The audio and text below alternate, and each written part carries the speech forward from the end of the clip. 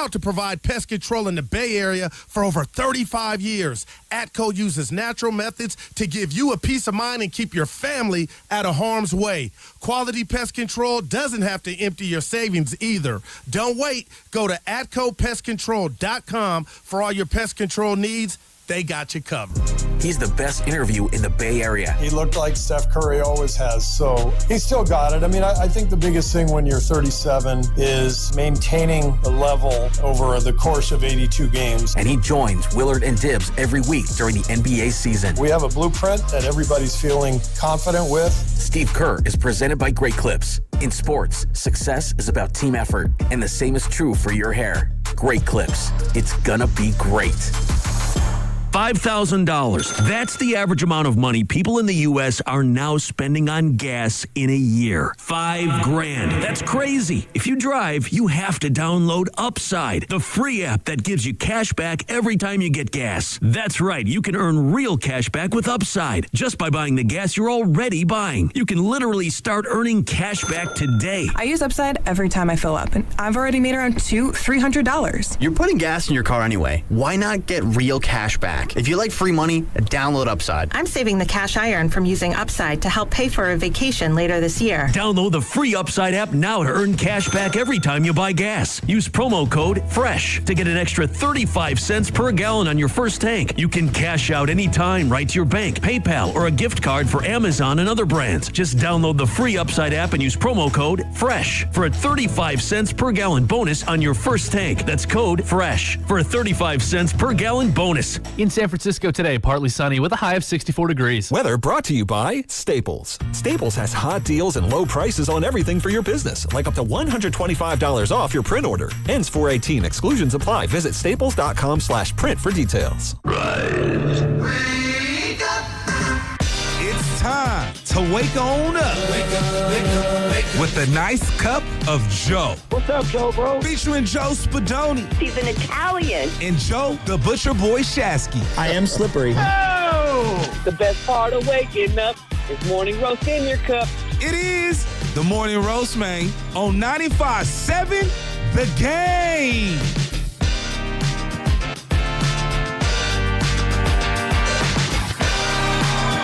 From Radio Row by way of Laughing Monk Studios. Are you kidding me? Downtown San Francisco at the Moscone Center West. I am fired up. All the people are here. You can talk louder. It's okay. I don't know why you're pillow talking to me right now. Well, I'm containing myself before I blow up. I actually haven't had my really large coffee yet, Joe, so that's why I haven't Your really gallon of iced coffee. And we're going to be here all week, so I'm pacing myself. I can't, just destroy the entire place on day one, but I'm freaking excited. We're here. We're ready to go. And our big game coverage on 95.7 The Game is presented nationally by Tide. If it's got to be clean, it's got to be Tide. And I am Tide Fresh because I used my cold water detergent last night in preparation for seeing you this morning, Joe. Well, my washer's not working. Oh. My refrigerator the top part's not cooling at all. So, I've had a heck of a 24 hours. How's Michelle doing? She's mad. We just threw out a bunch of food. Oh, that's not good. Yeah, and I had water everywhere because the bottom part froze over. I let it defrost. I'm just having one of those days. It's just one of those days. Yeah. Shout out Limp Bizkit. But now everything's good. Dude, we're chilling. Dude, this place is amazing. I got to be honest. Before we start diving into, Raheem Morris being the defensive coordinator now, 5th defensive coordinator in 5 years for the San Francisco 49ers. Before we talk Giannis Antetokounmpo, the setup here is pretty freaking sweet, dude. We got all the Super Bowl banners all across the Moscone Center West. We got all the big names here, the Fox Sports Radios, the ESPNs, the FanDuels, but we got Odyssey here, baby. We got our sister station, WEI Boston, right across from us. I'm sure we'll talk to some of those guys all they week. look good. They look like they're ready. Well, they better be, because they got Seahawks and Sam Darnold, your boy, coming into town. Did you see that jet they were coming in yesterday? Who filmed that from the station, by the way? We have people scoping out that the had airports. To be Zach Green. No, that had to be Matt Nahigian. You know how I He's could recording us right now. I could tell it was a Zach Green video because there's a film of richness that comes across when he films something. What do you got to do that for? He's got family money. You don't know I'm that. jealous. You don't know that. Maybe his family money can help fund my refrigerator fix. Oh, maybe. Or maybe if there's someone in San Francisco Bay Area who can come and fix my refrigerator, I'd appreciate that. Well, DM me. I know where you can go to get a new appliance. It's a Freedman's Appliance, Pleasant Hill. So That's maybe, a good call. Maybe you should go check them out. Shout That's out a good Freedman's call. Appliance. This place is sweet, though. It is, and we're really excited to be here again. Every single show on 95.7 The Game. Morning Roast, Steiny Goo, Willard and Dibs, all week long, right here, Moscone Center West at Radio Row. Can't freaking wait. How you feel about Raheem Morris being the DC, though? That's the breaking news that we're going to dive right into. Well, I got the alert. Michelle was shopping in Hillsdale Mall. We were getting my niece a gift for her birthday, and I was like, well, it's not Gus Bradley. And I think that's how a lot of Niner fans felt this morning and yesterday, when the news came. Why are we so down on the Gus Bradley one? Because now I'm hearing his name as a hot commodity around the NFL circles. I'm just saying. This is a hot commodity? I mean, maybe it speaks to the defensive coordinators around the league, but yeah, I saw that he's a name. Look, I'm not trying Robert Saleh might hire him in Tennessee. Sure, but Robert Saleh is going to be the head of that defense, right? Absolutely. Like, it's kind of how it goes. Yes. So why Gus Bradley? Because it smacks of trying to do something that barely has worked for the last decade. Like, you're going back to the Seattle defense. They're obsessed, and I'm not talking about the current Seattle defense, where they're in nickel and they're playing these big corners and big safeties. I'm talking about the Seattle defense from 13 years ago. It just feels like the entire league has pivoted away from whatever that Pete Carroll defense was many moons ago. And, look, I'm sure that there are elements of what they did that can still work in today's day and age. Here's why I like the move, and I was just writing down a bunch of my ideas regarding it. Number one, this is someone from outside the team. When they've hired from within, they struck gold with DeMeco Ryans. They did. DeMeco, though, was a 3-4 guy when he played. He was a 3-4 linebacker. Came out of Alabama and played for Houston in a 3-4 for many years. And so he had his own principles, and he runs variations of a 3-4 and a 4-3 down in Houston currently. So, I know Robert Saleh, when he left, they promoted DeMeco Ryans. Clearly, DeMeco's a special individual. Would you agree? Yes. Okay, that's a rare thing. It's a clear leader of men. Yeah, and then they tried to do the same thing with Nick Sorensen after Steve Wilkes. That failed miserably. Now, here's the number one question that I have with bringing in Raheem Morris. And I think, I have a lot of questions, but the first one that comes to mind, are you asking him to replicate what Robert Saleh has done, or are you going to let him run his defense? When they hired Steve Wilkes, I think one of the big mistakes that Kyle Shanahan made was they didn't let Steve Wilkes run his own defense. They tried to force him to learn what they did and maybe incorporate some of the concepts that he likes. I think one of the underrated things looking back at Steve Wilkes' run, I think he sucked. I mean, just quite frankly, I think he stunk. But I did think our secondary played better. I do. I think our secondary played better during that time. I actually liked the cover zero blitz against Minnesota. Well, that was the nail in the coffin for his tenure. Completely. Now, I wanted Jim Schwartz if you were going to run in the wide nine. So I guess the number one question, if John Lynch goes to a podium, I want someone to directly ask him, are you asking Raheem Morris to run the wide nine exclusively to fit what you've been doing over the last 9 years? That's an answer I want. Yeah, that's a question I want answered. Well, we're going to talk to a guy that knows him very well. David Archer is going to be joining us at 8:20 today. Falcons color commentator for our sister station out in Hotlanta, 92.9 The Game. He's been broadcasting Falcons games for the last 20-plus years, and he was a quarterback for the team back in the 80s. So we'll talk to David all about Raheem Morris. And I'm with you in that I'm glad it's a name we haven't seen with Kyle Shanahan before in a San Francisco 49ers uniform. There is an element of okay, this is fresh, this is new for a 49ers fan. He's been around Kyle, though, for a very long time. They both made their bones with the Tampa Bay Bucks in the NFL in the early 2000s. With Gruden, obviously. Monty Kiffin, and obviously who was a part of those teams. John Lynch, now general manager over here in San Francisco. So there's ties all around there that I think helps in that regard. But when I think of his defenses, Joe, I'm going to be honest, I can't really think of a dominant, like a Dick LeBeau, Pittsburgh Steelers. I know DeMeco had some dominant runs with the 49ers. Hell, Robert Saleh had some moments. I can't think of him when he's a defensive coordinator, mind you, Like, with those Rams squads, who do you think of? I think of, like, Aaron Donald. Jalen Ramsey. They won the Super Bowl. Jalen Ramsey. Situationally, they were good. Situationally, yes. But I don't think of them as some, like, vaunted, like, he's going to come in here, and they're automatically going to be, like, a top 5 defense. Let's talk about that Rams team. That he ended up being the Super Bowl winning defensive coordinator.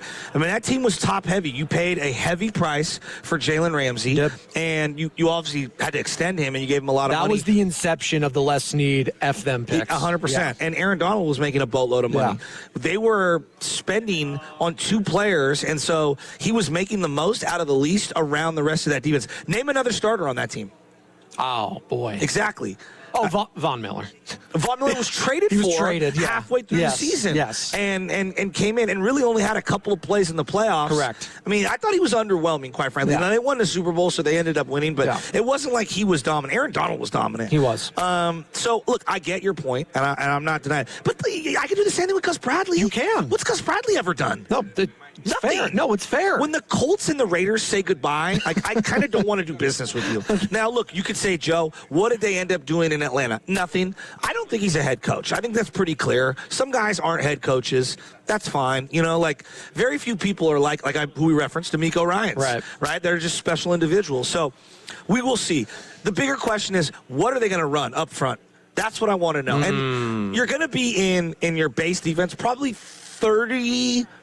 35% of the time. Yeah. So it's not a whole lot. Like, I think we kind of obsess over 3-4, 4-3 when you're in nickel a lot. Yeah. Right? That's the reality of it. What makes Seattle's defense, and they're going to be preparing for the Super Bowl right now, a little more unique is they keep those slot corners in there the entire time. They're in nickel. That's kind of their base. Because they have the talent to do so. I mean, they've got a bunch of safeties and guys who run like linebackers and cover like corners. So, I'm looking at it here, and I go to myself, I say, all right, are you going to be able to run your defense?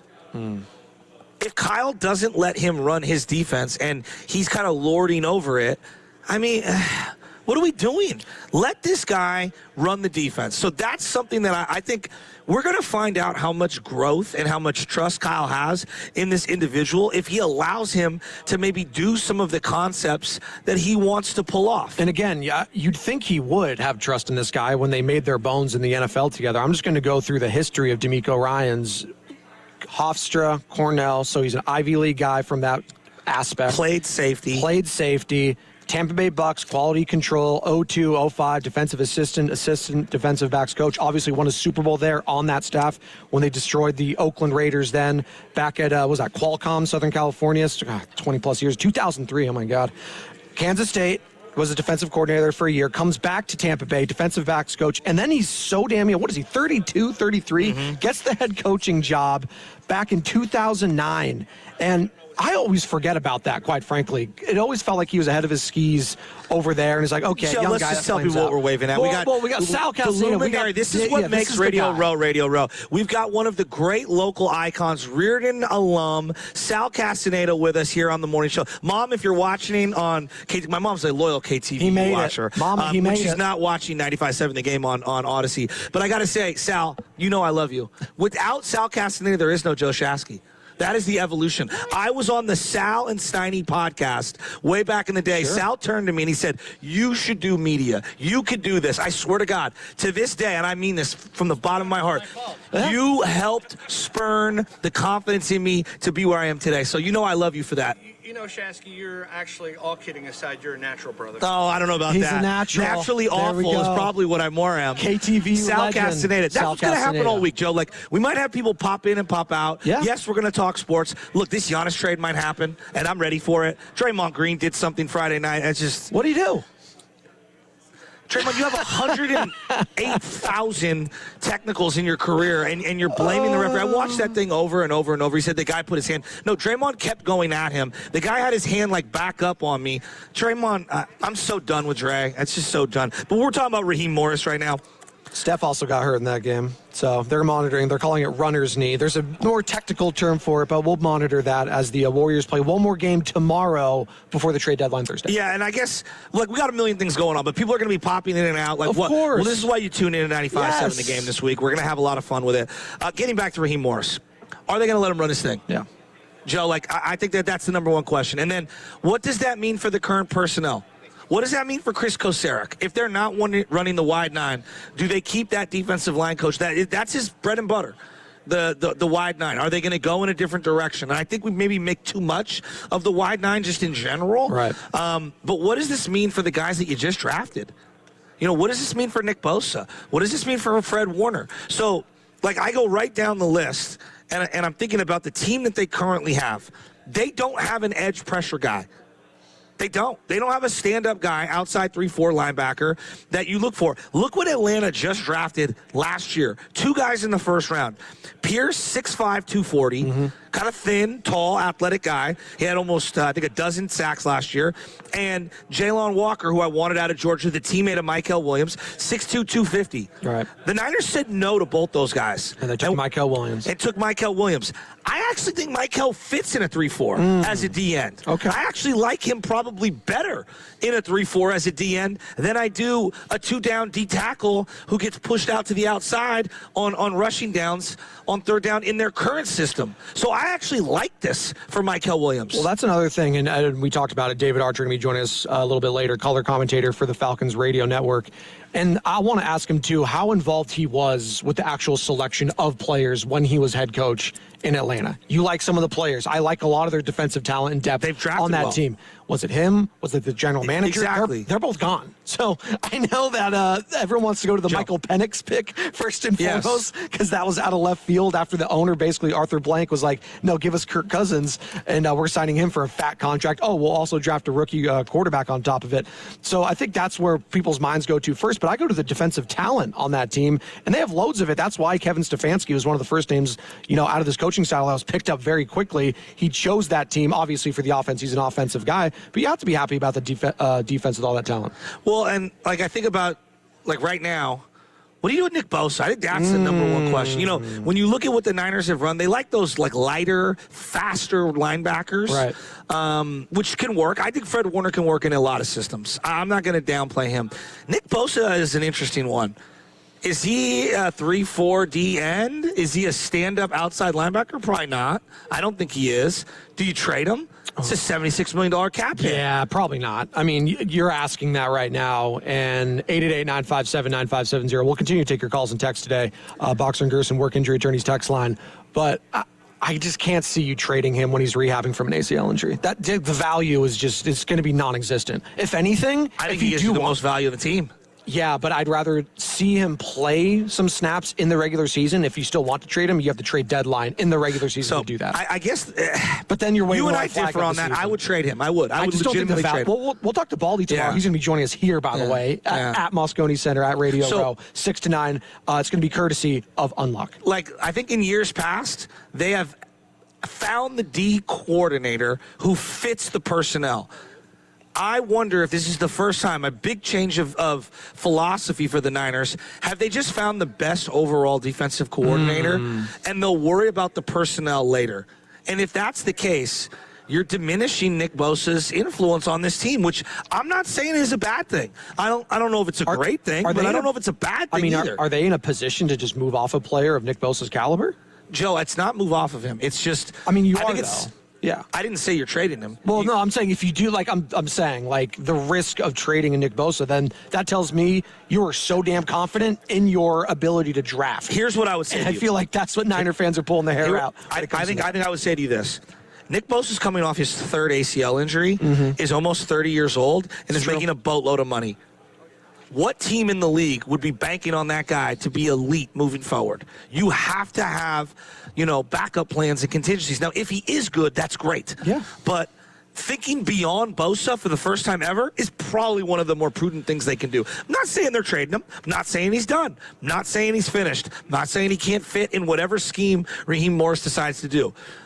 But them thinking he is the pillar of the team moving forward is probably a smart thing to get beyond. So, we're coming from the backdrop of all these Super Bowl banners. We have a team within the division, the NFC West, that captured the NFC West, that got the #1 overall seed, the Seattle Seahawks, playing on Sunday.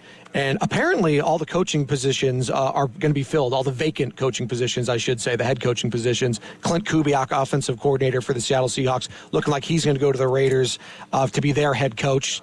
Dotting the I's, crossing the T's, all of that. I know you think it's a formality. I read it. Adam Schefter basically said it was. Pelissero, the way he made it out, it just feels like there might be some negotiating by both parties. Don't you do that to me. Just say it's going to be fine. It's going to work out. Just say, hey, Joe, it's going to be fine. Well, I wonder if he's going to pull a Ben Johnson and be a little more selective. No, well, he had the opportunity to do that, and the way that the Cardinals pivoted very quickly after their interview means to me that Kubiak basically told them, I'm probably going to the Raiders, because the Arizona Cardinals, also in the Niners division, hired Mike LaFleur to be their head coach. Joe, I know you know this team better than I do. I just don't trust the Raiders to get anything done. I trust Tom Brady. And Tom Brady we trust. No? Tom told a big tale on the AMC doc last night. Just a couple minutes outside of San Francisco. Dog, San Mateo's a good 20. Oh, come on. Come we're on, celebrating. Well, it depends on what you're doing on traffic. We're celebrating San Mateo this Daly week, City's too. a stone throw Come outside on, of the city. let's go. Not San Mateo. Well, Tom's got a better arm than you, so the stone's throw's a little bit better. That's true. Hey, TB12 method. Maybe I'll get that for your birthday. You want to get that? Huh? Get that this. I already got my workout in this morning. I know you like that avocado ice cream. All right. I do. What's coming up? The game is going to be brought to you by In at the Tides in Bodega Bay. There was another move that took place this weekend, Joe. Not Raheem Morris. San Francisco Giants got a little batting title champion on their way over here in the orange and black. You want to talk about that on the other side? Yeah. Luis Arias going to the Giants. You are way more fired up about that move than I initially thought, so I want to dive into that. Plus, Nick Friedel in the 9 o'clock hour. He's going to be joining us live in person out here at Radio Row to talk all things Giannis. Joe, I can't wait to talk about Giannis and Kuminga. I hope his voice is okay, because last time we talked to him, my guy was struggling. Into the Tides of Bodega Bay. They're back. Legendary all-you-can-eat Dungeness crab feeds at the Tides Wharf restaurant. Just $99.95 per person now through March. Make it a getaway and ask for the crab feed special room rate. Info at inthetides.com. Shop snack favorites at Whole Foods Market. Get 30% off select snacks like kettle, late July, and more with Prime through February 3rd. Perfect for movie nights and game day watch parties. While supplies last, shop in-store or online. Terms apply. Now that the sun has returned to the Bay Area, even though it's 6 in the morning, you may be thinking about spring projects. Have you desired an outdoor deck? Well, if you can dream it, Golden State Lumber and Showroom can help you build it. Golden State partners with TimberTech, and I've got it in my backyard. It offers beautiful composite decking and railings. Safer wood. It's incredible with its fire retardant treated wood products, and Trex, which I have up the river, which has released this brand new Class A flame resistant Trex Refuge PVC decking. It reaches the highest fire performance levels for any exterior decking. No matter where you live, Golden State has options that can deliver beauty and durability to help you build with confidence. Visit goldenstatelumber.com and click Windows and Doors. Take that virtual tour of Golden State showrooms, and you can explore all the decking options that might be near you. And if you click GSTV, you'll find useful videos for builders and homeowners to inform and inspire your next big project. Building better for over 70 years. Golden State Lumber and Showroom. When you succeed, we succeed. Wesley Financial Group is not a law firm. Ask yourself this question. Is it really worth holding on to that timeshare that you know you need to get rid of? Here's the truth. The average maintenance fee just went up over 17%. That could have been 117%, and there's nothing you can do about it. When you buy a timeshare, you give them a blank check for annual maintenance and assessment fees. I'm Chuck McDowell, founder of Wesley Financial Group. For 15 years, I've helped over 50,000 families cancel their timeshare.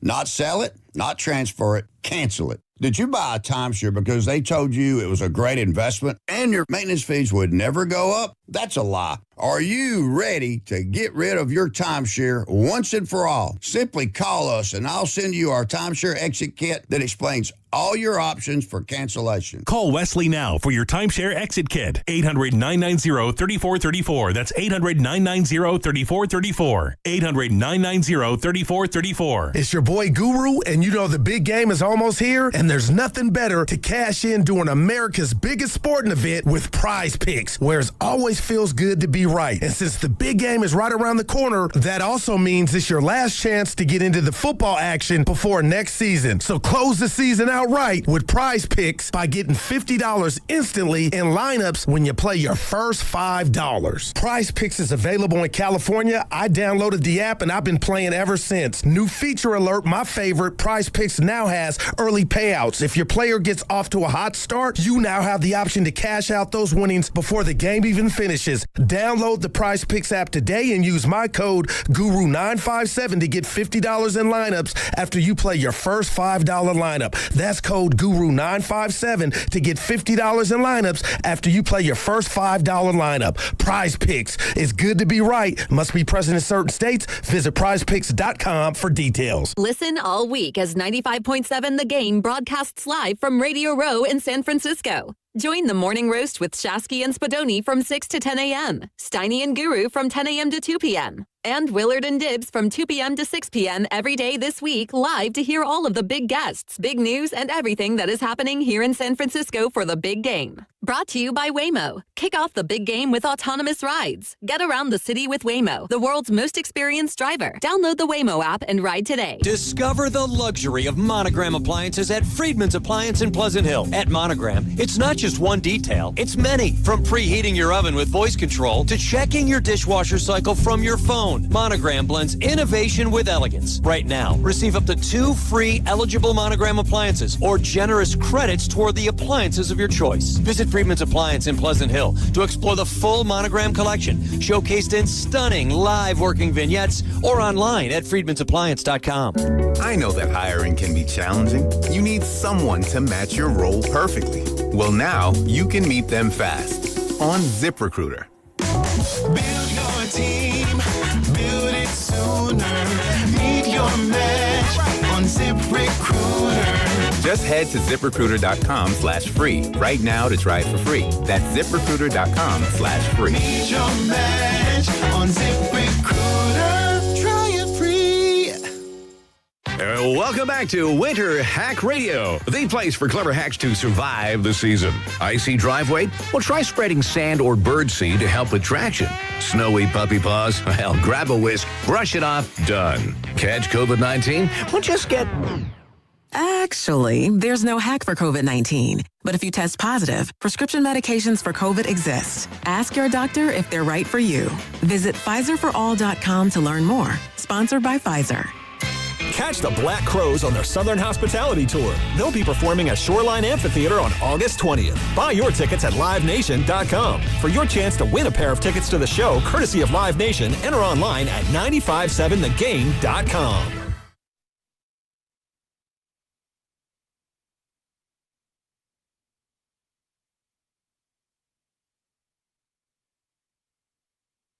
Now, back to Spadoni and Shasky, live from Radio Row at the Moscone Center. Brought to you by Waymo.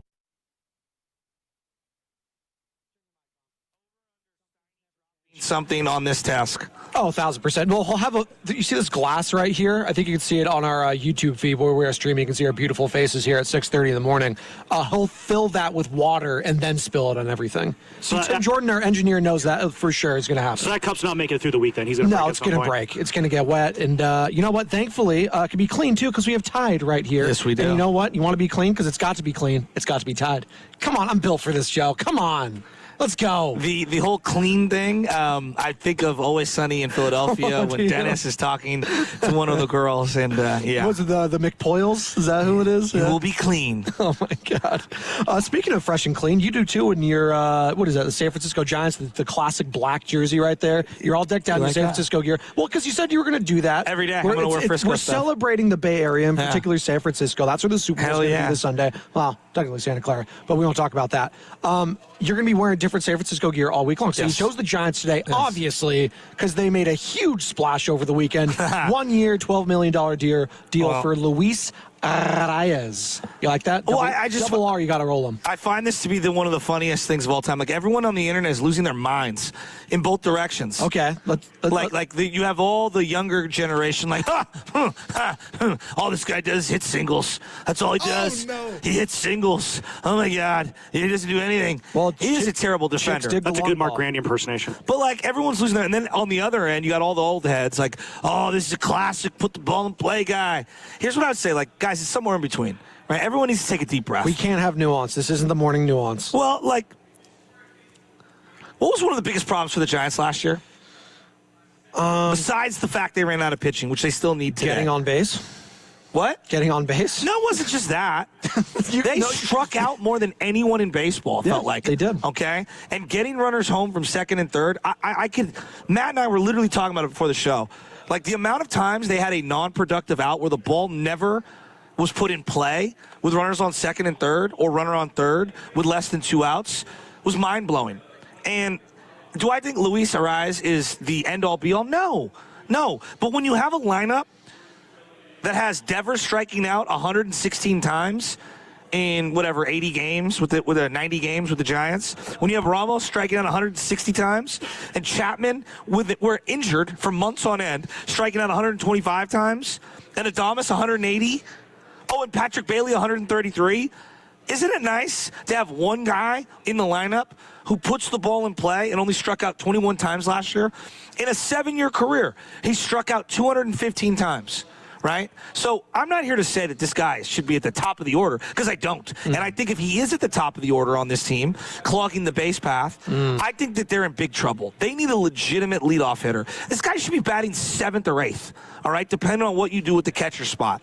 All he does is hit singles.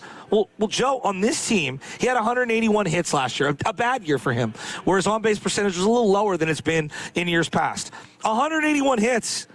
That would have been the team leader last year on this team. Ramos had 159 hits. Jung Lee had 149 hits. The next closest was Devers. So I'm giving you an idea of a team that just struggles to get base hits in general, all right? And they strike out a lot. So this guy does something that Schmidt and Fitz were doing improperly last year, not putting the ball in play. This guy does put the ball in play. Those two guys playing very little. I mean, Fitz struck out 70 times. Casey Schmidt, who had a decent run there for a little while, 83 times. Yeah. These were role players, right? So you bring this guy in, you hope that he can find some competency as a defensive player at second base, because I think he's terrible defensively. That's why he was playing DH and first base for the Padres. Yeah. But he had 30 doubles last year. Who led the team in doubles last year? Do you know? Who was it?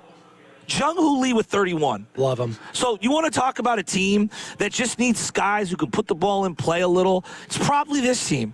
Now, on a 1-year deal for $12 million, is it the end-all, be-all? No, it's not. That's why, again, I'm not freaking out. I just don't know why people are losing their minds. It's a 1-year deal.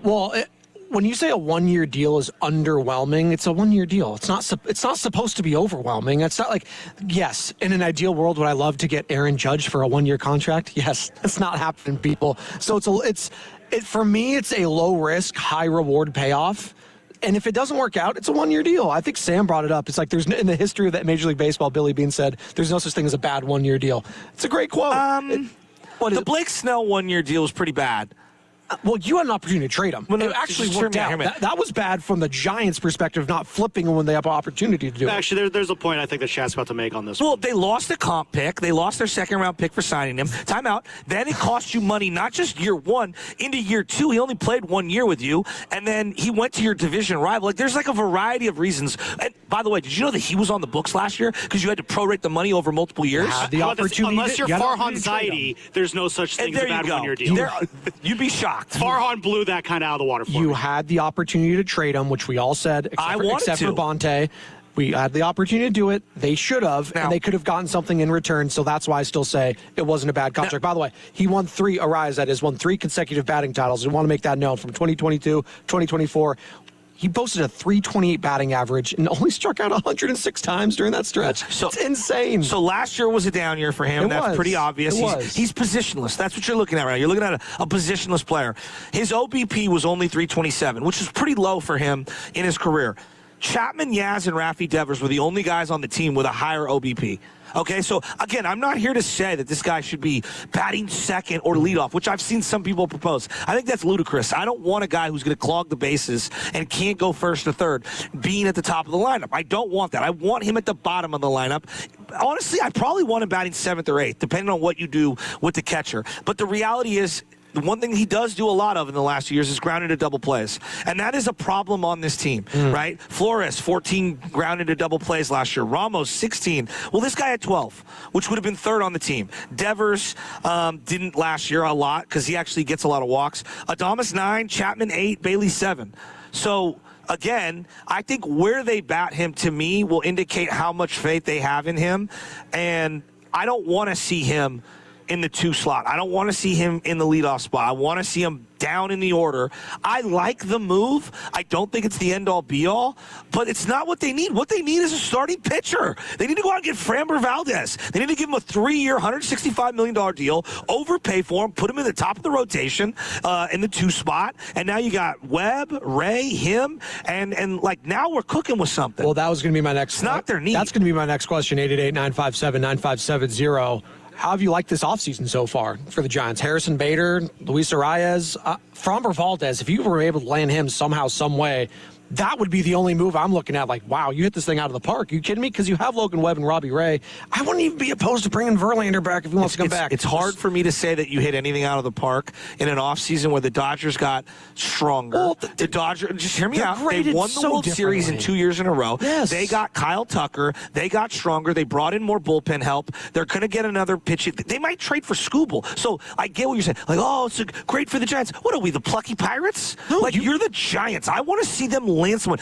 Knock it out of the park offseason. You did that last year, and you did that midseason too last year. You landed some big boys. You're so far behind the Dodgers that the Rafi Devers move is a blip on the radar. And I love Rafi. I love that acquisition. Joe, I love it. But I'm being realistic here. Like, to close the gap, they have won 2 World Series in a row.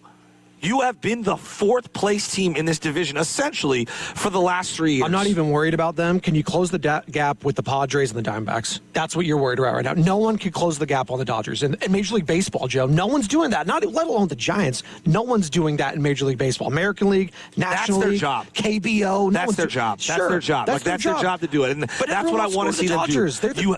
I know, but you have deep pockets. Like, you won 3 championships. You told me you were going to go into the penthouse. Stop spending like we're at McDonald's. Like, I want to spend like we're going to the House of Prime Rib. Let's go. I'm not going to say anything. Some of those prices these days for Mickey D's may or not be House Prime Rib. What's coming up in the game is brought to you by Freeland Bank, which is here for you, here for good. I do want to dive back into, and that was actually, I love talking Giants right now, by the way. I've got a lot on the Giants. I know it's February. We can talk Giants. Hey, pitchers and catchers. Is Jung Hoo Lee going to go to right field? Yeah, he has to. Where else is he going to go? I'm so up in the air on him. I don't know. You think there's a trade still in the works? I still think Ramos, Lee, someone's getting dealt. Matos, maybe it's Schmidt. I don't know. It's science. See Schmidt as the super utility guy. I think that's his best role. Well, the Todd Benzinger role. I understood because Stephen Risotto, who obviously is our 95.7 The Game, are we calling him a Giants insider too? He's like an analytics nerd. He's not come on. And he knows I love him. Well, he's a Paisan, so that helps. And he's probably punching the air hearing me talk about Arias. No, I thought he had a great thread on his Twitter about like why he was kind of just iffy on the move in general. But like his whole takeaway is it's a 1-year deal. Let's see. But his whole thing was, and you were a huge Casey Schmidt guy. Yeah. Like he wanted to see more of Casey Schmidt because what he does do that Arias doesn't, elite glove, and he does have power.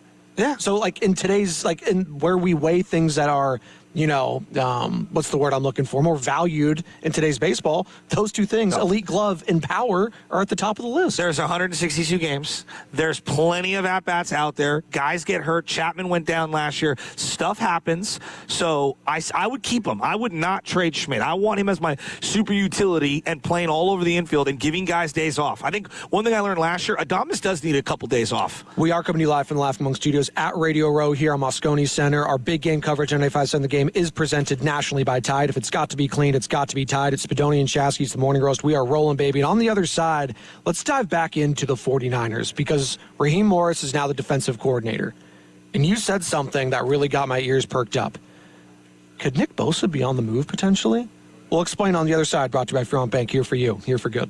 Tide is the official sponsor of Odyssey's big game coverage. Tune in all week long for nonstop previews and analysis, leading up to kickoff on February 8th. If it's got to be clean, it's got to be Tide. Hey, it's Willard and Dibs for Safeway. Enjoy these amazing deals for members. And as always, save up to 20% weekly on hundreds of exclusive offers from Safeway. Just clip the highlighted deals from the weekly mailer or click the deals in the For You section of the Safeway app to breeze through checkout. This week, tender, juicy, and flavorful, high-quality USDA choice beef T-bone steak mega packs for just $9.99 per pound. Dibs, how do you like them apples? I love beef, but I also like apples and sweet Honey Crisp or Envy apples, just $2.49 per pound. And special savings all week long from the deli. Chicken tenders, all-American footlong sandwiches made fresh every day. And Reese's American Classic Salads, 48-ounce selected varieties, all just $5. What a bargain! I can afford that. These and other great deals are available in the weekly mailer and the For You section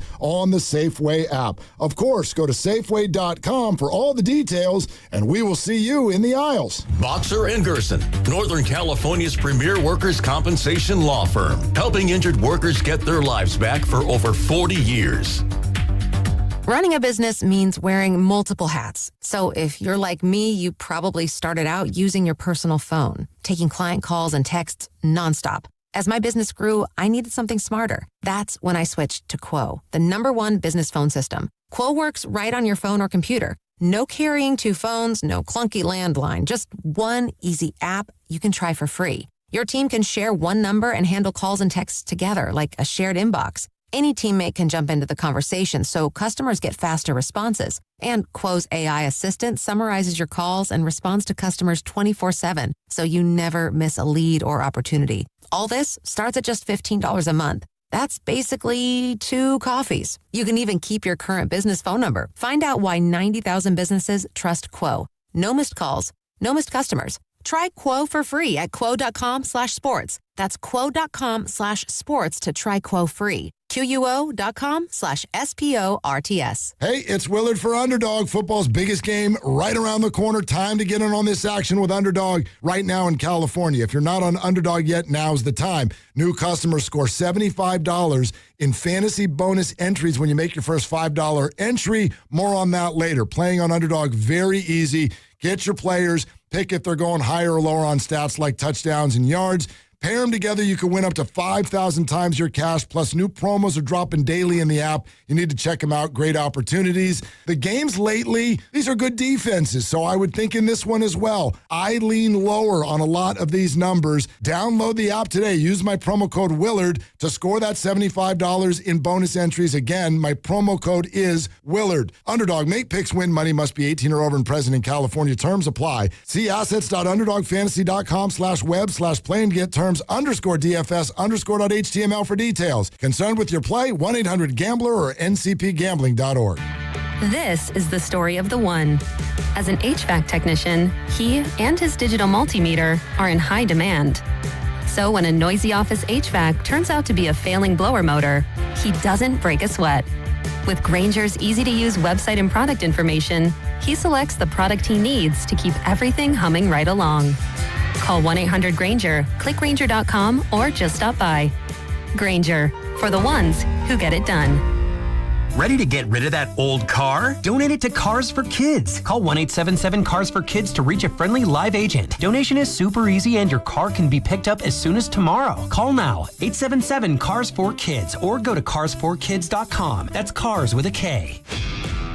This is the story of the one. As the purchasing manager at a manufacturing plant, she knows the only thing more important than having the right safety gear is having it there when you need it. That's why she partners with Granger for auto reordering, so her team members can count on her to have cut-resistant gloves on hand, and each shift can run safely and efficiently. Call 1-800-GRANGER, click Granger.com, or just stop by. Granger, for the ones who get it done. checked Allstate first and saved hundreds on my car insurance. Really smart. Unfortunately, I didn't check if I took the gas hose out of my car's tank. Ooh, not smart. And I drove off while still attached to pump number 3. Yeah, checking first is smart. So check Allstate first for a quote that could save you hundreds. Potential savings vary, subject to terms, conditions, and availability. Allstate North American Insurance Company and affiliates, Northbrook, Illinois. Can I take your coat? Oh, you noticed. Yeah, I found it on eBay from a seller in Vegas. Pre-loved and perfect. She listed it and jackpot. Italian leather, classic trench silhouette. And did you see the braided buckle? Hang on to your claim ticket. Oh, I'll hang on to this forever. Have you been on eBay? There's so many finds. And I bet that diving watch would sell fast. Just saying. Find what you love, sell what you don't. eBay. Things people love. It's your captain speaking. To the passenger with the Mirror Fast soft shoes, smart move. No way am I letting travel constipation ruin this trip. Can't blame you. Mirror Fast works fast, but without the harsh side effects. Since I'm such a smart traveler, can I move to first class? No.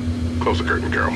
From the makers of Miralax, new Mirafast soft chews work naturally with your body in as little as 30 minutes to give you a comfortable go on the go. Find Mirafast today at your local retailer. Use as directed for occasional constipation. Contains magnesium hydroxide.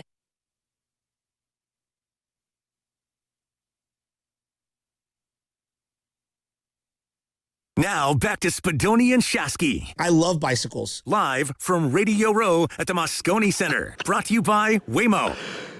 Oh, we are coming to you live right now from Radio Row. Spadoni and Shasky's The Morning Roast. We're feeling great. Dude, it's so cool in here.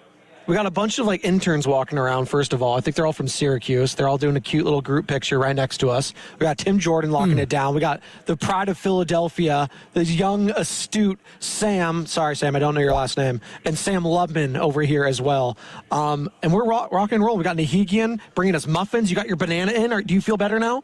I know you get a little nervous when you don't get food in you. You get a little antsy. No, I'm just ready to go. Okay, are you? Yeah. Okay. You got a pump in this morning. Okay. Walk through Zombieland. Now hold on. When you say you get a pump in, what are you doing at the gym? Incline bench press. Okay. And then I do fly presses. Okay. Then I do the different fly machine. Then I do tricep extensions. So Next question. I said you're so fly. And then what else did we do? Jim Jones. Curls. I do a lot, you know. One of my buddies tore his bicep. Oh. And so I'm really trying to be careful when I'm doing the twist on the bicep curls because I don't want to have that You happen. don't want to tear a bicep. It's all about the form, really. Yeah, really. And Sam knows all Well, about I have a it. torn UCL in my thumb, so it's not great. What? Yeah, the sprain ended up being, I talked to the doctor. Isn't the UCL in your elbow? No, there's technically a UCL ligament that goes across, and you can see when I put them together, you can't see it's bad. There's a lot happening over So here. what's that doing to your fastball these days? Well, it's my left hand, where my glove hand. So that's Your non-throwing hand. yeah. A real ball knower would know. He wants you to know. Well, I didn't even say which hand it was. You just said my thumb. You have two of them. Is this the morning roast with Loveman, or is this the morning roast with Spadoni and Shasky? Well, actually, this week we did change. Sorry, am I making good points? We actually did change it. The banner says the morning roast with Spadoni, Shasky, and Lubby Lubs. Brought to you by Golden State Lumber and Showroom. Serving the Bay Area for 3 generations. When you succeed, we succeed. Visit goldenstatelumber.com. Raheem Morris is the defensive coordinator now for the San Francisco 49ers. I wonder if they are going to have an introductory presser, because you brought up a great point earlier. I want to know if he's going to have his hands on this upcoming draft, which we all think is going to be the biggest in the Kyle Shanahan, John Lynch era. They need help everywhere. If you want to tell me they can go offensive line, sure, talk me into it. But we know Shanahan's philosophy in that he usually doesn't draft offensive linemen in the first round. If you were to tell me, hey, they need a tight end to take over because George Kittle is going to be rehabbing from an Achilles, you could talk me into that. Hell, Joe, if you wanted to talk me into trading up and you get Jeremiah Love for I could buy it, because CMC just had 5,000 touches and it looks like his tread is wearing very thin. So they can go in a multitude of directions, but specifically defensively, you brought it up earlier. What is Raheem Morris's background when it comes to his scheme, and how is it going to differ from maybe what we saw from Saleh, what we saw from Sorensen and Steve Wilkes? Well, the days of running just your base defense for 75, 80% of the time, those days are long gone because teams go into 3 wide. Now the big thing in vogue isn't even 3 wide receivers. It's 2 and 3 tight ends on the line, and that's something that you see in this division more than ever. Look, Raheem has got a very diverse background. I've seen him run variations of the Tampa defense. He's run variations of the Seattle defense, the 3-4 defense. So I don't think he's one specific thing. But I just look at like what they drafted last year, right? Pierce and Jalen Walker in Atlanta. And that's why this guy that we're going to have on a little later, David Archer, from the Atlanta Falcons, like I want to ask him, like, is that a Raheem pick or is that a GM pick? Because if that's a Raheem pick, those 2 first-rounders, you go 2 guys on the outside, that screams 3-4 defense, does it not? Yeah, it does. And that tells me his preferences, does it? It does. Right? And so then I start to ask myself, like, well, all right, is paying Nick Bosa $30 million a year, right? And I'm just going like process of elimination here. Is paying Nick Bosa $30 million a year to play in a scheme that it doesn't really fit him, is that great bang for the buck? Is that what you want moving forward? I don't know. I don't have the answers to this. Well, is there a particular scheme that he's going to, like, obviously you want an MVP doing the scheme, that the 4-3 and the wide 9, but, like, if you're a great player and you're a Hall of Fame talent, you could play in any defense, right? If you're an edge rusher. No? You don't think Nick Bosa could play in any defense? I think it does specifically. Like, if you had him as a stand-up outside 3-4 linebacker, no, I don't think he would be that good. No, he might be a Hall of Fame talent, but like Joe, like you got to play in certain schemes. You just do like that. This sport more than any other. Like, okay, great example. My whole thing is, I guess if your scheme doesn't maximize a Nick Bosa, then your scheme sucks. That's how I would argue. Well, your scheme should maximize your best talent around you. Has he been maximized the last 2 years in the scheme that is supposed to be built for him? Well, I don't know. One of those years was Nick Sorensen, who was god-awful, didn't know what the hell he was doing. And then last year, that's on him? And that's on Sorensen for Nick Bosa not getting to the quarterback? Well, apparently scheme matters, you're telling me. Well, no, but they ran the stuff that Nick likes. That's what I'm getting at. So, like, I go back and forth on that. 2 years ago. So, like, Charles Haley's a great example. Like, he played the elephant position in this 3-4 that they ran for a long, long time, and then they ran a variation of a 4-3, and they specifically built a spot for him to maximize himself, right? And so, like, I go back and forth on, like, Dion I think would be great in any scheme. I don't know about Bosa. Like, I don't know. Like, I legitimately don't know. Like, if you had him standing up on the edge of the line, is that where he's best utilized? Or is he best utilized putting his hands in the dirt, one hand down, getting in that track stance, and getting as wide as possible and trying to power someone in a one-on-one? I guess this is what we're kind of getting at. Have we seen the best of Nick Bosa, or is the best still yet to come? Because I'm with you in that he's already had a DPOI. This is going to be his 3rd ACL injury he's recovering from. Like, I do think we've seen the best of him. Not to say that we still can't see really good seasons from him. I think we can. But, man, you are flirting with potential disaster if you decide to pay this guy another contract. That's why this year I think you do keep him and see what he does. It's a contract year for him. And if he balls out, I mean, then you have the conversation. And if you're willing to say, hey, you know what? He's asking for too much. We're going to move off. Sure, fine. But what you're probably saying is, no, I don't want it to get to that point. Let's trade him now potentially to try to maximize if anything. I don't know what you'd get for Nick Bosa. Quite frankly, I don't know what you'd get for him right now. Well, second, third, I don't know if I'm offering a first-round pick for him. Okay, before we get to Nick for a second, let's just, I wrote down a bunch of players on this team. Yeah. So, like, why is Bryce Huff not in Philadelphia? Scheme. And he also just didn't produce very well after they traded for him.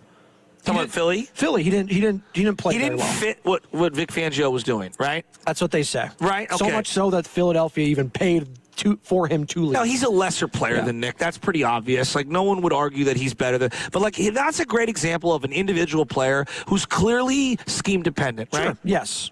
Josh Norman famously was very scheme dependent. Yeah. All right. And he did not look the same when he signed the big money deal and they switched up and they wanted him to do things that he was uncomfortable Niner with. legend, Josh Norman. Yeah, well.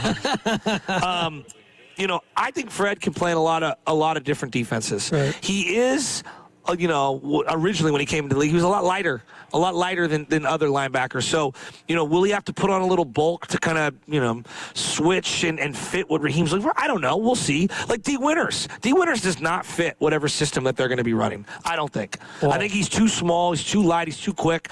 I would be very interested to see what happens with D. Winters, right, in this team. Diomino Lenore, I actually think he could work with them. I think he needs to run more man. I don't like him in the zone. I think Deommodore Lenoir is underutilized, and I don't think that they're using him to his maximum. I think he can do more. That's why I really wanted to see Schwartz or even Raheem Morris in this scheme. Like, right. I think that they need to put more on his plate. They're paying him a lot of money. I think he is a really good player. I look at someone like Renardo Green. Renardo Green at Florida State ran a lot more man. Has he worked in the zone coverage stuff that they're asking him to do the last 2 years? No, he has not. He looks terrible. He has looked awful. Okay. So much so that in the biggest game of the season, his coaches chew him out on the sideline. Now, he might just suck. He might. All right, who knows? But wouldn't I want to give him a look in a scheme that more replicates what he's done at Florida State before I'm ready to, like, say goodbye to him? Yes. Right? And so, like, that's a great example of a guy that I don't know. Then I go right down the list. Mykel Williams. What did he play at Georgia? A 3-4. So I think he could fit in the 3-4, similar to the way Eric Armstead was kind of versatile, could kind of be like your 3-4 defensive end. I think Mykel would work. And you got to think that Raheem Morris obviously did his homework on Mykel, the draft process last year. 100%. Going through all those Georgia, all the teammates, all of that. 100%. Yeah. Alfred Collins, I don't know. Can he line up as an edge? Can he line up at nose tackle in a 3-4?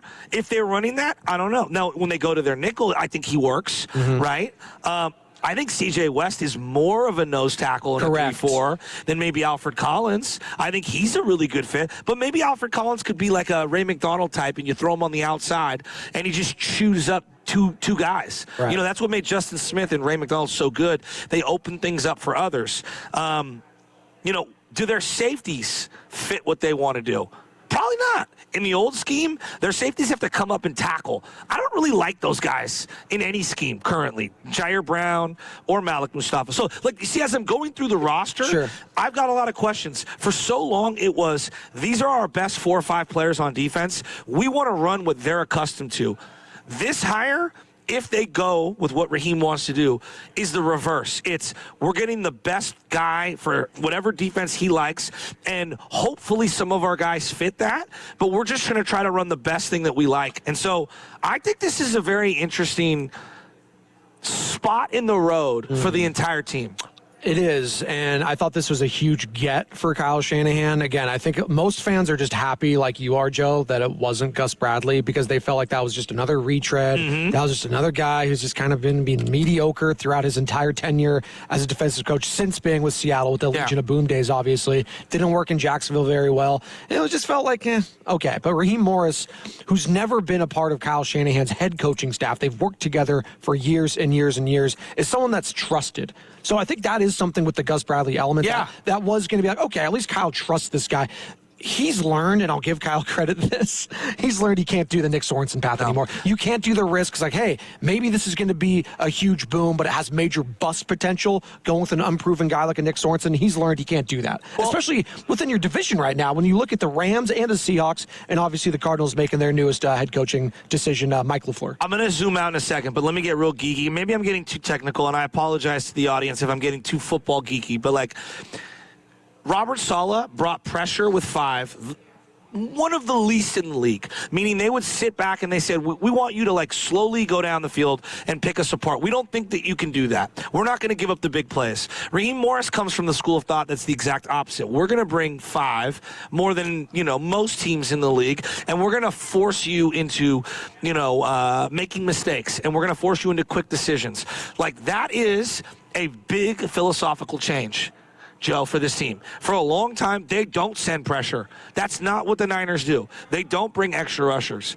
If they let him do what he wants to do, that would be a real big change of course. Do you get where I'm going with this? I do, and, I'm trying to disassociate Raheem Morris, the head coach, from the defensive coordinator, because we saw the Falcons earlier this year, Joe, and I think, like me, you were not impressed. No. I was not impressed at all with what I saw from the Atlanta Falcons. Wasn't there, I'm thinking of Penix had this horrible, they're just throwing the ball away, but they didn't throw it away with enough time left, and then they had it was mostly offensive execution that was god awful, and that's not what Raheem's going to bring. It's all on the defensive side of the ball, which I think I need to be viewing that more of, but I can't get that image of that game out of my mind because it was Sunday Night Football and it was gross. It just was. Well, that team's not very good, Atlanta, and he's not a great head coach.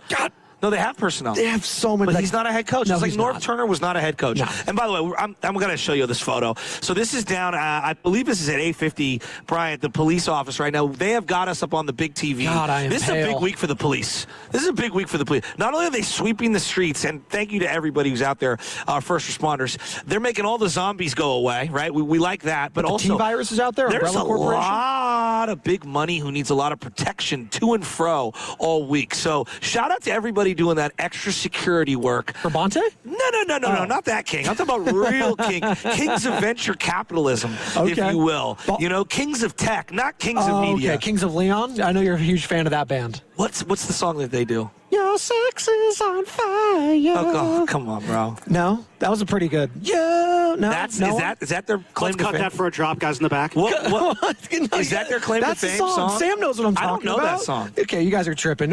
Sam, you're a big ecstasy guy. You know that song, right? We're going to do a rejoin with Kings of Leon on the other side. By the way, you're listening to 95.7 The Game, KTMZ FM and HD1 San Francisco and Odyssey Sports Station, and the home of the Golden State Warriors Valkyries, always live in the Free Odyssey app, Coney live from Laughing Monk Studios. And our big game coverage on 95.7 The Game is presented nationally by Tide. If it's got to be clean, it's got to be Tide. So, why would you like this hire? Like, zoom out a little. Well, it's finally somebody that maybe who is good enough friends with Kyle to where he doesn't feel like a subordinate, and he actually can challenge some of his stuff. Like check him a little bit. Yeah. Well, just like have a spine against him. Like, think about it, Nick Sorensen. Like, he elevated you from that position. Yeah. You're indebted to that individual. It's very difficult when you don't have a resume and you don't have any pelts on the wall to be able to stand up to somebody like that. So I think this guy and Raheem, when we're buddies, we can bust each other's chops a little more, and I can push for things that I like. And I think this is a good thing. Players clearly like him, right? Everywhere he goes, people have liked him. Is he the raw, energy guy on the sidelines? I mean, more so than Kyle. Kyle's a flatliner. He is. Right? So you need to have a little bit of motion. He's a red ass, if But anything. I don't think this guy's Robert Saleh in terms of energy. Do you? I don't think anyone's Robert Saleh in terms of energy. No, he's very unique. Oh, Sean McVay, maybe. Well, and I'm glad you bring up Sean McVay, because that was my next point is familiarity within what Sean McVay likes to do, I think is a big selling point for me. Yeah. I like that he has worked with McVay and kind of get into the thought process of maybe what they're looking to do. Now, the team's dramatically different now than what it was 6 years ago. But, when you work for somebody, you kind of pick up on their tendencies. I'm looking at this through the lens, as you're saying, through the NFC West always. And what can you do this offseason to get to the point where the Seahawks are at this Sunday at Levi Stadium, which is the Super Bowl? I think this is where it starts. So last year, we talked about the biggest acquisition last year. Well, it was no player. It was getting Robert Saleh back in the building. After what the debacle that was Nick Sorensen, after the debacle that was Devondre Campbell quitting on the team, going back to the one-year deals that failed. Yeah. Not in baseball, but in football. The Devondre Campbell situation for sure was a failure. So just getting this as a hit, and I know most people wanted Jim Schwartz. He's still under contract in Cleveland, technically. We had Mary Kay Cabot, who covers the Cleveland Browns forever. She's one of the best. She's very tapped in. We might see her at Radio Row this week. We'll see. But, yeah, she was saying he's still under contract, and they're probably going to – if I'm Todd Monken, the head coach now, I'm paying him a boatload of money. What a sentence. I'm trying to make – I'm Todd Monken, the head coach. For sure. By the way, did you see his fit when he was introduced? He was wearing, Janko jeans. He was, wearing – it was like the 2001 NBA draft class, the outfit so it was he was wearing. Tim Duncan. Yeah, exactly. It was super baggy. But, Todd Monken, he's probably going to pay Jim Schwartz, a boatload of money and try to make him the highest paid defensive coordinator. Because not only do you want that familiarity and you want the players on your team to be happy, a la Myles Garrett, the guy was also a former head coach, and you could lean on him at times as well. So you may never have gotten Jim Schwartz, but the fact that they were interested and probably try to reach out, that, at least as a Niner fan, I like that. And Raheem Morris, it's not a bad consolation. No, it's not. Going back to last year's draft, I get why you have Robert be so influential in the picks that they're going to execute, and you want that guy to have some influence, but now that he's gone, well, you zoom out and Jed's this is a Robert pick. Remember all those tweets that I read a couple weeks ago about how they're all in? I mean, this is where you got to just take best player available, right? And I look at it today, and have they ever done that? What? The best player available? They did it with Nick Bosa. Was. They had Nick because they were, there's one over. It was only Kyler Murray was the only other. I think you can make an argument Debo was. Okay. But Joe, I think just looking at it, I'm with you, by the way. I just don't feel like teams... Was Michael the best player available? No. Right? In hindsight, definitely no. No, and I think you're going to get I think you're actually going to get lucky here with Raheem Morris, where I actually think it's going to work now with Mykel Williams. I'm much more into him being a space-clogging, eating D-end who can get after, who can really set the edge and stop the run. Like, I think this is actually great for him. I do. I think it's great. But I also go to this. What does this do to Nick Bosa? Like, if Nick Bosa, if they give Nick Bosa a call this morning and they go, hey, Nick, we're going 3-4. Are you in or are you out? I think Nick's out. And then what do you do? I think you have to cross that bridge when you need to. And you know what? Shame on him if he's out on that. Well, I don't think he would be. You paid him a boatload. I don't think he would be. Like, I think his brother runs a 3-4, but they're very different players. Joey's very different players. Joey's much more quick. He's not as big and explosive as Nick, but he's definitely quicker. I think Nick would be totally on board with all of this. But the question is, are you in a position right now that you could dangle a guy like Nick Bosa out there when I'm looking at the depth chart of the team and saying, who can I trust defensively? Fred Warner's coming back. You're going to have him. I can trust Fred. I know that. Diamondor Lenore. Feel like I can trust him as a player. And I like him with Raheem Morris. I actually think you'll get the best out of Diamondor. You know, I saw some flashes from Alfred Collins, but he has to build off a rookie season. It was a rookie year. Yeah. Those other guys have done it for a longer time. I think he can move to the outside. I think so. In terms of edge. I don't hate that. You know, C.J. West has some moments. You could have him covered up by an outside linebacker on the other side of him. Totally. But then there's the linebacker, as you mentioned, D. Winters. Is that the guy going forward? The guy can't cover, Joe. In this scheme, don't you need to cover? Well, and I'm looking at this year's draft, Joe. If they go to this 3-4, even if it's 35% of the time, you're going to need 3 new linebackers. Okay. You have 0 outside linebackers that would fit this scheme currently. I mean, they draft. This is where you get frustrated as a fan. You need to go best overall. You drafted Nick Martin in the 3rd round. The guy couldn't sniff the field this year. Maybe he works with Raheem Maybe now. he does now. Maybe he does. It was Mykel Williams, Alfred Collins, he does. Nick Martin, Upton Stout, C.J. West. 5 straight defensive picks. Are you doing that again this year? I would hope not. Well, they need to retool the offense as well. That's kind of what I want to get into. But this goes back to the Nick Bosa conundrum, which is if Nick's out on this, I'm telling you, I am not opposed to trading Nick Bosa to get picks and to reload and just take the cap hit and move on. Okay, so that's going to be the question. Joe Shasky is not opposed. I know people can't believe that. Joe Shasky is not opposed to trading Nick Bosa this offseason. If he's out on whatever they want to run. 888-957-9570. Are you buying or selling Shasky saying he's willing to trade Nick Bosa? 888-957-9570. Sam, get it in my ear, and it sounds like Apollo 11, like I'm watching the movie. Like, with Tom Hanks? We have a problem, yeah. Do it again. Shasky, you have a live read. Oh, no. Oh, that's good. That's not bad, Lovey. That's not bad, Lovey. That's not one of Tom Hanks' best movies, Love, how much volume 11? did you put in that hair this morning? He doesn't need to put any product. product. Good, man. It's a big week. No. You don't need to put any product in there. I love how he's wearing the Schmedium polo to show off the guns, too. It's actually a large. Ooh. I just kind of grew into it. Wow. That's the flex of the He's on that super T. Literally Don't worry, he'll get there soon. He will. No, he doesn't want to tear a bicep. He's told us that earlier. You. He doesn't want trying to thin out. You're trying to go, oh, wait, what does Michael Scott say? Because he has like the 2-pounder weights. I'm going for tone, not bulk. Yeah, exactly. There you go. He's the 2-pounders. He's walking around here doing that. 888-957-9570 is the number. Would you be willing to entertain trading Nick Bosa this offseason, Niner fans? New defensive coordinator, new scheme, maybe new players and new outlook. I know you're keeping Fred Warner. I know you're keeping Diamondor Lenore. I would like to keep Nick Bosa. But if someone was knocking on your door and said, hey, I'll give you a first-rounder for him right now. You doing that? 888-957-9570. That's all coming up, and it's going to be sponsored by Crystal Geyser Alpine Spring Water. Don't hit the break yet, Carter. We are coming to you live from Radio Row at the Moscone Center here. It is fun. It's exciting. It's going to get really cracking the next couple days, I think. But the setups themselves, Joe, I got to be honest. I see Sam Darnold over your shoulder. Is there a part of you that even thinks like, hey, I hate him. If we had just kept Sam Darnold, there's not a part. We could have been here. There are some Niner fans feeling that way this because they're going to be seeing his billboard everywhere. Okay, again, and did they watch Week 18 against Carson Wentz when he went up against him and we were all thoroughly unimpressed? No, he had the ball in his hands with a chance to win the game and just threw up all over himself. He almost had that comeback on Christmas night, though, when they played the Seahawks and Brock Purdy got pulled. Remember that? Just like I almost went on a date with, Halle Berry back in the day. No, you didn't. Crystal Geyser Alpine Spring Water on the other side. What makes Crystal Geyser Alpine Spring Water different? We always bottle our Alpine Spring Water less than 1.5 miles from the spring source, and all our bottles are made with 50% recycled plastic from our own recycling plants. Crystal Geyser, bottled at the spring source. You guys ever had Daisy? They make the best freaking French onion dip. Yesterday was my niece's birthday, and my wife was over at the store. I said, hey, hon, make sure you get Daisy's French onion dip. And so we bought it. It's delicious. It's great tasting.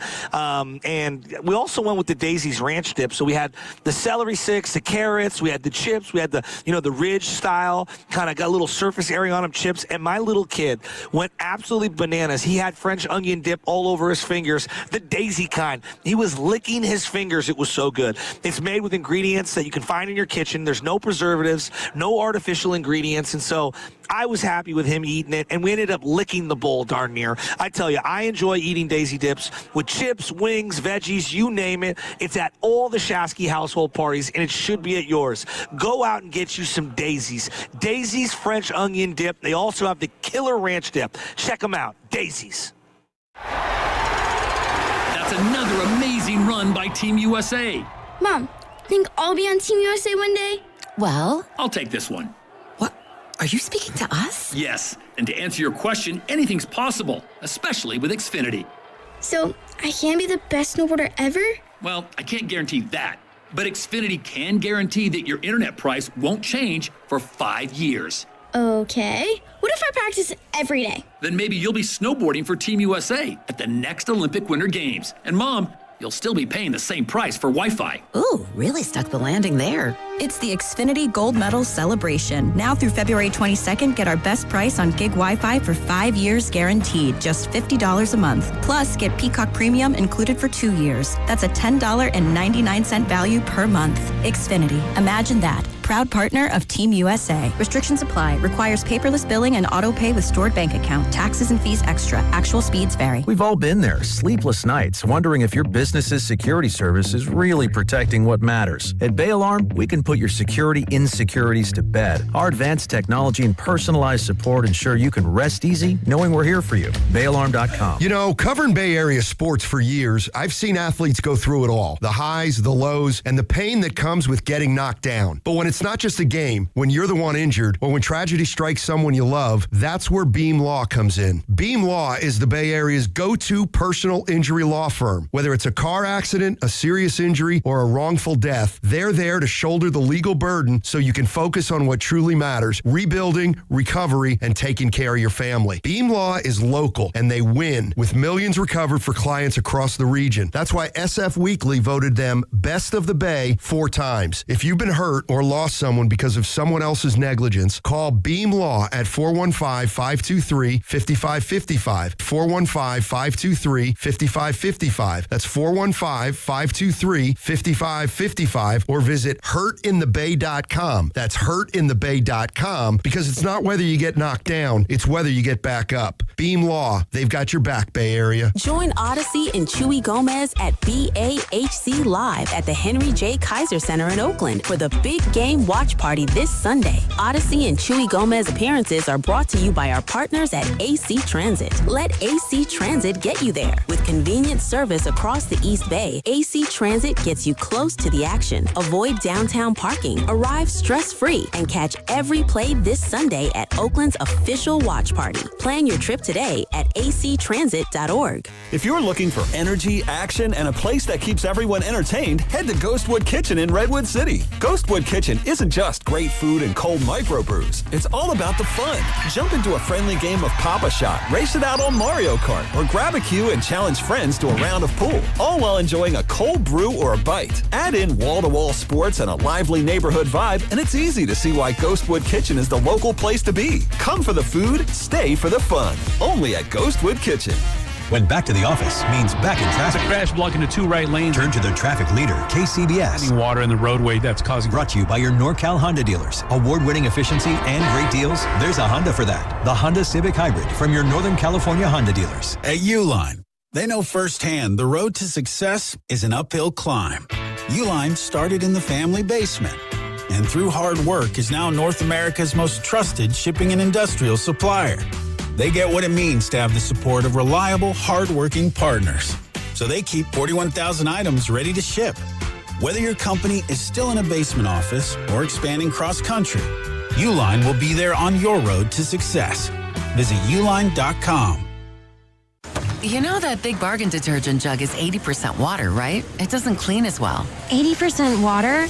I thought I was getting a better deal because it's so big. If you want a better clean, Tide Pods are only 12% water. The rest is pure, concentrated cleaning ingredients. Oh, let me make an announcement. Attention shoppers, if you want a real deal, try Tide Pods. Stop paying for watered-down detergents. Pay for clean. If it's gotta be clean, it's gotta be Tide Pods. Water content based on the leading bargain liquid detergent. Staples has hot deals and super low prices on everything for your business. And right now, brand your business at Staples with up to 30% off custom labels. Exclusions apply. Shop Staples in-store, online, or in the app. Ends 4/18. Visit staples.com/print for details. We asked parents to share their journey of adopting teens. They changed who I am because I can't see life without them in it. Visit adoptuskids.org to learn more. Brought to you by Adopt US Kids, the U.S. Department of Health and Human Services, and the Ad Council.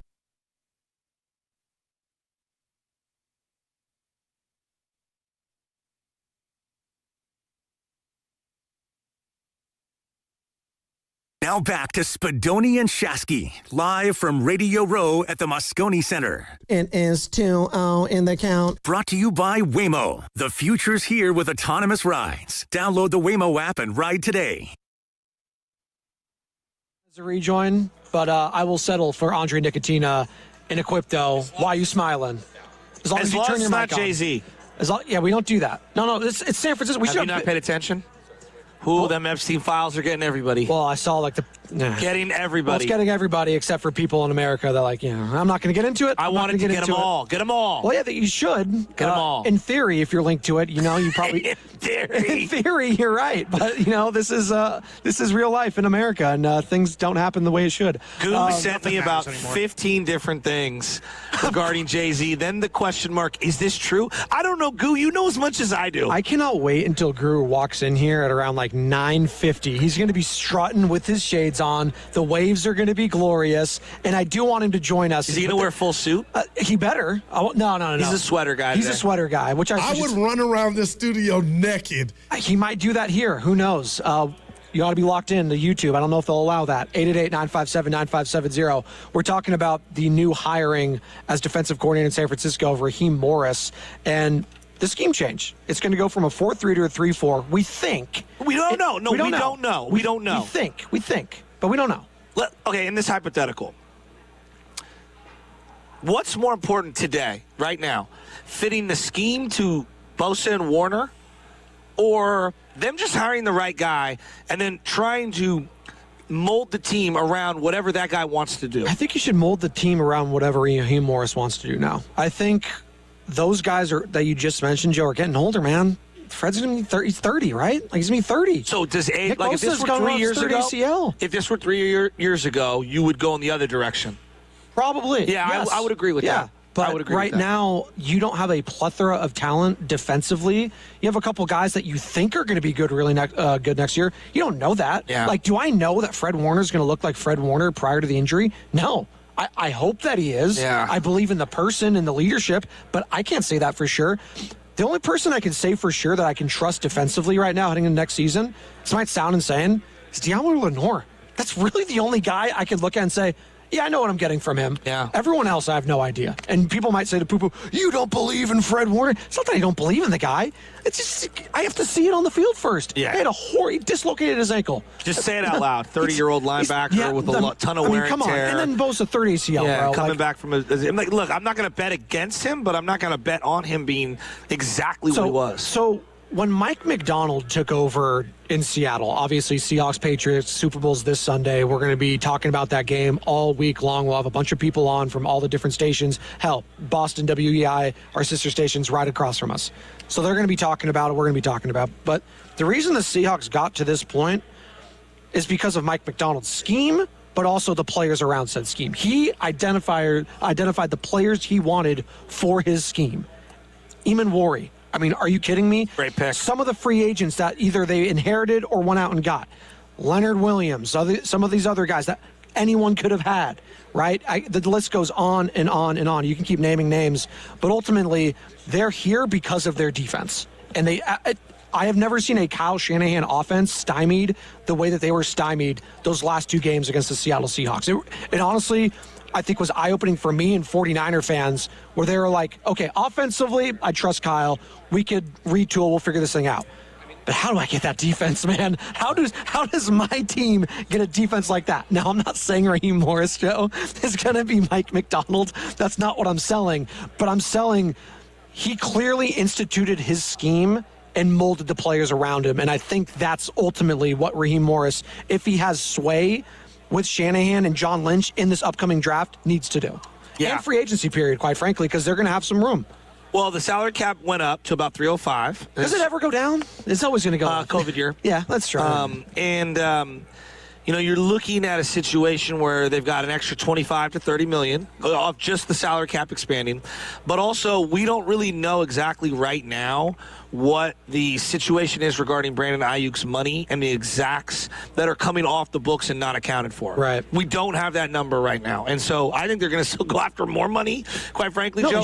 They should. The Niners could be looking at 50, 60, $70 million in wiggle room here. So it's very interesting, to see what their first move would be.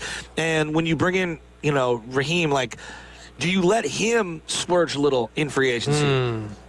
I don't know. Think about when they brought in Robert Saleh. What was one of the first moves they made? They brought in Bryce Huff. That was kind of a low-risk maneuver. It was very low risk, for them to bring him in. And really, Bryce Huff was brought here, why? For Saleh. For that scheme. Because they made sweet music in New York together, obviously. Do you think Bryce Huff's here next year? When we talk in September?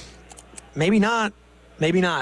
I don't know. I don't know how Raheem Morris feels about him. And again, these are questions, that the media are probably going to ask if he does, indeed getting introduced. Is he going to? Do we know that for sure? They think that the next time they're going to talk is around the draft combine. Because I would like to hear from Raheem Morris. I would too. But they typically don't parade their guy after they've signed him when he's a coordinator up on the podium.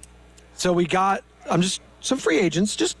I know they're not going to go out and get the highest free agent blown up, but just some names to keep an eye on. See if they do anything for you. Trey Hendrickson. That's obviously going to be a big one. He's older. Does he feel like he wants to go win a Super Bowl? Maybe he goes somewhere else. But hey, maybe he gets sold. I don't know. He's got Patriot written all over him. Jalen Phillips, who you could have traded for. Yeah. Obviously the Eagles did, but that's a guy you can get. Fits more the 3-4. Devin Lloyd, linebacker.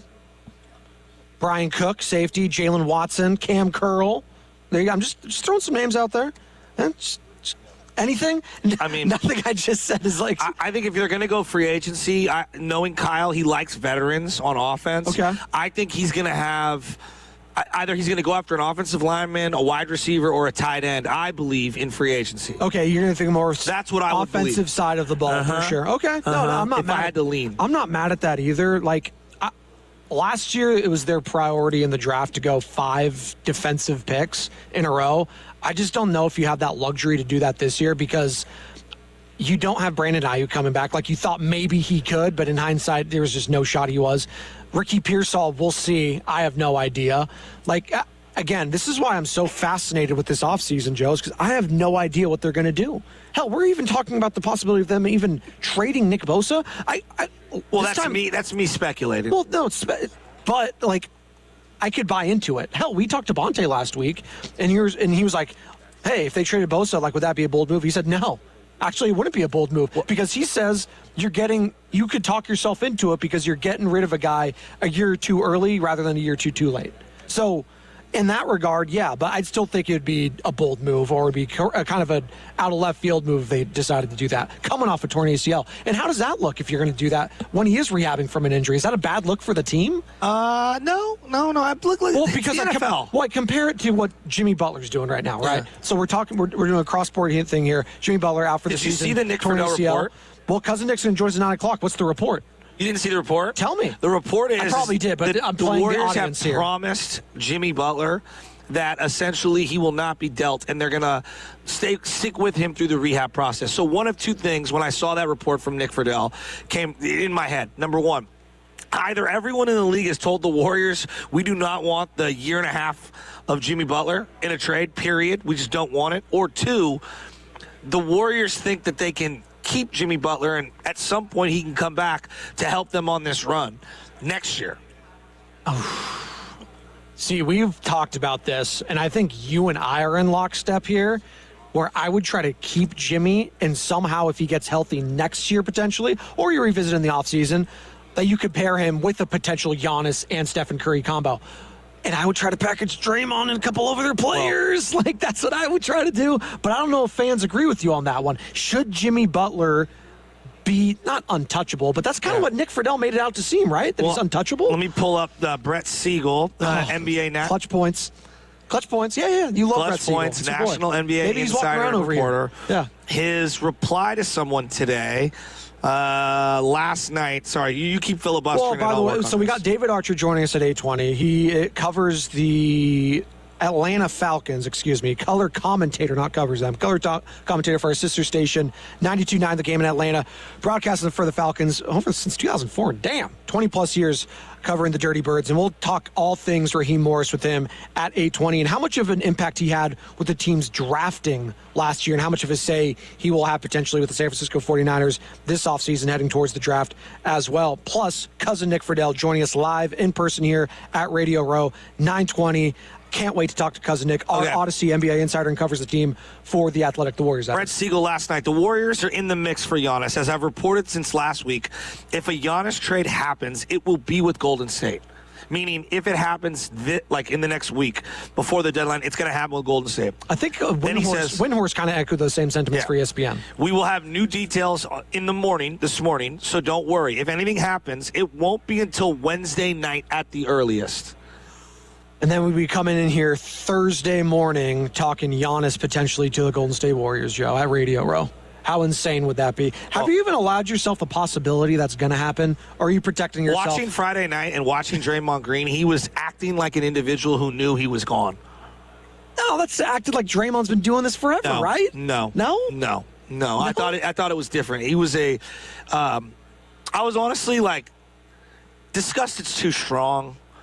I was very disappointed. That's even worse. I mean, this is a guy that's sent off how many different teammates, and now he's the one dealing with trade rumors. Yeah. When think about it. Every single deadline for the last how many years has everyone else on the team been dealing outside of Steph? Everyone else on the team has dealt with some sort of trade rumors except Draymond. Yeah. And now he has to deal with it. Well, just a little bit, and he's losing his mind. Do you think that was the person that Steve Kerr was referencing when he was talking about it with either Willard and Dibbs, pre and post media? He was talking about it last week. He's like, people's names are going to be coming up for these trade rumors, and I have to talk to him, pull him aside, and say, hey, you can't get distracted. You think he had to do that with Draymond? Yeah, I do. You do? Yeah. What do you feel those conversations were? Hey, Dre, just letting you know, man, I know your name's circling around. Think about this. Yeah. You ever seen, in Scarface at the end, where he still thinks he's the boss, and he realizes he has no control whatsoever, and he's going to die? Well, he, smashes the phone, freaks out. Yeah, that's what I felt from Draymond Friday night. This is a guy I think he's lost his control in the organization. I think he sees that the sand is coming out of the hourglass, and I don't even know if he is going to be gone. But the fact that it feels realer now than ever before, I do believe that it affected his psyche on Friday night. And I thought that it affected the way he was talking to the officials. He looked like a guy who was in shambles mentally. That's what it looked like to me. And you could say, Joe, you're reaching. No, I'm not. I thought the way he went at the official, and then in the post game, he made comments basically referring to it about race. I thought the whole thing was off base. And I'm not going to tell someone else how to feel about racial components. I thought that the whole situation, I watched it over and over and over and over again. I thought the entire situation was Draymond-led the entire time. The official was officiating the game.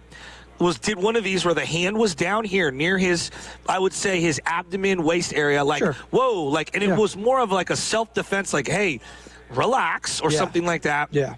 And I thought that Draymond lost it in the postgame and took it in a direction that I didn't think it warranted. My personal opinion. And again, if you're going to say, Joe, you're a white guy, you're not. No, that's how I felt. And I think that Draymond was in the wrong. And I didn't like what he said. I thought it was totally unfair. So they lose to the Detroit Pistons on Friday night. They're going to be playing the Philadelphia 76ers tomorrow night at Chase Center. And obviously, we'll have all that pre- and post-game coverage and coverage of the game itself as your home for the Golden State Warriors basketball right here on 95.7 The Game. Currently, the 8th seed in the West right now, 27-23. Still only 4 games back in the loss column from the 6th seed, where the Los Angeles Lakers currently stand, right above the Timberwolves, Rockets, Nuggets, Spurs, Thunder. Hey, we got the All-Star game announcement. Did you see that? All the reserves came out? Yeah. Yeah. Your boy Cooper Flagg didn't make it, though. I'm kind of ticked off. I think he should be in there. No, he's been amazing. I'm with you. He's been amazing. I think if you're going to, again, the All-Star game, it really, I know we try to say it, or the league wants it to matter. It's not going to matter. It's about eyeballs. It's what catches me. And I think, and I understand they have the rising stars or whatever, the sophomore, the rookies. Give me the best freaking young talent and put him against the big boys. Give me Cooper Flagg. As I see Shedeur Sanders over here at the Moscone Center. That's wrong. Well, but the Pro Bowl didn't stop being the Pro Bowl games. What's up, doggy? We got the Bomb Squad dog sniffing around. We love the German Shepherds. We love them. Belgian Malinois. I might have gotten it wrong. Excuse me. But the Pro Bowl games didn't stop being the Pro Bowl games because Shedeur Sanders got elected. It's been a problem forever. Yeah, but he's unworthy. So was Joe Flacco, who just got announced. No, come on. I understand, but at least Joe Flacco's, stop. No, stop. No, stop. Don't even give me at least Joe Flacco. He does not belong to be in there, just like Shedeur Sanders. Neither of them do. Neither of them do. But don't get mad at Shedeur for being in there, because that's what it sounds like. Don't get mad at Shedeur. I am mad. It's ridiculous. Why are you mad at him? No, it's not his ridiculous. fault. The whole thing's ridiculous. He should have declined it. Why? I mean, Derek Carr has 4 Pro Bowl appearances, it's and I believe exposure. Why would he deny that? Why do you care that much that he's there? Seriously. The Pro Bowl doesn't matter after 15 years. It hasn't mattered. Since they moved it from Hawaii, it's not mattered anymore. Shedeur's a really good dodgeball player, so exactly. That's really look at. It hasn't mattered since they moved it from Hawaii. Pull up Joe Montana's Wikipedia, please. I just said when did he stop playing? When did he stop playing Joe Montana? 1996. Great. So it mattered his time. Doesn't matter since 2015. I think it's ridiculous that he's even doing it. It's absurd reflection of where we are in society. They're playing dodgeball. They're not even playing I'm not denying that. Your point is right. It is absurd. It's an absurd reflection of where we're at. Point, though, I think it reflects the absurdity of just what the Pro Bowl has become. Correct. If Shedeur had gotten an All-Pro mention, I think there's a greater controversy that's there. Where I'm All-Pros carry more weight than Pro Bowls. If you want to have him be a part of the festivities and show up and throw a couple of balls, go right ahead. His celebrity, exemption or whatever, to call him a Pro Bowler is a joke. Yeah, that's the Pro Bowl. Tyler Huntley is one. Exactly. And that was a joke too. Exactly. That was a joke too. I mean, it's a joke that David. I think it was Derek Carr has 4 Pro Bowls and Drew Brees 3. That's crazy. He has one. No, but that's crazy. First ballot Hall of Famer. Probably. That's crazy. Yeah. So I don't know. This is my personal opinions. Well, you also said that you would not want your players touching foot on that Moscone Center at all. Grass, artificial turf. If you were investing $200 million into someone and you saw the field that they had downstairs, you'd be like, I don't want you playing at all. Is there a substation nearby that we need to worry about? That's the question. Not here. Not here? Okay. No. I know you're very... It's tucked in the back. It's tucked in the back. I think we're the closest. The Muni tracks are right below it. We see the dead tree outside. That's the giveaway. Well, that's from the fentanyl. This hour is brought to you by Fremont Bank. Here for you. You're for good. I kid you not. The first person we come up and talk to at these events at 5:30 in the morning is Nick Costos, who's our guy. You better, you bet. What is it? It's me, Nick Costos. Yeah, better, you bet. Odyssey guy. We love Nick. I'm better than Joe Fortenbaugh. He's got a great voice. I said that, not him. No, we love him. He's a very nice guy. We shot the breeze with him. And he's like, and then you're like, oh, where are you staying? He's like, oh, the Hilton. And he's like, oh, okay. Oh, I'm not going to give the exact location. He's like, oh, yeah, over there. Oh, wow. Okay, so you're with the zombies. You couldn't help yourself. First thing you had to say was the drug problem we have here. It's the first thing. Yeah, they're non-contributing members of society. Hi, I'm Joe Shasky. Let me tell you about the zombies on Market Street. There you go. Hi. When I think Resident Evil, I think Joe Shasky. I don't think it's a bad thing to say that I want my community to be clean and safe for my family. No one's saying that, but it's the smile you had on your face when you said it was kind of weird. It's the smile that you had on your face. If enough people bring it up, maybe we actually make changes. Right, Tim? Oh, weird. See? Again, back to Epstein. I don't know if we're going to do that. By the way, we got David Archer joining us 8:20. Nick Friedel joining us at 9:20. Baldy's going to be here in person tomorrow. I can't wait. From 6 to 9. Not tomorrow. Excuse me. Wednesday, usually Tuesdays, but we don't want to double dip Bonte and Baldy. Feels like we're wasting both of them, so we got to stretch those things out. Remember, we used to work with Chris Townsend, stretch out a segment. We're going to stretch it out with Bonte. Is Marco in Vegas here? Was Townie here? That's what I want to know. So we got Bonte tomorrow, Baldy Wednesday, 6 to 9, and that's courtesy of Unlock. And is everyone going to walk by and just dap up Baldy just mid-show? You think? Oh, it's going to be amazing. He's going to be the guy pointing with his fingers, pointing all the different ways. Too. It's going to be out of this world. I mean, you want to talk about celebrity sightings? He might garner the most interest of anyone not named Pat McAfee. That's actually true. Like who's right over there, by the way, Pat McAfee, as I point off screen on this Oxford medium, but. Oh, he just got. Well, was he there? The WWE was just in like Saudi Arabia. They just had a huge Royal Rumble event over the weekend. Oh yeah, I missed that. I think Roman Reigns won. Oh, Roman Reigns won. Niner fan. Brock Lesnar came back, I believe, for the first time since his hiatus. So Brock Lesnar came back. Yeah, a lot of stuff. I was always a Brock Lesnar guy. No, I always loved the F5 is all time. Are you kidding me? Dude, he's great. Great back tap. I used to do that to my little brother on the bed. If you didn't do WWE finishing moves on your little brother, did you even watch it? I mean, come on. My mom thought that I broke my brother's back so many times. Well, I think I did break my back a couple times. I used to be the little brother getting power bombed through like the mattress and tables. Oh, it was great. So if someone comes up to you, and you have one restaurant that you're allowed to recommend to them this week, what are you going to recommend? Oh, one restaurant. And a realistic one to get into. You don't want to be like House of Prime Rib, because like it's going to be impossible to get into. If you want the best pupusas in the Bay Area, El Salvadorian food, go to my girl Rosa, okay? Over by International Boulevard. It's right off of it. So if you're in Oakland, it's right off International near the Wendy's over there. You go to that street. It's Los Cocos. It's pupuseria. Pupuseria, excuse me. So they make the best pupusas, bean, cheese, meat, whatever. Hands down the best. And she makes it all right in front of you. And the fried plantains on top of it, Joe. Oh, yeah. That's where I would say, if you want to go over the bridge. I like it. Well, go, because just explore the Bay Area. If you're here for the week, explore the Bay. Go across the Bay Bridge. Go check out Oakland. We're celebrating, obviously, San Francisco. Go to San Jose. Go to the East Bay. Go to the North. Go everywhere. We got great food everywhere. Go explore, branch out. That's what I would recommend, and I'm craving some right now. You got to bring. It's a cash-only spot, too. That's when you know it's the best. It's cash-only, but they have ATMs right there. Don't worry. 2026. I don't carry cash. Well, I used to. Not anymore. Really? I thought you were a millennial then. You don't carry cash. No. I don't do wallets anymore. Oh, what do you just? It's called dad mode, bro. You're in Gen Z, basically. I mean, I don't need it. Yeah. Doors just open like Baldy. They just the doors just open. Okay, for you. So I gave you my choice. If you're sending someone here to go eat something, I'm sending you to Los Cocos over in Oakland. Where are you going? See, I think there are a lot of healthy individuals here. I'm talking big guts. So I might recommend like a good sandwich. Okay. I think they should go to Guerra's. Right, Tim? Go get a real meat sandwich at Guerra's. 50th and Terraville. Tell Robert that Joe sent you. Chasky sent you. And go see the real butcher boy, Danny, and go get yourself a sandwich. Okay. What's your go-to? Oh, I'm just a turkey guy. Turkey, you can pick the cheese, doesn't matter. A little ciabatta, little mayonnaise, salt, pepper, and then throw some lettuce, tomatoes. Yeah, I'm simple and easy. That sounds about right. The meat tastes delicious. Just a simple guy. Just turkey, mayo. And while you're there, get some salami. There you go. Because our salami's softer than other areas. We're right on a particular part of the longitude, latitude lines to where the salami is excellent here. Okay. New Jersey as well. Okay. I did not know that. Yeah. You know your meat. Yeah. You're a big meat guy. Well, yeah. I mean, you're the butcher boy. Sausage guy. Oh, yeah, sausage guy, too. I'm always going to an Italian sub no matter what. So give me the prosciutto, give me the salami, give me the ham, give me all that, give me the little olive oil, the red wine vinegar, give me all that. Did you listen to Steiny and Goo on Friday? It's a loaded question. What part? I mean, it was just a great show. At one point, Steiny was giving all of his Greek knowledge in the Bay Area. And, no, he had phenomenal knowledge. He showed so much reach and so much... like real history, like anything a real Bay Lord. Anything to not talk about the possibility of Giannis going to the Warriors. He had to pivot to the Greek stuff. This is the Greek God itself. He brought up Annunciation, which is one of the most beautiful churches in the entire Bay Area. Okay. I mean, Steiny had phenomenal Is that the Greek knowledge. temple?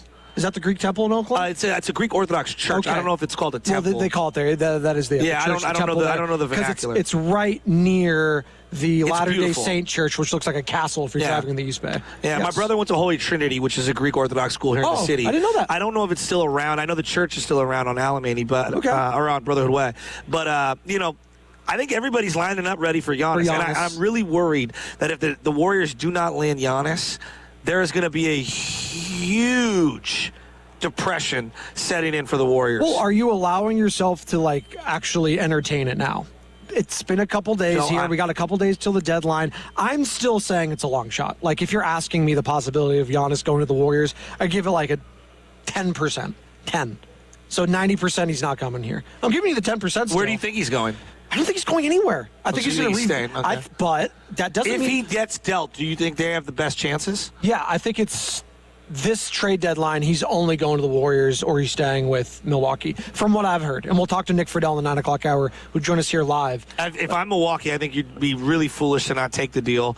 But why not wait until this offseason in the summertime where more teams might be apt to give up more? Because what are they going to give you? I don't know. More picks? If you want, more players? What picks? I mean, we have the same amount of picks, right? So the Warriors would be giving the same amount of picks as anyone else. Teams that aren't flirting with him right now may be doing that in a couple months when they get eliminated, is what I'm saying. Okay, if I'm them and I'm rebuilding, I want all the picks, right? And that's just my prerogative. Absolutely. The Warriors' picks are as good as anyone's picks, and I would be fading Giannis and Steph as a collective with nothing else around them because of what it takes to get them. And if I was looking at the landscape over the 4-year period, not just a 2-year period, like a 4 or 5-year period, I do believe the Warriors have the best picks, and that would be the move that I would make. And plus, when you're in those situations and you're Milwaukee, you just want to get it done.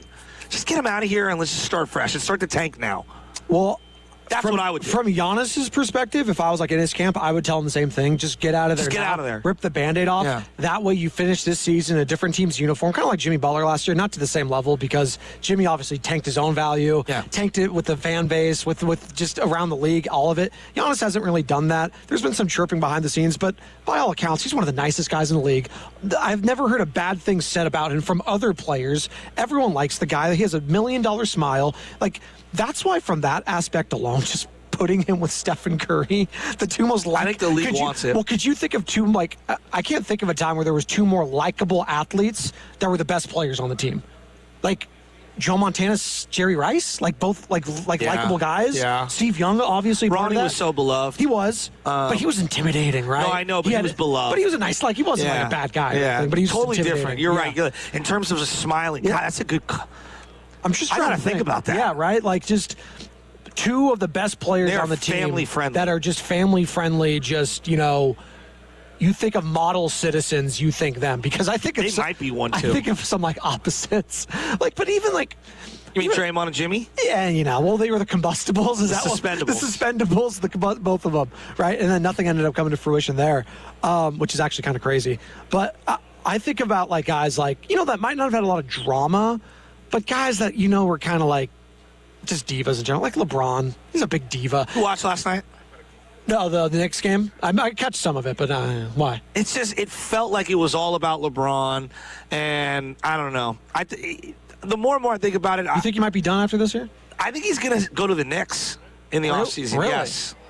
That's the spot? The Knicks? I think he loves the fame and the attention, and I think he looks at that Knicks situation. He goes, I'm the biggest name on that team. I'll go there right now, and I'll be I'm a bigger name than Jalen Brunson. He's all about adulation, and I think that's where he's going to go. I really do. His contract's up. Do you want him on the Warriors? No. No? Okay, now you're out. Now I'm out. Now you're watching him last night. I was like, he is just so self-absorbed. Oh, I mean, not that I didn't know that. Spoiler alert. I just thought that maybe he would read the room a little more. No, you'd think he'd age a little gracefully. I'm talking about mentally. Yeah. He's just, last night bugged me. I don't know why. It felt fabricated. I mean, the writing was on the wall with him. As soon as you got Luka, I would have tried to move LeBron. Quite frankly, that might have been the move for them. That might have been, but now they get the cap relief at the end of the year. Yeah, and they're waiting on Reeves to come back. And what do they do with him? Do they pay him? Do they try to trade him? Do they automatically? Because I saw there was a report. Do the Lakers try to get involved in that in the offseason? I don't know with Giannis, but I'm looking at it from a Warriors perspective. If they somehow land this guy. I mean, talking about one of the biggest stories during Super Bowl week. I think the NBA would love it. And I was thinking about this. They would dominate. Didn't they love it last year? Remember? Yes. When the Luka trade happened, it took over Super Bowl. We asked Baldy Super Bowl week. The first question was about Luka Doncic. Think about this from the NBA's perspective. They've got a rising superstar in both Texas cities. Okay? So now Texas as a state is relevant with Wemby and Cooper Flag. Victor Wembanyama, Cooper Flag, and you also got the young upstart Rockets, too. A lot of those young players there. That team was already... and they got Kevin Durant. Yes, relevant, but now they have Kevin Durant. Yeah. So, Texas is set. Obviously, the Knicks, who we referenced last night, they've been in the mix. They're knocking on the door. I think they're going to make a big move for somebody. So if they don't get Giannis, I'm telling you, I really think LeBron might be on there. I can't. I know you're thinking I'm nuts. I think he wants to go there. Okay. No. I wouldn't take him. He might. But I just know how he works. You go to Chicago, they're just so irrelevant. Throw them out the window. L.A., they've got Luka. I think they're going to be a big player in the offseason for someone. Yeah. They're the team I look at and I go, I wonder if they're going to land Cat.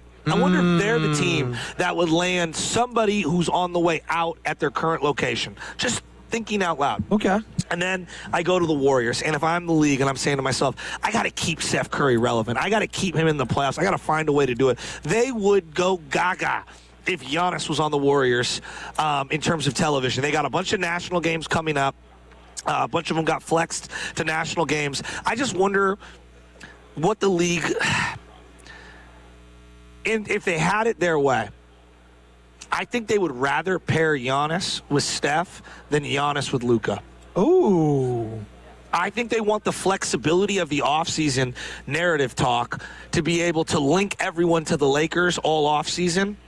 But once you set up Steph and Giannis, that's a 5-year conversation for the whole league on who's going to be paired up with them. Well, and you'd be going global with the two Europeans, with Giannis and Luka, but the Steph Curry factor, he's more global than both those guys. I know. Like, he is literally the most beloved athlete in the NBA currently. And I don't even think it's close. No. I mean, the proof is in the pudding after you just saw LeBron getting named in reserve because of the fan votes, obviously. Probably undeserved, quite frankly. Maybe a guy like Kawhi or Cooper Flag, in my opinion. But I get it. It's LeBron. It's what they're going to do. If you're looking at the league, you're like, okay, City's probably our best team. I'm going for the league. I'm not saying they're statistically moving these things, but okay, Oklahoma City's our best team by far, right? If they had to go through some sort of a path of Lakers with Luka, Warriors with Giannis and Steph, and then Wemby in the Western Conference Finals, think of what that does to narrative building for that young team. They went back-to-back, and that's the road they traveled. Yeah. It's about their opponents more so than the actual team. And it would make a compelling case after case. I'm talking about round after round. Study for them. If it's Wemby, he went through the Rockets. I know. And then he went through Giannis and Steph. Then the Rockets. And do you see where I'm going with this? Yeah. And we haven't even brought up Denver. I mean, I'm looking at it right now, the standing. I'll bring it up. They're the 8th seed right now. They somehow land them. Not that this season becomes meaningless, but I brought it up last week. It's almost when the Lakers acquired Luka, where it's like, not that the season's no longer meaningless. You're going to see how these things pair. No, you just get a 4-year, you just re-energize your entire fan base 100%. for 4 more years, at least. And again, you have to re-sign Giannis. Yeah. But, if he's coming here and he's signing off on it, you got to think he's going to re-sign it. It was the Jimmy Butler thing, too. He's like, if Jimmy comes here, he's not going to re-sign. What happened immediately? 2-year extension, $100+ million. Here you go, Jimmy. So I would imagine it's the same for Giannis. This is where it always comes back to, though, for people. We have to get the guy first, and I hate being like the wet blanket and just tossing it on there, but how much better are the Warriors in the West?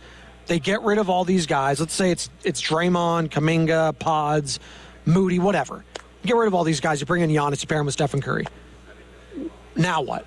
I guess is what I'm asking. From a basketball perspective, because from a eyeballs perspective, we're all going to be watching no matter what. It's those two players on the floor together. From a advertising perspective, obviously, we're going to be doing that. We're going to be talking about them ad nauseum. We're the home of the Warriors. Did you watch Friday night? Yeah. Did you see who was playing?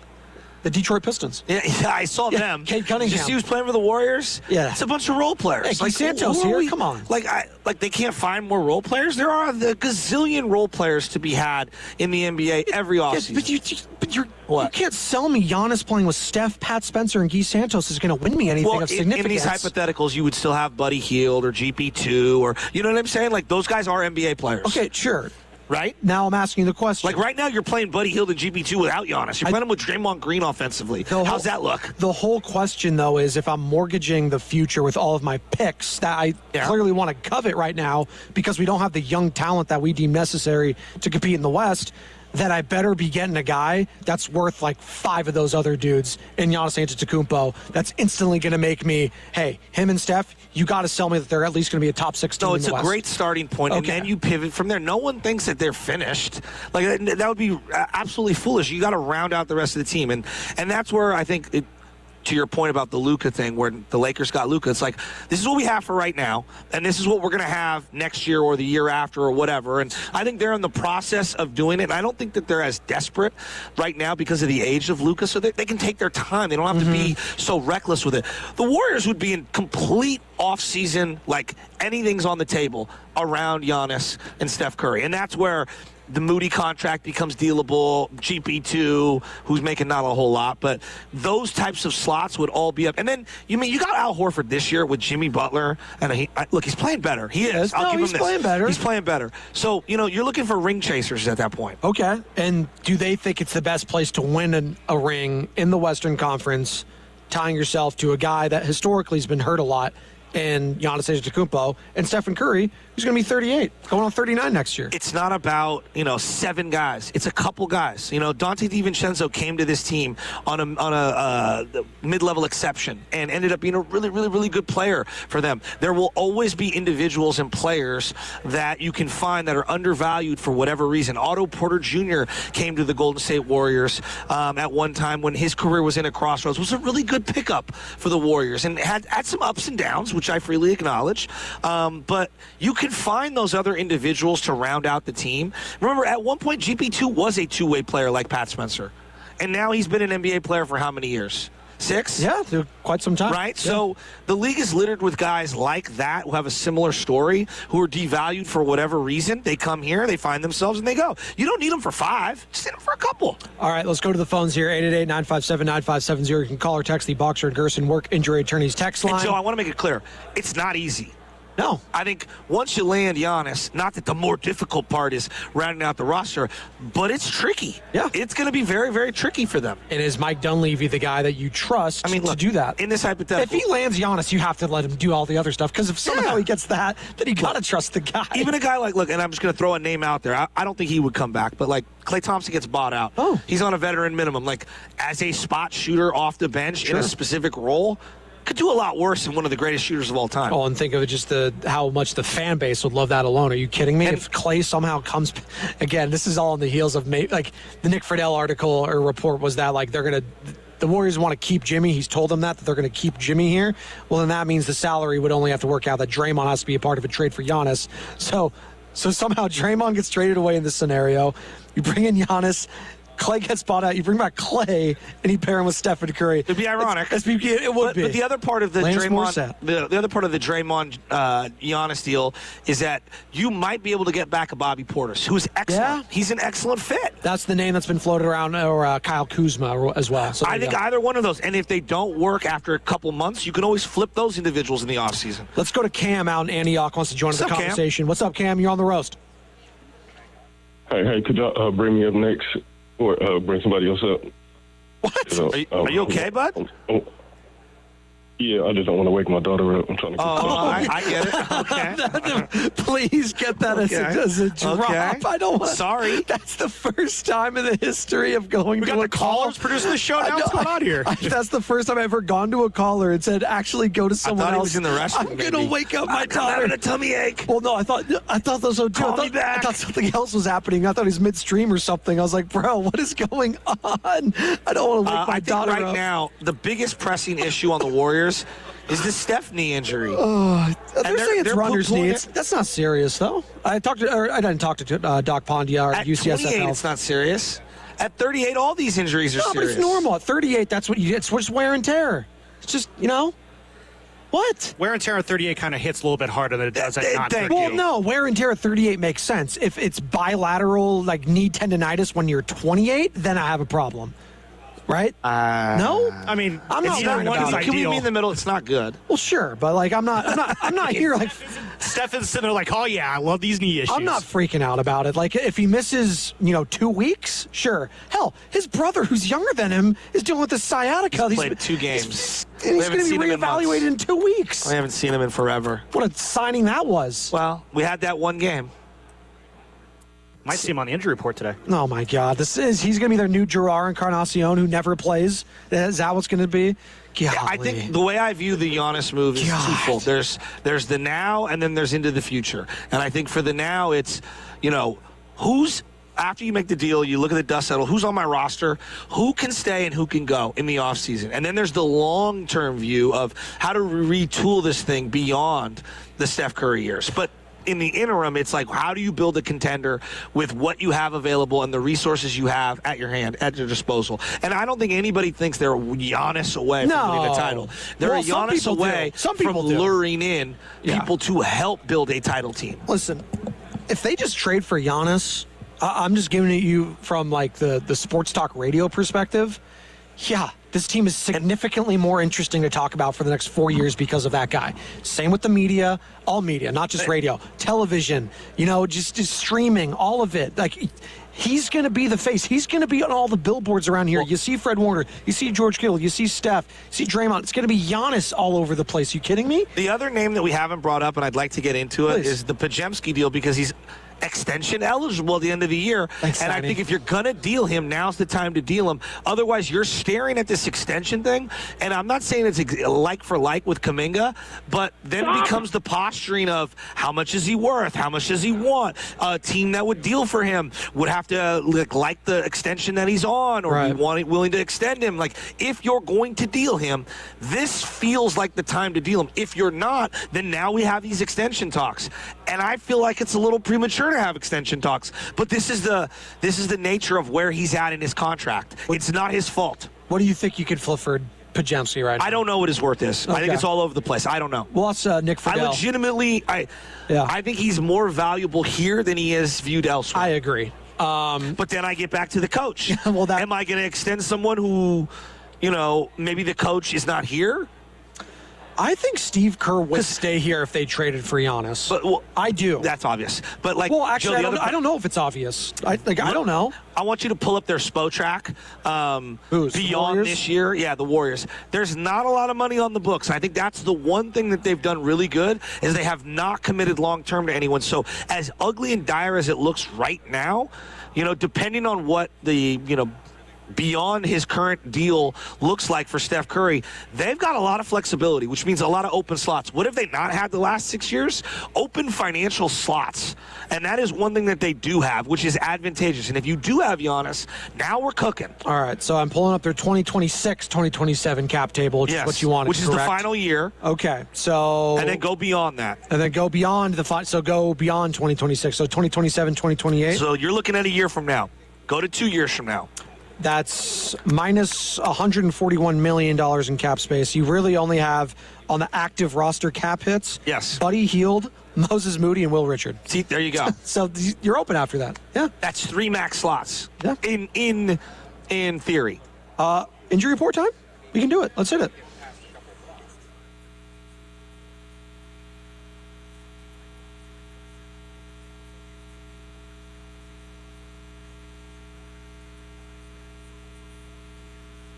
Sam teased it, and he was right. Seth Curry was reevaluated for a sciatic nerve issue last week, and while he was making progress, it will still be some time before you see the younger Curry brother returning to the floor. Curry is participating in various on-court workouts, along with his daily rehab work. He will be reevaluated again in 2 weeks. Again, that is Seth Curry. Steph Curry, his older brother, is dealing with what they call runner's knee. He's day-to-day. We'll see if he's available tomorrow against the Sixers. The injury report was brought to you by Boxer & Gerson, Northern California's premier workers' compensation law firm, helping injured workers get their lives back for over 40 years. And you're listening to 95.7 The Game, KGMZ FM and HD1 San Francisco, an Odyssey Sports Station in the home of the Golden State Warriors and Valkyries. Always live in the free Odyssey app, coming to you live from the Laughing Monk Studios.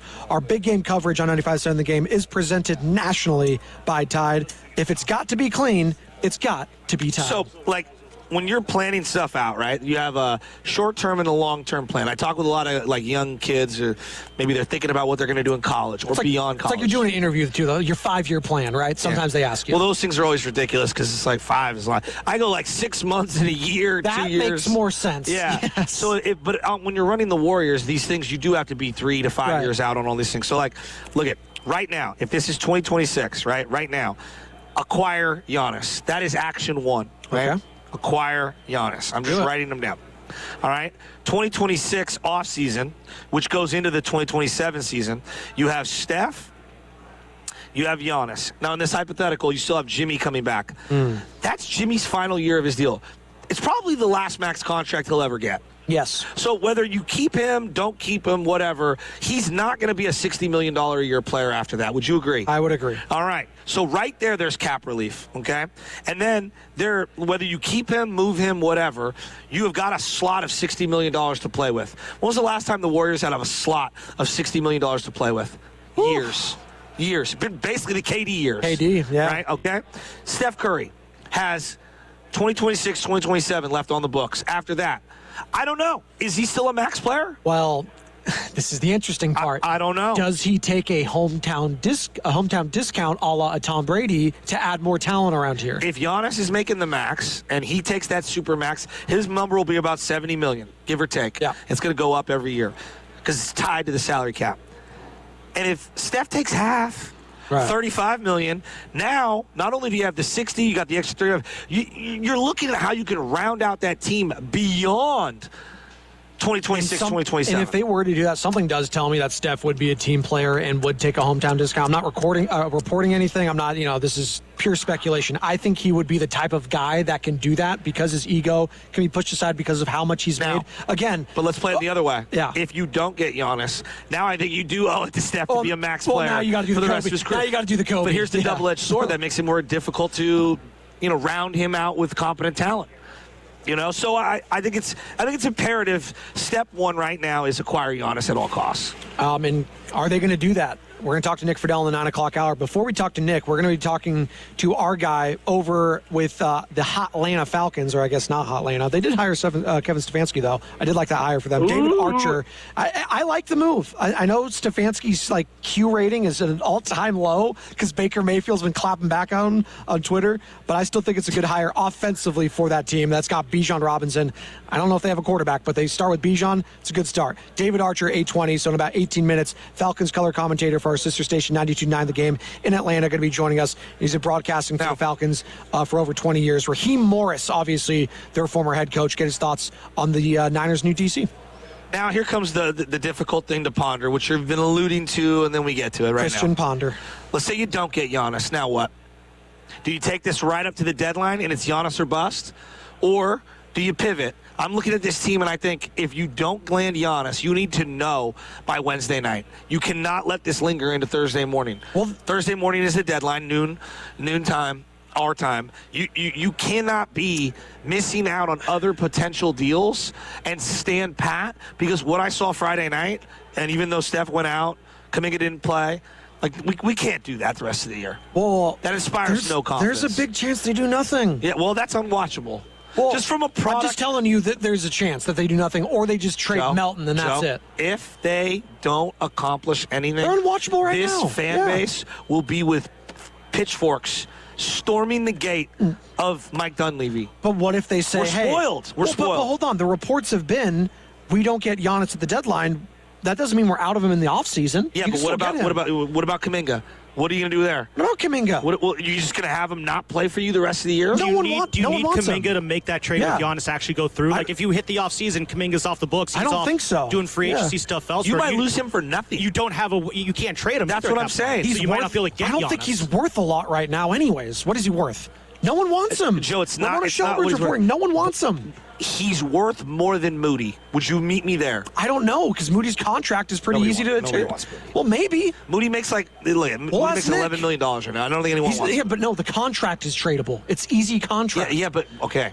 When you're at the salary cap of where they're at, if they lose Kuminga, they lose that money all outright. You do not get to replace it. So that's why I think we are in a Kuminga situation, because your ability to get someone back and fill that salary slot is incumbent on moving him at this deadline. Well, he's hurt right now. He's apparently not even. I don't think he's going to play this tomorrow, or maybe not even this Thursday. I have no idea. Well, that's like I've been saying for 3 straight years. The bone bruise. I have no idea what's going on with Kuminga. I have no idea either. With the team, with him, with that. So I get what your point is. Like, they might not do anything. They might. Joe, if they don't do anything, this fan base is going to lose it.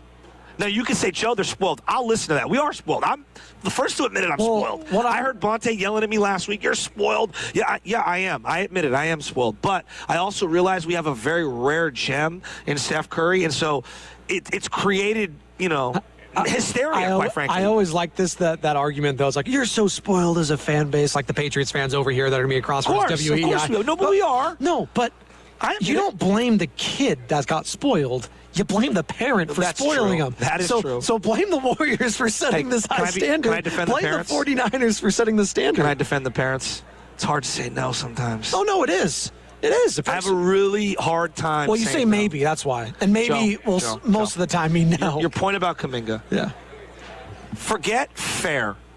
Is it good business to anyone Jonathan, yourself, your team building, the coach. Just think of all the ramifications. Is it good business to have Jonathan Kuminga on this team past the deadline if he's not going to play for you and you're not committed to his future? I think he is going to play for you, though. To answer that question, then no. But no. I think he will. Yes. But is it good for you if he's not in your cards? What are we doing? I don't know. They don't have a demand for him. If you can't... No one's offering a bag of chips for him. I can't trade him if they're not offering anything. There are deals out there. They have, from reports, they have kind of thumbed their nose at some of the deals that are available. Well, so again, realistic trade scenarios, there are none of those. And Mike Dunleavy basically said, hey, if you're demanding a trade, there has to be a demand for you, dude. And there's no demand for you. No one is banging down the door. I don't think Dunleavy likes that line now. Yeah. I think he would want that line back. I thought that was... I don't know. I wouldn't have said that if I was him. Well, it wasn't even directed toward Kuminga. I think it was directed towards his agent. That's exactly who it was directed to. Look, it might be, but you cannot publicly show that to other agents. So now when me and you have a squabble, and maybe I am in the wrong as the agent, I don't need you airing my dirty laundry. You're going to have to deal with all these agents at some point, and I think they represent more than just one client. I think 9 times out of 10. The Warriors, and I'm not defending the Warriors here. I think they are exhausted by this, and that was a clear... But they're also in part to blame of why we're here. This is what I'm saying. If they couldn't stand him so much, they could have just gotten rid of him for pennies on the dollar. They did it with Jordan Poole. They literally attached a first-round pick and acquired Chris Paul's carcass because they were so sick of Jordan Poole. They could have, and I'm not saying that's good business, but they could have done the same thing with Jonathan Kuminga. They could have. Do we got Cam? Did he put his daughter to sleep, Carter? You can tell me in my ear or on air, yes or no, if his daughter is asleep still. No? All right. No more Cam and Antioch. I got to be honest. That was the first time in the history of going to a caller that he said, actually go to someone else because my kid's asleep. It was all time. I'm assuming if it was Cameron and Antioch, he had a problem with Steve Kerr. He's like, you guys are talking about Giannis, but the real problem is Steve Kerr, and we got to get rid of him. You brought something up. You said it's for if they get Giannis, it's like 1,000% Steve Kerr's coming back. I don't know about that. I don't know. Steve Kerr would be the first coach in the history of the game. Like, I've got Giannis and Steph. Yeah, I'm going to step down. Who does that? He might just be exhausted mentally. Well, no, he is. No, that's a part of it. Like, he might just need, dude, I need a break. After what Draymond did on Friday night, I'd be pretty tired, too. I don't think we're going to talk about it much this week because of Super Bowl, but I'm telling you right now, that what Draymond pulled Friday night was ridiculous. Ridiculous. I think most people feel like you. They're tired. I'm over him. They're just tired of it. You maybe don't understand the Pontius Pilate reference. Not sure if you do, but I'm washing my hands. I'm done with it, dude. I'm actually offended that you say that when I tell you all the time I went to Catholic school. Yeah, went to it doesn't mean you studied it. No, literally, you have to pass it to graduate Catholic school. It's literally religion class.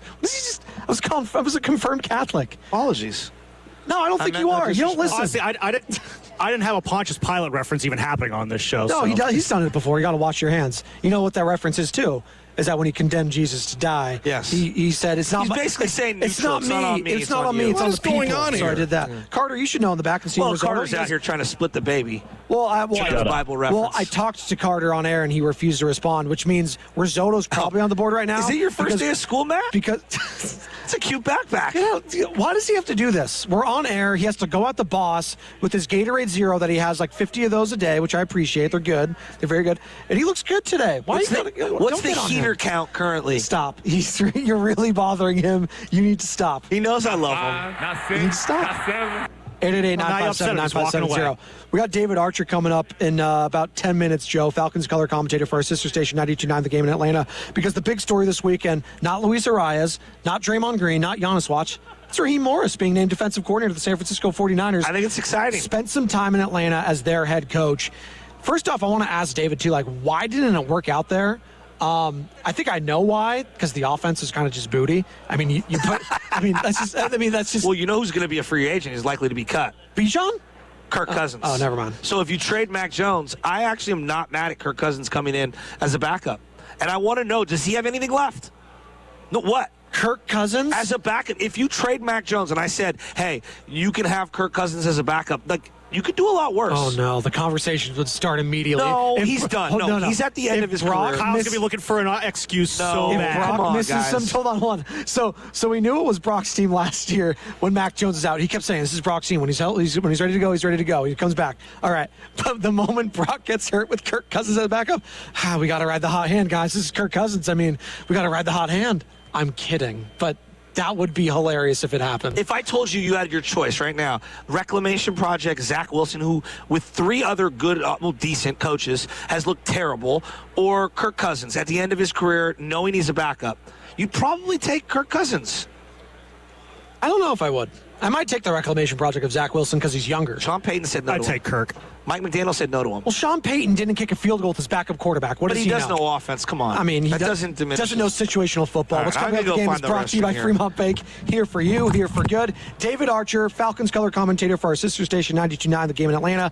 Up next, Benoni and Shasky, The Morning Roast, 95.7 The Game. Shop best of season produce at Whole Foods Market. Save on medium Hass avocados with Prime through February 3rd. Creamy, ripe, and ready for guacamole, savory toast, or topping soup. While supplies last, shop in-store or online. Terms apply. About the NFL's Immersive Football Festival. The NFL is taking over the Bay Area with Super Bowl experience presented by Jersey Mike's February 3rd through the 7th at the Moscone Center North and South. Dive into an immersive football festival celebrating all 32 teams, plus interactive games, player autographs, photos with the Vince Lombardi Trophy, exclusive NFL shop merchandise, and much, much more. It's the ultimate Super Bowl week event with fun for all ages. Tickets start at just $40 and kids 12 and under, attend for free. Visit superbowl.com to buy your tickets today. Advanced solutions from Comcast Business help turn today's enterprises into engines of modern business. It's how retailers become logistics mastering, supply chain transforming, seamlessly restocking, frictionless paying favorite shopping destinations. Thank you for shopping. And how nationwide restaurants become customer focusing, touchscreen ordering, second window, please, rapidly customizing, quick serving eateries. It's how we turn financial firms into market tracking, client servicing, cyber securing economic engines. Loan approved. Congratulations. And how hospitals become the patient scanning, data managing, welcome to the worlding, life-changing healthcare facilities that we all depend on. With leading networking and connectivity, advanced cybersecurity, and expert partnership, Comcast Business is powering the engine of modern business, powering possibilities. Restrictions apply. Come on, kids. We're almost there. The map says straight ahead. One-a-day 50-plus multivitamins are made for your overall health, with nutrients to support your brain and muscle function. Because don't you want to make the most of each day? So even on the family hike, you're not just keeping the pace. Hey, Dad, wait up. You're one step ahead. One-a-day 50-plus. The one for you. This statement has not been evaluated by the Food and Drug Administration. This product is not intended to diagnose, treat, cure, or prevent any disease. 1-877 Cars for Kids. KARS Cards for Kids. 1-877 Cards for Kids. Donate your card today. 1-877 Cars for Kids. KARS Cars for Kids. 1-877 Cars for Kids. Donate your car today. Ready to get rid of that old car? Donate it to Cars for Kids. Call 1-877-CARS-FOR-KIDS to reach a friendly live agent. Donation's super easy, and your car can be picked up as soon as tomorrow. Call us now, 1-877-CARS-FOR-KIDS. That's Cars with a K to donate your car today. 1-877 Cars for Kids. Donate your car today. Did you know you can donate real estate too? Go to carsforkids.org. That's carsforkids.org. Listen all week as 95.7 The Game broadcasts live from Radio Row in San Francisco. Join the Morning Roast with Shasky and Spadoni from 6 to 10 a.m., Steiny and Guru from 10 a.m. to 2 p.m., and Willard and Dibbs from 2 p.m. to 6 p.m. every day this week, live to hear all of the big guests, big news, and everything that is happening here in San Francisco for the big game. Brought to you by Waymo. Kick off the big game with autonomous rides. Get around the city with Waymo, the world's most experienced driver. Download the Waymo app and ride today. 95.7 The Game and Great Clips have teamed up for the new basketball season. We want our listeners to look fresh with a great haircut from Great Clips. Each week, we'll pick a lucky winner to score a gift card. For a chance to win, courtesy of Great Clips, enter online at 957thegame.com. Real sports talk for real sports fans. What's up, everybody? I'm Nick Costos, and you can catch You Better You Bet with me weekday mornings 9 to noon Eastern on the new Westwood One Sports. From being live from Radio Row for the big game to being joined by the biggest names in sports and entertainment, it's sports talk for people that love sports. Download the Odyssey app and listen from anywhere. It's You Better You Bet with me, Nick Costos, live and interactive Monday through Friday, 9 to noon Eastern, presented by BetMGM on Westwood One Sports.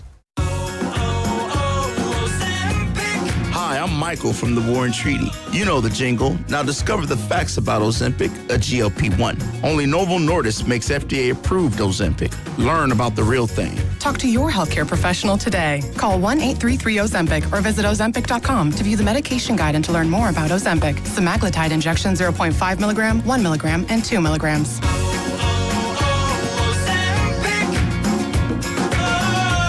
I'm Bob Burke, founder and chairman of Burke America Parts Group, a family of brands that includes RepairClinic.com, an appliance and HVAC parts solution company that's grown into an international brand.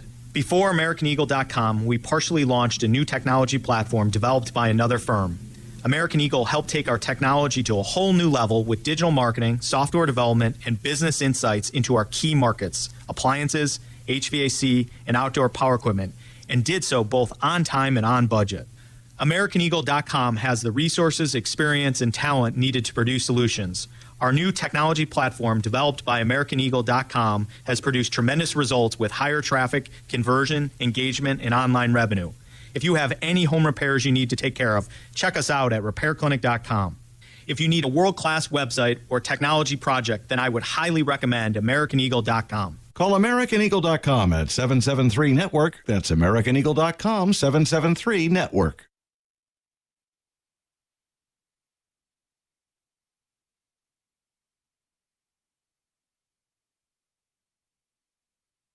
Now, back to Spadoni and Shasky. You're weak, you're out of control, and you become an embarrassment to yourself and everybody else. Live from Radio Row at the Moscone Center. Brought to you by Waymo.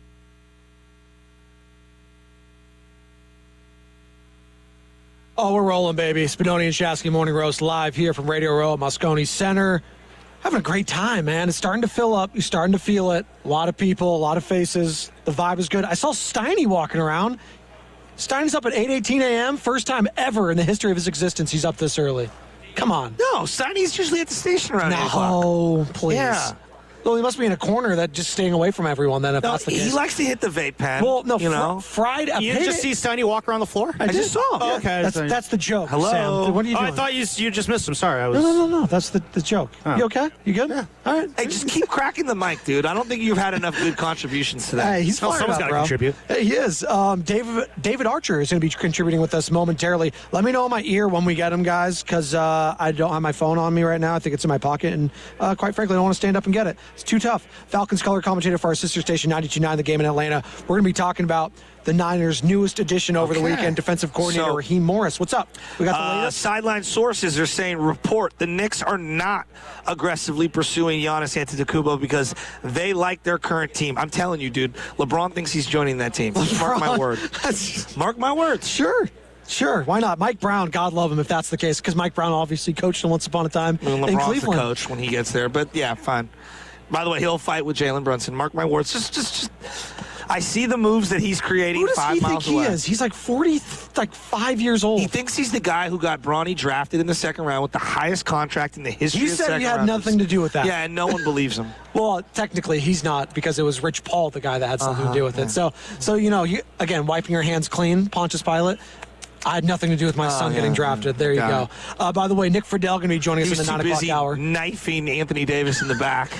He said he had nothing to do with that. That was a Rob Pelinka special. Come on, Joe. He also said that he predicted many things that have never happened before, years before they happened. Cousin Nick Friedel, 920, Odyssey NBA Insider covers the Warriors for The Athletic. We'll get the lay of the land and the latest all of a with sudden Giannis. Cold Well, good thing, again, San Should have Francisco. brought my coat. Well, they should make that the atmosphere here because this is San Francisco, and it's usually 55 degrees year-round. So let's do it. And by the way, this is actually warm for most people coming over here from the Midwest. That's dealing with real weather problems. Yeah. You don't care about anyone else? No. Oh, okay. Not really. That sounds about right. I want the freeways to open up on my way home. Oh, really? We got our guy? We good? We good to go to him? All right.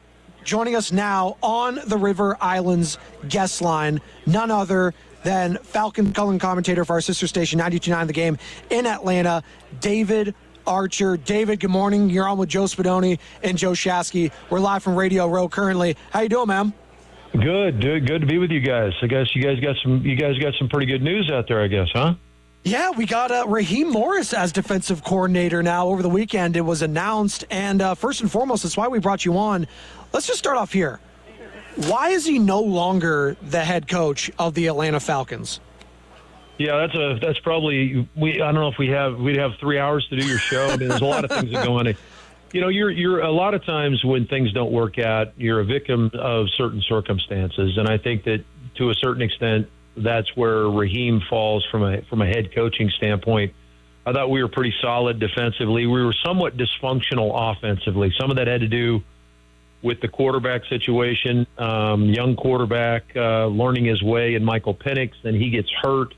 Hurt comes in, so there was some dysfunction offensively there under Zach Robinson. That obviously your head coach is the buck stops to your head coach, and he's culpable for that. I think that the thing that Mr. Blank seemed to feel here in Atlanta, that he didn't feel like there was enough of a vision or direction as to where we were going. I think it seemed like it was a piecemeal scenario where we had an idea one weekend and the next weekend we didn't. And so does that fall on the head coach's head? Ultimately, again, the buck stops with the head guy. I think Raheem is a tremendous energy guy. The energy in the building never waned. He's outstanding in that regard, and having guys pumped up for practice, get into the meeting rooms, be ready to play. But then at some point it falls on the players to go make plays, and we had guys that just didn't step up in key moments to make plays. Again, who's the guy that it falls on? It falls on the head coach. Why is the guy not making the play? And so I don't buy into the fact that the head coach necessarily is to blame for something like that. But again, who are you going to blame? He's the guy that it falls on. So when you saw him for a couple of years, up close and personal, what did his defense look like? Because that's the big question mark here in San Francisco. They've run Robert Saleh's defense. D'Amico ran a variation of that for a couple of years, kind of this old Seattle Pete Carroll defense going back to the early 2010s. What does Raheem like to run? Well, I think that you're going to see a little bit more of what you saw from him, and you guys probably should be pretty familiar with this, is what he did with the Rams. I think you'll probably see him fall back. Now, Aaron Donald in the middle helps you be a pretty good defensive coach, right? So, but there are guys coming back for San Francisco. You guys are well aware of guys coming back off injury that are going to make them better. I thought Coach Saleh did a hell of a job to keep them in games defensively. I thought the offense from time to time was a little bit stagnant in some of the games I saw, especially the Seattle game at the end of the year, yet that defense hung in there and kind of kept them in the game to give them a chance to kind of get on track on the offensive side of the ball. I think that Raheem's defense will be similar to what you saw with the Rams.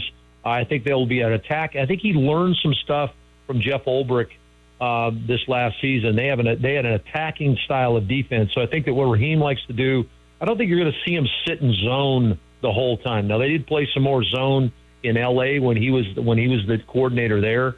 I think that we were willing to play more man coverage here in Atlanta, more matchups, some matchup zone stuff that resembles man coverage. And we came after the quarterback. We got after him as an attacking style, up the field style of defense. I think Raheem had a hand in what Ulbrich was doing here. We drafted 2 young defensive ends that helped us establish a team record in sacks, 55 sacks this year.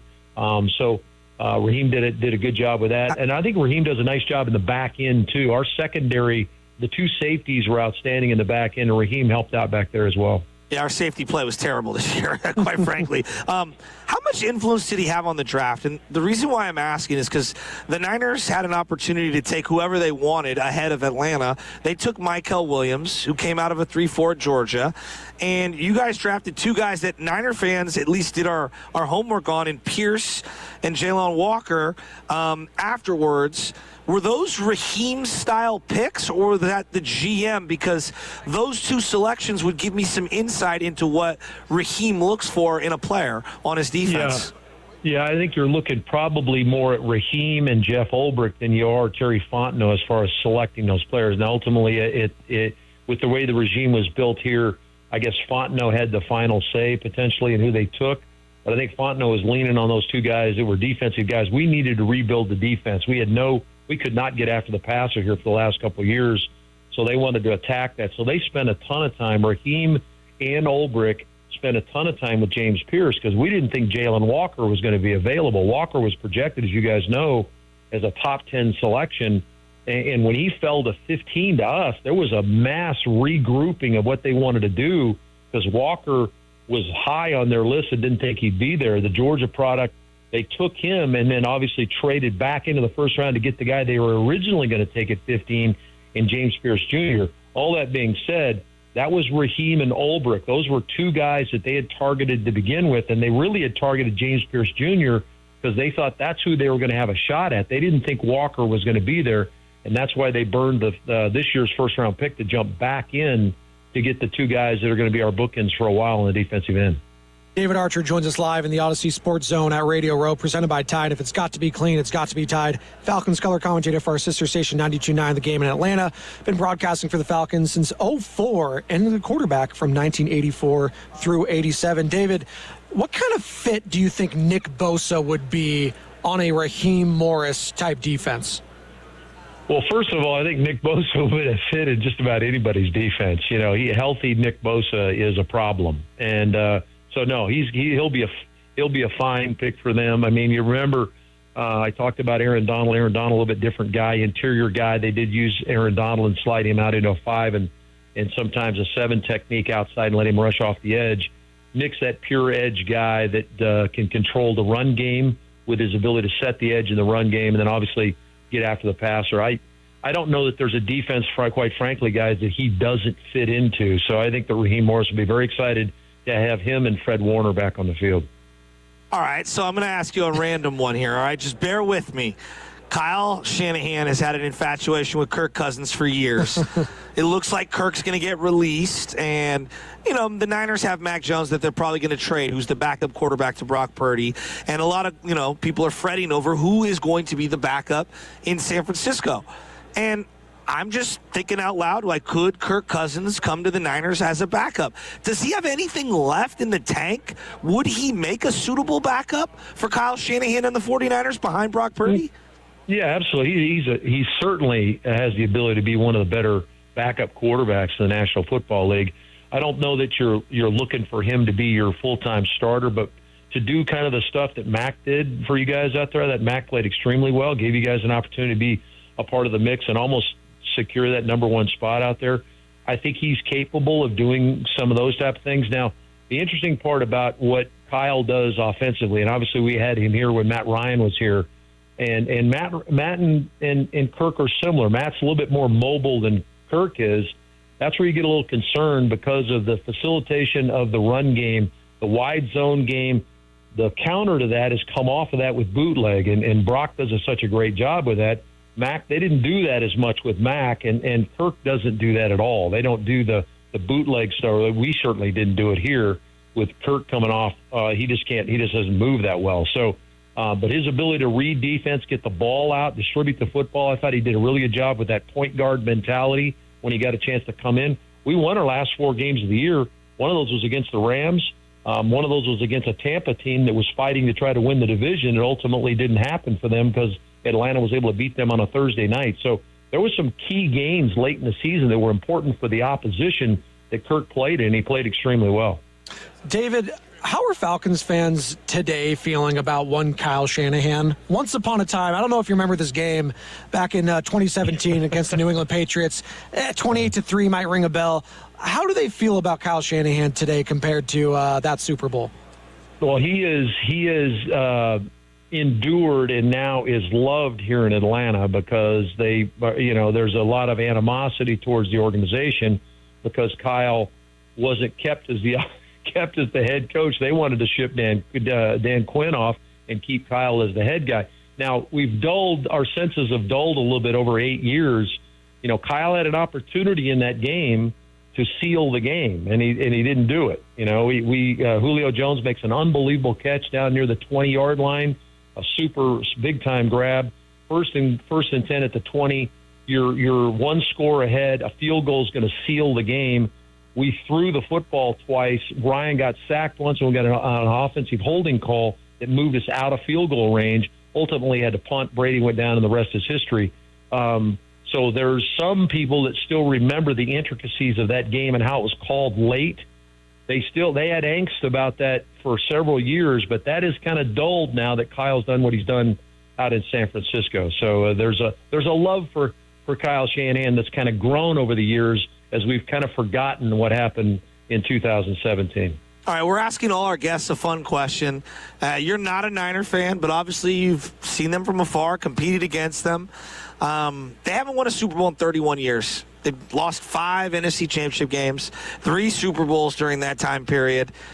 If I just asked you, what's the number one reason why the 49ers have not won a Super Bowl in 31 years, what would your answer be? Wow, I'm shocked. I'm actually shocked at the numbers that you just threw out there because I played against Joe Montana and I played against Steve Young and those guys. And you guys are regularly playing the Cowboys for the right to go win a Super Bowl. So that's shocking to me to even think about those numbers. But why have they lost? I mean, those games come down to key moments, and you got to make plays in the key moments, and they just haven't made the plays. I don't think there's any magic pill or anything that you take, or that there's some that illuminates as to, okay, this is why San Francisco hadn't gotten it done. I think that I'll tell you what, there's a fan base here in Atlanta that would exchange places with you right now. That's not the question. That's not the question. Did you play for Jerry Glanville? No, I did not. No, oh, Jerry was here just after I left. Yeah, just after you. Yeah, because when I think of my youth, I think of Jerry Glanville with the, business in the front, party in the back attitude on the sidelines, losing his mind. Yeah, I knew Jerry well. In fact, if you remember, they hoisted a trophy out in California after, I believe, beating the 49ers and declared themselves the king of California, if I remember correctly. Yes, they did. All right, hey, David, we got one more question to you. It's our final question brought to you by Ghostwood Kitchen in Redwood City. What is your must-have food item for the big game party that you're going to be throwing or attending? Yeah, that's I've got a cheese dip that I make back here that's a mix of chili and some different ingredients that I can't share with you guys. I could tell you, but then I'd have to come out and kill you, so I can't tell anybody.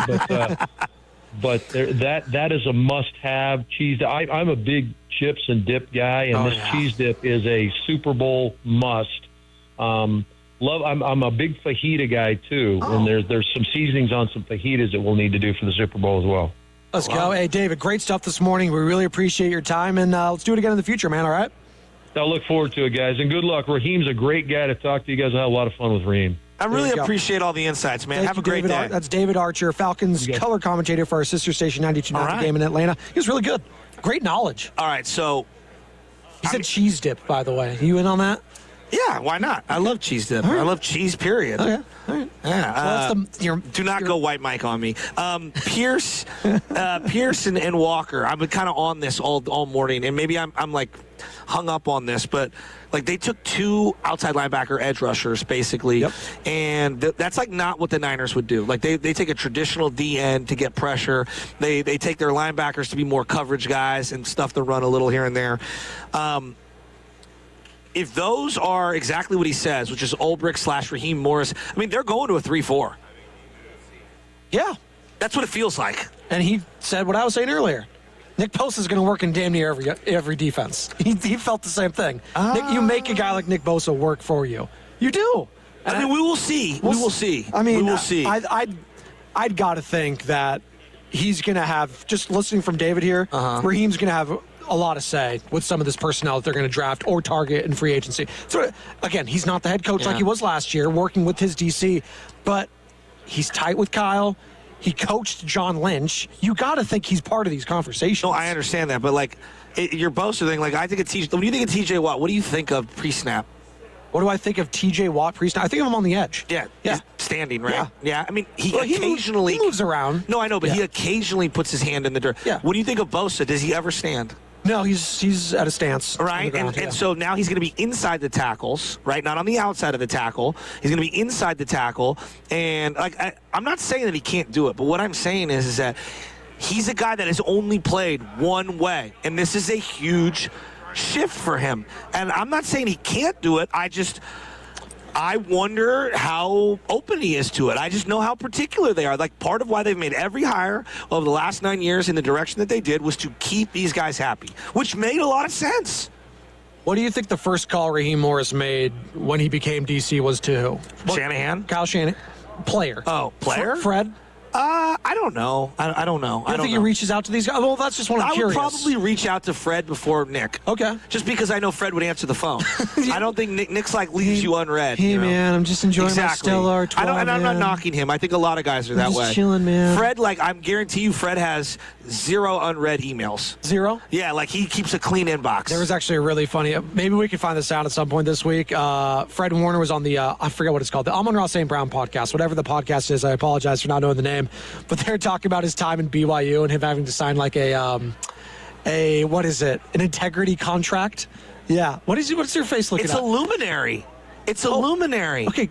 It's Nick Friedel. Are you a squirrel? I'm all good. You're all good, yeah? I'm carrying this bad boy conversation. You're carrying the bad boy? Okay. I mean, this is part of my ADD is when you're at Radio Row, you go, you see a Nick Friedel, and you reel him in with a big fishing pole. I thought you were going to say Lucas Alexander, Fight On University over there as well. Yeah. Our director of sports. I do see it, but he looks ridiculous. I mean, yeah, it looks good. He called me yesterday to come hang out.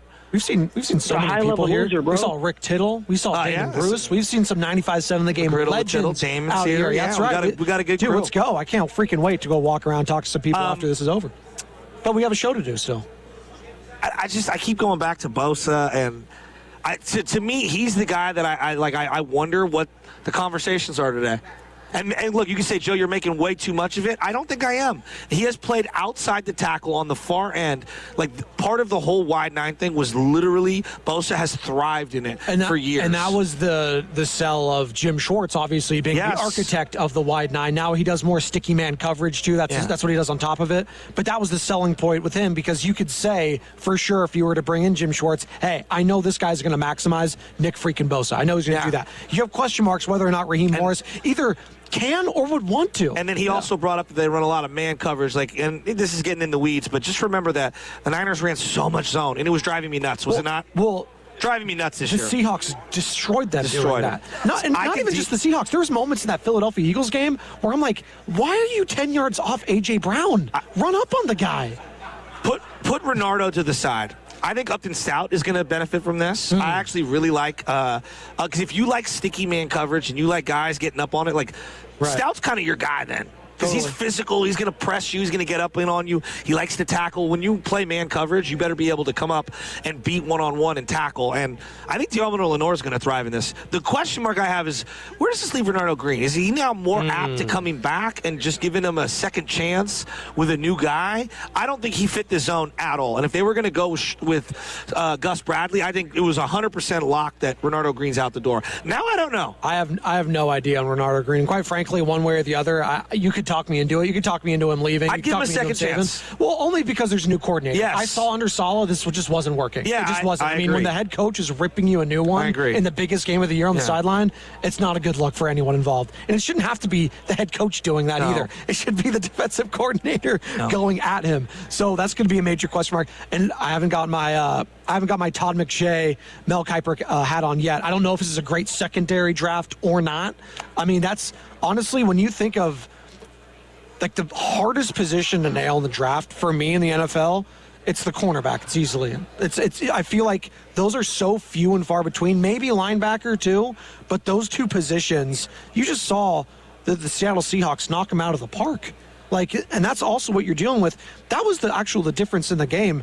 The Rams, they made some plays, but their secondary wasn't up to snuff. No. It wasn't. And Sam Darnold picked him apart at times. This is why Jalen Ramsey's been so coveted, even though he's not the player he was 5 years ago. I mean, he keeps getting traded left and right because teams still value him because he's a very good player, not as elite as he was. I think safety is one of their biggest needs on this team. And there's a lot of good safeties in this draft. The Toledo kid, Caleb Downs. I mean, there's a variety of guys that they could go with. And now I just wonder if, Raheem is really good on that back end. Where does that leave? Jair Brown's a free agent. I bet he goes. He's walking. Is Siegel his kind of guy? I have no idea. Is Malik Mustafa his kind of guy? I don't know who is a Raheem Morris guy because what I've just heard from David Archer, who covers the team, for the last 20-plus years, He's a player coach, so he'll try to get the best out of you, it sounds like. And it sounds like he's a guy that builds up a player rather than breaks them down. Yes. Which is, Saleh was also like that. Now, Saleh's very intense, but he's a guy that, I'd run through a wall for. He's pumping you up. The Sean McVays of the world, right? Whereas, prior to Saleh coming back, Nick Sorensen was just stood there. I don't even remember the guy speaking at all. I know he spoke to the podium once a week because he had to. I don't remember it. He'll never be in DC ever again. Steve Wilkes got testy at times because he's like, yeah, guys, this isn't my system. Well, I'm trying to defend, not to pile on. Not that he's good. I'm not here to say he's good, but you can't come in and learn when you've been doing something for 30 years. Do what I want you to do and don't do any of the stuff you were hired to do at every other stop. That's a tough one. All right, we'll pick this back up on the other side, 888-957-9570. What's coming with the game is sponsored by Crystal Geyser Alpine Spring Water. Cousin Nick Friedel going to be joining us very soon to talk the latest on Giannis Antetokounmpo, the trade talks. Is he coming to the Bay Area, folks? Is he? 888-957-9570. Spadoni and Shasky live from Radio Row here at Moscone Center. Crystal Geyser Alpine Spring Water. What makes Crystal Geyser Alpine Spring Water different? We always bottle our Alpine Spring Water less than 1.5 miles from the spring source, and all our bottles are made with 50% recycled plastic from our own recycling plants. Crystal Geyser, bottled at the spring source.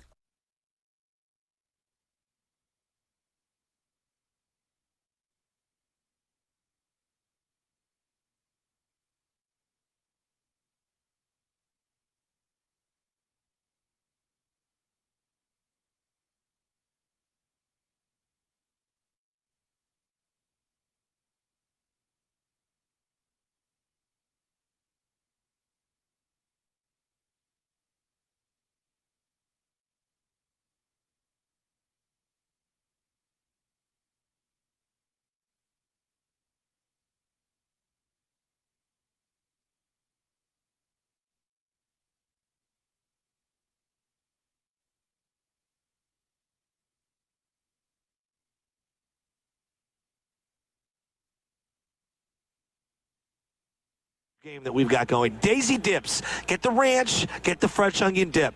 Get it. Tell them Shasky sent you. Daisy Dips. We talk a lot about defense on this show. But how's the defense on your actual house? I'm talking about your windows. If you're feeling a draft or your energy bill is higher than a Steph Curry three-pointer, it's time to sub in the pros. That's why I'm sending you to my friends at Ashby Lumber. Ashby Lumber has been the Bay Area's heavy hitter since 1968. And right now, they're featuring the best in the business. Milgard windows and doors. Whether you want that classic look with the Milgard Tuscany series, or you want the modern sleek vibes of the Trinsic series, Milgard has you covered. And let's talk about durability. Milgard's Ultra Series fiberglass windows are built to handle whatever the Bay Area weather throws at them. Plus, they come with lifetime warranty options for the total peace of mind. Go see the experts at the Ashby Lumber showrooms in Berkeley or Concord. They'll walk you through the entire Milgard lineup so you can win big on your next home project. Check them out online at ashbylumber.com. Ashby Lumber and Milgard, that's a championship combo. Get it done today. That's another amazing run by Team USA. Mom, think I'll be on Team USA one day? Well, I'll take this one. What? Are you speaking to us? Yes, and to answer your question, anything's possible, especially with Xfinity. So, I can be the best snowboarder ever? Well, I can't guarantee that. But Xfinity can guarantee that your internet price won't change for 5 years. Okay. What if I practice every day? Then maybe you'll be snowboarding for Team USA at the next Olympic Winter Games. And Mom, you'll still be paying the same price for Wi-Fi. Ooh, really stuck the landing there. It's the Xfinity Gold Medal Celebration. Now through February 22nd, get our best price on gig Wi-Fi for 5 years guaranteed, just $50 a month. Plus, get Peacock Premium included for 2 years. That's a $10.99 value per month. Xfinity. Imagine that. Proud partner of Team USA. Restrictions apply. Requires paperless billing and auto pay with stored bank account. Taxes and fees extra. Actual speeds vary. Express yourself with personalized cafe appliances at Friedman's Appliance in Pleasant Hill. You can select custom hardware in 4 finishes that let you uniquely accessorize your kitchen. Experience GE Cafe innovation with 6-burner Pro ranges, hot water dispensing refrigerators, and smart induction ranges. Plus, for a limited time, receive up to a $3,000 rebate with the purchase of select suite combinations. Uniquely style your kitchen at Friedman's Appliance in Pleasant Hill or at friedmansappliance.com. Hey, Bay Area sports fans, get ready for game day with Laughing Monk Brewing. Whether you're watching with friends or heading out after the final whistle, Laughing Monk has the perfect beer for the moment. With locations in Sunnyvale, Scotts Valley, and Bayview in San Francisco, there's always a Monk nearby. And now, check out their newest San Francisco location in Nopa. From crisp lagers to bold IPAs, every beer is righteously brewed in San Francisco. Grab a pint, grab your crew, and make game day better at Laughing Monk Brewing. Righteously brewed in San Francisco. If your home seems colder this winter than it should be, well, maybe it's time to upgrade your windows. As the Bay Area's largest Marvin reseller, Golden State Lumber and Strom is proclaiming this the month of Marvin. And as an Energy Star partner, Marvin offers durable, energy-efficient products that can lower your energy bill. Visit GoldenStateLumber.com, scroll down to Windows and Doors, and visit the showroom near you. Since 1954, Golden State, when you succeed, we succeed. A lot of Bay Area banking customers are faced with a choice. Which financial institution best fits what they're looking for? It might make sense to consider a bank's history. Take Fremont Bank. For 60 years, we've provided stability and consistency with an emphasis on relationships. We've grown one customer at a time, not through mergers or acquisitions, because that's how you can do business when you're independently owned and community focused. Fremont Bank. Here for you, here for good. Oh, how's that flu, babe? Did you take Dayquil Intense Flu yet? Nah, I got this. Ugh, okay, I don't got this. You stay on the couch, and I'll grab the Dayquil.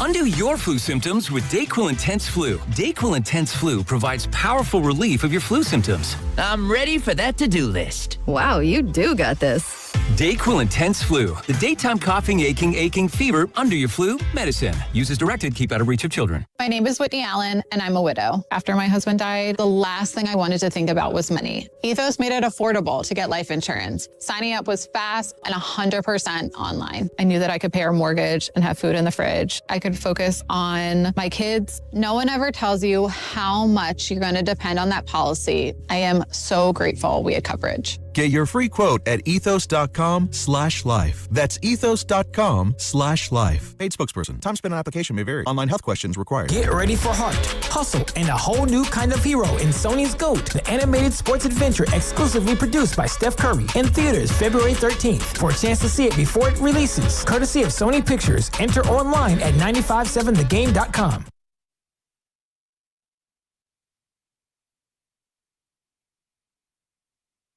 Now, back to Spadoni and Shasky. Live from Radio Row at the Moscone Center. Brought to you by Waymo. Shanahan drop. Who was that? What drop? I thought I heard Shanahan. I think you're hearing things. There you go. I think you're hearing things. That's okay. Shanahan. People are pumped up. It's really happening, people. Is this everything you thought it would be and then some? Actually, kind of. It is. Super Bowl. Sorry. See, I'm looking at a wandering Dan O'Shaughnessy right now from the Boston Globe, the legend. He looks bewildered. He doesn't even know where he's at. I don't even know where you're. Well, straight ahead with the glasses, white hair. I can't even see that far. Well, okay. I need to get a new prescription too. I wear contact lenses. I think my eyesight's fading. It's been bad since I've been in second grade. I've been to wear glasses, Joe, and that's something that you should not take for granted. You have really nice eyesight. You don't have to wear glasses. Nice.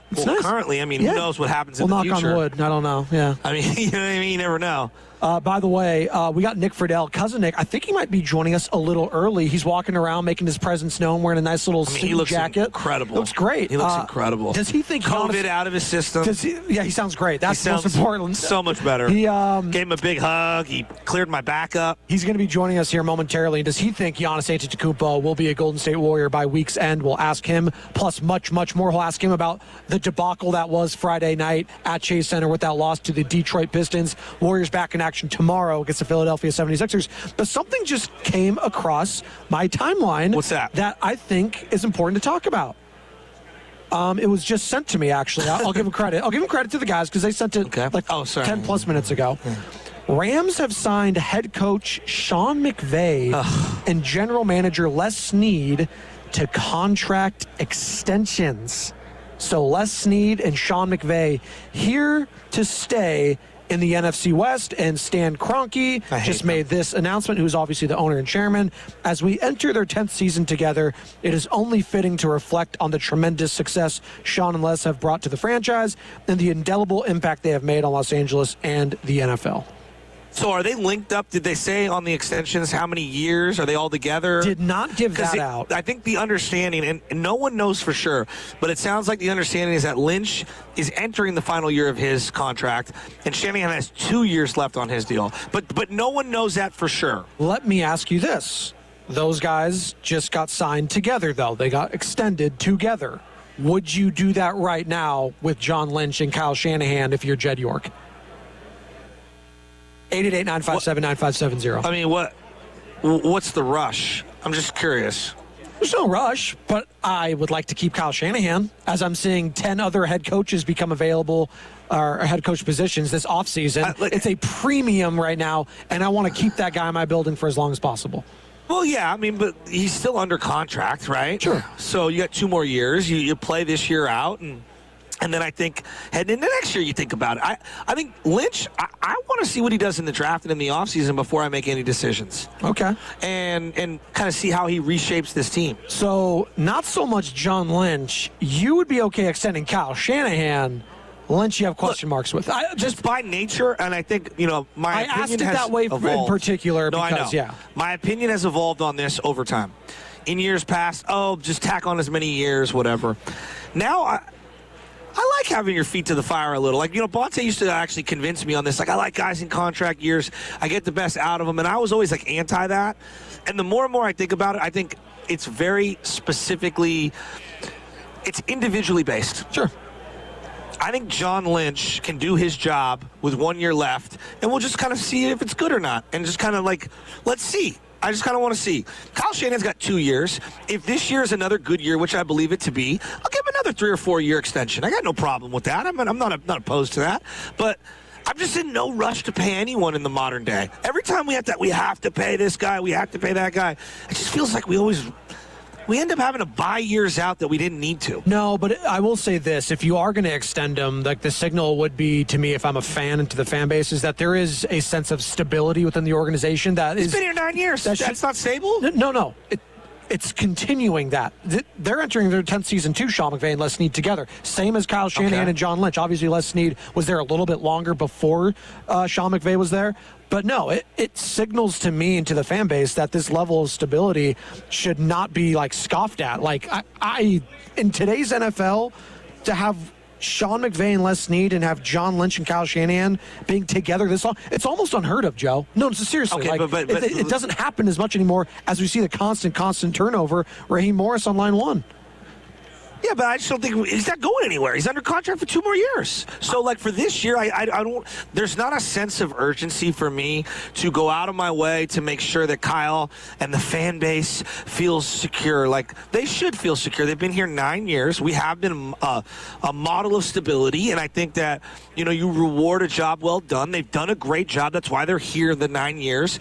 If Kyle was entering his final year of the deal, I think I would have given him the extension. I'm going to go 1 more year. I'm just not in a rush. And I don't think that's an indictment of me ready to send him out the door.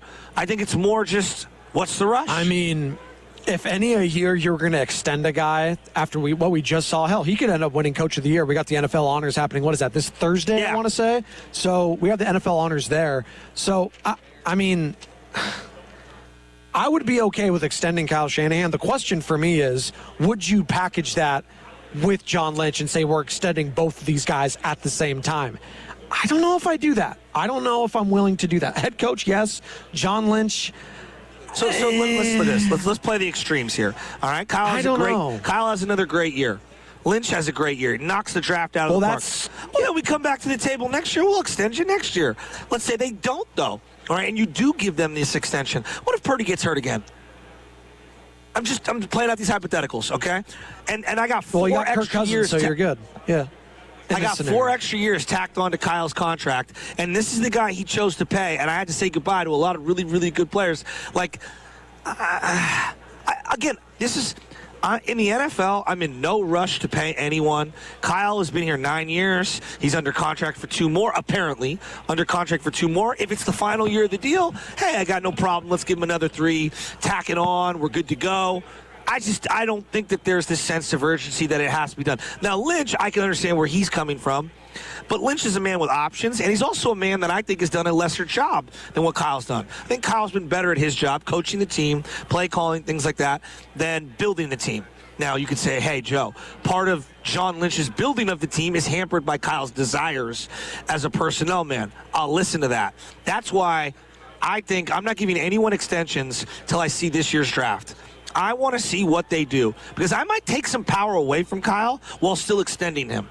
I might take power away from John Lynch while moving him up the org chart. I want to see how this offseason plays out. I'm so fascinated by all of this. I really am. It sounds like you're giving him a lifetime contract. Well, I'm not giving him a lifetime. Well, actually, Joe, this past year was so insane with all of his injuries that if you were going to give a lifetime contract to someone based off 1 year, I could listen to what you would say with Kyle Shanahan giving him one because of what he had to deal with at quarterback, because of all the injuries to Fred Warner, Nick Bosa, George Kittle, et cetera, et cetera, et cetera. All these guys just falling. He had guys playing linebacker that I've never even heard of. Garrett Wallow? Who was that? Joe, his own hand-selected draft picks couldn't make the field. That's why you're playing Garrett Wallow. Well, that's why I have more of a question about... Again, I hate that we have to keep coming back to this. Who has the final say? Is it Kyle Shanahan? Yeah, he has the final say. But which picks are his? Which picks are John Lynch's? How many years would you go with 5 straight defensive picks last year, Joe. How many of them were true impact players? Alfred Collins and C.J. West at times? So then why are we in this rush to give anyone a lifetime contract? Offensively, though, that team was able to somehow, some way, win 12 games. And it was bend, don't break defense. I'm giving credit to the offense. That's Kyle Shanahan's baby. So that's why I'm okay with keeping Kyle. I have question marks about John Lynch, though. Whether that's fair or not, I just do. Yeah, because he's supposed to be a defensive guy, and I can only trust one defensive player heading into next season. That's Deommar Lenoir. I can't trust Fred Warner coming off an injury. So you're not giving Lynch an extension? No, I'm giving Kyle Shanahan an extension, not John Lynch. And I think a lot of Niner fans would agree with me. Here's what I would say to you. When you give that extension to Kyle Shanahan, is the structure of who gets final say still the same? That's to be determined. I might bring in someone else now. The general manager and that being said, then why would I give you a contract extension right now? Because I want to make sure he stays in my building. He's under contract. Okay. He's not going anywhere. What if unless he determines he wants to retire and go away, then you trade him like Sean Payton. What if, hypothetically, we part ways with John Lynch? He does not sign a contract extension, Kyle Shanahan. They bring in someone else. It doesn't work out, and now Kyle leaves. Then I am flirting with potential he might leave me. And now where am I at with the head coach? Look, we've done this for 9 years. During your hypothetical, they would have been here 11. How many coaches in the history of the game go 11 years without a Super Bowl and retain their job? Marvin Lewis. No, seriously, I'm just trying to think. Bill Cowher didn't win his till his 15th year, I believe. Bill Cowher was a long time. But that's an organization that clearly has shown that they're very patient and they like stability. Yeah, but I think you can have a tremendous amount of stability and you have multiple years on the deal. I'm just in no hurry. Okay. I don't know where McVay and Les Snead were at in their contract extension, and I don't know what is motivating that. It might be to motivate Matt Stafford into coming back. I don't know. Well, remember, there was question marks. And he was going to go to Amazon Prime. Was that after the Super Bowl? The year after the Super Bowl? It was after the Super Bowl. Him and Donald was going to retire. Yeah, because McVay was having burnout, quote unquote, and he was exhausted. He wanted an extra $5 million a year. Correct. There you go. Well, there was comps, though. Maybe he had like the John Madden effect where he's done this for so long now at such a young age where he's like, I've already won. What else do I have to accomplish? Yeah. He's not John Madden. I think that's another part of this equation. Like, Kyle's been wildly successful, but No, how long can you go without winning a Super Bowl? I don't know. That doesn't mean you're not good at your job. It's just, getting to the number 2 spot, at some point you got to get over the hump. It's a conversation we're having as we're seeing a division rival play at your home stadium on Sunday, and it's going to be a theme all week long here. 31 years, 31 seasons since the 49ers have last won a Super Bowl. Why? Pete was let go in 2024, 2023? 2 years ago, Pete was gone. Yeah. 2 years ago. Yeah, so not last season. 2023. I'm trying to think. Or no, last season was Mike McDonald was a rookie, yes. So 2023, they won the championship in 2014, right? It's been a while. And he won the championship. They lost a horrific one the very next year. As egregious as any Kyle loss, and that eventually that shine wears off. You're listening to 95.7 The Game, KGMZ FM and HD1 San Francisco and Odyssey Sports Station, in the home of the Golden State Warriors and Valkyries, always live from the Fred Odyssey app, coming live from the Laughing Monk Studios. Our big game coverage here on 95.7 The Game is presented nationally by Tide. If it's got to be clean, it's got to be Tide. Spadoni and Shasky, one more hour here. These first 3 hours have flown by. We've been talking Raheem Morris. We have talked about D'Amico Ryans a little bit. It's the 5th defensive coordinator in 5 years for the 49ers, Joe, which is actually kind of crazy just to say out loud, because if you said that, you'd think, wow, this has been a dumpster fire organization. Actually, it's been the opposite. Now, you've had 2 kind of poor years from a defensive coordinator perspective, Nick Sorensen and Steve Wilks, but Robert Saleh, pretty good last year, given that, and then D'Amico Ryans obviously got a head coaching job. Yeah.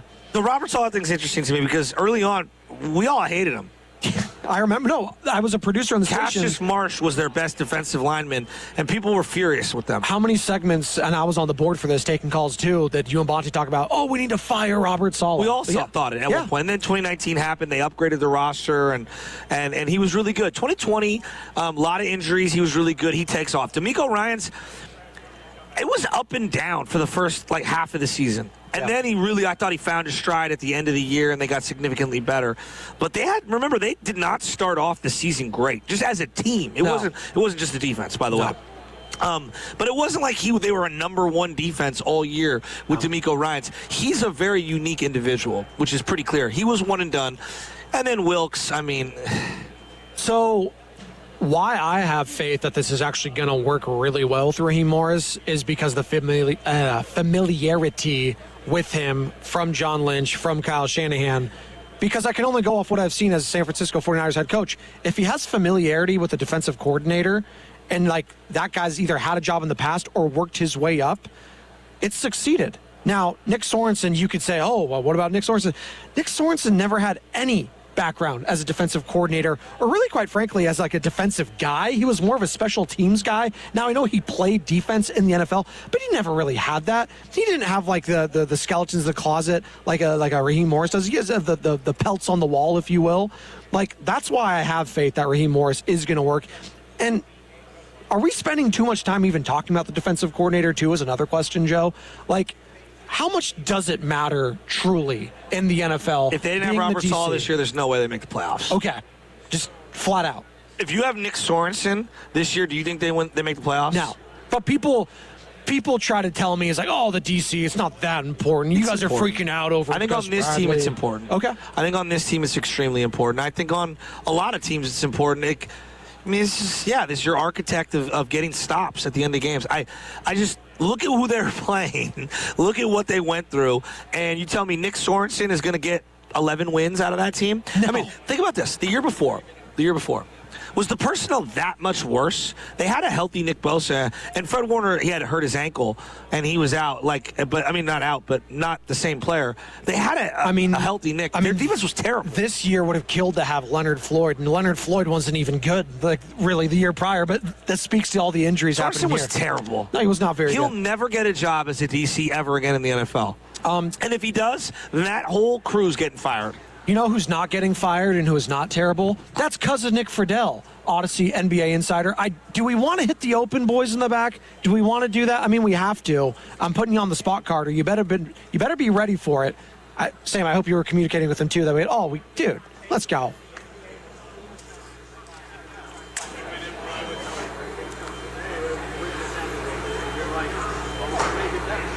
The Mandalorian.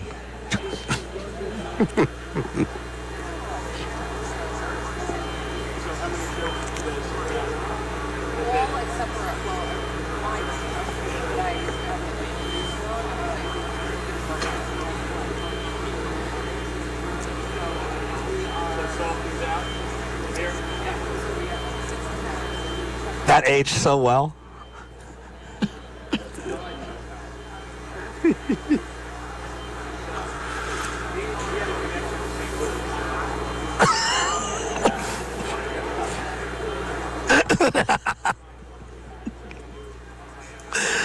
It's better.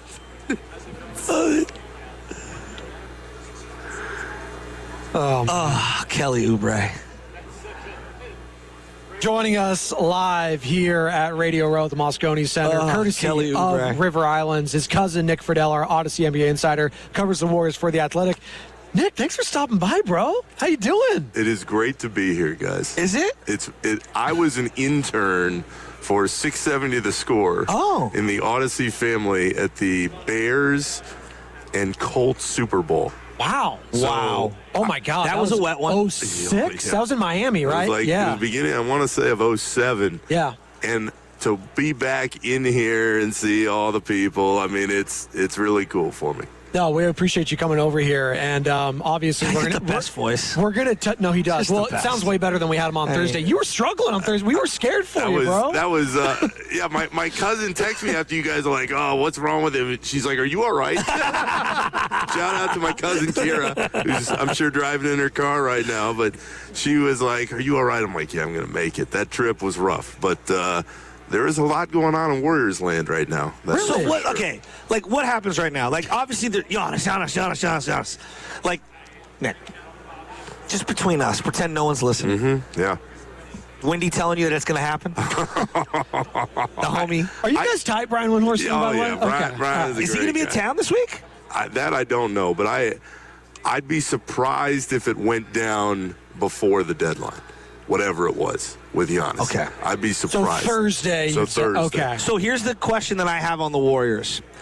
Is it worth waiting till the very end on Giannis and possibly striking out completely, or do they have to know before Thursday morning so they can pivot to whatever the next move is? Well, I think the only other next move is do you move Kuminga, which I don't think is a guarantee either. I mean, that's why if we were betting right now, guys, I would bet that we are going to have the exact same conversations going into June and July. Because if you're Milwaukee, unless you get everything that you want, what's the rush right now? Why?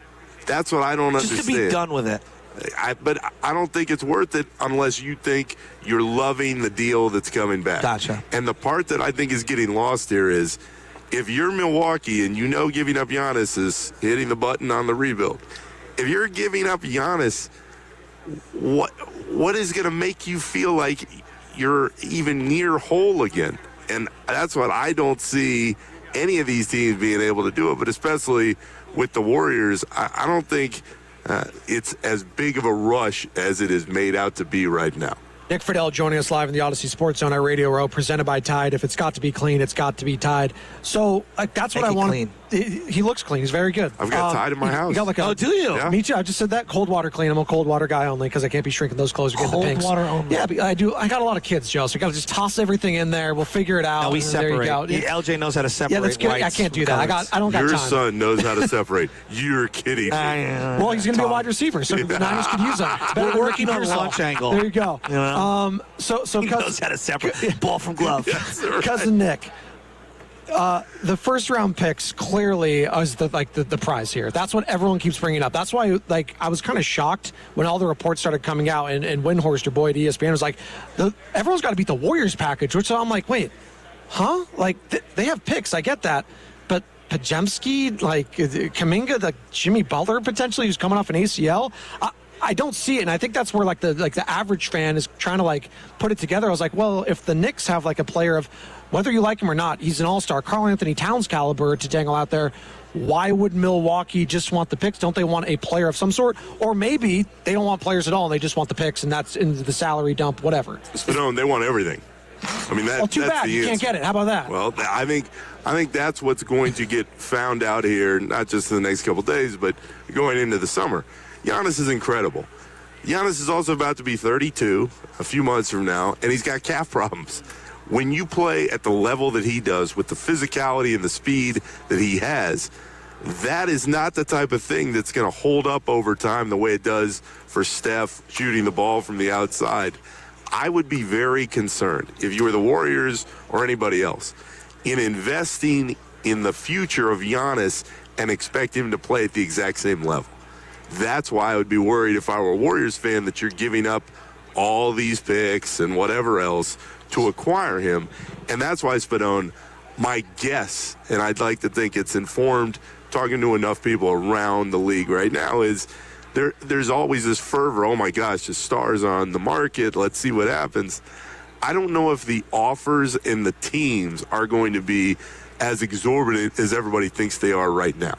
Only time will tell. We'll get a better read going into Thursday, but it just feels like if he were the same player and everybody thought he could be the same player for the next few years, great. I think there is some question once you start having the calf issues, can he be that guy at the same level year after year after year moving into the next deal? I saw a report from you yesterday that was taken from your Athletic article, and it was going all over the place. I mean, it went nuts on the internet, and it's you. I don't want to put words in your mouth, but it was regarding Jimmy Butler and the sense that you got, and you can phrase it however you'd like, and if I'm misinterpreting it, please interrupt me. You got the sense Jimmy was assured he would be here if there were a big trade out there. He would not be the one out the door. They are planning on sticking with him through the rehab. Do I have that correct? The read from the source was that they've been telling Jimmy, hey, we're going to stand by you through your rehab going into next year. They believe that Jimmy fits. Jimmy's comfortable here. Those are two very big keys, but he's going to be 37. It's 37 with a redone knee.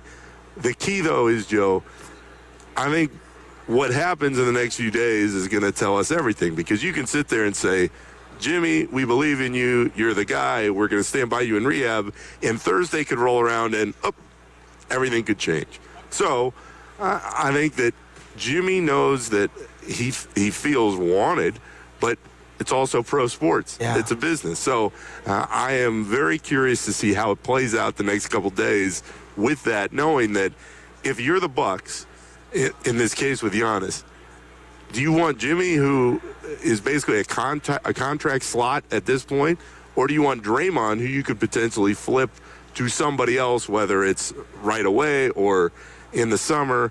I think it would make more sense for them to want somebody who is active and available, and you're not waiting for the contract to run out.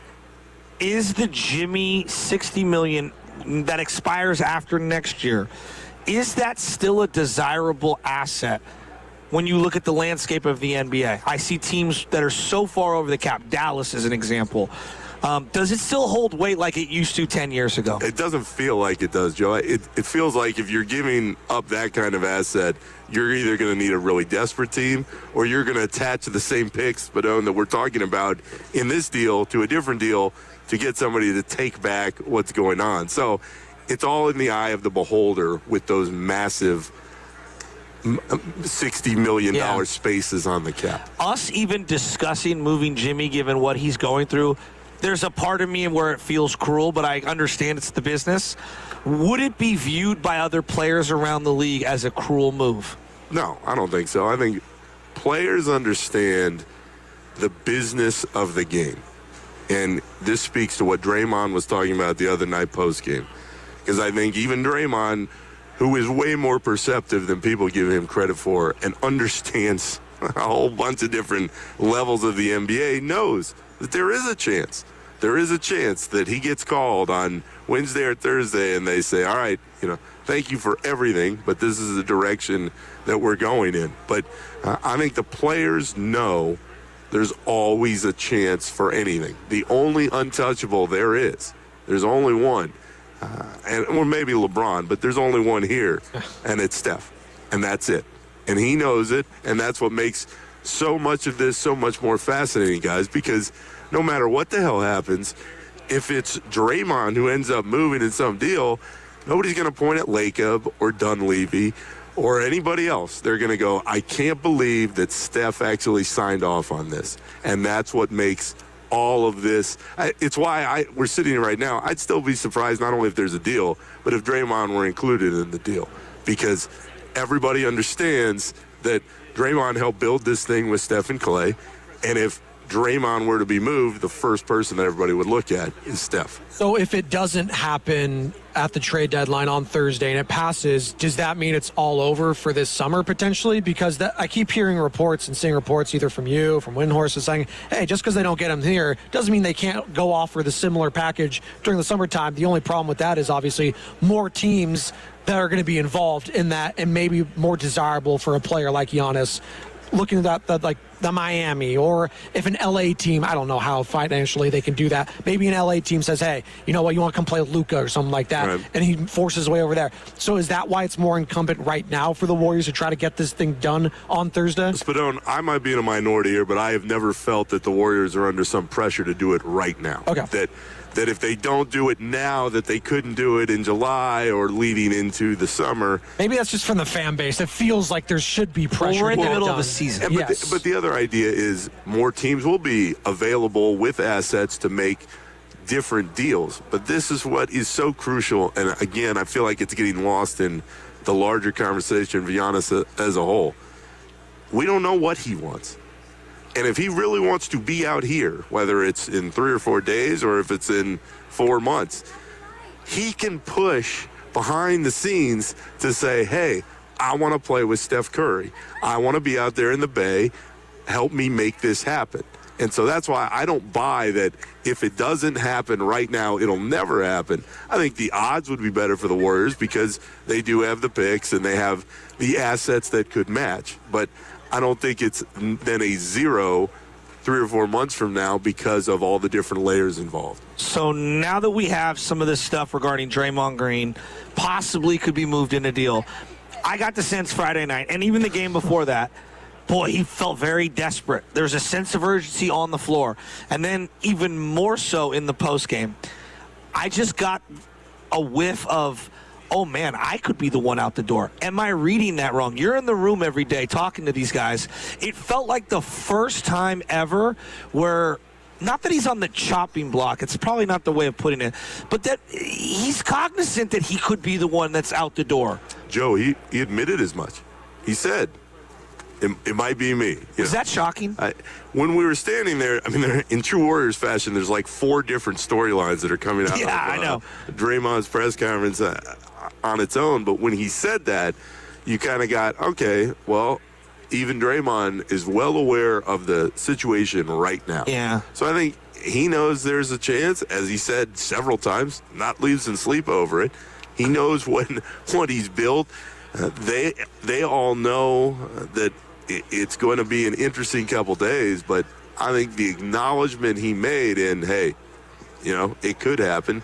Everybody knows in the league who the untouchables are. And again, you go back to number 30 because he's not going anywhere. He's the guy. There are so few guys like that. And if you're not in that circle, then you've just got to wait it out like everybody else. So if they don't make a move here, well, I'm going to bring up the K word in a little bit. Not Keon Ellis, who finally got Kevin Durant. All right. But similarly, we talk about him way too much. No. I don't think you talk about it enough. I think you need to talk about it Actually, some more. our show does not talk about it compared to the other shows as much. I'm just coming it out. Come on, don't do that to us. I'm coming it out. All right. You and me both. I mean, I remember my brother said to me during COVID. Is the most coming it during out. COVID, my brother goes, "Why do you talk so much about Kelly Oubre? He sucks."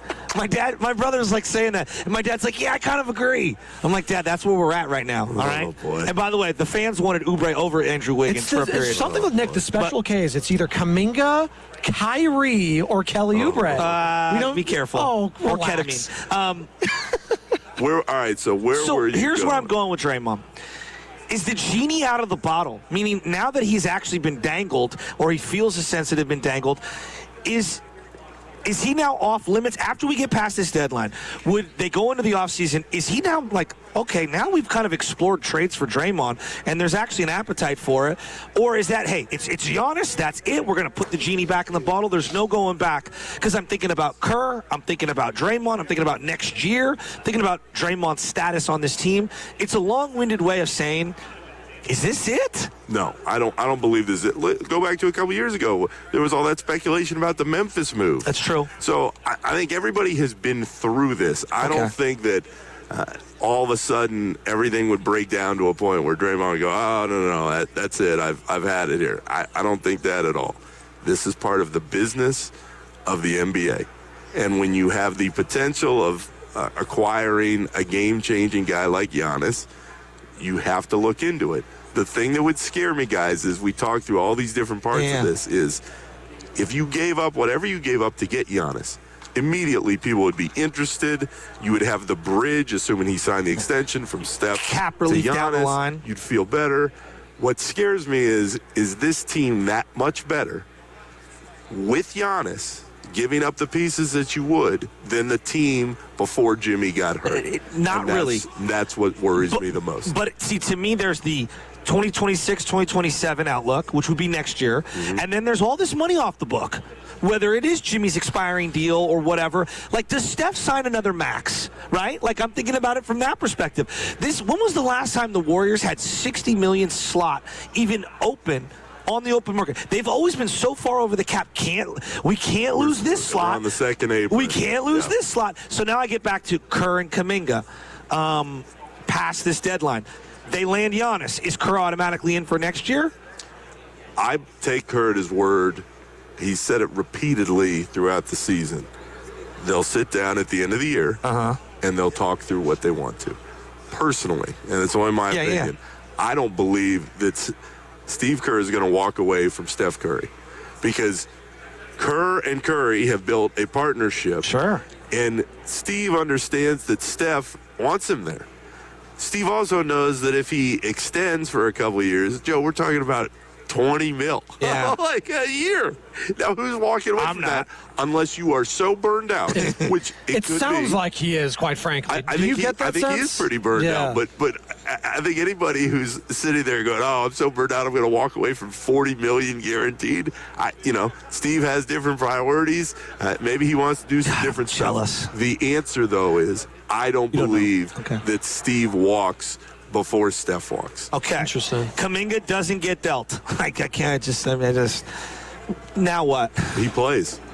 Absolutely. He plays. And then what happens into the offseason? We do the whole dance. Oh, my God. All the way around. But he absolutely, the first thing I thought when he got hurt in Dallas the other day, guys, was we won't see him again until after the deadline. Now, whether that's here or some other place, we don't know. Put him in a bottle. But we aren't going to see him again. So now we are a game away, because after the game tomorrow night, they go to Phoenix and the deadline will be done.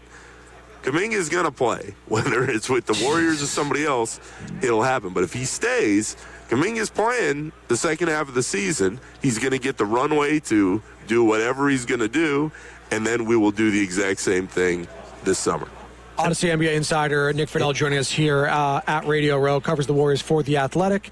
And Nick, real quick, Steph's knee, runner's knee they're calling it. Should we be concerned as Warriors fans, or is this much ado about nothing? If you hear Steph and knee, always you should be concerned. They're saying it's an old man injury, though, so, old man injuries don't just disappear over time either. Him scoffing at this is kind of ridiculous. I would be concerned only because he is who he is, and he's at the age that he's at. So, am I concerned and that they need him?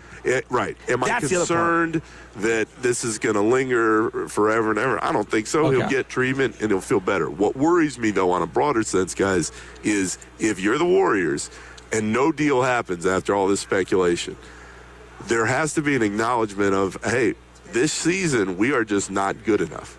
This is now the Steph show.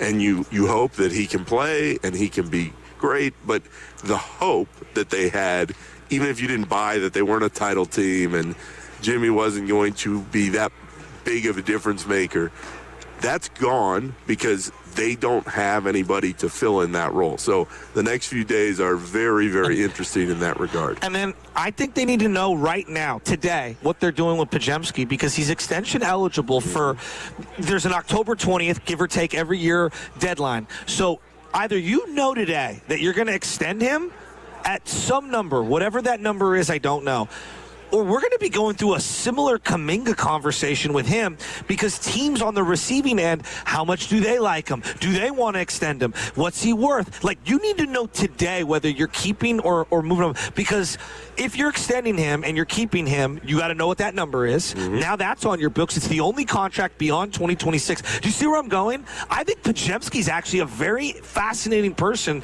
as the next 4 days kind of go into focus here. Joe, I think it's a very good point. It's well taken because you're walking into a similar situation that we've all been through. What I would say to any Warriors fan that's listening to us right now and rolling their eyes and going, for Pods? The league likes Pods. The coach does. Like he has talent. I know that people get lost in some of the stuff he's been good this year. Pods is a really good player, and he's young. Yeah. He's still kind of coming into his own. So anybody that's sitting there saying, oh, okay, it's Pods, you're not reading the situation for what it is. This is a player that has respect in the league. Yes, he said some stuff that people kind of rolled their eyes at. That doesn't take away from his talent. And I think if you don't understand, to your points about the next deal and what happens, you're walking into a situation where you go, oh boy, how big of a difference is there going to be between what Pods ends up wanting a year from now and what we have the opportunity to give him? Nick, great stuff. We appreciate your time this morning. What are you going to do the rest of the day? Just going to be walking around just saying what's up? Dude, you went to Syracuse, right? I saw like the entire school was like over there. Have you said what's up to them or what? Unbelievable. Yeah, I walked over there. It was pretty cool. Did you tell him to get some personality or what? Oh, shut up. I mean, Wait. I have to leave you guys with this. The other night, I walk into... I still have one more for you, too. Don't worry. I walk into Wood Tavern the other night. Okay. And I have my pork chop in Spadone. You remember a year ago, you and I did shows because this man was on his vacation. Because it was the All-Star break here. And I sat down at Wood Tavern, and I started talking to the bartender, and he's like, I said, this is my perfect meal, pork chop and a little dessert. And he's like, yeah, there was this guy who used to work on one of the radio stations here, and he moved to New York, but he had come back last year, and he did like a week's worth of shows, and he said the pork chop's one of the best meals in the bag. And you're like, that. So he said that Thursday and Friday of that week, they ran out of pork chops because everybody was coming up to the bar. God. And I was like, hey, I have to tell you something. I was like, that's me. My name is Nick. Pick that name up you just dropped. Yourself. Oh, yeah, that's right. Wood Tavern, the pork chop. Shout out to all those people, but they listen to the station big time. I do have to ask you one final question, brought to you by Ghostwood Kitchen in Redwood City. What is your must-have food item for the big game party, either you're hosting or going to it? What's the must-have? Ooh, I mean, I'm not cheese dip earlier. I'm not bringing anything because I don't cook for... Okay, well, then what do you want to be there then? There's got to be a good queso dip for any Super Bowl party. It has to be. You've been to my house for a Super Bowl. Hell yeah, we Bucs. did it right. Absolutely. Yeah. I brought over some of that Cuervo. Oh, that's right. 17, that is whatever right. it was. I don't know if that's right. Yeah, that is a food. Yeah, sure. We'll take that. Yeah, we'll take that. The liquid diet. Here's a better question. Why haven't the Niners won a Super Bowl in 31 years? You already asked me this last week. I know. We're asking they don't have the quarterback they need. Sammy's giving me the wave. I love y'all. We gotta go. That's and I hate Tom Nick. Brady. We appreciate it. Even though I love him. We'll wrap it up on the other side. Brought to you by Calcium. Trade on anything. The big game is here, and now you can trade on football legally in California on Kalshi. Right now, New England is trading at 32% to beat Seattle. A $100 trade pays out $289. Use code FAN to get $20 when you trade $100. KALSHI. Kalshi. Trade on anything. Hey, it's Willard. Legends are built over time. Anyone can have a great game, a lucky season. At Habas Law, generations matter. For Tarek Habas and Nicholas Habas, integrity was learned at the dinner table. And a hard truth. Clients are often victimized twice. First by accidents, then by greedy insurance companies. 40 years strong, Omar Tarek, and now Nicholas Habas, generations fighting to make it right. Visit HabasLaw.com. Omar Habas is a California licensed attorney. Offices in Northern California, including San Jose. Past results do not guarantee future outcomes. Listen all week as 95.7 The Game broadcasts live from Radio Row in San Francisco. Join the Morning Roast with Shasky and Spadoni from 6 to 10 a.m., Steiny and Guru from 10 a.m. to 2 p.m., and Willard and Dibbs from 2 p.m. to 6 p.m. every day this week, live to hear all of the big guests, big news, and everything that is happening here in San Francisco for the big game. Brought to you by Waymo. Kick off the big game with autonomous rides. Get around the city with Waymo, the world's most experienced driver. Download the Waymo app and ride today. Running a business means wearing multiple hats. So if you're like me, you probably started out using your personal phone, taking client calls and texts nonstop.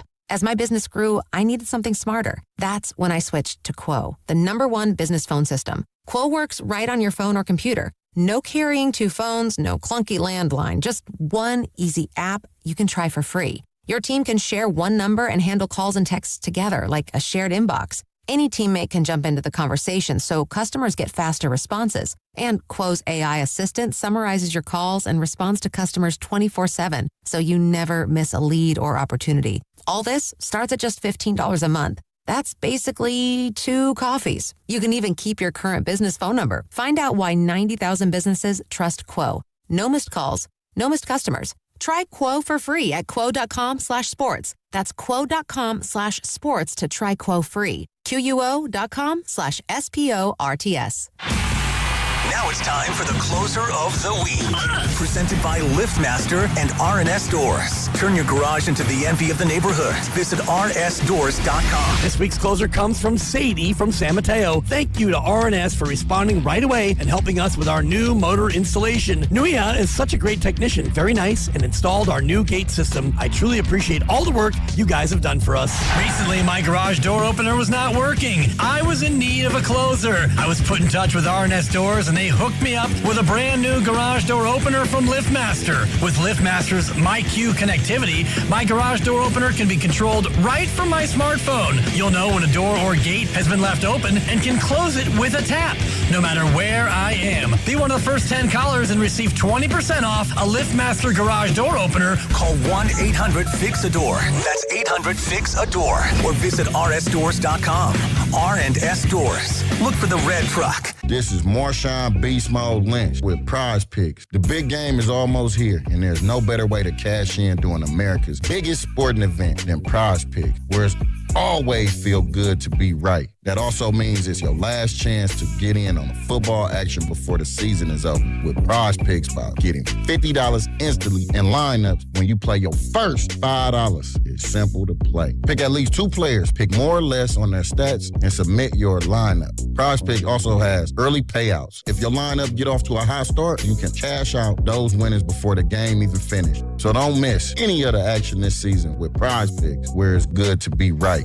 Download the Prize Picks app today and use code SB50 and get $50 instantly in lineups when you play $5. That's code SB50 on Prize Picks to get $50 instantly in lineups when you play $5. Win or lose, you'll get $50 in lineups for just playing. Guaranteed. Prize Picks. It's good to be right. Must be present in certain states. Visit prizepicks.com for restrictions and details. The wait is over. Tokyo Central Specialty Market is opening at Bay Street, Emeryville. Join the grand opening celebration January 31st and February 1st. Food, culture, and excitement await. Details at baystreetemeryville.com/events. That's baystreetemeryville.com/events. This is the story of the one. As an HVAC technician, he and his digital multimeter are in high demand. So when a noisy office HVAC turns out to be a failing blower motor, he doesn't break a sweat. With Granger's easy-to-use website and product information, he selects the product he needs to keep everything humming right along. Call 1-800-GRANGER, click Granger.com, or just stop by. Granger, for the ones who get it done. DQ presents the Spicy Menu. For a limited time, try the new Flamethrower Chicken Strip Basket for $6.99 with spicy, bold strips that heat you up.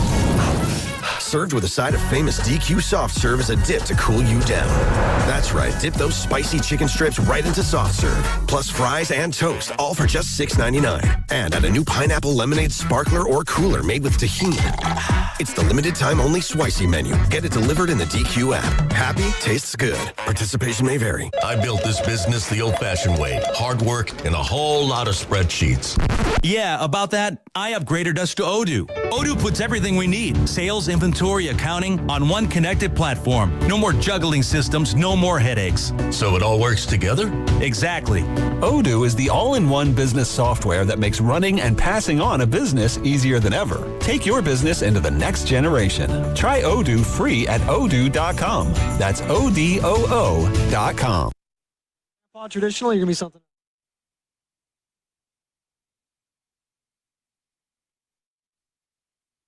Now back to Spadoni and Shasky, live from Radio Row at the Moscone Center. It is 2-0 in the count. Brought to you by Waymo. The future's here with autonomous rides. Download the Waymo app and ride today. Let's go. We are freaking rolling here at Radio Row here at the Moscone Center. Spadoni, Shasky, the Morning Roast. One more segment for you. And we just stole this guy that was right across from us. Sports WEEI over in Boston, right across from us. I mean, the freaking Patriots are playing the Super Bowl. We haven't talked about the Super Bowl matchup at all. It's all been Giannis. They don't Raheem win Morris. any Super Bowls without Jermaine having the game of his life.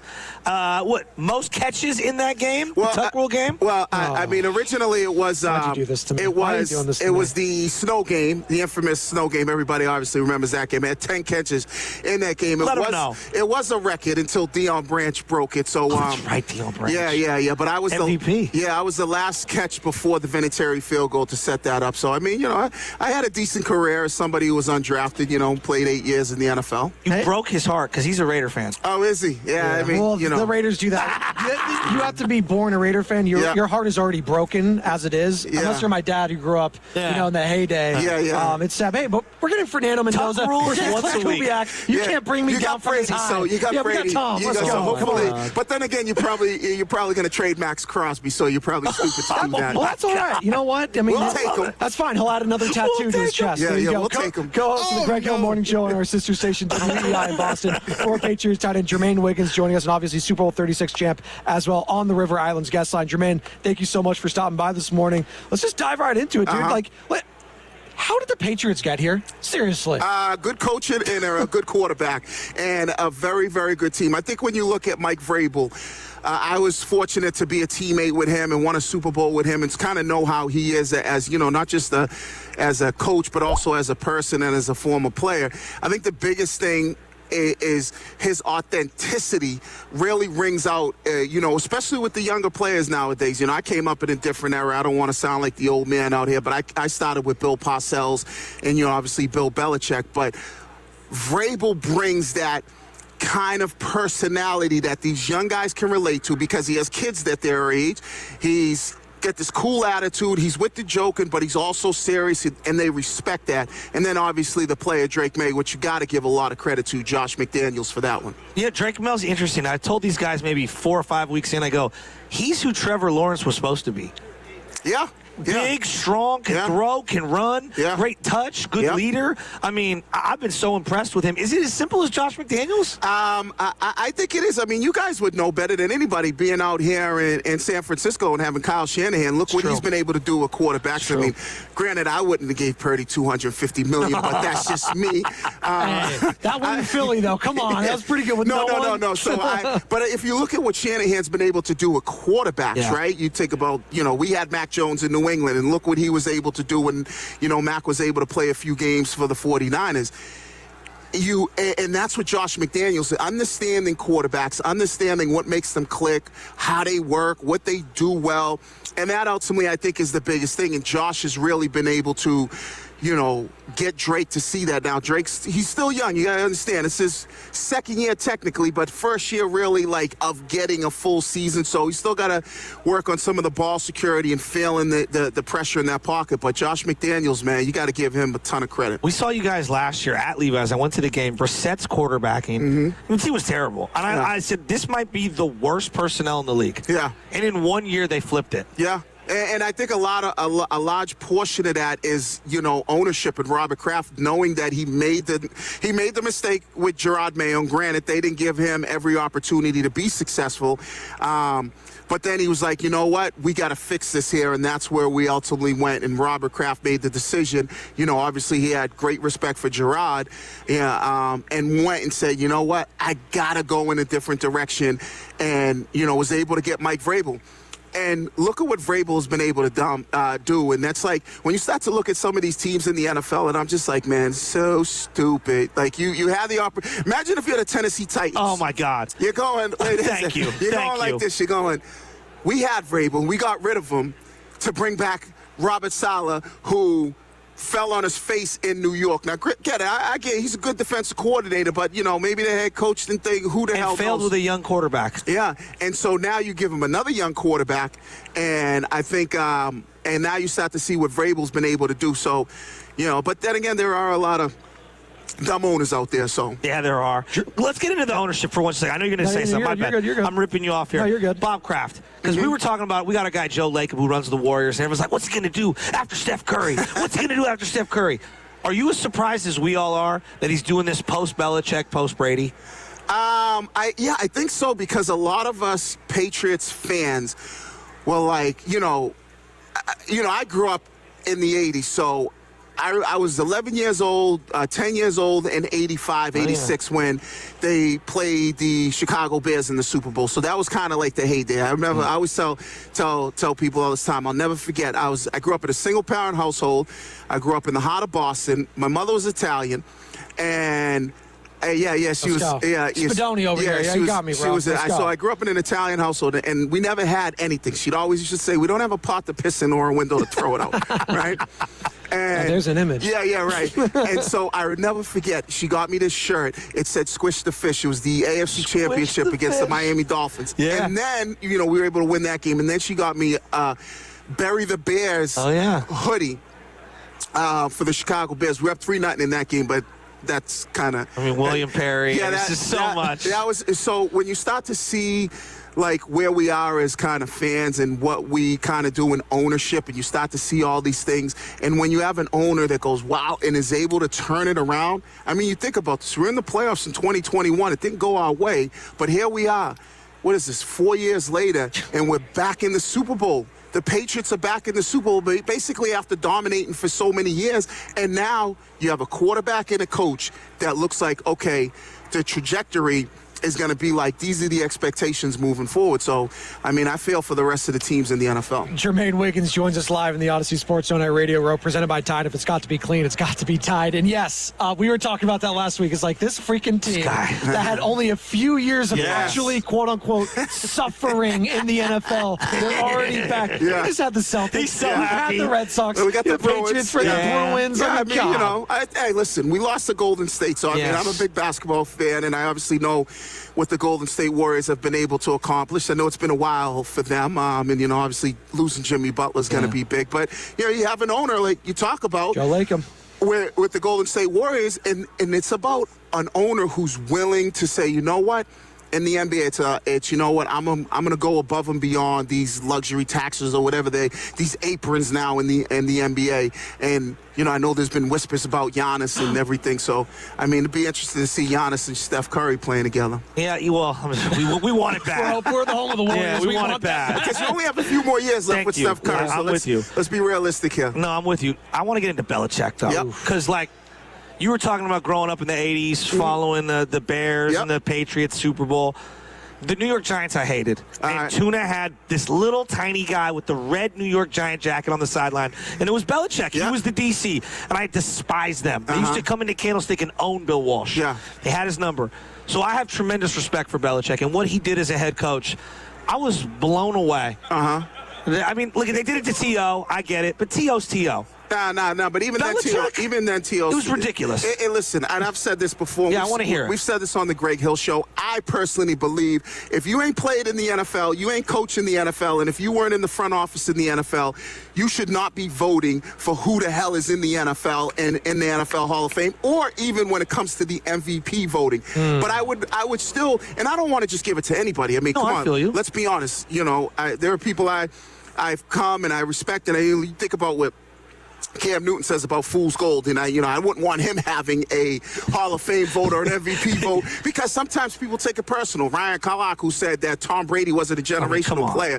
Come on. You can't just give it to any former player or former coach. I think there should be like a process, a board, and people should have to go ahead of that board, former players, former coaches, former execs, and show that they really want to do this. And every few years it should change. Like, there should not be somebody who's 80 years old voting on guys to be in the Hall of Fame that have played in the 2000s.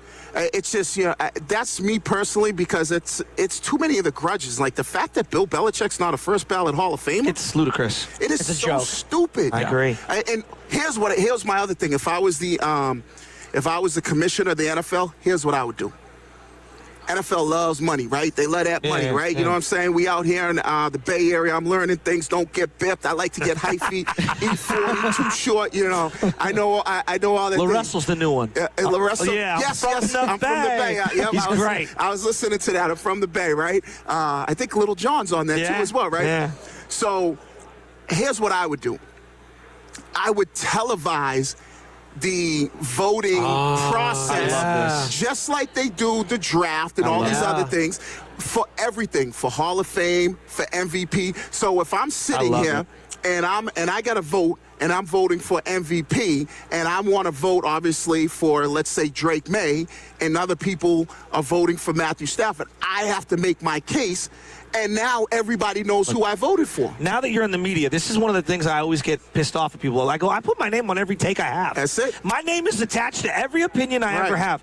The worst is this anonymous executive said this. It drives me nuts. Yep. I'm with you. Accountability. And televise it. The NFL, it'll be another way for them. You 100%. Put it in prime time. People will tune in to watch, and it'd be like, people will be, fighting on, here's why Bill Belichick shouldn't be in the Hall of Fame. So now we would know who this person would be and say that he shouldn't be in the Hall of Fame, and we could, get their opinion on it, and we'd go, okay, hey, that's logical. I understand it. Or we go, this guy's an idiot. Somebody needs to take him out back and give him a few Chiquandas to the back of the head. Well, similar to, look, the Bonds thing is different, right? It's baseball. They have a character clause. I still don't care about that. Barry Bonds is a Hall of Famer. Thank you. I look at it like this. It's a steroids era. I understand 100%. I understand it. But if the guy was a Hall of Famer before the steroids, so the steroids allowed him to hit a home run that would travel 475 feet, where he would hit a home run that traveled 425 feet. The bottom line is the guy was still a 100%. Hall of Famer, whether it's Clemens, Bonds, Manny Ramirez. Just because you take steroids don't mean you're a Hall of Famer, because there's plenty of guys who did it and didn't turn out to do well. So that, to me, that's a whole nother subject. I still think I'm still pissed about the whole Pete Rose situation, but... Well, and also, if the guy that profited off it, Bud Selig, as commissioner, gets to get involved and gets inducted into, come on. It goes back to what I said. It's these old dinosaur writers who are still the purity of the game and this, that, and the other. And they're like, well, Sandy Koufax didn't do that. Babe Ruth didn't do that. It's like, who are you as a person to judge someone else on a character? Like, no one's perfect. Like, that's the whole thing. Like, when you're trying to get into the mindset, it's like, oh, the sanctity of the league. I was like, who the hell are you? Well, you know how many skeletons in your closet? The number one thing for me, and I've always been this way, the number one thing for me, no matter what it is, music, entertainment, movies, sports, I don't care what you do off the field. Outside of your profession, I judge you on what you do when it comes to whatever it is that performance is. Listen, R. Kelly is an absolute dirtbag, but I love his music. You understand what I'm saying? Separating the art from the artist. And it's got to be the same way in sports. You got to be able, like, Kurt Schilling should be a Hall of Famer. He's not because you don't believe in his political beliefs. He's one of the greatest big game pitchers ever. The ketchup sock. I mean, that was that was before the Red Sox. Diamondbacks, Phillies. I mean, he's an all-timer. We're run up against it. I got to ask you two quick questions. The first one: what's the quintessential Boston movie? You have to only pick one. Because there's a lot of them. He really just wants you to say The Departed. The Departed is one of my favorite movies of all time. It's one of my favorite. Now, The Town's a great one. There's a zillion of them. But for you, what is it? Mystic River's a good one. That's a great one. Sean Penn? Yeah, man. It's a little bit. No, Sean Penn. No, Clint Eastwood directed it. Yeah, that's right. San Francisco guy, Jermaine. Come on, I didn't know he was a Frisco guy. And I was like, my wife's down here, and I started going like Gold Rush, and I didn't realize the 49ers came from the Gold Rush. I was like, all right. But I would say I'm going to have to go. I probably have to go with The Departed. Let's go. I know a lot of people go town with the iconic lines. I can't tell you. We're going to do some bad things. Whose car we taking? Yeah, it's so good. But the cast was so good in The Departed. It's the best. Yeah. All right, last one. Why have the 49ers? It's got to be one thing. I know it's a pie chart of culpability. Yeah. Why have they not won a Super Bowl in 31 years, from your vantage point? Quarterback. Simple as that. Because you win Super Bowls two ways, quarterback and coach. And when I say quarterback, the quarterback doesn't have to go out there and throw 375 yards and 3 touchdowns, but he has to make the throws at the important times. There's about 4 plays throughout a game and a Super Bowl where, A, the quarterback makes it or he don't. And we saw a couple of years ago when it was Jimmy Garoppolo and he didn't make the throw, where the other quarterbacks are able to make the throws. And that's all it is.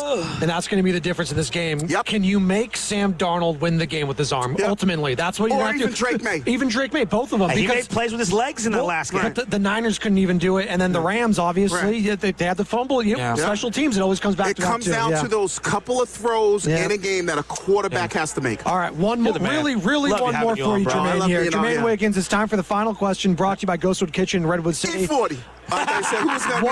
What is your must-have food item for the big game? Either you're hosting the party or going to a party. What do you got to eat? What do you got to eat? And listen, if I was in Atlanta, I'd be at Magic City eating their lemon pepper wings, baby. Lemon pepper wings all day long.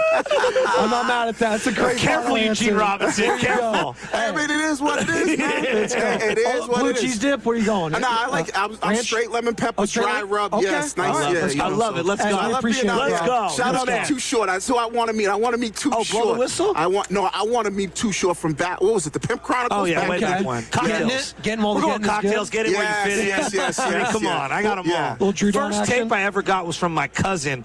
Get in where you fit in. He's like, this is going to rock your world. Yeah. First time I ever heard about the Bay was Captain Saberho E40. Should I save her? So you also got to look into RBL Posse if you're here. You got to look at Andre Nicotina and obviously Mac Dre, rest in peace. I love the hyphy scene, so you know what I mean? And I'm not going to get bit because I'm taking interest everywhere. Hey, Jermaine, great stuff, You're the man. Appreciate it. Thank you, bro. Thank you. Have a good one. There we go. That's Jermaine Wiggins, co-host of the Greg Hill Morning Show on our sister station, WEI in Boston. Former Patriots tight end, Super Bowl 36 champion. The best. I mean, the accent alone. Are you kidding me? Does it not get more Boston on day one than that? Did I see the Goo? Goo, get over here. Where's he at? The Goo is ear to ear smiling. Okay, so he's wearing the collared shirt. Get in here. Put him on. A little impromptu crossover. Oh, no, that's all right. Well, Steiny didn't want to. Dude, your hair is looking great. Steiny's behind me. It looks so good. He didn't even want to acknowledge me earlier. So I'm not acknowledging him right now. Steiny's right there. I didn't see you over there.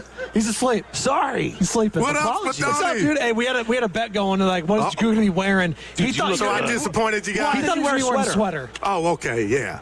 I mean, you're kind of wearing a sweater. It's my second rodeo. It's like Sonny and I went a couple years ago to Vegas. So you know what to do. Well, what's the difference? Tell us, what was the difference from Vegas to here, you think? The Niners were playing, so I'll start there. Thanks, I didn't know. The Niners were playing. But it's kind of dope, man. But, see all the people that we grew up watching, and then we just chop it up, and I'm happy for the Bay, but can you tell the city's already changed already? You did what I did. You shaved. Yeah. Good. Yeah, a little bit. You're ready to go. All right, well. Who was that you guys just had? Jermaine Wiggins. Okay. Wow. Well, he's great, dude. He's great. This guy to rub it in first. He's like, Jermaine, you have that tuck rule game. I had to. Thanks. Just stab me in the heart. Why don't you a couple more times? Hey, Butch, you didn't respond to my Jay-Z stuff I sent you. Me and Butch got the conspiracy stuff going on. Well, it's not a conspiracy. I mean, we don't just left the country. Allegedly. Hey, innocent people don't flee. Now look at you. Oh, my God. Hey, shout out OJ. Who was that Junior Soprano, too? He's like, we don't run. Luis Arise? Oh, my God. Look at that lineup, man. Well, here's the thing. I don't want him to bat lead off. I don't want him to bat two. Because I want him at the bottom of the lineup.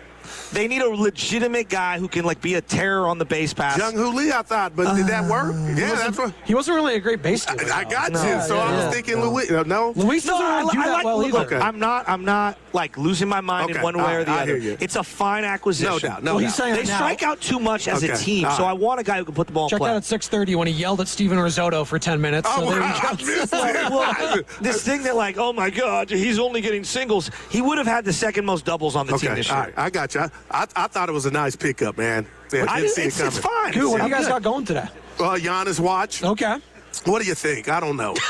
No, seriously, I don't know. Oh, about Giannis. Yeah, How about this? Can I ask you a more difficult question? Well, go ahead. If you had to know today whether or not you were going to extend pods, and this week was the week to either trade or retain him, meaning you retain him, you're probably extending him, what would you do? I would extend him. Yeah, it would be I can't overpay, but dude gets hated on, I get it, but he hustles his ass off. So you'd have to give me, who would replace him or whatnot. But you need to know now, today whether you're going to extend him or keep him. What if I tell you the Warrior scoreboard to me he's getting extended if nothing pops off in regard to the trade. Just remember this. If it goes beyond this deadline, he is then extension eligible at the end of the calendar year through October 20th. We're going to go through the same thing with Kuminga that we did. You got to have an idea of what you're going to do. Let me figure out who my head coach is first before I do that. I'm just asking. I'm asking. Because I don't know. But I think you need to know because his value now would be the highest it would be. Right? What's your percentage on Giannis watch right now? What are you thinking? What's your gut telling you? I left Friday. I was like at 65, but I don't like that he was coming. Okay. What if I told you I don't like the fact that we're kind of quote-unquote in the lead and there's so many rounds left in the fight? So hopefully... Are you at Urgetubin yet, 61? No, I'm going back down to 49. Wow, that was way higher than me. I was like 10%. 49. So where are you at? Jeff Fuller. Nice. I don't know where I'm at. I'm at 53. I'm at Navarro Bowman. Well, Steiny and Goo are going to be here for the next 10 to 2. Then they'll take it to Willard and Dibbs, all of that. But we got Brian Baldinger with us tomorrow, Joe. He's going to be here. He's probably in the ocean now. 16. Oh, my God. Yeah. Wednesday? Careful. Then why is it right here? Wednesday. Well, it's right here. Guest promotion for Wednesday. Bonte Sam is going to kill Joe. He is. He is giving you the look of death. You did. Well, when you're promoting a guest for tomorrow, not for Wednesday, it's easier for me. I butchered that. We got the butcher boy here. We're good. Got tomorrow. I'm going to get some food. I got more guests promoting right here. Mike Florio, Grant Cohn, Stu Gotts, and Will Gavin. Is that a G right there? Will Gavin. Thank you, Sam. That was all for us today. Steiny Goo next, brought to you by Front Bank. Here for you. Here for good.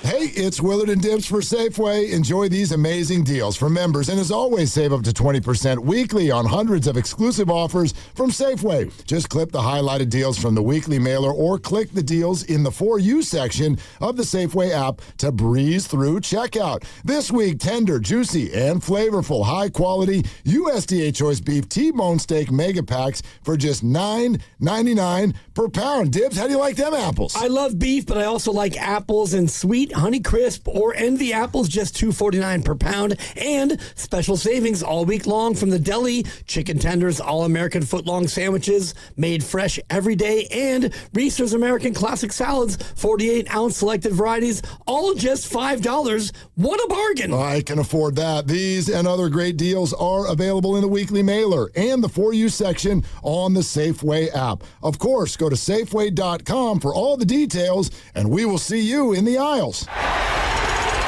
That's another amazing run by Team USA. Mom, think I'll be on Team USA one day? Well, I'll take this one. What?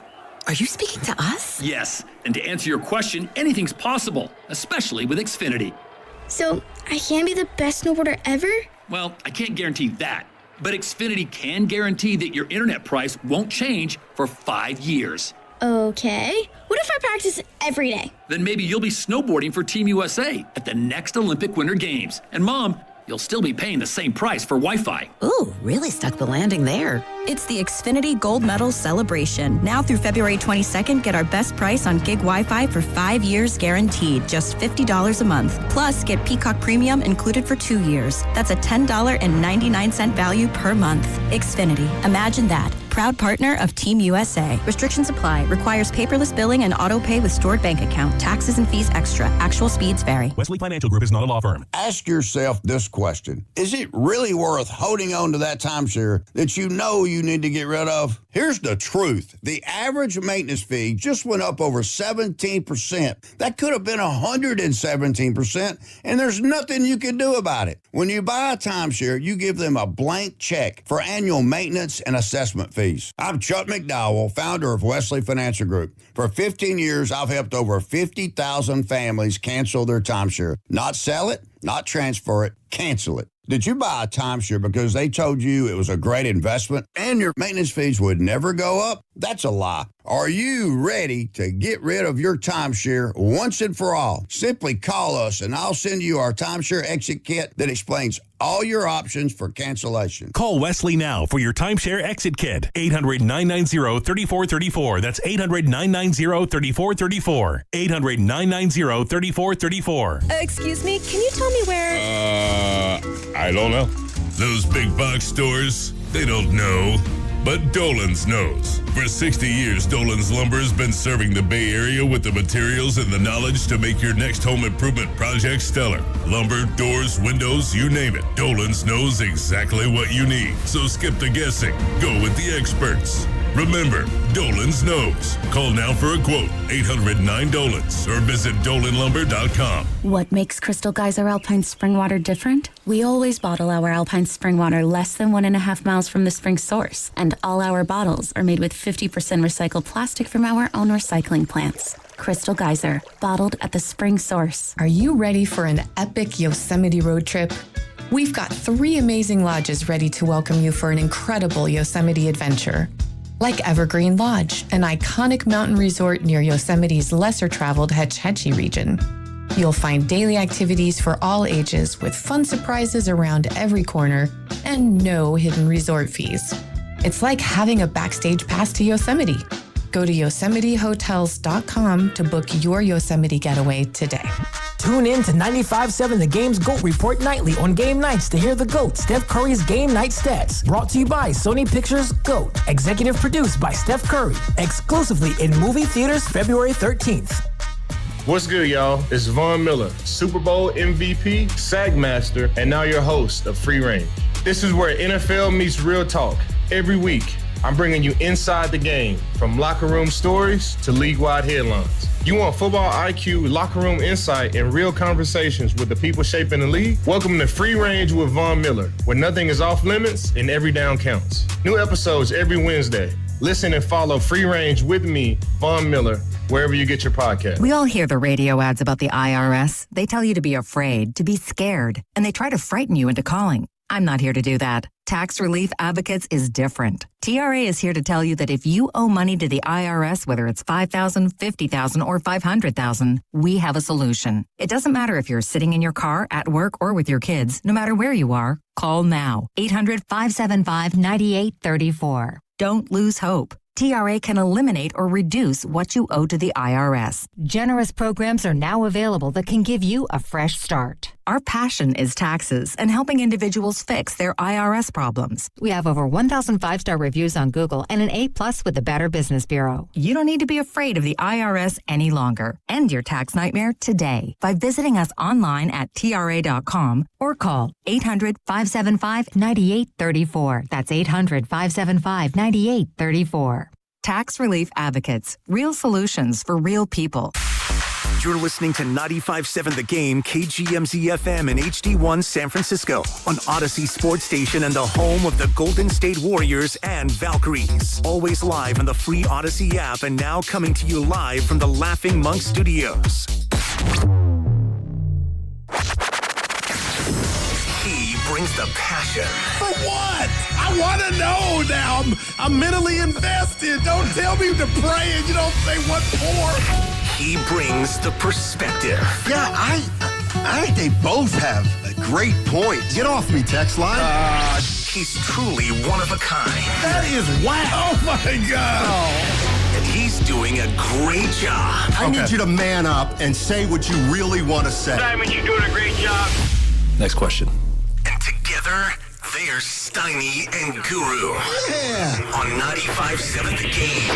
All right. Good morning, everybody. Matt Steinmetz, Darryl the Guru Johnson with you from downtown San Francisco, Moscone Center. We're on Radio Row. Super Bowl week here in the Bay. And things are getting started down here. Goo, what's going on, my man? I'm excited, and I got to tell you, I walked in like a veteran because this is our second Radio Row we've been blessed to participate in. The first one in Las Vegas, so I came in like just handing the ball to the ref. When I get in the end zone. Remember that? So who did you have you seen anybody yet that you've asked for an autograph? No pins today. I did any bigwigs? Jason Barrett. Remember Jason Barrett, sure, our former program director? PD, yeah, put me in the game. Nice. So I got to see him. But other than that, I'm all yours, man. All right. Well, we got a great week coming up for us, let alone a great day. We've got a lot to talk about. We're going to get you ready for the Super Bowl 60. We've got to get into the Warriors. Giannis is still front and center with them. 49ers have a new defensive coordinator, Raheem Morris. Yes, sir. And we'll talk about it all today. But I think where I want to start today, Goo, is Friday. The Warriors-Pistons game. Because you were there. I saw you on my TV. Yeah, I was there, and Warriors got beat 131-124. Yikes. Curry hurts his knee. And in the meantime, we still have a lot of Giannis talk. So what'd you make of Friday's game? And after having a weekend to think about all the stuff going on with Giannis and the Warriors, where are we today? I got to tell you, Friday shook me, Steiny, and it shook me like these earthquakes we're having in the Bay, these tremors, because it looked like, Father Time was tapping on Curry's shoulder in regard to the knee. I guess they're calling it runner's knee, and you could tell he was in pain, but it just put into perspective how lucky we've been, just throughout his career and what they are and what they're not with Steph on the floor. It was a valiant effort to come back, but never did I think they were going to be able to get over the hump. But now I'm more concerned, Steiny, moving forward. What's the availability and how many rounds is this runner's knee or jumper's knee going to go with the chef? Because without him, my goodness, if you get Giannis, it doesn't look like he's going to be ready right when you get him. I'm nervous, and it gave me a glimpse into the future of, again, just how blessed we've been with no major injury to the chef, obviously the playoffs last year. Yeah, I mean, the bottom line is I feel like two things happened on Friday night. One is Steph got hurt, and, after taking the weekend, it looks like it's he's got a sore knee. It doesn't seem overly serious, but it's something that they're going to have to monitor. And Steve Kerr talked about the plan moving forward, and they're going to have to get him rest. Those are all things we kind of knew. Right. I'll tell you what I learned a little bit on Friday was... Talk to me, because you were up close. I mean, the Golden State Warriors, it was just one of those games where they've got a size disadvantage that's too overwhelming. They've got a quickness disadvantage that's too overwhelming. And they've got an athleticism disadvantage that's too overwhelming. And it was all on display against the Pistons. That's a lot, partner. And I just felt like the Pistons are bigger, they're stronger, they're quicker, and, of course, they're younger than the Warriors. And it kind of showed itself, and that's where, with 3 days to go before the trading deadline, I mean, I don't know where this team is. I don't know how good it's going to be the rest of the way, and it just feels like this is the week. It's going to be all or nothing for Giannis. All the reports seem to indicate that if it doesn't get done this weekend, that doesn't bode well for the Warriors. Well, let me ask you this. By the time, I don't know if you caught Muni or Bart, by the time you left the building after what you saw, do you feel like the Warriors need Giannis more than you thought? Is it imperative that they get him, or, how do you fix or remedy what you saw? Because, Stoney, those were some heavy things, the size, athleticism, and I've seen it too. Are you more inclined to where you can understand if Joe Lacob had the chance and they could consummate that trade, why you would go get Giannis? I mean, to me, the reason you'd go get Giannis is because he'll probably make you better now, and you'll have somebody, a couple years from now, assuming he wants to be here long term. But I'm not under an illusion right now that the Warriors are one trade away. Wow, you could bring Giannis in here, by the end of the week, and I'm not so sure it changes the fortunes of this team this year. I mean, they're right now, if you look, they're in 8th. They're a ways from catching Phoenix. The Clippers look like they're a team that could be leapfrogging the Warriors at some point. So, again, it's all coming down to where Mike Dunleavy thinks this team is, and if it's time to make some kind of pivot off everybody on this team except Steph Curry. Do you have a problem with myself and others feeling like I feel like I got that answer from upstairs with the Warriors in regard to Mike D and Joe Lacob, that they're going all in to try to get Giannis? Yeah, and let me tell you something. Does it feel like that? Because it does to me. Yeah, and let me put it this way. If they go all in for Giannis and can't get him, what does that mean? Wow. To me, it would mean that even though they have every draft pick under the sun to dangle, that the Milwaukee Bucks didn't like the Warrior players enough. That's really what it comes down to. We talked about this last week. Do they want picks as many as they can get, or do they want a few picks but players who are already proven in this league? And if they want a player or two that's proven in this league, then they're going to go somewhere other than the Golden State Warriors, because whether you like it or not, Kuminga and Pajemski and Moody, those are guys that are still in the process of establishing themselves in the NBA. Yeah, and we were having some fun Friday because you were talking about the possibility for the Warriors, dropping out of contention, and I'm like, that's not what is going to happen. But when I saw and read everything about this knee issue with Steph, Stoney, if this thing can't go away fast, then it puts into perspective just how steep of a hill they got to climb to even hold on to the play-in spot that they're at now.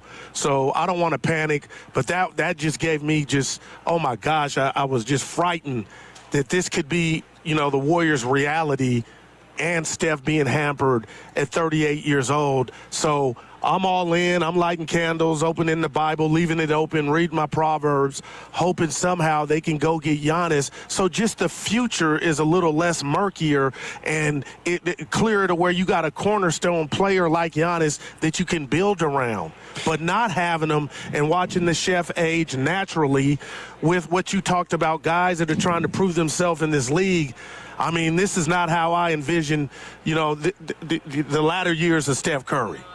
If I'm looking at the Warriors, next group of games, they have one more game before the trade deadline on Thursday, and it's against the Philadelphia 76ers tomorrow. I don't know if Kuminga's going to play or not play. I don't think it matters at this point, one way or the other.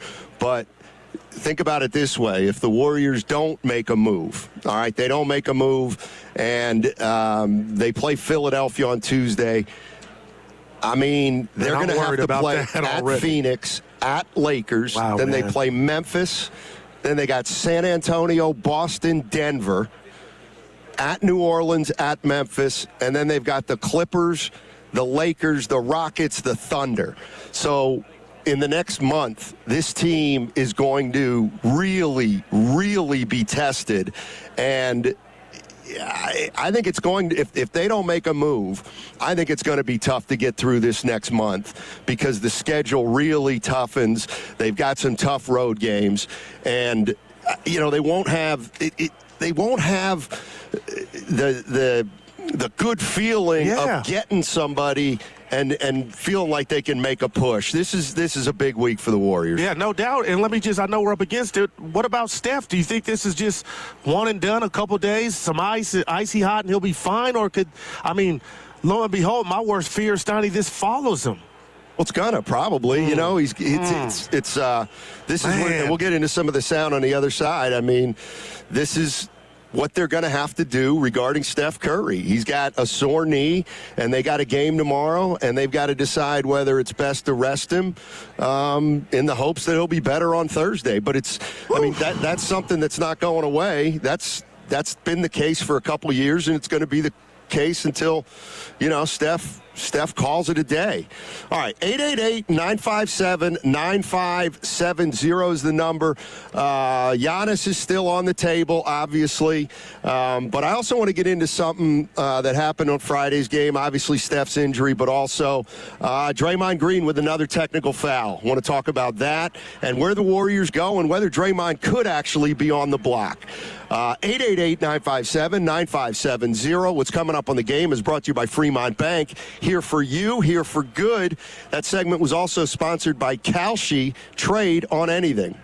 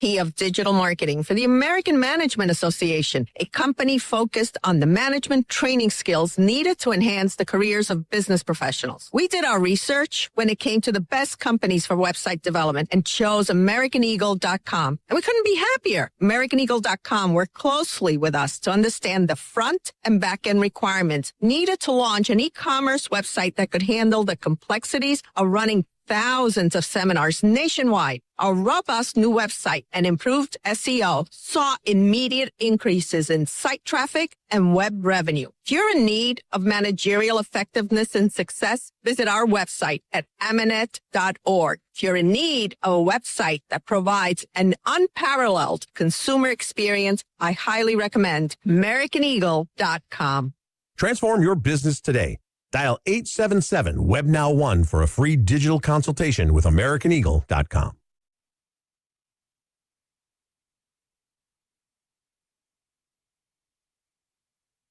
Now back to Steiny and Guru, live from Radio Row at the Moscone Center. Let's get nuts. Brought to you by Waymo. Buddy Matt Stein, The big myself, game's Guru back, Johnson. And the future's here. No, Enjoy okay. the magic of autonomous rides with Waymo, the world's most experienced driver. Hop in and sit back while getting around the city. Download the Waymo app and ride today. All righty, good morning, everybody. Steiny and Guru with you here at Moscone Center, San Francisco, Radio Row, Super Bowl week. And things starting to jump here with the national media coming to town, Goo. Obviously, the Super Bowl is Sunday. But the question I have right now is, how you feeling about your Warriors? This is as bleak as I felt all season. And, again, it was just cryptic to watch Steph. It was a severe limp. It was like you could just tell something was bothering him, and I'm just like, we had heard whispers on the Minnesota, on that road trip. He didn't play the Minnesota game, Steiny, and I thought that was just a little lip service. Not that Kerr was lying. I'm like, that's the chef, Teflon, right? But now moving forward, I'm like, what is this team when he's healthy? What are they when he's gimpy and has to miss time? And now we're getting teased, and I understand what the Warriors are trying to do. But, Steiny, there was a great movie, The Point of No Return, and I think that's where they're at, to where if you go get Giannis, I will sleep better, and I think Dub Nation will, knowing, okay, we got our one, now we got our 1A, 1B, 1, however you want to slice it. But, man, right now this season is going to go up until some breaking news in regard to Giannis coming to the Bay. It's going to go as far as Curry's knees will take him. And you were there. Like, Steiny, I couldn't believe it. He walked to the locker room. Sure, you could believe it. See, that's why you're I mean, there's no way you couldn't believe it. I feel like you're hugging me, but because I want to give you a victory lap of 6 years later, it's finally happening. But like you said, Father Time's undefeated, and little injuries like that. And what hurts me more, or what scares me more about the injury, Steiny, the dude runs 10 miles a game, Steph. So it's not like he's a center. I'm going to be on the block. Like, he's exerting and using that knee all day, every day. So that's what has me worried. And I do wonder if he's available. But you just went over real quick here. The opponents, Steiny, that's Murder's Row, who they got some teams coming. Yeah, they do Philly have is some playing good ball, and they got quick dudes, long dudes. I mean, I look down that list, and how many teams really, Guru, do you think the Warriors are better than on that list? Not a lot. Exactly. And so I don't like saying that either, but I'm keeping it real, Yeah. 888-957-9570 is the number. Obviously, the trade deadline is Thursday, and the Warriors are being linked to Giannis Antetokounmpo. And look, if they're able to pull off something improbable like getting Giannis, it's going to cost them either Jimmy Butler or Draymond Green. And anytime we talk about Draymond Green, the topic comes up that maybe the Warriors just do not want to move Draymond Green. But after Friday's game, Draymond Green was asked about the possibility of him being traded and the fact that his name is coming up in some of the rumors. So take a listen to what Draymond had to say on Friday after the game. I find it very ironic that I got a technical foul for telling a Caucasian referee not to put his hand in my face. No. As a black man in America, don't put your hand in my face. And I said, hey, don't put your hand in my face, and I got a tap. So I thought that was the most interesting thing of the night. Did he try to explain himself? He said, Draymond, this is your chance. All right, that was actually Draymond Green responding to the technical foul. Wow. Which he was levied. What'd you think of that right there? He was wrong. He lied. And I feel like if you're using the hand was never in the face. And I'm a brother, Stoney. I just feel like if you're using that card, you don't have many cards left in the deck. If you're going out, if you're playing that card. And you're right, I saw it. He didn't have it in there. I mean, he had it. The hand never came above the low. Never even came close to reaching his chin. And I'm talking about the referee's chin. He kept his hand down low and like, all right, easy enough. And I'm Malcolm X when you need to be, Stoney. The NAACP. I'm not taking Dre on that. I can't. Like, come on, man. That's what you got. I mean, I saw it, and then I saw it in real time, obviously, in the arena, and then I heard the quotes after, and I thought, did I miss something when I saw the technical foul? Man. And the reality is I didn't. I didn't miss anything. Draymond, the way he described what went down, I completely disagree with his version of things. That's all I'm saying. Go ahead. Go ahead. No, I was just, the shocker of my weekend for Evan and I is you saying you knew who Neo was, the guy that did the podcast with, or Neon with our guy from the Phoenix Suns, Dylan Brooks, who talked about, and I don't know if it's true, he was going to get traded for Draymond. So I'm just bringing that up because I thought to myself, I mean, maybe they were thinking about this, and I'm not trying to run dude out of town. I'm just telling you what I see. Right now, he's bringing nothing to the table, and it's obvious the Warriors can still ball and still score with him not on the floor. So now here we are to where it's go time. It's D-Day, Stoney. Like, I'm wondering if the Warriors are really like, you know what? There is life without Draymond, and he spoke on it, too, after the game. I've been here 14 years, so all that stuff had me thinking he must think there's something to it. Yeah, I mean, when I saw, well, first of all, when I saw Dylan Brooks talk about, he heard that Giannis is coming to the Warriors. That's a guy who read a headline. Okay, got you. I don't necessarily think that. Yeah, we desperate, Stoney, but yeah. I don't exactly think that. He got intel, is what you're saying. Exactly. But, 888-957-9570 is the number. Let's go to Lyndon in San Ramon. Hey, Lyndon, how you doing? Hey, what's going on, Simon? How you doing, Guru? Hey, how you doing, baby? Thanks for calling. Hey, I just wanted to call on Giannis, but real quick, Guru, you're absolutely right about Draymond. We got to move on from him, man. We got to go. I would trade him in a heartbeat for Dylan Brooks. Wow. But Simon, you hit the nail on the head last week when you made a comment for Giannis. We already saw it. He's played with Damian Lillard. That's as close as you're going to get to Steph Curry. We're not going anywhere. We might make the playoffs, but it's not going to take us to the next level. And Milwaukee had a bench. We don't have a bench. Check me if I'm wrong. Livingston, Iggy, Bogut, no space. Who am I missing? Barbosa, David West, Pachulia. Yeah. No, go ahead.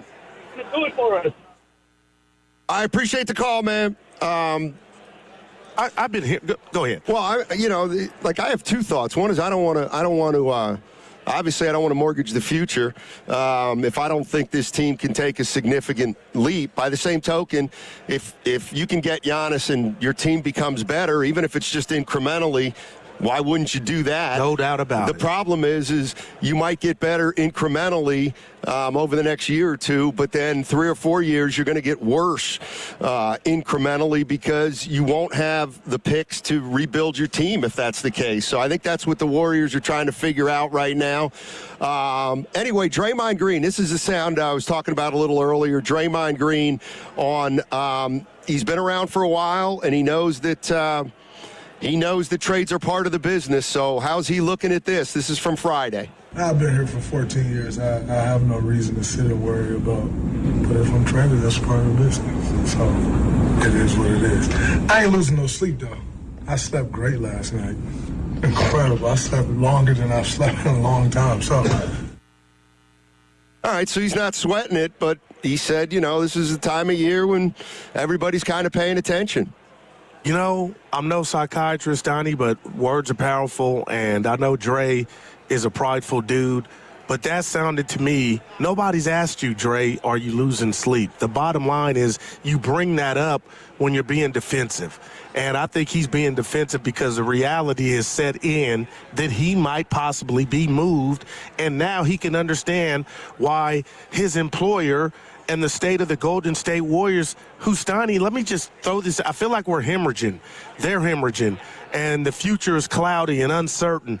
And Draymond knows from a basketball standpoint, because he's a savant, what he's bringing to the table is not enough. And I believe you are telling us in the world when we're not asking about how you're sleeping when you know it might be some legs to the story that might have you out of town. Yeah, I mean, look, am I wrong for that? Well, I don't know if the Warriors are going to trade Draymond Green or not. I don't know if they're trying to trade Draymond Green or not, but it does feel like if ever there would be a time, it would be now as opposed to any other time during this run that the Warriors have had. And I guess my question is, if you found out tomorrow that the Warriors had traded Draymond Green as part of a Giannis package or not, what would that tell you about, what the front office was thinking? That they needed to do an upgrade. The days of Dre holding the ball at the top of the key, not being an offensive threat, are over. If the NBA offensively is headed in a different direction, and again, this is not personal. I think it hampers and enables the Warriors offense, and I'm gonna catch hell for this, but I'm ready to say it. So you're telling me if Guy Santos has the ball up at the top, that's not different than Draymond Green? That's where I'm at, and that's what I'm seeing. So when we talk about help for Steph Curry, that comes offensively too. And he's working harder and harder with Draymond out there. And I just thought, Stoney, it was in a weird psychotic way, it was a glimpse into the future of a hampered Steph and what we don't have with our young players on display, as you were at the game Friday against the Pistons. And nobody wants that to be a norm. 888-957-9570 is the number. If you were the Warriors and you're looking at Giannis and you got a choice between Butler or Draymond Green, I mean, to me, it's an easy call. If I could somehow sell the Bucks on a package that included Draymond and not Butler, that would be preferable to me, because Butler's a better player, and Butler, in theory, will be coming back next year, and I like the idea of Butler, Steph, and Giannis. As old as they are, I like that better than Draymond, Curry, and Giannis. And they're as old as they are. So if you're going to go old, which I'm not crazy about, and I really think twice about doing, but if you're going to do this, then I got to figure out a way to keep Butler, because he's a better player and he's more important at this stage of his career, I think, than Draymond. You know what, Stoney? I'm listening to you, and I hear you, and stories are stories.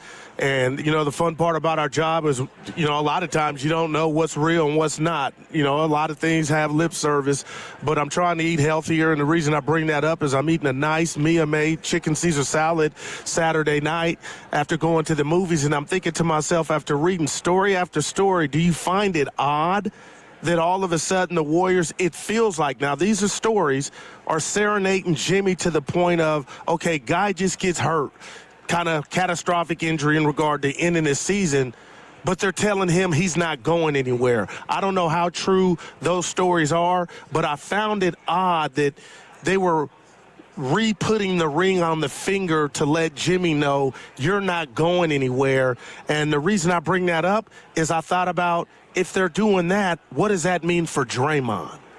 Well, I think Mike Dunleavy will say anything at this point, and I'm not and I don't mean that in a snide way. Right. I mean, he said a week ago what I envision is Jimmy Butler rehabbing and coming back next year and giving us a boost like he did last year. Well, that's fine, and I believe Dunleavy at the time. But if something comes up and it's too good to pass up, you got to take a crack at it. I'm more interested in if you're a Golden State Warrior fan and you can somehow pull off the Giannis trade. Do it. Who do you? Right, but who would you rather send out? Would it be Butler, or would it be Draymond, or would it be Butler? Because you could get it done with Draymond and Kuminga, and then you could get it done with Butler and Kuminga with another player thrown in there on the Bucks side. So I guess what I'm saying is if push comes to shove, would this be the time to move Draymond? Or if you're looking at this scenario, would you rather say, you know what, Jimmy's hurt, maybe we don't know what we're going to get out of him, Draymond's still around, let's move Butler and Kuminga in this deal. Again, I don't need to keep saying it because when people start off stuff like, Stoney, I'm not hating, you're hating. But I think I'm going boxing. They had some fights over the weekend. TKO. I would rather take the chance on Jimmy rehabbing and knowing what he's going to be if that rehab is proactive and he can be, close to what he was before, because he was everything in regard to what he had in the toolbox compared to Draymond Green. Draymond Green, we're watching a guy's skills erode, his body, all that stuff. To me, it's not even a comparison, Stoney. So I say TKO with a guy that's injured. I would bet on him and the rehab for Jimmy to be close to what he was before the injury, as opposed to what I see in the red lights or the check engine lights I see on Draymond Green at this point of his career with no injuries. Let's go to Concord, who wants to somebody wants to talk about Dre and Pods. What's up, Concord? How you doing? Let's go to Antonio in Oakland. Hey. What's up, Antonio? How you doing, man? Antonio. Hello? Oh, yeah, I'm ready to trade Draymond Green, man. Giannis Antetokounmpo has been my favorite non-Warrior player for so many years. So I'm just ready to move along, man, and try to win a championship with him. So that way Kerry can tie Michael Jordan for 6 rings and everything be all good, man. And it's time to get rid of Dre, just like Bill Walsh used to say. I want your good years. It's better to move them a year or two early rather than a year too late. But it might be on time, though. Antonio, real quick, Steph's got 4 rings right now. So the next one would be 5, not 6. Yes, sir. Yeah, but I'm saying, have Giannis play for us for the next 2 years, and then he'll, tying Jordan. That's what I mean. Oh, so Curry's going to win 2 more. Yeah, if we get Giannis. Gotcha. Look at A. All right. Appreciate you, A.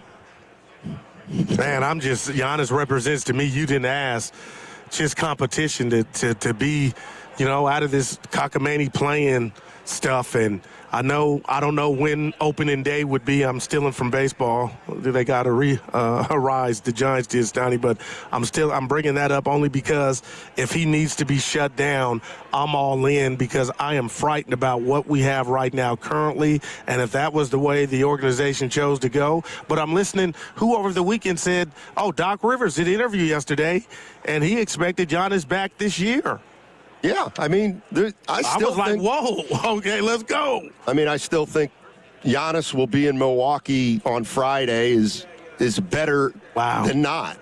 And if today I read a story in The Athletic from a bunch of their writers, kind of going back and forth on the strengths of making a deal now for the Bucks, or who would benefit from a trade now as opposed to down the line. And it feels like there's a consensus that if the deal's this week, the Warriors have a shot. But if the Bucks want to take their time and wait till this summer, then it's less likely that the Warriors are gonna end up with Giannis. I mean, I still think it's a long shot.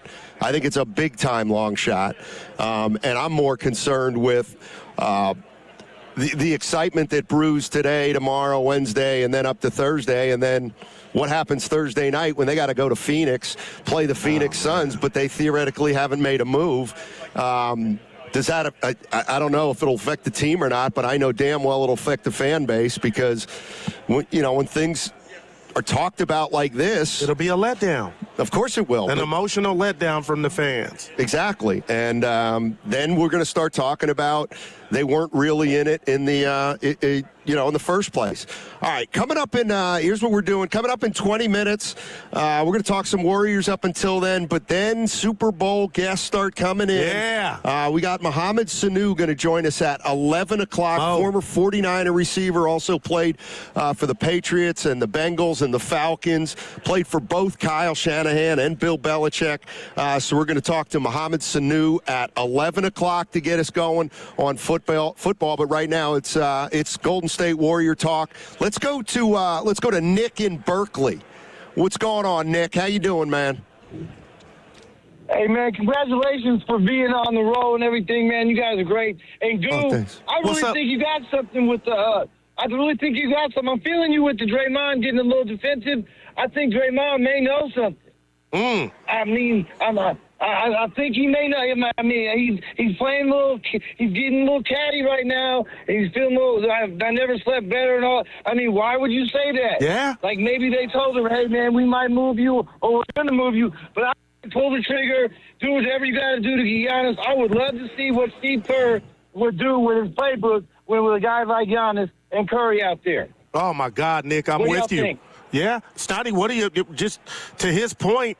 Why would you tell us, again, that you're not losing any sleep if you weren't defensive? I mean, do you find that fair, or am I going to too much Dr. Phil? Well, I think he's been around for long enough, and he's been not traded long enough that he's probably not sweating it. And, the other thing, if he gets traded, he'll decide if he wants to go to where he gets traded to, although I'm sure they'll figure it out before. I mean, if Draymond, if he gets traded to Charlotte, I mean, he may say, I'm not going. I really believe that. He's got a player option next year. I was going to say they're hot. Yeah, I mean, Draymond Green seems to be the type of guy that there are places that he's not going to want to go to. I don't know how he feels about Milwaukee one way or the other, but his name is coming up. Butler's name's coming up. Obviously, Kuminga's name's come up. Podziemski's name has come up. And, my big, I come back always when we talk about Giannis to the Warriors, and I know they have picks, but as it relates to players that the Warriors have to give back. That's what we're lacking. I just don't see anybody on the Warriors that the Bucks would be gung-ho about. They would take, Butler. That's a contract coming off the books, and a 37-year-old guy. How much can you expect from him? Kuminga is a young piece, but he's a gamble. Podziemski has shown a little bit more, but his ceiling isn't the highest of all time. Draymond Green, he's 36 years old, and he's declining as we speak. And does he fit in Milwaukee, and do they even want Milwaukee? So I still come back to, I don't think they have enough. Do you think that means anything to Milwaukee by doing him, quote unquote, a solid? Now, you can answer on the other side, but I'm wondering if that's why he would get here, is they know he wants to play with Steph. Yeah, I mean, isn't it interesting? We're not saying he wants to play for the Warriors. He wants to play for Steph. Like, I don't think that's a great place to begin, but whatever. 888-957-9570 is the number. Our big game coverage on 95.7 The Game is presented nationally by Tide. If it's got to be clean, it's got to be Tide. That segment was also brought to you by Safeway. Head to Safeway this week for tender, juicy, and flavorful, high-quality USDA choice beef T-bone steak mega packs for just $9.99 per pound. Clip coupons from the weekly mailer or download them from the Safeway app. See you in the aisles. Hey, covering Bay Area sports for as long as I have, I've seen athletes go through it all, the highs, the lows, and the pain that comes with getting knocked down. But when it's not just a game, and when you're the one injured, or when tragedy strikes someone you love, that's when Beam Law comes in. Beam Law is the Bay Area's go-to personal injury law firm, and whether it's a car accident, a serious injury, or a wrongful death, they are there to shoulder the legal burden so you can focus on rebuilding, recovery, and taking care of your family. Beam Law is local, and they win. Millions have been recovered for clients across the region, and it's why SF Weekly voted them Best of the Bay 4 times. So if you've been hurt or lost someone because of someone else's negligence, call Beam Law at 415-523-5555. That's 415-523-5555. Or visit hurtinthebay.com. That's hurtinthebay.com, because it's not whether you get knocked down, it's whether you get back up. Beam Law, they've got your back, Bay Area. Cashback is not available on gas in New Jersey and Wisconsin. Couponing. Wow, you didn't strike me as the coupon type. Just trying to stay ahead of inflation. Gas, groceries, everything. It's all more expensive. I need to save wherever I can. Have you tried Upside yet? Upside? What's that? It's a free app that I use that pays cash back for every gallon of gas I buy. You've got to buy gas to get around anyway. Might as well get paid for it. Come on, does that really add up to anything? I've already made around $200. The extra cash helped pay down my bills, and I even had a little extra left to treat myself. And the Upside app is free? Totally free, and the cash back is real. You can transfer the cash right to your bank account. I'm downloading Upside right now. Download the free Upside app now to earn cash back every time you buy gas. Use promo code BOOST to get an extra 25 cents per gallon on your first tank. You can cash out anytime right to your bank, to PayPal, or a gift card for Amazon and other brands. Just download the free Upside app and use promo code BOOST for a 25 cents per gallon bonus on your first tank. That's code BOOST for a 25 cents per gallon bonus. If your home seems colder this winter than it should be, well, maybe it's time to upgrade your windows. As the Bay Area's largest Marvin reseller, Golden State Lumber and Strom is proclaiming this the month of Marvin.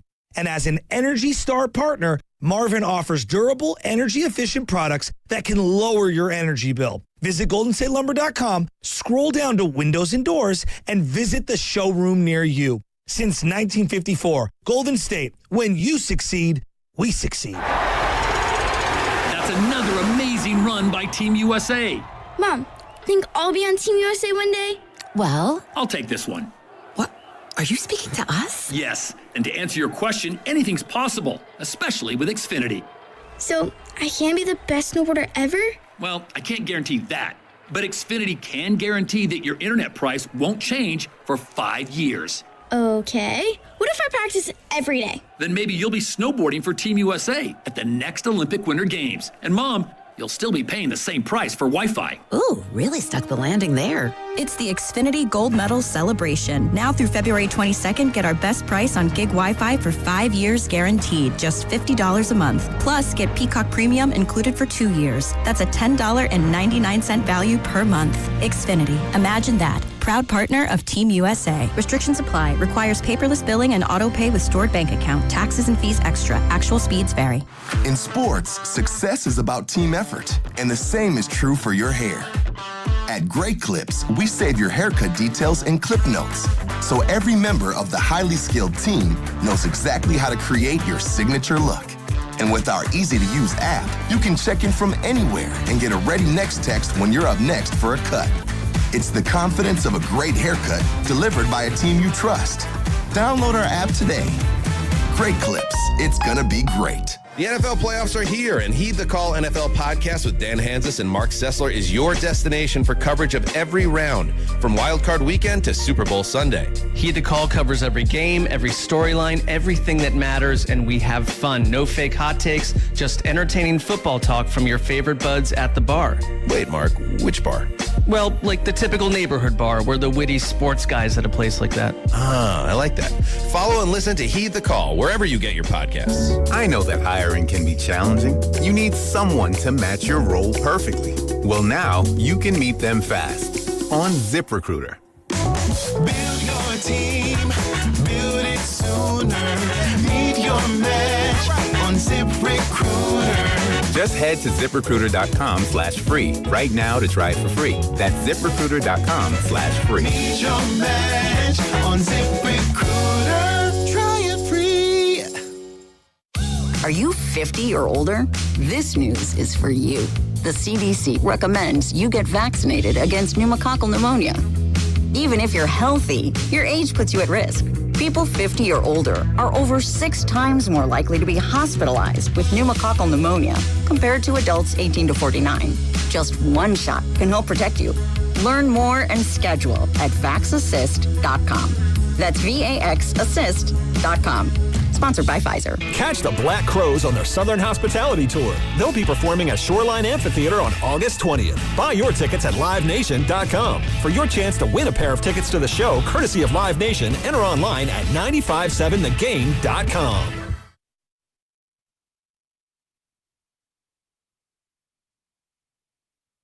Now back to Steiny and Guru, live from Radio Row at the Moscone Center. Congratulations, Robert Saleh on the Liquor Store 7. Brought to you by Waymo. The big game's back, and the future's here. Enjoy the magic of autonomous rides with Waymo, the world's most experienced driver. Hop in and sit back while getting around the city. Download the Waymo app and ride today.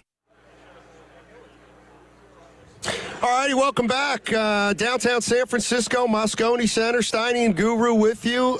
Super Bowl week is here in the Bay Area, and we'll be live all week, all the shows from 6 a.m. to 6 p.m. We'll be doing them live from Radio Row. Yes, and as the week moves on, we'll get more and more football-centric, and that'll start in about 10 minutes. We've got Mohamed Sanu joining us, wide receiver, played for the Bengals, played for the Niners, played for the Patriots, played for the Falcons, played under Kyle Shanahan, both in Atlanta and here in the Bay Area, played for Belichick. So looking forward to talking to Mohamed Sanu in 10 minutes, and we'll talk some Warriors before he gets on, Goo. Yeah, it's just we put so much into the 49er season, rightfully so, Steiny, but I am super, and I think you know it, duper excited about the game this Sunday and it being in our own backyard. But there was a time that I went to bed during this season thinking, could the Niners make a run? And, you know, I don't want to be negative, but I can't shake how the season ended with 2 losses to a team that's playing in the Super Bowl that's not only in your division, but shown that the Niners and Kyle need to go to the lab just from an offensive standpoint. And I don't know if they got the resources in one offseason to do it. It is kind of fascinating, man. Yeah, we'll see. They, 49ers with a nice season, didn't end the way they wanted, but, they got a lot of decisions to make in the offseason. Right. They're not unlike the Warriors. Man. Let's go to Eric in Concord. Hey, Eric, how you doing, man? Doing good. Good morning. How y'all doing? All right. Doing well. Okay. Yeah, my take is we definitely should have traded Draymond years ago, and Pods definitely need to get off this team. I know nobody really want this, but I say trade Draymond and Jimmy and keep JK. But it's only going to work if Kerr don't come. If Kerr don't get another extension.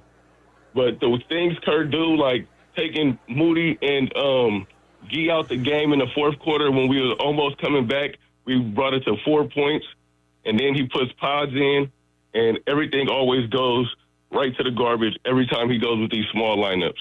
He will never change. He's going to have Giannis at center. I mean, man, I hear E. Those are his. What you got starting for E? Well, if they end up getting Giannis for anybody, and he's here with Steph, I actually find it hard to believe that he won't be the coach next year if it's Giannis and Steph. Keep getting carried by these superstars. We see what happens when he doesn't have all the talent. Siva, he almost blew the Olympics. Y'all need to tell the truth and get him out of here. He lost us so many games going small, putting Pods still in the game, Buddy playing 27 minutes. He finally got Buddy on the bench. He still bring him in from time to time. GP2 is way past what he needs to do. Draymond should have been going. They see he's holding up the offense. They see Jimmy should have had the ball in his hands. And if he would have been playing the other players, they wouldn't have been getting injured like this. They got to carry this team because he's running them into the ground at their old age instead of playing the younger players. G will Cryer. Give Cryer some minutes. The new guy, he only getting garbage minutes. Let's see what he could do. See if that 16 could do something for us. We need to get off GP2, Buddy, and Pods. Trade them for cash. Trade them for anything. Hey, let me ask you this. I'm not saying you're wrong, and I know where you stand. Honestly, and it's okay if you haven't. If the Warriors did get a new coach, do you have a name, anybody you would like, or you hadn't gotten that far? I would say fire Kerr now and let Stotts run the offense, and we can see if he do a good job.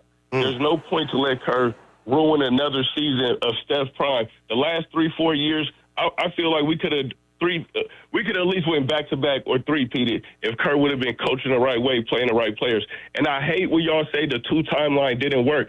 There was no two-time line.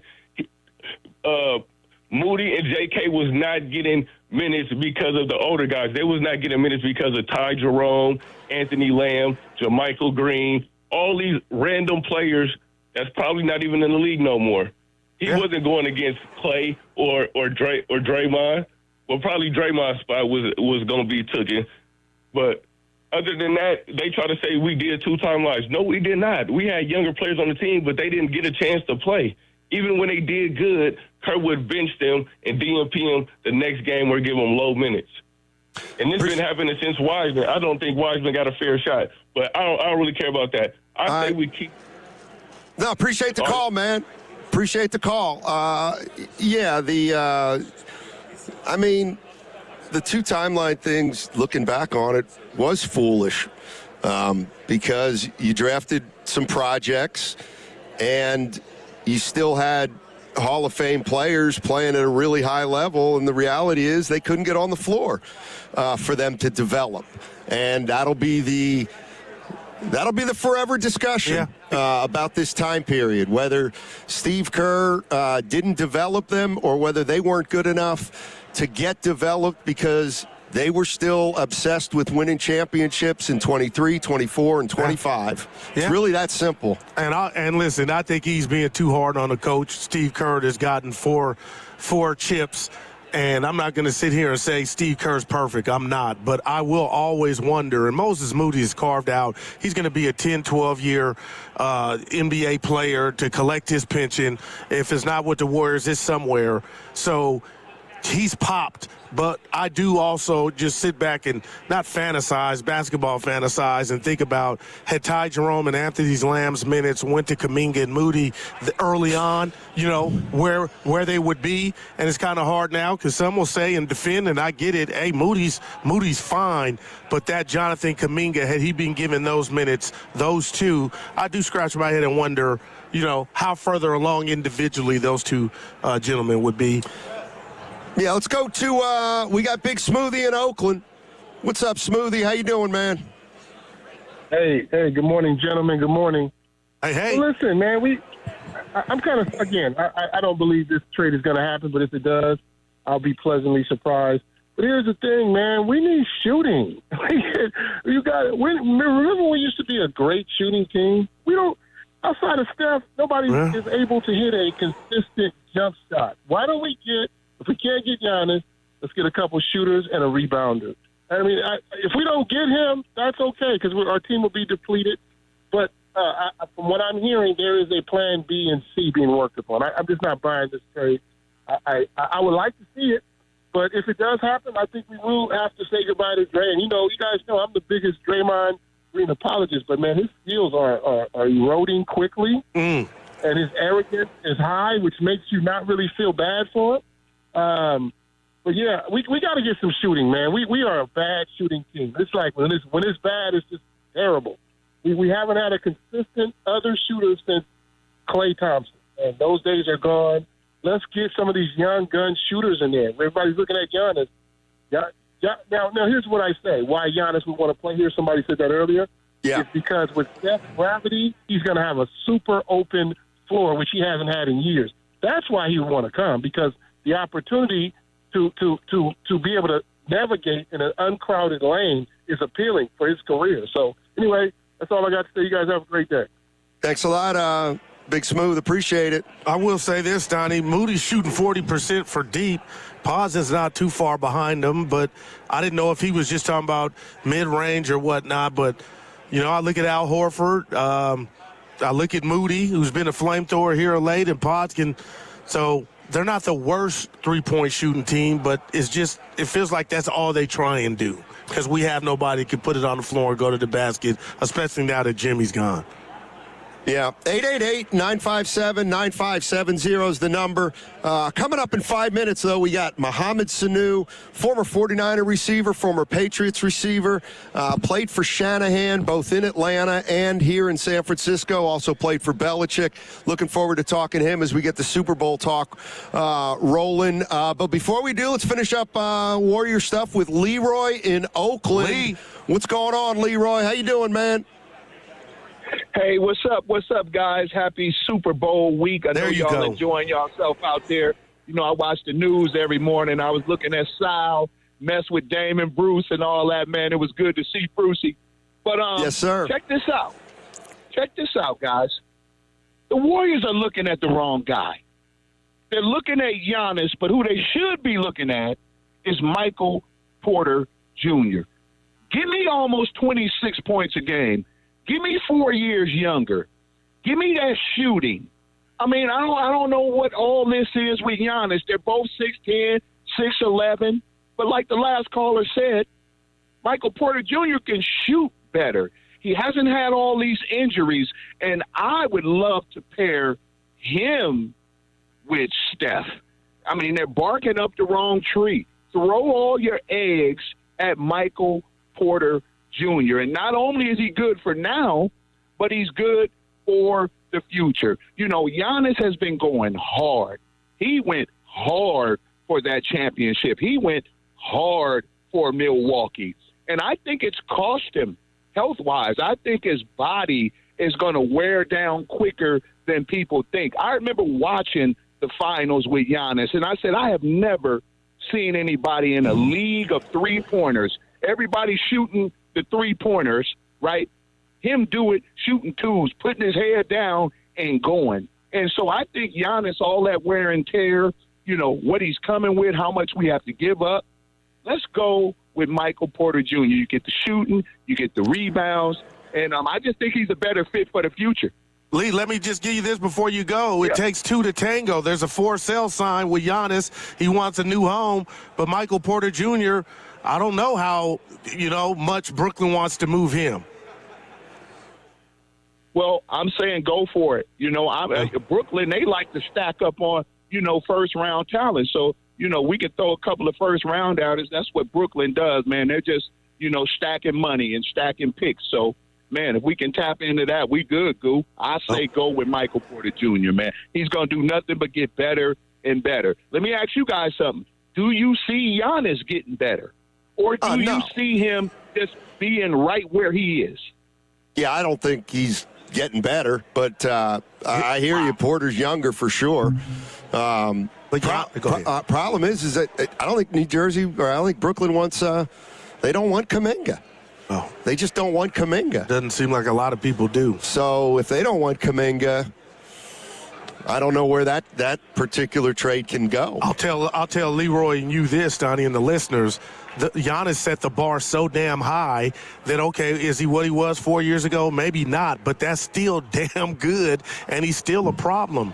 And could you imagine, him and Steph at the top, the pick and roll that Dre and Steph tried to do, with that being Giannis and Curry, like that would be, those are headaches, nobody wants. We want them here as Warrior fans, but I'm at this point, Big Smoothie mentioned Plan B and C. Stoney, do you have any in the vault? Do any other names outside of Porter Jr. ever come to your mind that could really change the direction or trajectory of this season moving forward?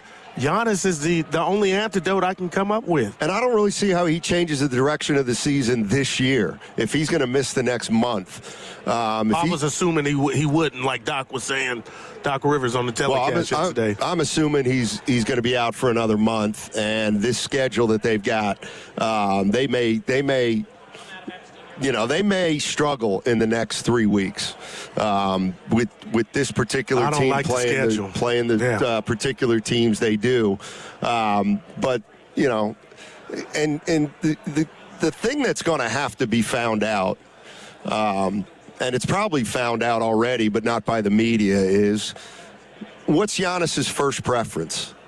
And how much will the Bucks try to mollify him? How much will they try to placate him? If he says, I want to go to this particular team, that's it. Do the Bucks say, well, we're not sending you there because that team doesn't have our best deal? And, that's the other thing. What if the Milwaukee Bucks have 2 deals and they like one more than the Warriors deal? If he wants to go to the Warriors, you can't just send him to the Warriors if you're getting something back that another team's giving you more. You make total sense, but that's what I'm banking on. That's it for me, Stoney, is they do him a solid. I know it sounds crazy, but he would want to come here. Yeah, and I mean, honestly, to my way of thinking, I feel like, if to my way of thinking, it feels like, if he wants to be here, why wouldn't he want to be at some other places? Right. All right. You're listening to 95.7 The Game, KGMZ FM and HD1 San Francisco, an Odyssey sports station in the home of the Golden State Warriors and Valkyries, always live on the free Odyssey app. Coming to you live from the Laughing Monk Studios. Laughing Monk, righteously brewed in the city. All guests on 95.7 The Game appear on the River Islands guest line. Isn't it time for you to discover the islands, River Islands in Lathrop? Let's welcome in Mohamed Sanu. He played for the Niners. He played for the Patriots, Falcons, and Bengals. Mohamed, thank you so much for joining us. Really appreciate it, man. Hey, I appreciate y'all having me. How's everything going? It's going great. We're out here in the Bay, Radio Row. I'm sure you're familiar with it. Let me start out with a big national story. Obviously, you played for Bill Belichick in New England. When you see that he didn't make the Hall of Fame, I mean, what went through your mind? That's just how sometimes things work when they don't make sense. We try to make sense of certain things, and we realize it doesn't always go the way you expect it to.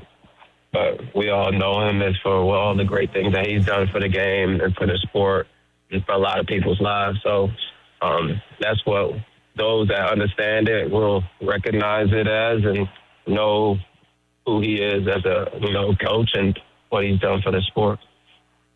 I need your help, man, because, the Niners had a special season to me because of all the injuries and nobody expected anything to get done. And so many weeks, I'm telling my partner, Kyle could scheme him and I open, anybody. But then you came up against a great defense like the Seahawks. And, Mohamed, you saw how that played out in 2 games. And I'm just wondering, how much can a great play caller or designer do if you don't have that guy that the Niners didn't have on the outside? It's tough, man, because now they're going to key in on the guy that they had in the backfield, which, Christian McCaffrey is that guy. So, you got a bunch of other guys that can and are able to make plays. But like you said, you need somebody that's, one of the top end guys that can, make a, big time play in any given moment. And I'd say that they didn't have that, but they needed something like that consistently. So it is just about having ability pieces, your guys and talking to the carries. Mohamed Sanu joining us live in the Odyssey Sports Zone at Radio Row, presented by Tide. If it's got to be clean, it's got to be Tide. Let me ask you to compare a couple coaches, if you don't mind, and that is you played for 2 great ones, Bill Belichick and Kyle Shanahan. How would you compare those two in terms of their demeanor and their football knowledge?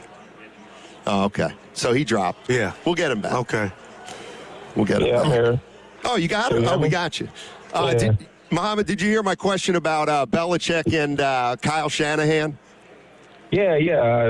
I'm pretty sure I answered the Belichick one. I don't know if you heard that or not. No, we did. But how does he compare with Kyle in terms of demeanor and football mind? They're just different perspectives. It's just like they both got a lot of football knowledge, and it's just from different perspectives. I know Kyle is more of an offensive-minded coach, and Bill's more of a defensive-minded coach. They got a lot of nuggets and things that they can teach, us fundamentally and, as well as schematically that you see, especially with Bill, he's gotten some, Super Bowls that he's been to, or however many that he's been to, or 8, I don't know. He has a tremendous amount. And when it comes to being at the best game that everybody aspires to be that many times and how many seasons that you coach, this is only a testament to how detailed you are in your preparation and how deliberate you are and how you coach. Mo, speaking of preparation, we're looking at the Pats and the Seahawks. Compare and contrast getting ready for the regular season Sunday game and a playoff game as opposed to the game like this where there's 2 weeks off, the Super Bowl. Is there any difference? Because the average fan, are they just going about it like, hey, just this old hat, just what we do during the season? Or where are the nerves at, I mean, it's different. It's a lot different. You're in the last game. Everybody's watching you. You got 2 weeks to prepare, but it's a lot of logistical things that go into it that people don't attest for, and especially if you haven't gone consistently, it may be new and nuances, and you want to focus on just the game part, but you got your family and your friends and other people outside that are just excited for you and I'll send you all the congratulations, but you're like, man, the job's not done yet. I still got some work to do. Like, the goal isn't just to make it. The goal is to win it all. So it's just about giving those host people around you a little perspective and giving yourself a little perspective and knowing like, hey, I got to prepare a little bit differently and coaches that have a great experience, they can help you prepare for what you're about to, embark on, especially at the Super Bowl. Mohamed Sanu joining us on 95.7 The Game, comes courtesy of the River Islands guest line. Obviously you played for Kyle in Atlanta. You played in New England, Cincinnati. We talk about out here, and we hear it a lot about Kyle Shanahan, just a great offensive mind with his schemes and his pre-snap motion. How complicated was Kyle Shanahan's system compared with all the other coaches that you played for? It was definitely complicated, but it was once you understood it and you figured it out, it became somewhat easy because everything, all the stems, all the alignments, all the assignments, the run game, pass game, they all correlate. They all play off each other. So if you have somebody that's, really good at body manipulation, route running, and knowing where to be at the right place at the right time, they can make everything look the same, whether it's run or pass. And that's where you see a lot of teams, a lot of defenses get confused because everything looks the same. So just about. Go ahead. My bad, Mo.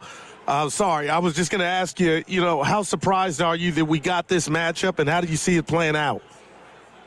I'm not really surprised. I mean, everything happens for a reason. So you can't really say who you expected to see in all any given Sunday. You just expect the best team to show up and win. So each and every Sunday, that's what happened. Either Seahawks were the best team that Sunday and they showed up and won, or Saturday, whichever day that, and same for the Patriots. They were the best team that showed up, and that's just a microcosm of everybody from top down, All right, Mohamed Sanu, it's time for the final question. We're going to ask a lot of guys this week. It's presented by Ghostwood Kitchen in Redwood City. What is your must-have food item for the big game? I got to have me some wings. Some wings? Yeah, I got to have me some flats. I might get some smoked honey barbecue wings. There's a spot by me out here in Georgia that does really, really good smoked honey barbecue wings. And it fall right off the bone. So let me ask you this, what are the increments? 6, 12, 24? Oh yeah. The smoked ones you can only get them in 10s, and they do it smart. Okay. Smoke's a little different than they do it real smart. You're gonna have to pay a little extra for the smoked wings. I love it. A little more. Yeah. Yeah, but they're worth it.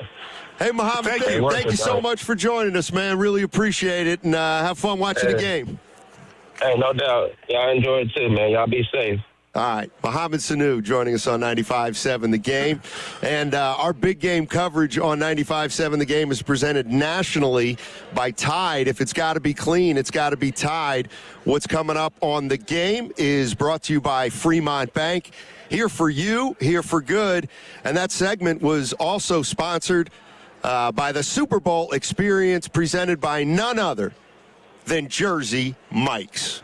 The NFL is taking over the Bay Area. Experience football like never before with Super Bowl Experience presented by Jersey Mike's, February 3rd through 7th at the Moscone Center. Tickets start at just $40 and kids 12 and under attend for free. Visit superbowl.com to buy your tickets today. Tide is the official sponsor of Odyssey's big game coverage. Tune in all week long for nonstop previews and analysis leading up to kickoff on February 8th. If it's got to be clean, it's got to be Tide.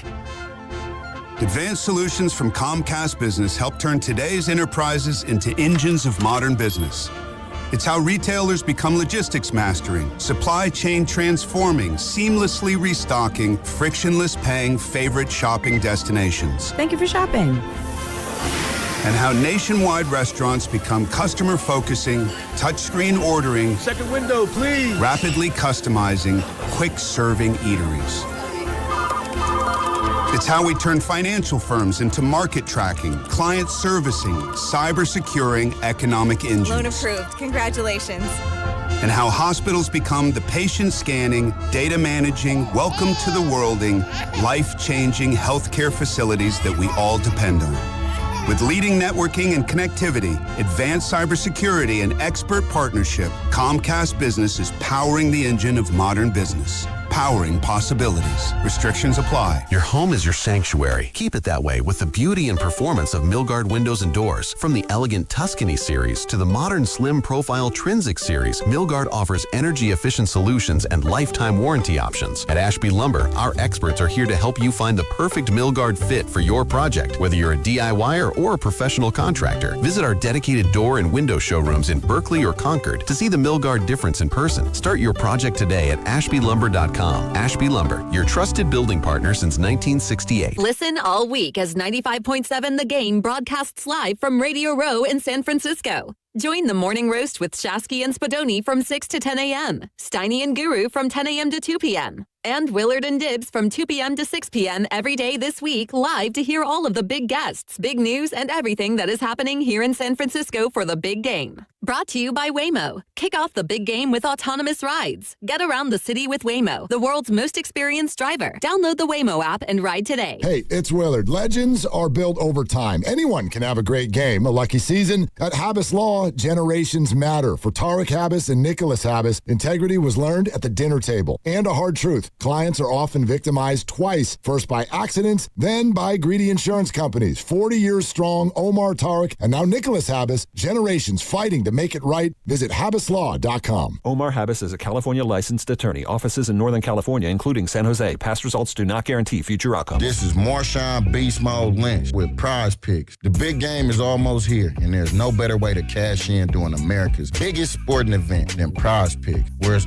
always feel good to be right. That also means it's your last chance to get in on the football action before the season is over with Prize Picks by getting $50 instantly in lineups when you play your first $5. It's simple to play. Pick at least 2 players, pick more or less on their stats, and submit your lineup. Prize Picks also has early payouts. If your lineup get off to a high start, you can cash out those winners before the game even finished. So don't miss any of the action this season with Prize Picks, where it's good to be right. Download the Prize Picks app today and use code SB50 and get $50 instantly in lineups when you play $5. That's code SB50 on Prize Picks to get $50 instantly in lineups when you play $5. Win or lose, you'll get $50 in lineups for just playing. Guaranteed. Prize Picks. It's good to be right. Must be present in certain states. Visit prizepicks.com for restrictions and details. Hey, it's Steiny, and we got a big game Sunday, and it's happening at Bay Street, Emeryville, and it's the perfect spot for the whole family. Pre-game fun starts at 2 o'clock, TVs on the terrace, a huge plaza screen, games, prizes, and activities for the kids. And the food? Ramen, tacos, pizza, even that big game special Sunday at Humphrey Slocum Ice Cream. It's going to be amazing. Bay Street is Bartable, too. Grab a drink and get home safe.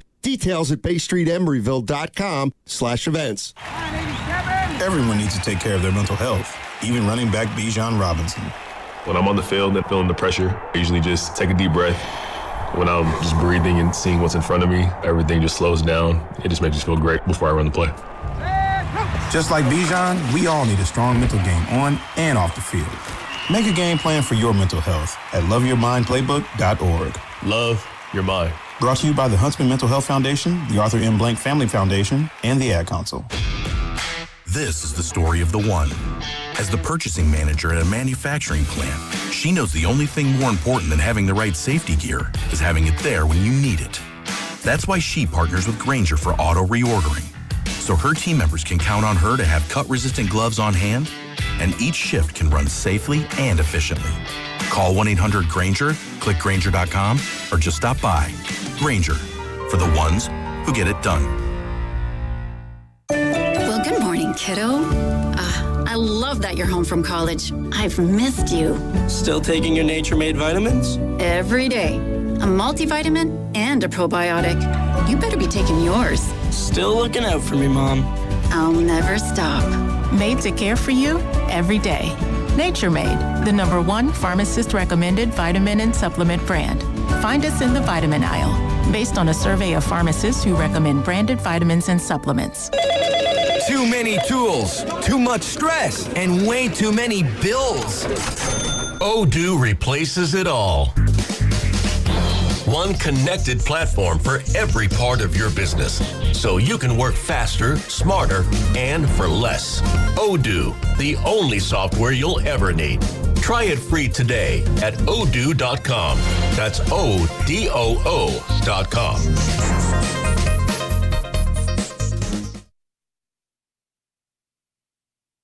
Now back to Steiny and Guru, live from Radio Row at the Moscone Center. I'm talent. I don't book. Brought to you by Waymo. The future's here with autonomous rides. Download the Waymo app and ride today.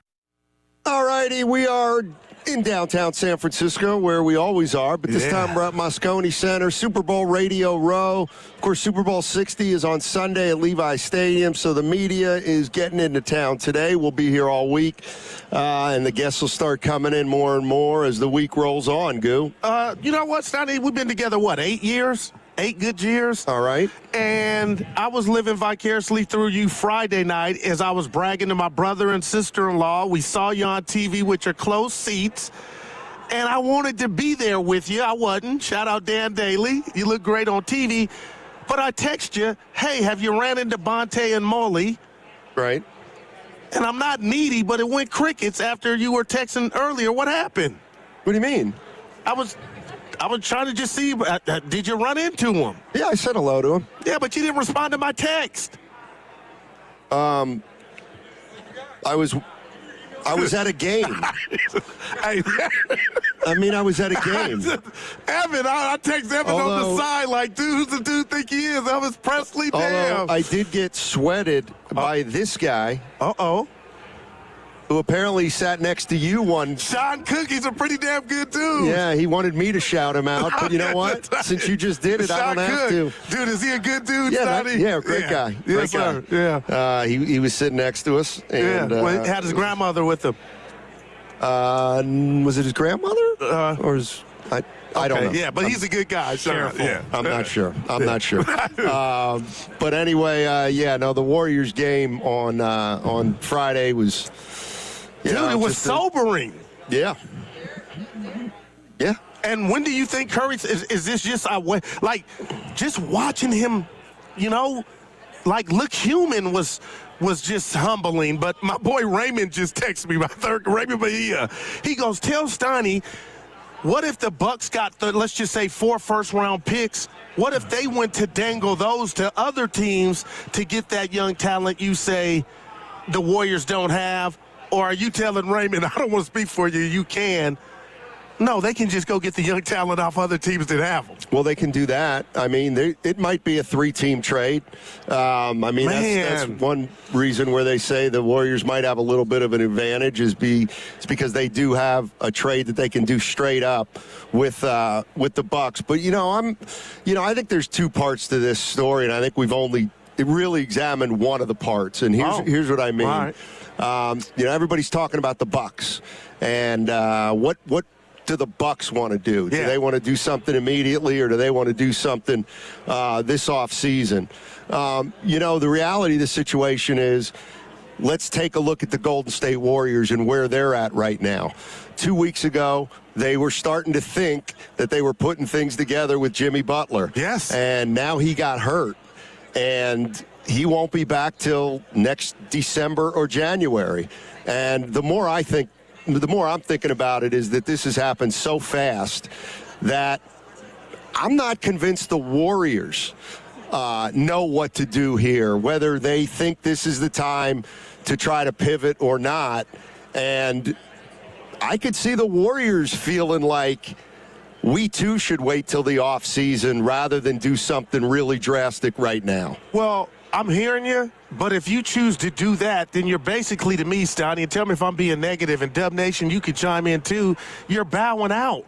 Because then, if it gets to that plateau in the summer, teams can put together, to me, a way better package or portfolio to be more attractive to get Giannis.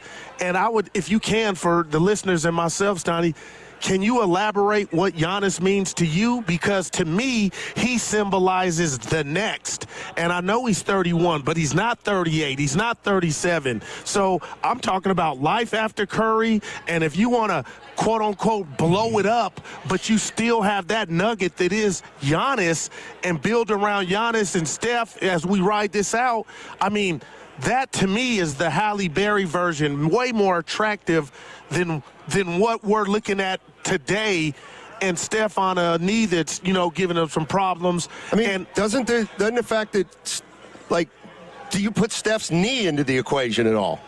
I need to see more. I need to see him miss more games and this resurface, and then I'll be able to tell you, man, partner, I'm really worried. Because I couldn't believe that happened. I don't know why. It looked bad. You were there, but on TV, just watching your guy, the one guy we thought we could count on, come up, and he's human, right? But come up with another injury. It is symbolic of where they're at without him. Yeah, I mean, to me, I wouldn't, you asked me what the Giannis trade would mean to me. Yeah, yes. And one of the things it mean to you is that they might have somebody after Steph. I don't look at it that way at all. I really don't. I look at it as it is the last desperate thing they can do to try to salvage the end of Steph's career. And I feel like they are willing to do this even for the next 2 years. And if obviously they'll want to re-sign Antetokounmpo, but I'm just telling you that I wouldn't assume that he would want to sign here immediately. And so, to me, the Giannis thing is, it's a long shot. That's exactly what it is. And I don't believe that, Giannis takes care of the future as if, okay, now we're going to be good for the next 6 or 8 years. But that's the front office's job to do that, to put it around him, though. Well, I don't even know how healthy he's going to be. Okay, that's either. where I was going to ask you real quick, Stoney. Is he a top 10 player? He's a when he plays, sure. That's what. So I'm being proactive. Of course. He's a top 10 player, if not closer to, top 5, if you're telling me we can get healthy. So wouldn't that just infuse this Warrior team of, man, we got that. Let's go. Whatever that entails. Okay, so you're doing it just, I don't believe for a second that Giannis and Steph are a championship core just by themselves with what they'll be playing with if and when he gets here. And then the second part is, how do you get better with him here? I mean, I'm not saying you don't do it. Right. But this, to me, until I would ever see Giannis sign an extension here, I think they're, if they were to trade for Giannis, I'd look at it one way and one way only, and that is they are taking a home run swing for the next couple years. Wow. And they're prepared to maybe have to deal with the fallout if he doesn't want to stay here. Because, I mean, I can't for the life of me understand why Giannis right now, if they're coming to him about the Warriors, he would say, I'll definitely sign an extension with them right away. It's got to be something we are not privy to, and me, thinking I know it all, or my intel, or what my gut's telling me, Donnie. It's just, if he ends up coming here, then I was right, or anybody else was right about, you don't even got to be a Warrior fan. There was something to him wanting to play with Steph Curry and vice versa. Yeah, and I don't know, and I don't buy it. These guys are friends with everybody. And, LeBron talked about playing with Steph for 5 years. It's never happened. Draymond probably wants to play with LeBron. It hasn't happened. I mean, all these guys are friends. And I just don't, there's two things here. Does Giannis want to play with Steph? And I know people are going to get mad at this, but it's going to come down to this. Does he want to play with Steph, or does he want to win a title? And he'll have a better chance of winning a title at some other places. Wow. And I think he probably knows that objectively. Well, I know where one place is not, Stoney. His current home, Milwaukee. Yeah. 888-957-9570 is the number. Warrior fans, what's your gut tell you? What's your gut telling you about this situation and Giannis? I want to know how realistic you guys think it is, because I think it's super fun to talk about, but I always come back to when push comes to shove, and the Milwaukee Bucks are looking at packages for Giannis. The players that they're going to get back from the Warriors. Other teams are going to be able to put together better packages with players. So if they want players, they're not going to trade them to the Warriors. I just don't believe that, because they won't be getting enough players back. Now, if they'd rather have picks, well, maybe now we got a ball. Maybe now we got a ball game. But we'll see. Yeah, I got to tell you this, and you had just mentioned something, and I'm being real, because I wear my heart on my sleeve and I'm emotional. Stoney, this is no longer fun.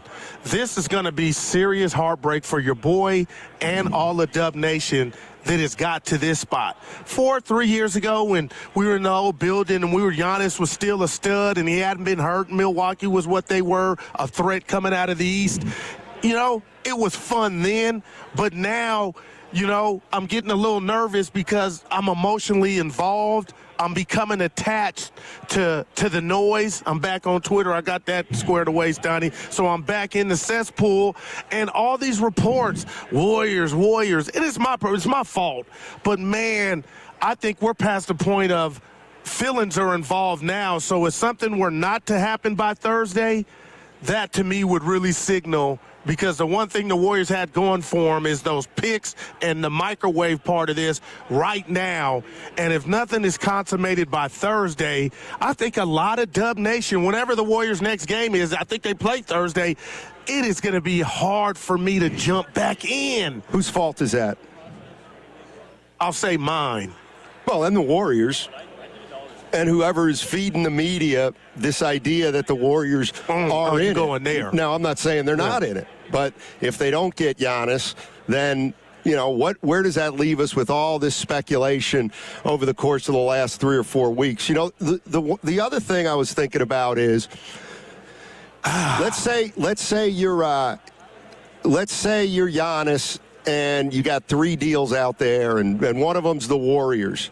And the Warriors say, we'll be willing to re-sign Giannis this summer.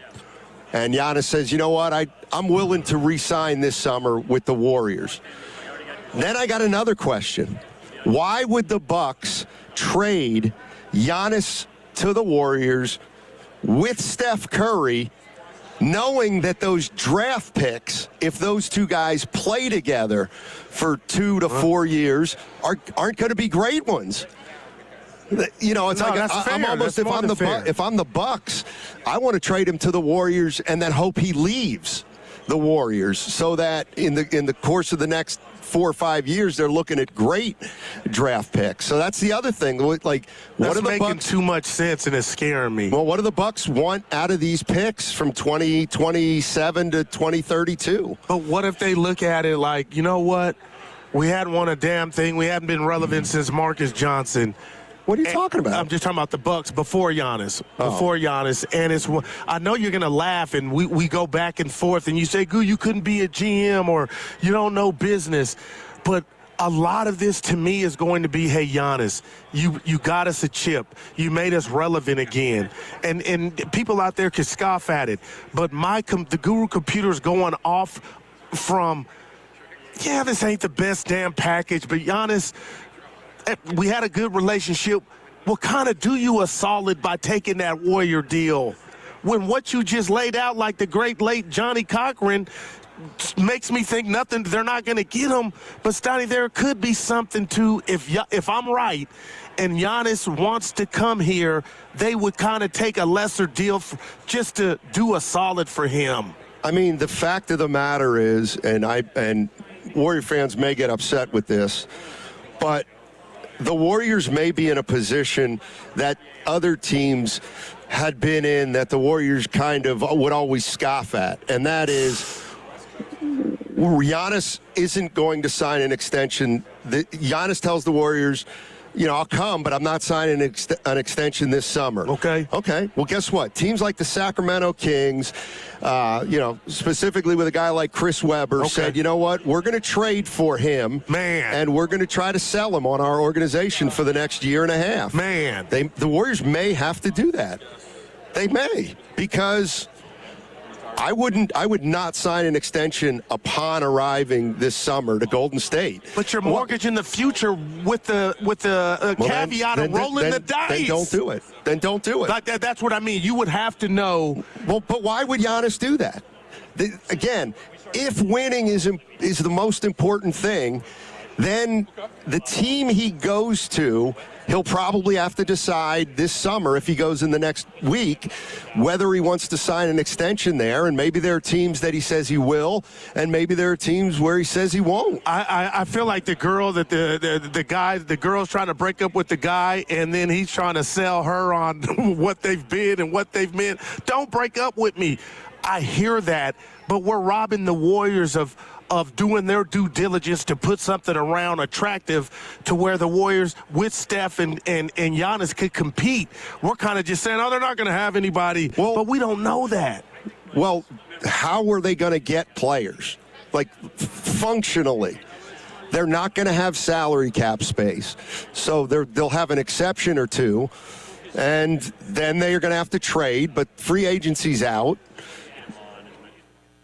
Drafting will be out, and I just think you gotta figure some stuff out. And I don't think the Warriors are going to be able to get all the resolution they want in the next 3 or 4 days. Man. But it's just a hunch. I could be wrong. I hope you are, man, because I want them, and we got 3 more days of this. But I'll tell you what, like, I was hoping I got to see you and Evan here and talk to the listeners, thinking, maybe it already happened. The baby's here. And here's another day. Today, I know we're not even midday yet, but it's rapidly approaching. But the longer this goes, partner, I think the lesser chances we have of celebrating that Giannis is a dub. Yeah. Let's go to Dave. Dave's in Sacramento. Hey, Dave, how you doing, man? Hey, so Steiny, you're forgetting something. You just made a statement that you were saying Steph and Giannis you don't think get you to the top. Well, here's the deal.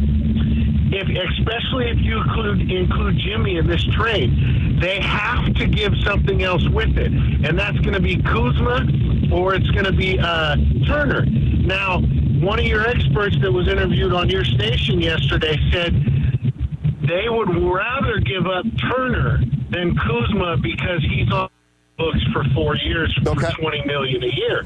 Now, so my question to you is, if it's Turner and Giannis, and we give up Pods, keep Moody because they want Pods more now, supposedly, do you not think that's enough? That's all I got. Well, it would be, so let's figure this out. Miles Turner, I think, is making about 25. So it's got there. Giannis is making probably 55. So that's what, 80 million in salary. So you'd have to send out Butler and Kuminga and maybe another guy, or Butler and Draymond, or Draymond, Kuminga, and another two guys. Yeah. I want to read something to you, too. I mean, that seems like an awfully big deal, but maybe the Bucks want to come off of Turner's money already. I don't know. This is from Horace Bird in the chat, Stoney. And we all have our own opinions, and that's the beautiful thing about what we do is we get to share them. But it sounds like you wrote it. Why would Giannis want to come to this old, no-talented team? That's how Horace feels. But if that were the case, Donnie, and I'm being real, explain how we've gotten to this juncture of the innuendos and the rumors to where the Warriors got a shot. You know what I mean? Like, there's got to be an infinity for Giannis wanting to come here it to get this. And again, I play poker, Stoney. This could be all for naught, and that's why I'm sharing the pain before it happens. If it does, well, damn. Don't get me all juiced up thinking I got a chance and then just snatch the rug out from underneath me. But it seems like you're and Horace are saying there is no rug. Well, you can't have it both ways. You can't praise Joe Lacob because he's supposedly in on every deal, and every available name is always linked to the Warriors. It feels a little bit like the Knicks and the Cowboys, where anytime any name comes up, they're always linked to those teams, if for no other reason than it's just what everybody assumes. Well, the Warriors will be in on that guy. The Knicks will be in on that guy. But when push comes to shove, you got to kind of put up or shut up. And the Warriors, what they have to offer is going to be, they're going to get competition. And when all the competition's in and all the moves are in, are they really going to say, let's go with this Warriors deal where we get either a broken down Draymond or a broken down Jimmy, young player in Kuminga that we have no idea about. We just know that for some reason, he didn't work out in Golden State. And yeah, we have 4 picks, but man, we may not get a functional player in here. I think if I'm Milwaukee, I want picks and at least one really good player who's ideally 25 years old. But you know what? Maybe that's too much. And your team, I know you were having fun with it, or you weren't having fun, but you talked about Minnesota Friday.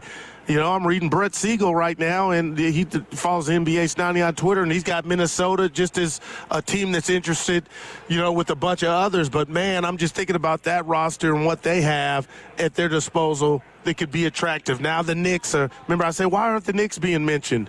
And, there are reports they don't want to mess with what they got going on. But you talked about and you used the word competition. What if I told you the Warriors are in the league because it's been told to us because they can offer the picks, they're ahead right now, but the competition, then the actual race resumes this offseason. And if that happens and there's nothing pops off by Thursday, I don't give the Warriors a chance in hell to get Giannis then. This is their chance to strike while the iron feels hot. Yeah, I mean, I saw a deal the other day involving Minnesota where they could get Giannis without having to move Naz Reid. So they would just end up having to move Randall and McDaniels.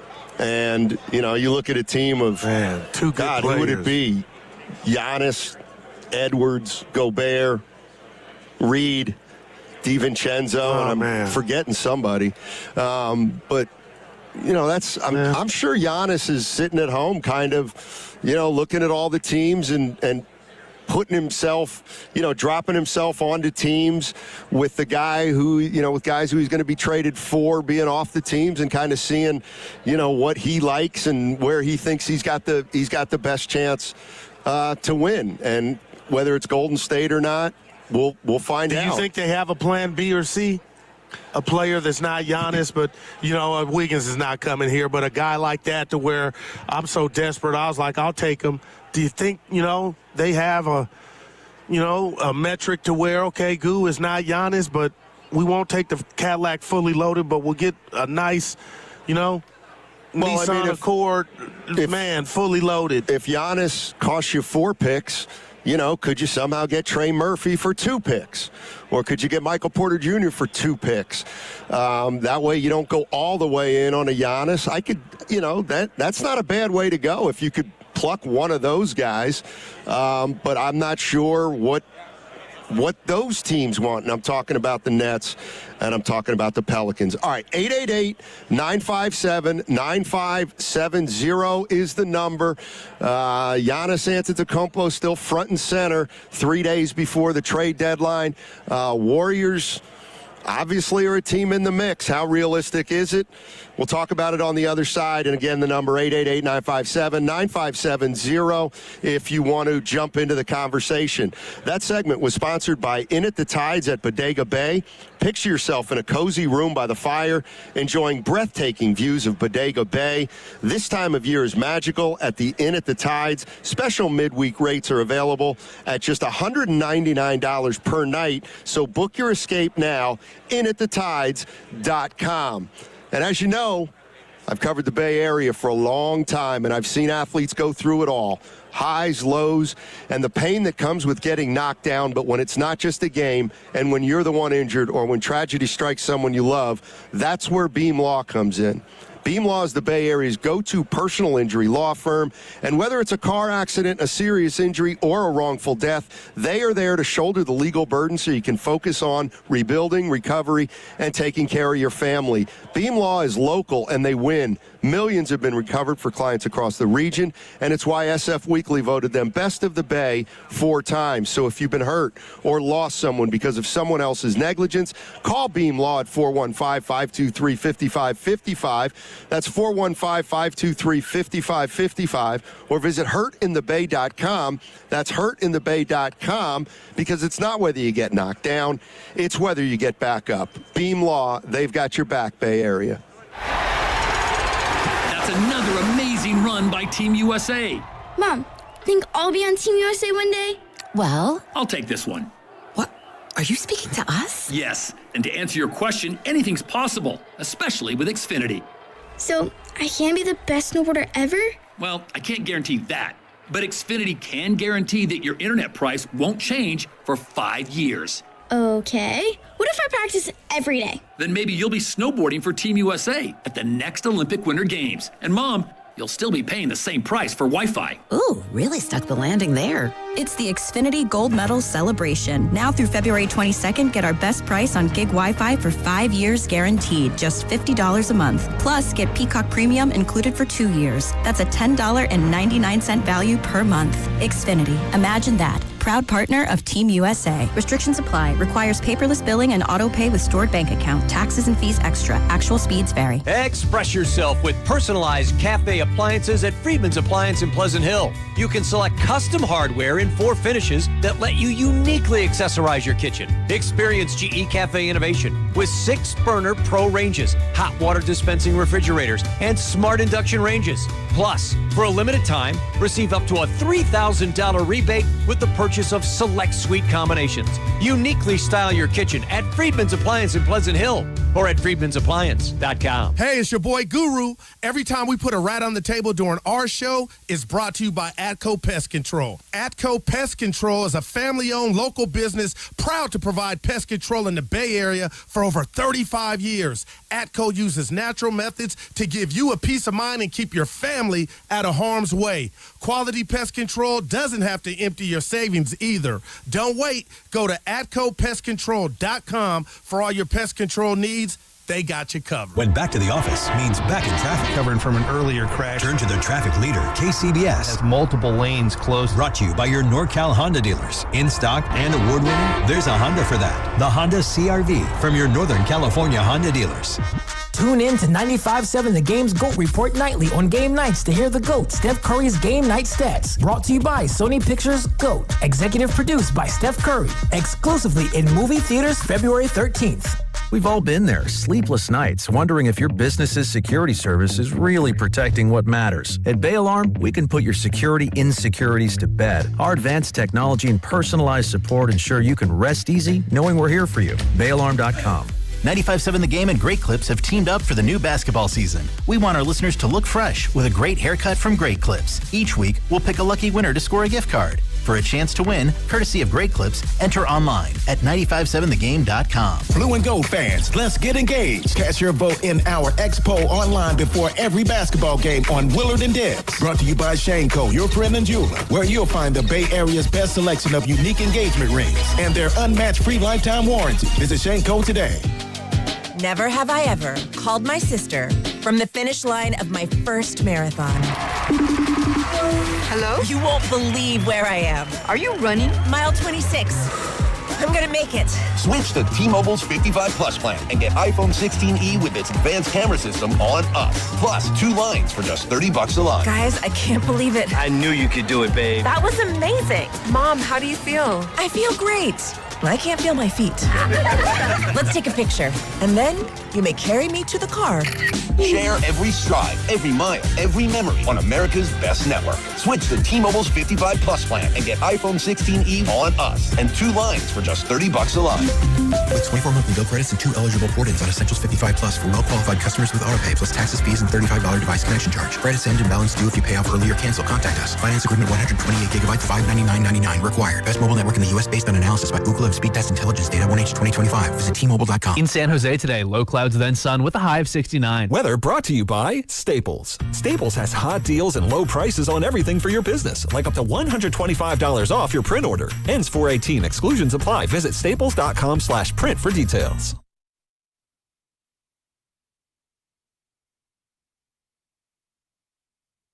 Now back to Steiny and Guru, live from Radio Row at the Moscone Center. I'm talent. I don't book. Brought to you by Waymo. The future's here with autonomous rides. Download the Waymo app and ride today. All righty. Boy, I'll tell you what, you got to hustle. Woo, I saw you in the restroom. Like, quit following me. It's still a radio show, guys. My bad, partner. All right, we are at Moscone Center, and it is Radio Row, Super Bowl week, Super Bowl 60 on Sunday. Levi Stadium, and it is the Seahawks against the Patriots. And we'll be here all week and start ramping up for the big game. But right now we're talking about the big story, which is where is Giannis going to go if he's going anywhere? And if I were to ask Warrior fans what they think is the highest outcome, would it be traded to the Warriors, no trade at all, or traded to another team before Giannis the to deadline? the Warriors, yeah. You said Curry to the Warriors. I meant Giannis to the Warriors. What do you think's going to happen? Giannis to the Warriors, no trade at all. Giannis goes to another team. Giannis to the Warriors. I really feel like something's there, and, I'll say my victory lap. I won't make it about me, but I do believe when this is all said and done and he's coming here, that he's going to talk about he did everything under the sun to let the organization, and he'll probably thank Milwaukee for allowing them to take a package that would get him here. But, Steiny, I'm being so serious about Friday and Curry's knee issue. If they don't get Giannis, I think this impacts the next 6 to 7 years. Like, this is very important. This is very important. It's going to impact the next 6 or 7 years, whether they get him or not, I think. If they get him. And in a positive way. Well, we'll see. I mean, you do realize if they trade for Giannis and he leaves in a year or two, it's cataclysmic. Yeah, wow. It'll be a flat-out catastrophe. If that were to happen. So, yeah, you're right. I mean, you'd like to think they'll get an insurance or an assurance that he's going to come. Let's go to Richie in Queens. Richie. Hey, Richie, how you doing, man? Hey, boys, how are you? Doing well. Good. up till a week ago, Dolan was on one of the stations here, and he said initially, we are not going to change our team. And then there was talk about him, maybe Cat going, OG, or Nobi going. So right now it's quiet. I really think, guys, if you guys had a healthy Butler, I'd say yes. At this point, I don't see it. I do not see him going to you guys. I don't want to sound negative about it. I think the Timberwolves are the fit. I think the Timberwolves are fit. I think he definitely, at this point, initially I said he's not going to move, but what I'm hearing, he's kind of offending the fans there and the ownership. I think they're going to move him. But you think before the deadline? Yeah, I think it can happen unless something happens when they make up in the next 2 days. Which, look, I wouldn't be shocked. But going to Golden State at this point, I don't know if it pays for you guys to get him at this point. Unless it's a year where, hey, if I got a healthy Butler and the kids are playing well, Curry's last shot, get him in, get to the playoffs, I'd see it. But I don't think so. Richie, let me just. Quick, can I mention? Go ahead. Go ahead. I wanted to say something to you. Go ahead. Go ahead, Sam. What are you going to say, G? No, life is about timing, right? And the Warriors they benefited because a toxic relationship started in Miami, and they got Jimmy Butler. But let's be honest, if everything was perfect, Giannis wouldn't even be available. And I'm just praying for us out here, Richie, and Warrior fans, that because this relationship went the wrong way, can the Warriors pounce in on an opportunity that obviously would not be there if it was just about basketball. So if they can pull this off, Richie, it changes the next decade to me for the Golden State Warriors, man. Okay. I can understand that, but I don't know. Thank you, Rich. Yeah, I got that off my chest. I'm kind of with Richie there, to tell you the truth. He said he wanted one more thing. What did I talk? It was probably about Harrison Bader. Oh, okay. Or Luis Ariz, Donnie. That was big. Yeah. Evan. Oh, Evan's not here. Yeah, we'll see how big it is when Evan gets back. Well, no, we know Rice can play. I mean, he thinks he stinks. Oh, wow. Or is that just hurt talk because he left? I don't know. Yeah. 888-957-9570 is the number. Let's head out to Ryan in Moraga. He's got a gut feeling. What's up, Ryan? How you doing, man? Hey, how you guys doing today? Hey. Doing well? I called in last week. I was going to say I called in last week and I asked you guys, like, what do you guys really think the Bucks want out of the Warriors roster? But I also kind of like took a step back and thought about it. It's like, I don't know. I don't want to say it's as easy as, do they want to go full rebuild, or do they really want to get a player or two from whoever that's not the Warriors to help them, even though their season's, let's be honest, kind of, I wouldn't say done, but, they're not going to make the playoffs if they're willing to trade, to be honest. And another thing, too, is that, the right thing to do and how it looked to the NBA, at least this is my take, is that the Bucks would do right by him, even if he's offending the fans or ownership.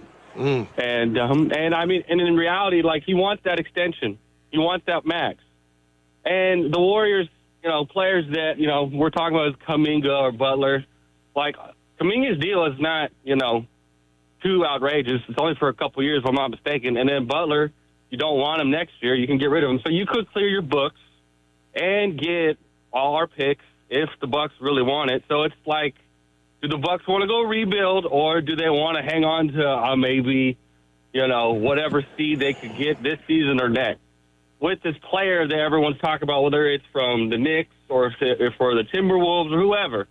Because I honestly think, like, if the Spurs decide to just make a phone call, then this is all over with, because they could give up Harrison Barnes and, maybe another little piece and keep Fox, Castle, and have Wemby still because they got more picks. So it's just like, for me, my gut is, I'm like Guru. I hope and pray on Friday. I'm celebrating. But, I also just, Steiny's my gut of like, I don't think they're going to trade him. They wait till the summer. But that's it. Have a good day, you guys. Nah, good stuff, Ryan. Appreciate the call. I'm desperate, and we're all desperate, and I'm with him. Steiny, can I read something to you from Brett Siegel? He put this on Twitter. Sure. You tell me what you think. Draymond Green could be on board with the Giannis trade and then return to the Warriors as a free agent this summer, per Brett Siegel, NBA. One rival exec who has dealt with the Warriors before in trade talks spoke with Clutch Points on Sunday and brought up the interesting scenario where Green himself could be on board with such a maneuver where he could be traded and return next season alongside Curry, Butler, and Giannis, since he owns a $27.8 million player option. Okay, so he'd have to waive that. Okay. Okay, so right now, let's say it's halfway through the season. Okay. All right, so Draymond Green right now from the Warriors is owed $40 million. Let's say 13 and then 27 next year. Okay, now he gets traded to the Bucks.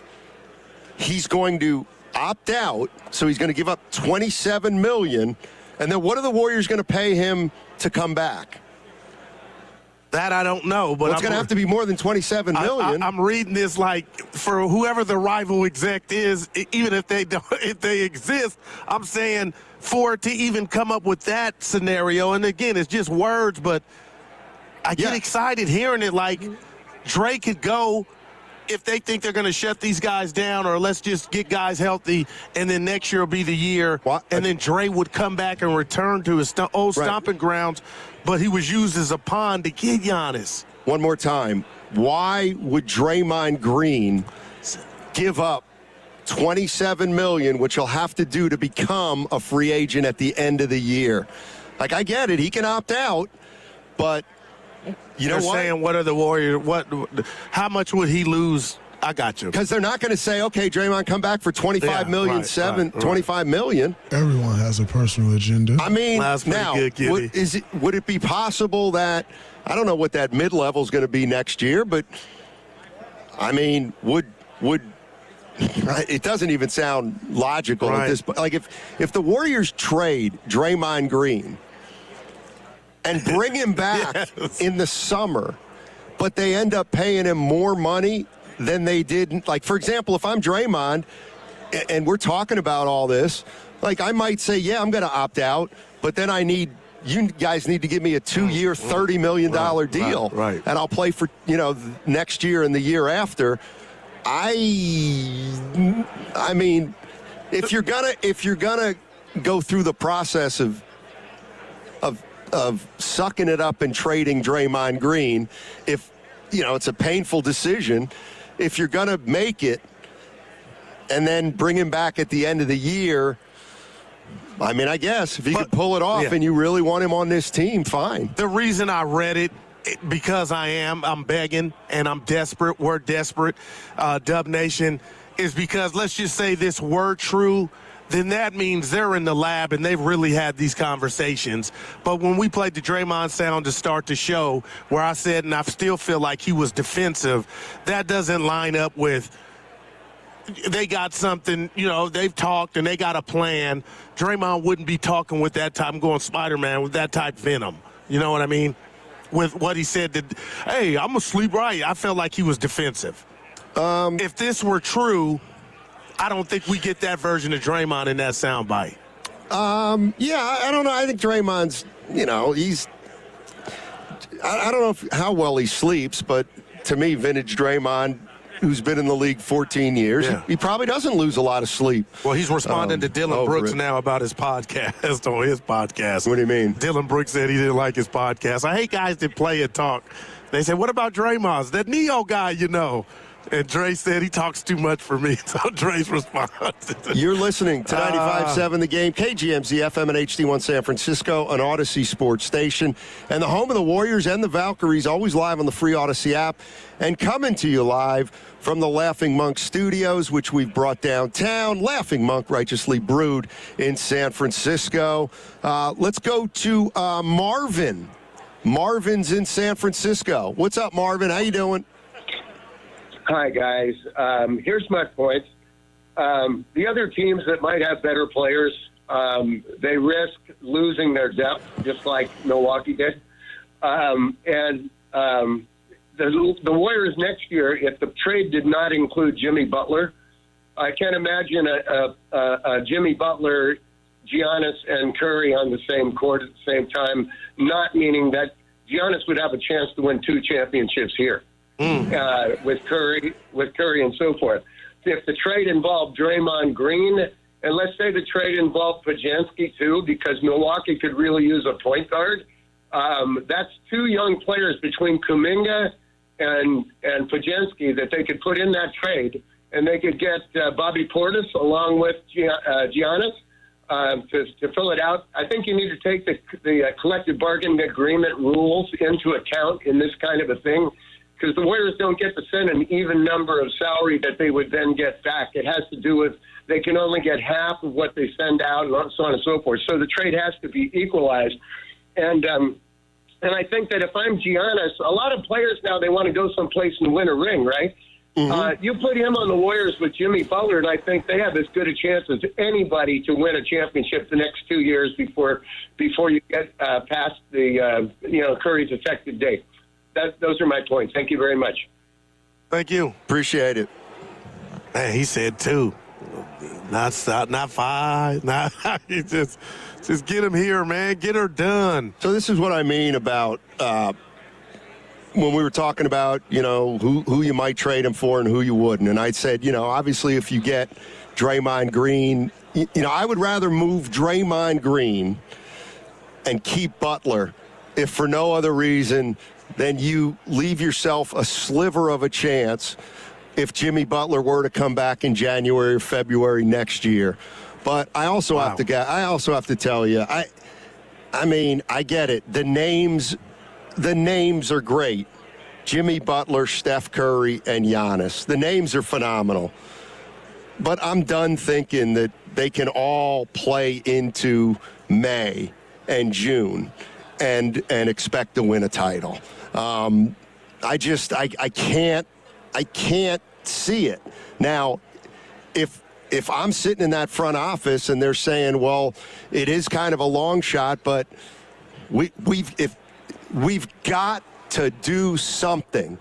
Well, then they're going to have to do something. If they don't feel pressure to do something, then I don't know that they will, to tell you the truth. Right. Like, I'm not convinced that Joe Lacob is gung-ho about trading all those picks. I don't. But that doesn't mean he won't do it, though. Right, but that's the point. You got to bite the bullet and do it, and then. But aren't they in that mode by everything for Steph anyway? You think they are. I don't think they are. I think, I don't know that it's even worth talking about that you'll be able to put. The other thing about Steph is, Steph. Why they concern me, man? If here's the other assumption you're making is Steph's going to be healthy and going to be Steph Curry for at least 2 more years. I'm not convinced of that either. And I'm not saying he hasn't been phenomenal up until this point, but I guess you have to assume he'll be great for the next 2 years, and Giannis will be great for the next 2 years, and Butler will come back and be great when he comes back. But I don't think all that's going to happen. Well, I'll say this, Donnie. What do we got? 4 kids between us that are in college, and you pay tuition. Mr. Bad Analogy has arrived. And you pay tuition, and you hope that your kids do right and they finish. And they do right by you and themselves by finishing school out. I know we're talking about DNA and physicality and body-wise, but, I'm still scarred by that hamstring going out on Curry when it did because of what I thought could have manifested with the Warriors. And you and I have been playing ping pong back and forth about the Warriors have been relatively healthy so far this season, and that was a fact. And now Jimmy happens, and then not even a week later it feels like Steph hasn't torn anything. But just the fact that I saw him looking like an older player didn't sit well with me, and hopefully that was just a one-off. But now I feel like people like yourselves, if you want to hone in on focus in and say that now those cows are starting to come home in regard to our older dudes. And Draymond, we already know what's happened now with him in regard to break it down. It becomes more scary, man. And that's why I would want to do this trade with Giannis, assuming he gets healthy, so the chef doesn't have to work extra hard like he does now with this current iteration of the Warriors. Yeah, I mean, I'm looking at it from a practical point of view. And it's really no more complicated than this. The Warriors were a team that last year got to the second round of the playoffs. This year, they were a little above 500 with Jimmy Butler. Okay, now Jimmy Butler gets hurt. All right? He gets hurt. Man. And Jimmy Butler was brought in to Golden State last year to be the guy that Steph could play with to give him another crack at it. Yes. He's hurt. He's going to miss an entire year, Jimmy Butler. When he comes back, if he comes back, we have no idea what kind of player he's going to be. And I'm sorry, at this point, but he's going to be yours, You're though. not getting better right now in this iteration of the Warriors. You got Steph at 37, and Butler is no longer a factor. Got 55 coming. But people want to roll the dice and maybe bring Giannis in here. And so where are you at with Giannis, just a player, Steiny? Because he used to be one of your dudes. Yeah, he's a great player. But you think at Father Time... But he's on the downside. He's played 13 years already in the NBA. So He said on the downside. Of course he's on the downside. He's almost 32, and he's played an incredible amount of games. But you can still be at all-star level for him. Like that's what we're watching with Steph and LeBron. It sounds to me like you and a lot of fans just are hoping some kind of show gets put on their way to 45 or 46 wins. No, I'm not for that. Stoney, I'm going to use a baseball term. If a guy can hit 400 and he's slipping and he hits 360 or 345, that's still fantastic. Yeah, it's not your 400 you used to hit, but people will give their right and left arm to achieve that. And I think Giannis at 31 healthy can do that. Well, like he's not healthy. He's not healthy. He's hurt right now. And didn't you say he's been hurt in the last 2 or 3 playoffs? I mean, man, it's really crushed Milwaukee. Listen, what? So... All right, because I was going to say, explain the noise. They have Steph Kerr. Well, the noise is that they're making racket trying to do something. I get it. But it's just noise unless it happens. And you know what's going to happen? If and when the Warriors don't get Giannis, we're going to start comparing them to the Giants, the San Francisco Giants. And you know what? People will be right. We've heard 6 names in the last half a year, or I should say year and a half with this team, and they haven't come through. Well, what about the Jimmy trade? That was a trade. But they still got their guy. Yeah, and they had to extend him. They didn't get Paul George. They didn't get Markkanen. Apparently they can't get Michael Porter Jr. So here's the other thing. Just look at this team. Steph Curry, he's your guy. He got hurt in the playoffs last year. It was heartbreaking. Who'd you get in the offseason? Horford. He's played half the games. Who'd you get last year? Butler. He's going to miss 2/3 of the season. Who are you going to go out and get? Giannis. Okay, I get it. Giannis is 31. But I don't know how healthy he is, and I don't know how many games he's going to be able to play over the course of the next, 3 or 4 years. But I am very worried about that because Draymond Green, we just have – the Warriors have too many players right now who aren't playing enough games. Yeah. And so – I'm willing to take that risk because, again, I know you're assuming that these draft picks, let's just the 4 or 5, however many are, they're going to be Larry Bird and Chris Mullin and Chris Webber. You don't know that. And as we're watching the hourglass just tick away with Steph's career, you kind of want to go the microwave avenue. And the fact, and it's what I told our guy in New York, Stoney, I mean, the fact that Giannis is even available from a basketball standpoint is crazy, and shame on Milwaukee. But we're here, it seems like, and he's available. So naturally and organically, this wasn't supposed to happen. This is an outlet now that you possibly could go. There's some risk involved, but there's risk involved in life, in any business that you do. And sometimes you got to just take a risk. And if it don't work out, what fan could say, well, the Warriors didn't try or do right by Steph, if you're into that? Because this checkbox on all criteria. I don't believe all risks are the same. I believe there's some risks are smarter than others.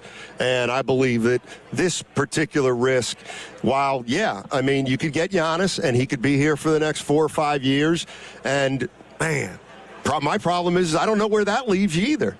I mean, I don't think he and Steph alone get it done, and you're going to have to supplement around him. And then we get back into the time issues of how long it's going to take, and can Steph still play at a high level?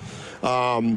Here's the other thing: like how many players Steph's age, like, get to win a title at this point in their career? You know what I mean? Yeah, think about LeBron. How was he when they won the bubble chip? Okay, but like, you know what I'm like? That's an outlier. Right, that's I one. get you, yeah. But it didn't happen to Kobe. Like, he's not. Ray Allen, how old was he when he was with the Celtics? Well, he got traded. Yeah, but he wasn't the. But I mean, he got another one with the Heat, right? Yeah. And he had to get traded to do that. But what I don't like is people saying, like, Steph Curry at the end of his career is going through something that no other player's gone through. Like, that's a bunch of crap. It is. Players get old sometimes and find themselves on teams that are worse than the Golden State Warriors are right now. And you got to decide if Steph Curry is in a group of one where he's the one player that you will say, we're going to make a move here, and we know it could be catastrophic, but we owe him that 5 or 10% chance. You got me thinking about Monty Poole and his article about, that word, owed. But, man, it doesn't feel like, I know we're up against it, doesn't it feel like Steph Curry's kicking Father Time's ass at 37, soon to be 38? He is.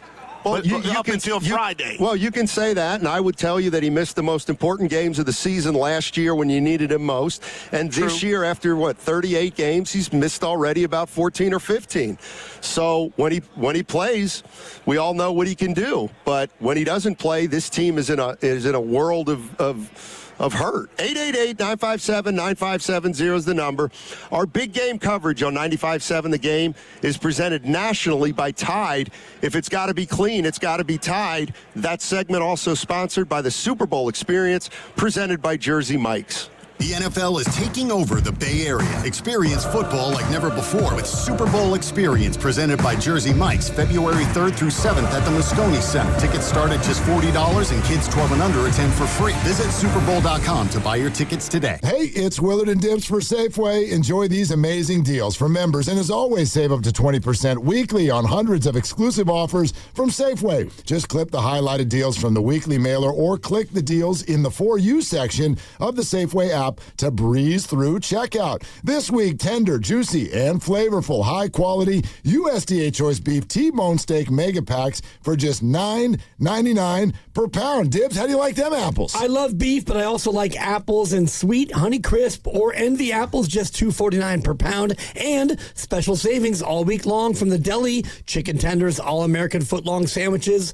made fresh every day, and Reese's American Classic Salads, 48-ounce selected varieties, all just $5. What a bargain. I can afford that. These and other great deals are available in the weekly mailer and the For You section on the Safeway app. Of course, go to Safeway.com for all the details, and we will see you in the aisles. Come on, kids. We're almost there. The map says straight ahead.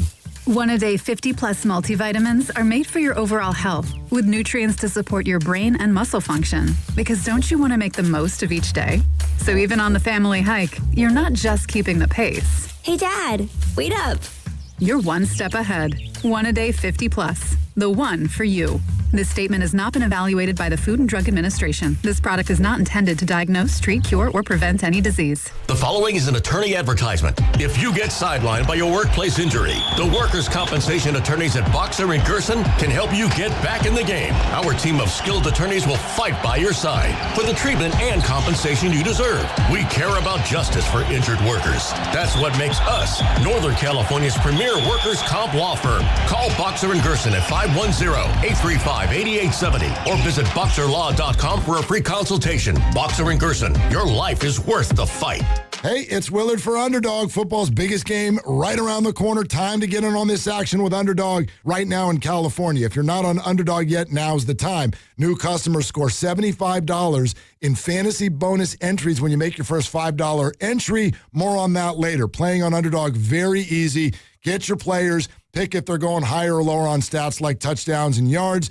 Pair them together, you can win up to 5,000 times your cash, plus new promos are dropping daily in the app. You need to check them out. Great opportunities. The games lately, these are good defenses, so I would think in this one as well. I lean lower on a lot of these numbers. Download the app today. Use my promo code Willard to score that $75 in bonus entries. Again, my promo code is Willard. Underdog, make picks, win money. Must be 18 or over and present in California. Terms apply. See assets.underdogfantasy.com/web/play and get terms _DFS_.html for details. Concerned with your play? 1-800-GAMBLER or ncpgambling.org. It's time for an epic Yosemite road trip, and we've got 3 amazing lodges ready to welcome you for an incredible Yosemite adventure.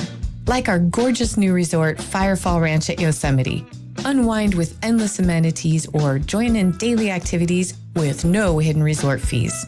Or kick it up a notch with one of our guided excursions and discover world-famous waterfalls, putting on their best show of the year.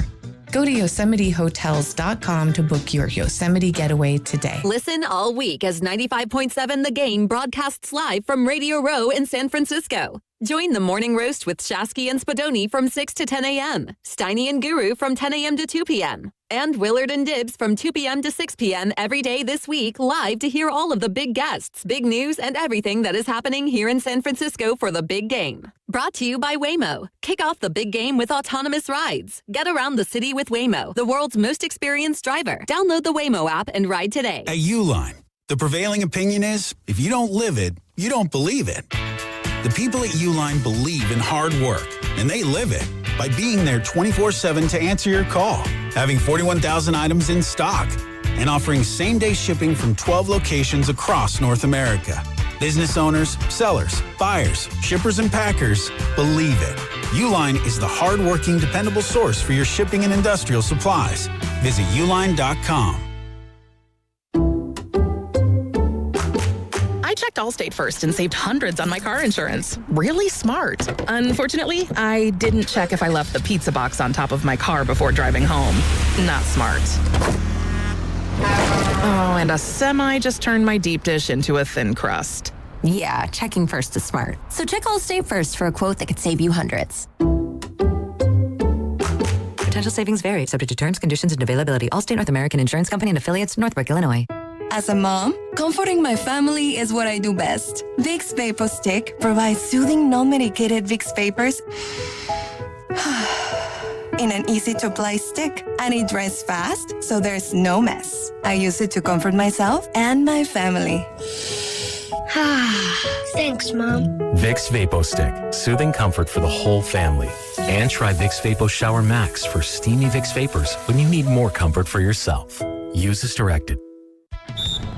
As the owner, coach, and quarterback of your small business, you call the shots. From inventory to payroll and more. Now it's time to bring in LendSeek, your funding MVP. No delay of game here. Get up to $2 million in as fast as 24 hours for business lines of credit or term loans. Let LendSeek's AI marketplace assist you in making the winning play and score that touchdown. Apply at lendseek.com. LENDSEEK.com. Get ready for heart, hustle, and a whole new kind of hero in Sony's GOAT, the animated sports adventure exclusively produced by Steph Curry, in theaters February 13th. For a chance to see it before it releases, courtesy of Sony Pictures, enter online at 957thegame.com.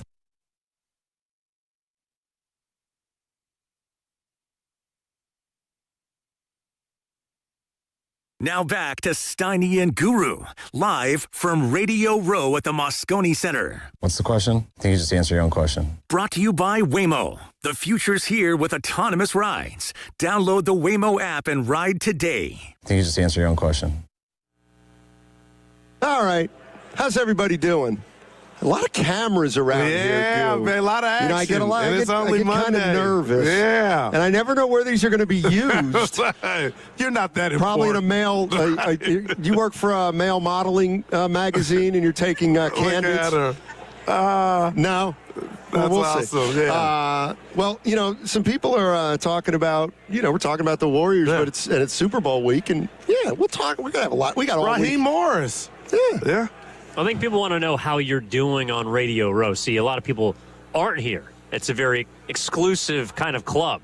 And so, did you make some friends during the commercial break?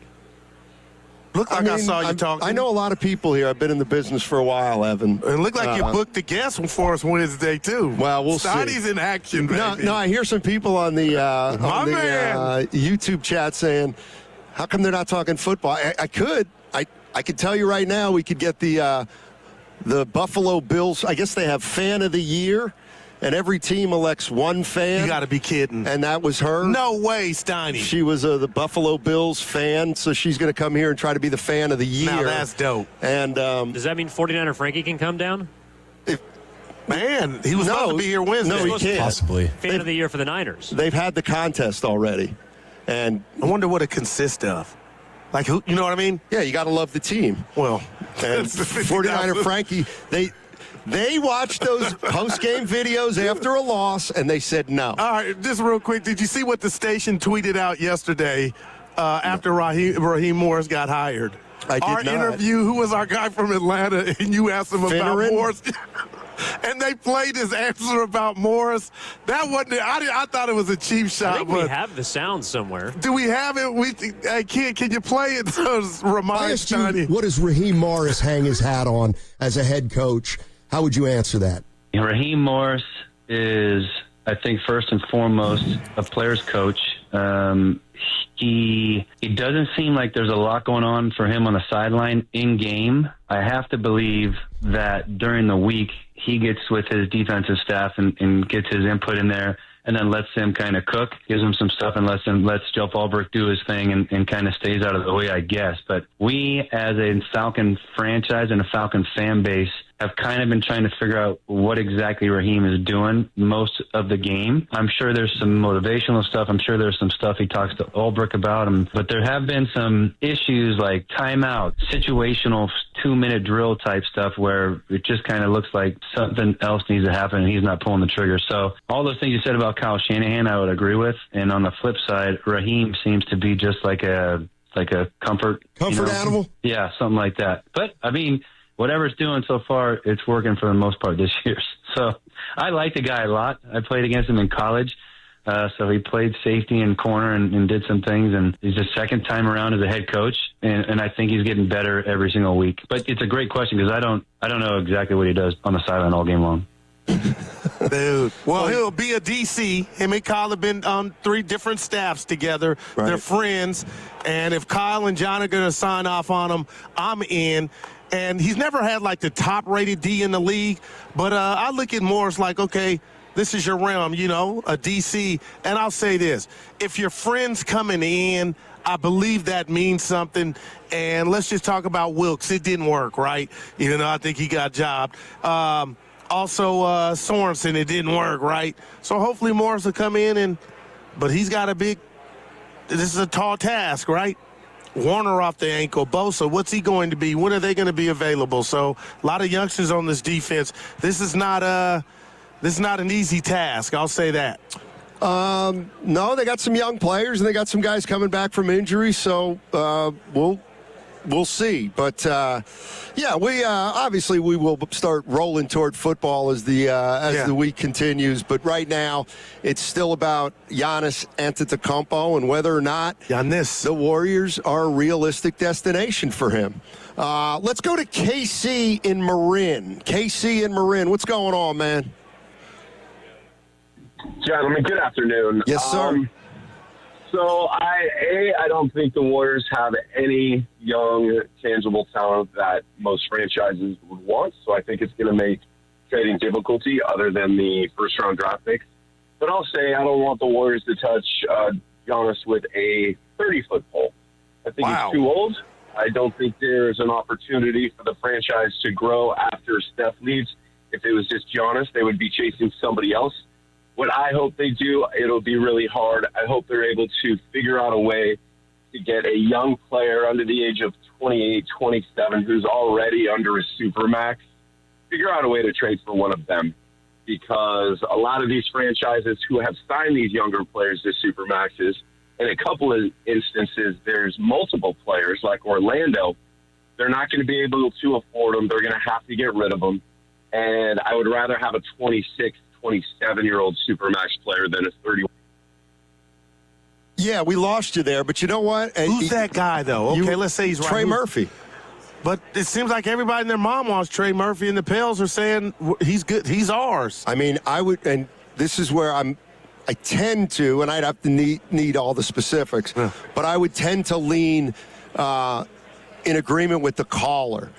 I would rather do something like that, where you only give up 2 picks, let's say, for, and I'm not even crazy about Michael Porter Jr., but if they decide, hey, Michael Porter Jr., we got a shot at him, we like him, he's young, we're going to take a chance on him, but it's going to cost us 2, I like that more than all in with 4, even though, you know, obviously Giannis has done more in his career than Michael Porter Jr., right. But I'm a little concerned about his age and his injuries, too. I mean, is there anything the Warriors can do now to where a random fan or guys like us in the media don't have a concern? Like, life is full of concerns. You know what I mean? Like, what avenue do you get to where there's no concern? Like, that's just where we're at and the foundation we're built on, 30s back. You're going to have concerns. Right, but if you get a 28-year-old and he gets hurt, you're fine. You got to bite the bullet. You go with Jimmy Butler. But again, Draymond declining at a significant level. Steph, you know, like that's the other thing about Steph, where it's, you know, your greatest strength's your greatest weakness. He's playing at a level that few have played at, if any guard, certainly at his level. But you don't know how long he's going to be able to do this. You have no idea. He could do it for 3 or 4. And if you knew that, you could plan accordingly. But you don't. And so... But isn't he symbolic of they're planning accordingly? They're assuming Steph's going to be fine for at least 3 to 4. And we got Giannis for that 3 to 4 and after. So I'm going to give Giannis starting in 2020. I'm not going to like this, but go ahead. He was 25 years old in 2020. All right. So from 25 years till now, this is how many games he's played each year. 63, 61. I'm good. 67. Okay. 63. Let's go. 73. Let's go. 67. And this year he's going to be at 50 probably. That's an A+ almost in this new NBA. But that's from 25 years old to 30 years old. He's missed 18 games a year from 25 to 30. Okay. So I'm sorry. I don't believe he's going to play more games from 31 to 36. And some of those he got hurt in the playoffs. I just don't. Wow. Like, I just don't. You know what I mean? Yeah, well, and I hear you. So, and like, if I get Giannis, I got to, you know, But they're trying to do it.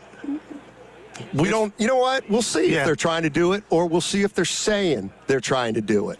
Maybe. When would you be able to, honestly, you could be like, you dummy Thursday.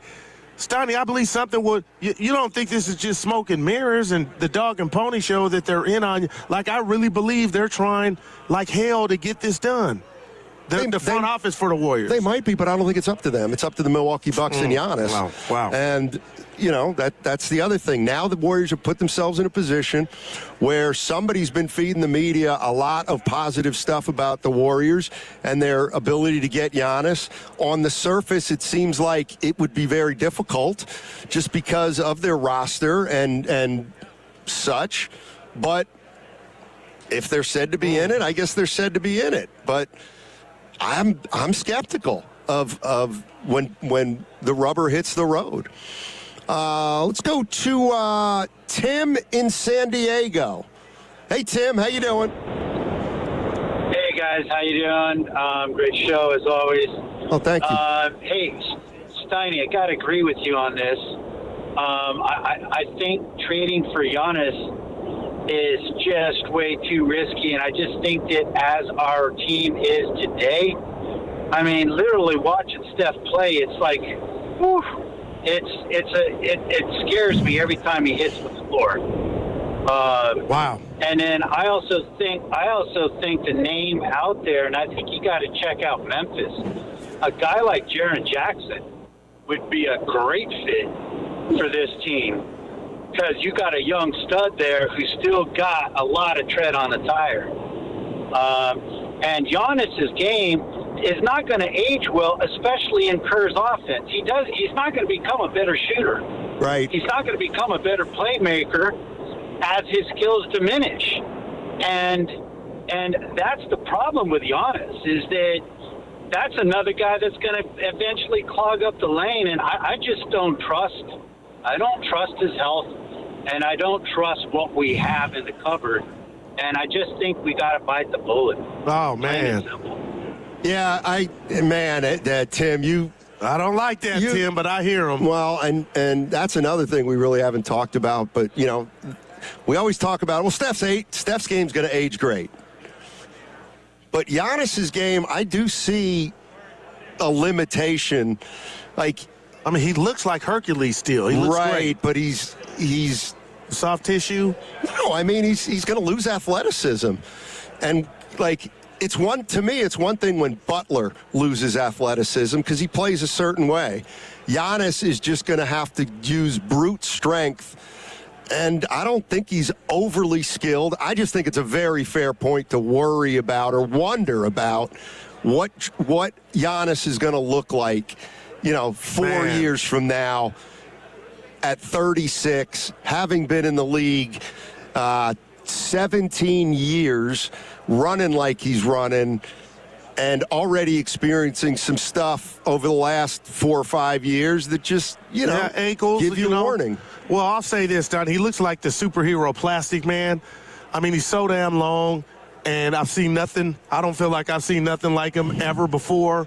And if you could just get that threat of that dude coming downhill with the expertise of the sniper that Steph is, you put that concoction together, I'm all in.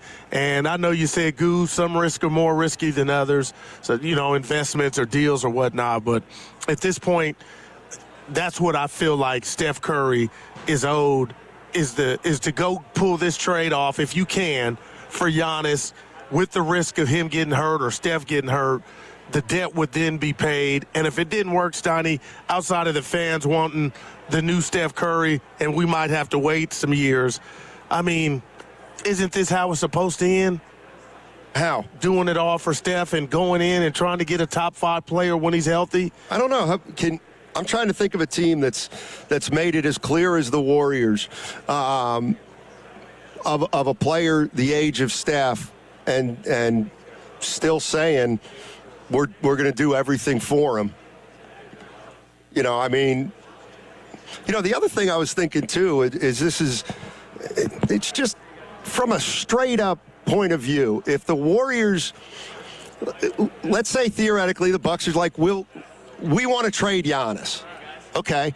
And in a alternate universe, the Warriors would say, okay, well, what are we going to have to give up to get Giannis? You got to give up Steph because, Giannis right now is playing at a higher level for the most part than Steph. Okay. So if you traded Steph for Giannis straight up, the Warriors would probably have to give a pick. But you don't have to do that. That's my point. It's the beauty of the dream. But my point is the real value for Giannis should be like Steph. It's not Jimmy Butler on an expiring who's hurt.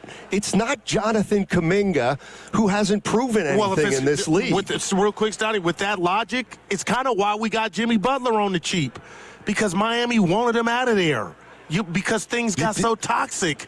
But in reality, Jimmy should have cost way more than what the Warriors paid for him. So we benefited from that. It didn't last long. You didn't benefit from it because you extended him.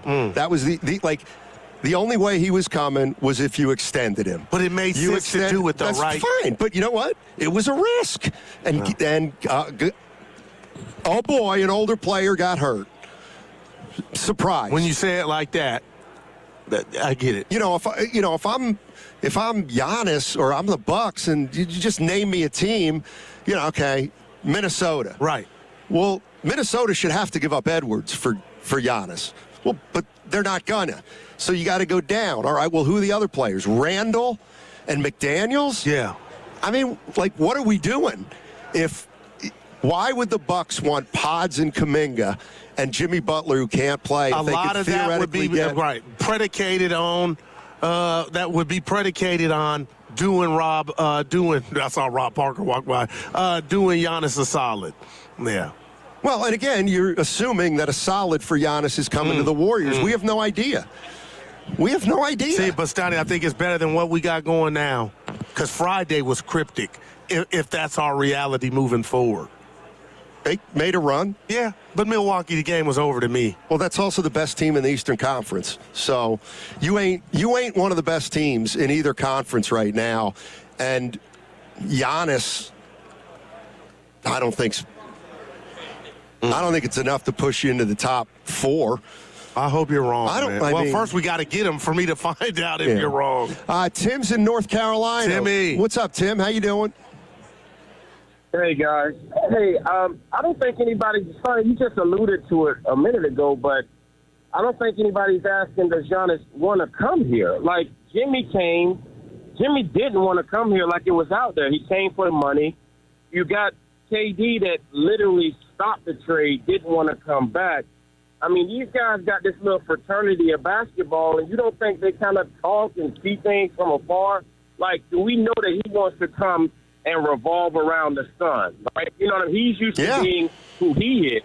But when he comes here, hey, I mean, the coaches made it very well known that, guys, I want it to happen. I do want him to come, and I want Kuminga to be out of here, and I want to see both things happen. But I don't think we play enough into the fact of a guy that has a city in his pocket now comes and just plays second fiddle, and the coaches made it abundantly clear he's the son. Everything revolves around him. I don't think that we don't take that into consideration, the competitive nature of players. Yeah, Guru, they can joke and smile and ha-ha and kiki at an all-star game, but behind the scenes, I don't necessarily think mega stars like that. Well, how did Durant and Curry work out? How did the 3 straight championship titles? But I hear you. Well, they didn't win 3. But Tim, they went to 3. But Tim, I'm telling you, I think there's an infinity, and I've been saying this if you've been listening, between Steph and Giannis, and that's why I think what's given us the only chance of him coming here is he wants to play with Steph Curry. And I don't think Giannis is looking at it that I'll be second fiddle. I think both of them are like, I need help and would love some help. All right. I mean, I see. I mean, we hear that about LeBron all the time. Want to play with Steph, and it sounds good, but LeBron ain't gonna leave Bronny, and so we got to make sure we got a spot on here for Thanasis because he's gonna be here too. Right? There's a lot that's gonna go into it, and it's all good. It's all good, but I'm just saying it sounds good. I want to play with a person, but it's a lot more that come with it, man. So, but I'm with you, Guru. Okay. All right. Yeah, that's been my premise, Donnie. Yeah, I could be totally wrong. I think they want to play with each other. It ain't, we got 2 alpha dogs, ain't enough balls in here. I think Steph at this point would love, and that's why Jimmy was brought here. I know Steph would love it. Gotcha. But I'm just not,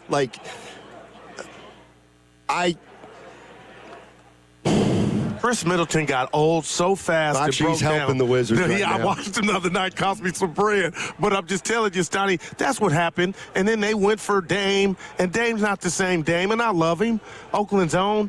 But they gave up on Drew, and that was their identity, man. I'm with Tim. This idea that every star wants to play with Steph is ludicrous. Yes, Durant came. Why did Durant come? Was it just Steph, or was it, if I go to the Warriors, that's an automatic title. Now, I'm not saying he didn't want to play with Steph, but Durant didn't want to come back. Jimmy Butler needed an extra year to come here. Like, these guys have, Giannis has friends on 25 teams. Right. And the idea that, I guess this is the thing that... There's only one Curry, but I hear you. Go ahead. The idea that somebody would come to the Warriors just to play with Steph rather than winning a title. Like, how could, if Giannis says, I want to win a title, and he's got two deals in front of him, Minnesota and the Warriors, and he comes to the Warriors, well, then it's like, yeah, he wanted to play with Steph. There's no doubt about it. But right, no doubt. But why would he do that when there are going to be other teams that he can go to that are going to be so closer to ready-made to win as soon as he gets there, if not like at the beginning of next year? I can't sit here and say you're not making sense, but all I can say is there's only one man on this planet that can give you those answers. And if this trade was consummated and he did his presser, Giannis, he would be able to lay out those answers. But you are right. So, but again, it's predicated on if he were to come here, then he would tell us what I think we're going to hear about the infinity with Steph and all that stuff. But, Steiner, you could write down 8 teams or 8 better locales to give him a better shot at winning the chip right away. Exactly. And that's what kind of makes it a dream. Right, and he says winning is the most. I'm not in denial on that. If winning's the most important thing to him, then we'll see. It doesn't mean the Warriors shouldn't try to pursue him, and obviously they are trying to pursue him. 888-957-9570 is the number. Warriors play tomorrow night, Philly in town, and right now the Warriors 27. Oh, I did some numbers real quick. Do we know Curry's availability? Not yet. All right. Couple things, Goo. Hey, you know what? I'll do these on the other side. Right. Give you a heads up. All right. 888-957-9570 if you want to jump into the Giannis conversation. What's coming up on the game is brought to you by Fremont Bank. Fremont Bank, as you know, is here for you, and it's here for good. Steiny and Guru live from Radio Row. Super Bowl 60 coming up on Sunday, and things are getting going right here at the Moscone Center. That segment was brought to you by Kalshi. Trade on anything. The big game is here, and now you can trade on football legally in California on Kalshi. Right now, New England is trading at 32% to beat Seattle. A $100 trade pays out $289. Use code FAN to get $20 when you trade $100. Kalshi. Kalshi. Trade on anything. Hey, Goo, big game on Sunday. Where's the Bay watching? Bay Street Emeryville, baby. We're getting in on the action early, Steiny. Pre-game fun starts at 2 p.m. Say less. Screens? You know it. TVs on the Bay Break Dining Terrace, around the fireplace, and a big screen in the plaza. Food, family fun, games, prizes. This event's where it's at, Goo. We will be there. You should be too. Event details at BayStreetEmeryville.com/events. That's BayStreetEmeryville.com/events. Running a business means wearing multiple hats. So if you're like me, you probably started out using your personal phone, taking client calls and texts nonstop. As my business grew, I needed something smarter. That's when I switched to Quo, the #1 business phone system. Quo works right on your phone or computer. No carrying 2 phones, no clunky landline, just one easy app you can try for free. Your team can share one number and handle calls and texts together like a shared inbox. Any teammate can jump into the conversation so customers get faster responses. And Quo's AI assistant summarizes your calls and responds to customers 24/7, so you never miss a lead or opportunity. All this starts at just $15 a month. That's basically 2 coffees. You can even keep your current business phone number. Find out why 90,000 businesses trust Quo. No missed calls, no missed customers. Try Quo for free at quo.com/sports. That's quo.com/sports to try Quo free. QUO.com/SPORTS. When the night needs energy, flavor, and a place everyone can agree on, it's Ghostwood Kitchen in Redwood City. This is where great microbrews pour cold, handcrafted cocktails come alive, and house-made food hits the table hot and ready to share. The room is buzzing, the vibe is welcoming, and every visit feels like something's happening. From quick weeknight meetups to full-table celebrations, Ghostwood Kitchen brings people together for food, drinks, and moments worth sticking around for. Turn an ordinary night into something better Kerr at Ghostwood Kitchen in Redwood City. Hey, it's Willard. Legends are built over time. Anyone can have a great game, a lucky season. At Habas Law, generations matter. For Tarek Habas and Nicholas Habas, integrity was learned at the dinner table. And a hard truth, clients are often victimized twice. First by accidents, then by greedy insurance companies. 40 years strong, Omar Tarek, and now Nicholas Habas, generations fighting to make it right. Visit habaslaw.com. Omar Habas is a California licensed attorney. Offices in Northern California, including San Jose. Past results do not guarantee future outcomes. Are you interested in being an install or service technician? Good news! R&S Doors and Gates is hiring. If you have good mechanical skills and a knowledge of power tools, welding, and motor controls, you should apply today. R&S Doors has openings to repair and install commercial overhead doors, entry doors, and loading dock equipment. You must be able to work in a professional, fast-paced environment. Call 800-FIX-A-DOOR and apply today. That's 800-FIX-A-DOOR or visit rsdoors.com. R&S Doors. Look for the red truck. Straight Talk Wireless presents Pickup Truck Wisdom. If you're only good to your new friends, you're not going to have any old ones. Straight Talk gets it. That's why new and existing customers get free 5G phones on Verizon's 5G network. Pretty simple, really. You keep good people by being good people. Find us at straighttalk.com and Walmart. Straight Talk Wireless. Straightforward. Always. Taxes and fees apply. Plan purchase required for free phone offers. Copyright 2026 Verizon. Discover the luxury of Monogram appliances at Friedman's Appliance in Pleasant Hill. At Monogram, it's not just one detail, it's many. From preheating your oven with voice control to checking your dishwasher cycle from your phone. Monogram blends innovation with elegance. Right now, receive up to 2 free eligible Monogram appliances or generous credits toward the appliances of your choice. Visit Friedman's Appliance in Pleasant Hill to explore the full Monogram collection, showcased in stunning live working vignettes or online at friedmansappliance.com.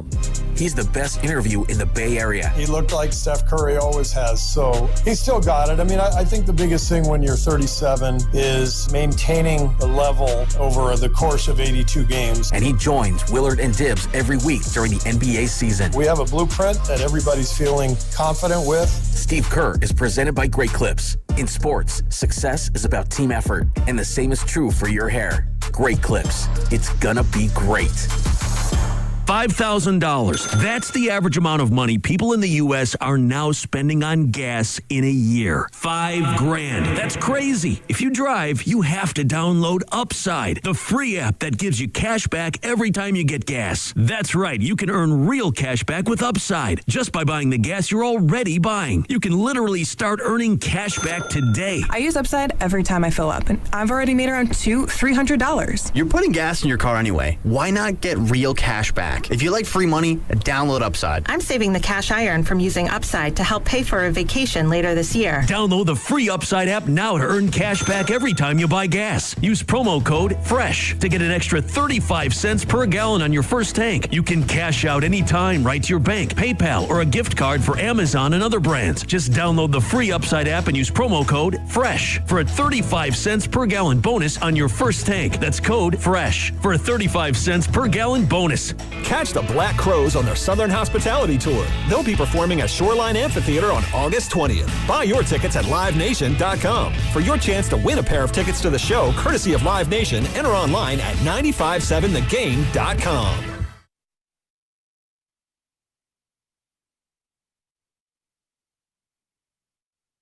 Now back to Steiny and Guru, live from Radio Row at the Moscone Center. I was at the Circa.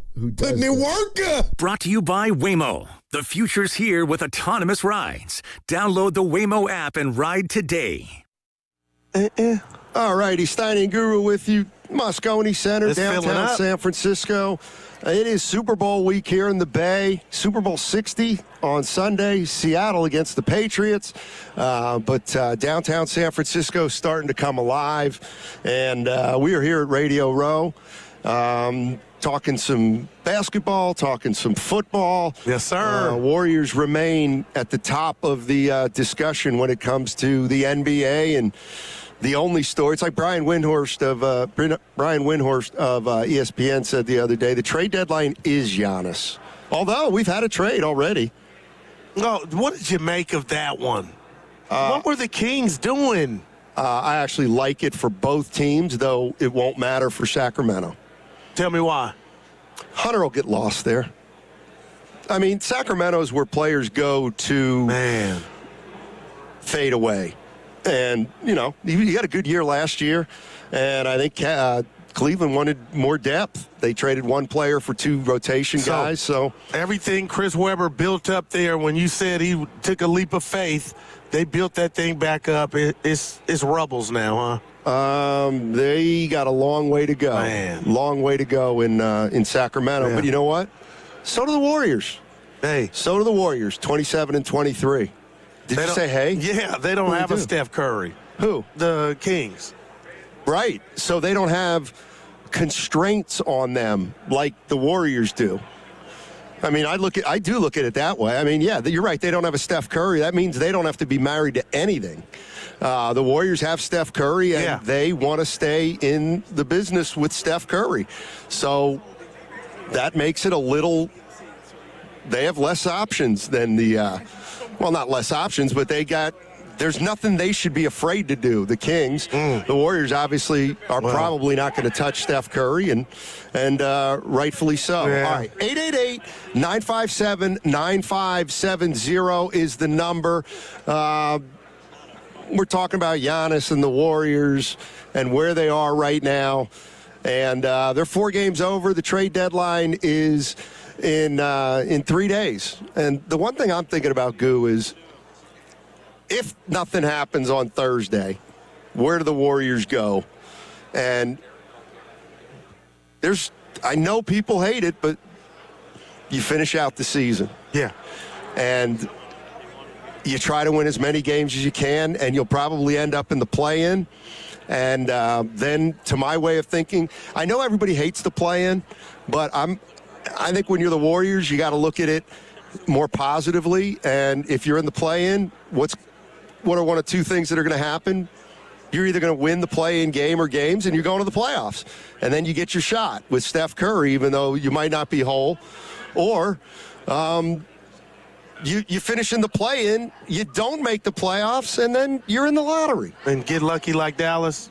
Well, I mean, that's super-duper lucky, no doubt about it. But even if you get a good, solid pick in the top 15, I know everybody – it's just unbelievable how impatient people are. And I think the impatience is born out of one guy and one guy only, and that's Steph Curry. If Steph weren't on this team right now, they would probably go in a different direction. Yeah, and we probably wouldn't have 4 rings. So I know you know how great Steph is. And, again, is it the fourth quarter of what he has left and his future here with the Warriors. But I'm telling you, I'm already emotionally going to be let down. My dauber will be down, and you're right. They finish out the season, no Jimmy. Then you're wondering how taxed Steph's going to be. Do you sit him? But, I mean, it is what it is. And, this is crazy I'm saying this, but I'm just here. Look at Willard. I'm just thinking to myself, Steiny, would the worst thing on earth be if that did happen and you get no Giannis? Is getting in the lottery in this draft the worst thing to happen? I don't think it is. For me to say that is like, somebody that has an addiction admitting they have it. That's half the battle. Yeah, let's go to Alex. Alex is in Hayward. What's going on, Alex? How you doing, man? Hey guys, how you doing? Hey, doing well. Great. Hopefully, I might get a chance to come over and see you guys on Radio Row this week. But, let's go. Cool. Maybe I can get that lifetime chance. But I want to talk about something that nobody's really talked about in this hypothetical situation if Giannis does come here, and I'm going to jump on Guru's path on this one. So I'm not looking at this year. I'm looking at next year, and say the Warriors have to give up a couple picks, and maybe if we have to get rid of Draymond. Draymond is not really that big of an asset to us right now. If we get somebody in here that has some defensive prowess and they can score, that's a wash for me. But if you get Giannis in here and he can play with Steph Curry and he also can play with Jimmy, not just bringing someone to the game. What do you think other teams would have to do when they came here and looked for a defensive measure to take care of those 3 guys? That would bring a whole nother element that nobody's even thought of, because you got to defend Steph, you got to defend Giannis, and you got to try to defend Butler. That's a huge task. And not only that, what are the workloads going to look like for those 3 guys? they don't have to worry about being ultimate scorers every game. So that's going to take some ease off of the plate for those guys on something we haven't really seen yet. So I want to get your take on that aspect from both of you guys. Thank you. I'll take my comments on. No, I appreciate it, Alex. I just hate that Jimmy's not going to start the year off in November. It might be 2027, right? Before we see him back. You know that's what? kind of like cryptic to me. Yeah, exactly. I wouldn't even put a timetable on it. Like, that's scary. So I get what he's putting down, but, Stoney, I'm just looking at it like we got Steph and hopefully Giannis right now, because to say we got Steph and Jimmy, that thing is still fresh, you know? Yeah. I mean, you know, the other thing is, you know, you look at a game like Friday, and, I mean, they've got, like, Cade Cunningham is incredible. Is bigger than Draymond Green. Think about what you just said. Exactly. So physically, you know, that's another thing with where the Warriors are at right now, where I do think they've got to ask themselves the hard questions, and that is, okay, if we can get Giannis in here, and it costs us the guys we think it's going to cost us, how good are we with Giannis, Steph, and the leftovers? And while it's easy to say, well, it's better than the team is right now. Yeah. Okay, it might be. But if it's marginally better than the team right now, and you've given up a lot of assets, then you're, to me, in a worse off position. I mean, I'm not going to lie. The idea of Butler, Giannis, and Curry is interesting. But I just, you know what? It ain't never going to happen. I don't think it's going to happen. Like, one of two things: either they'll get Giannis and Butler will go, or they'll get Giannis and Butler will never come back, or they'll get Giannis and Butler will start to come. I just don't like the idea of rolling the dice where, you know, one thing can really, really hurt your season. Well, I'll say this to you, Stoney, and I'm not saying you're alluding to it, but at guys our age, you can't stop the aging process. It just happens, and it's a blessing, right, that you get to experience. And we had a caller early on in the show that went in on the two-timeline narrative, but the bottom line is, there is no two timeline. The timeline this team is on is Steph till he rots and can't play and needs a cane. And I don't think anybody in Dub Nation has a problem with it. He's earned that. So the question to me is, how can you enhance that? How can you slow the aging process down? There's going to probably be some risk. Everybody's not in on bringing Giannis to town, but that to me would enhance the Curry years, the twilight, and give you a fixture, a player that's going to be here, barring no injuries or anything going wrong, a guy that would be here that's a top 5-10 player when Steph is gone. So I just feel like the Warriors are Giannis represents 2 or 3 or 4 positives by putting them in a Warrior uniform that are going to be challenges the Warriors face, and they're daunting when you don't have Giannis but just Steph. So that's why I would do it, man. Even if it blew up in my face, the science told us to do it. I mean, like, and this is just the way I am, you would do it even if it blew up in your face. Like, that to me is, like, you got to worry about that. And this on the Boxer and Gershom side is just being negative. This could be amazing with Giannis, and you're whining. Like, if you want to believe that Giannis is going to come and everything's going to be give me better. Give us better, though, right? Just better just by when the trade is announced, if it happens.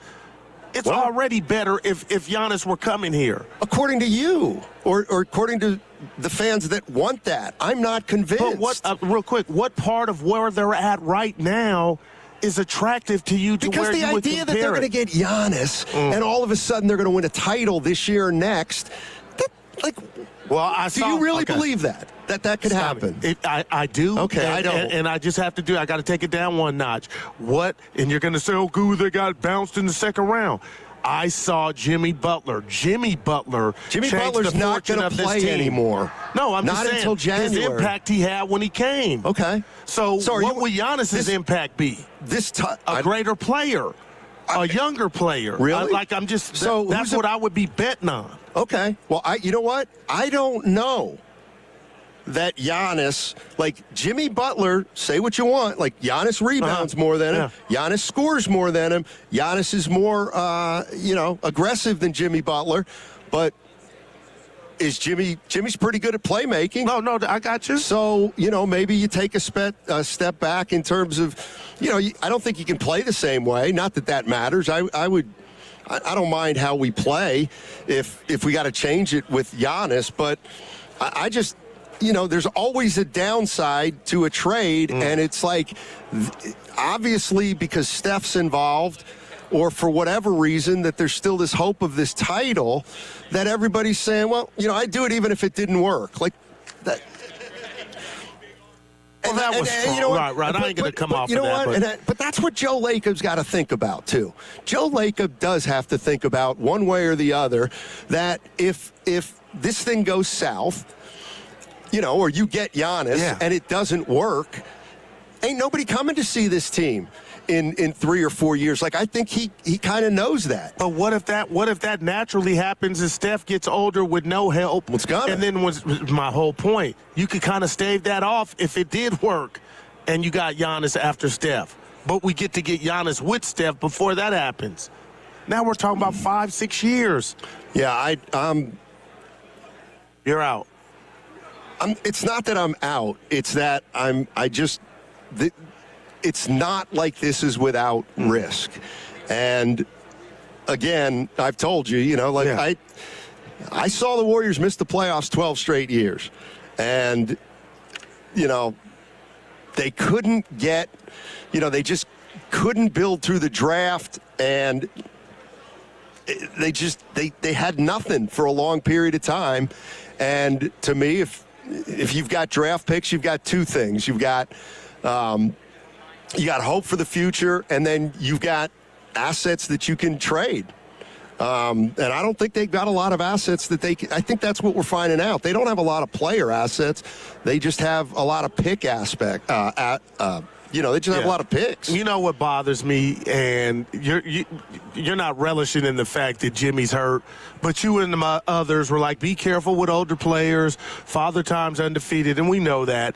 But the bottom line is, you're telling me a year after you made the trade for Jimmy Butler, he's out. Like that, and I mentioned the word science, and you're right when you go, are you shocked?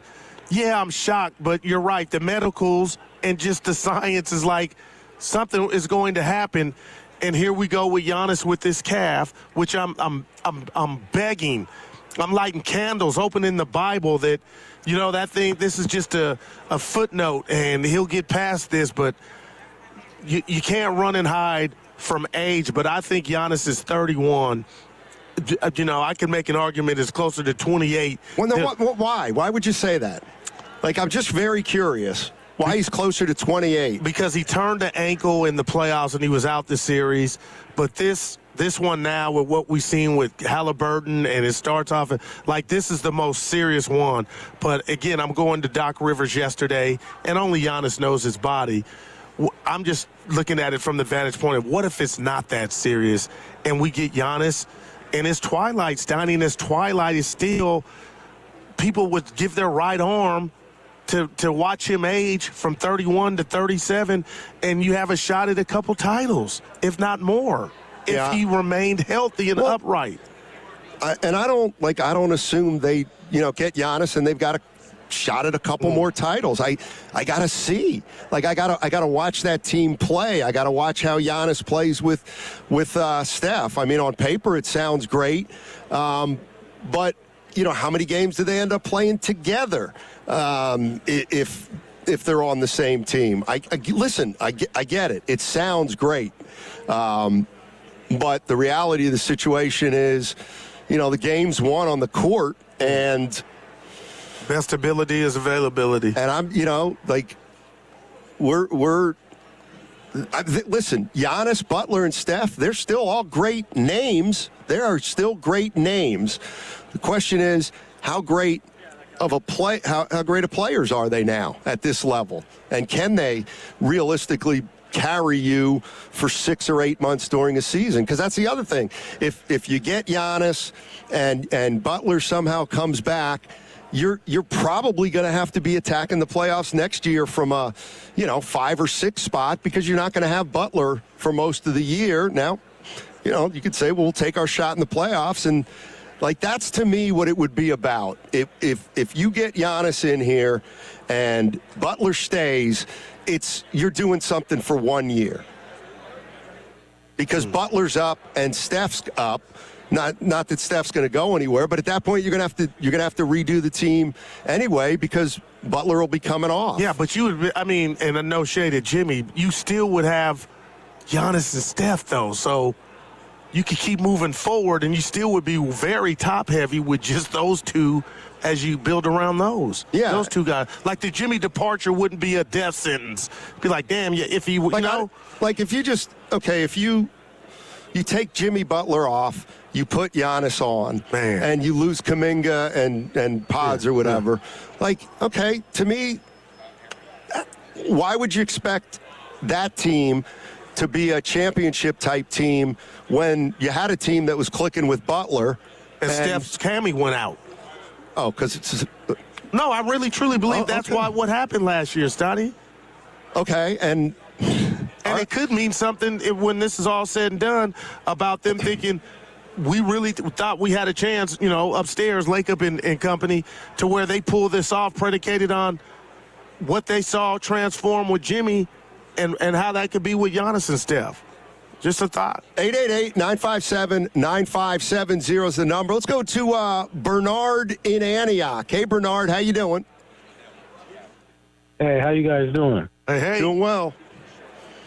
Hey, Gil and Stoney, I'm listening to all this, man, and I really enjoyed the years that the Warriors had, even though it seemed like a long time ago. It really wasn't, especially consider how bad they were. But I hear a lot less, you got to do it for Steph. You got to do it for Steph. I mean, Steph is about to be 38, and I don't think we hear enough about the missed picks that the Warriors had. So you say if they get lucky and get the number 1 pick, get a Cooper Flag. Well, they had the number 2 pick a few years ago, and they screwed it up, right? Yeah. Right? So, and they say Joey light years. Remember, Joe Lacob, we're light years ahead. So I think that's where the conundrum is at. So do we want the Warriors to get better, or do we want the best for Steph?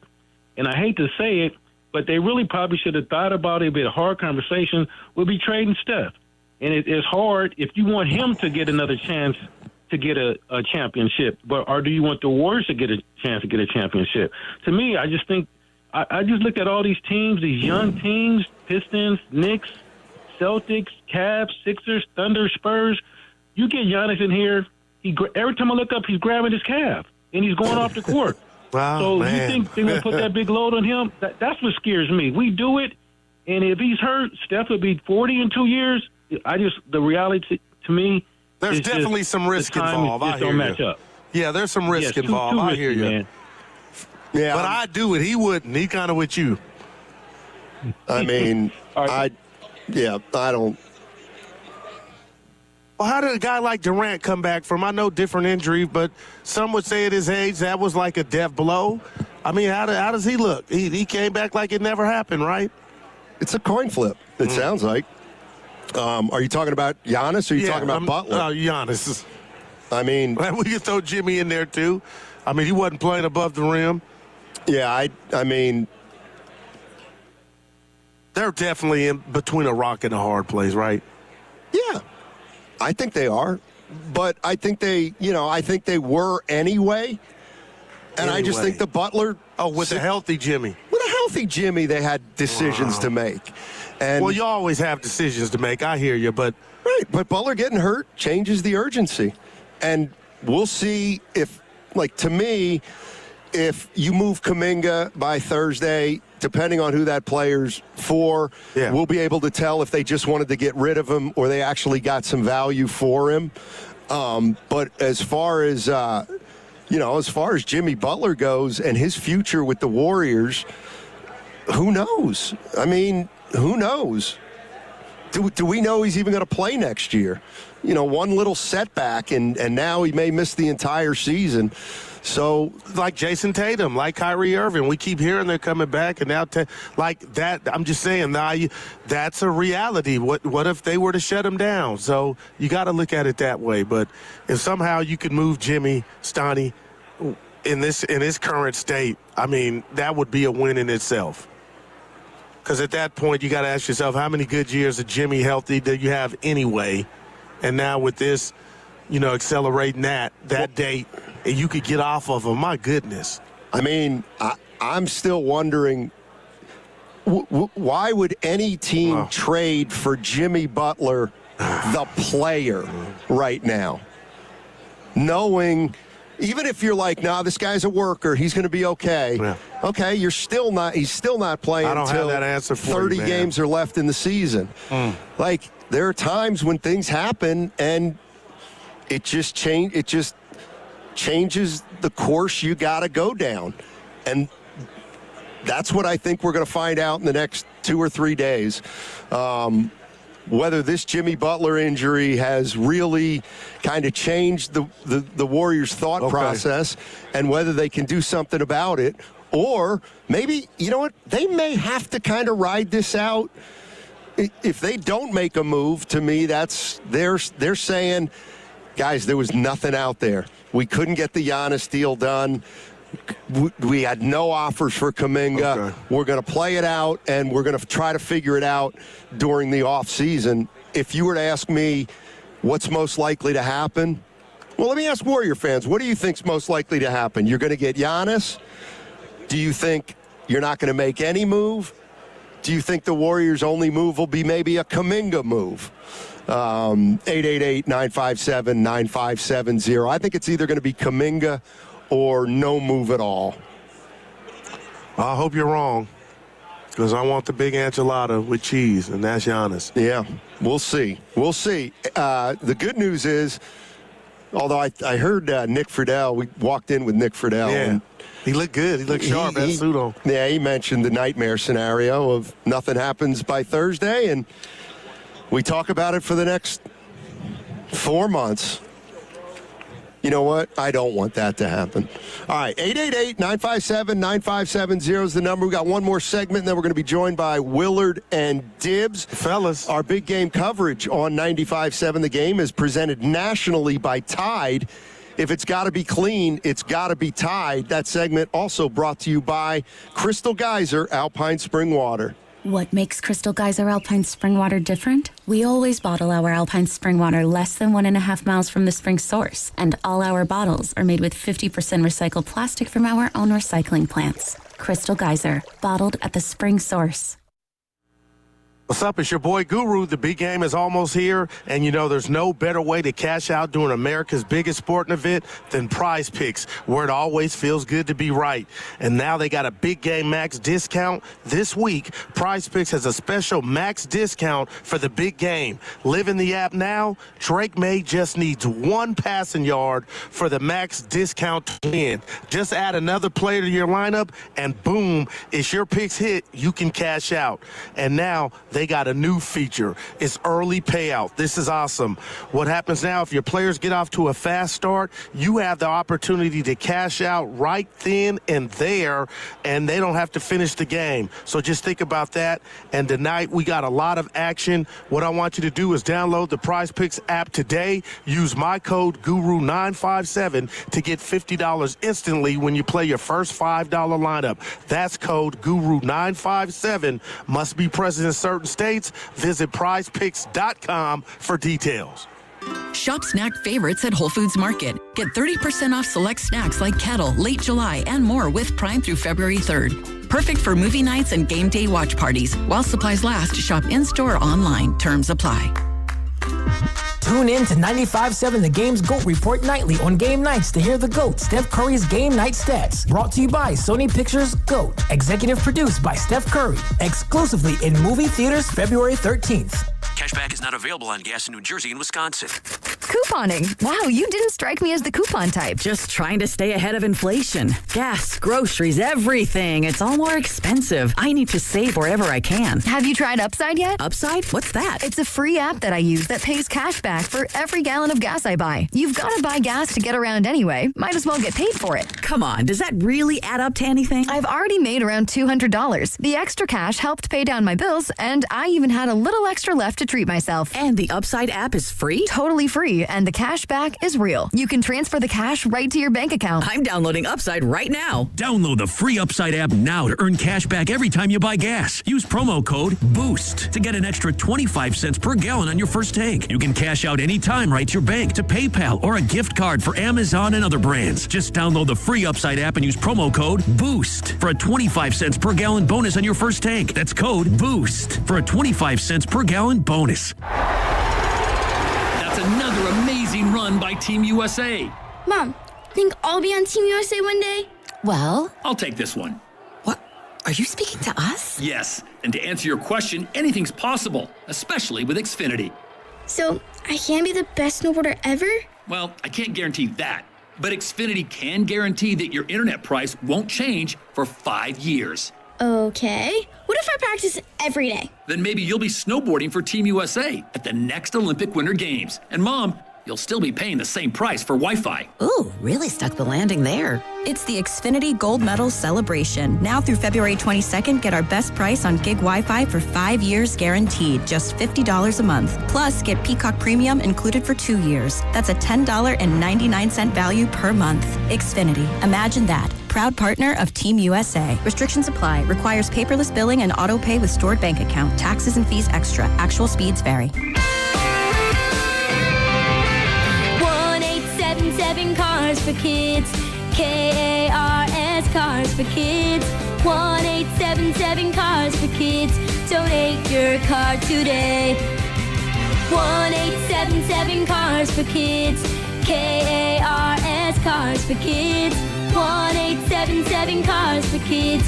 Donate your car today. Ready to get rid of that old car? Donate it to Cars for Kids. Call 1-877-CARS-FOR-KIDS to reach a friendly live agent. Donation is super easy, and your car can be picked up as soon as tomorrow. Call us now, 877-CARS-FOR-KIDS. That's cars with a K to donate your car today. 1-877 Cars for Kids. KARS Cars for Kids. 1-877 Cars for Kids. Donate your. Did you know you can donate real estate too? Go to carsforkids.org. That's carsforkids.org.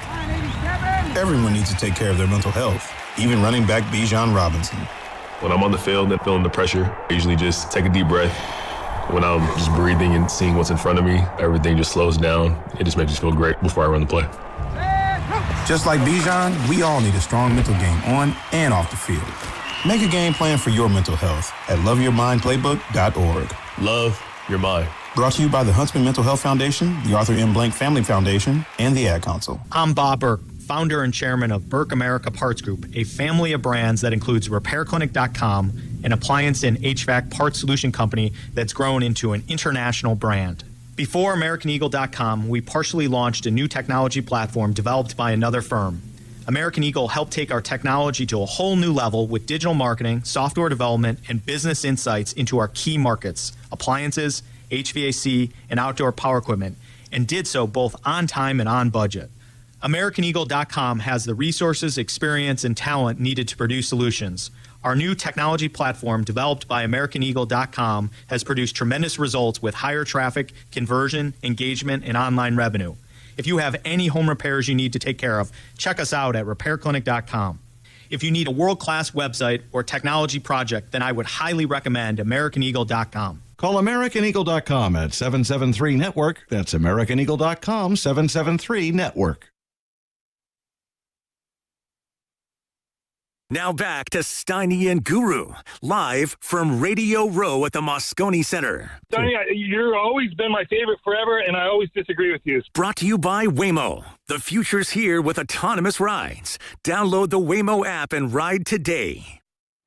All righty, welcome back. Steiny and Guru here, Radio Row, Moscone Center, downtown San Francisco. Yes. Super Bowl 60 coming up in 6 days, and the national media is getting here to the Bay Area, and all week we'll be here. And as the week progresses, we'll have more and more football talk for sure. Right now, we're talking about the Golden State Warriors.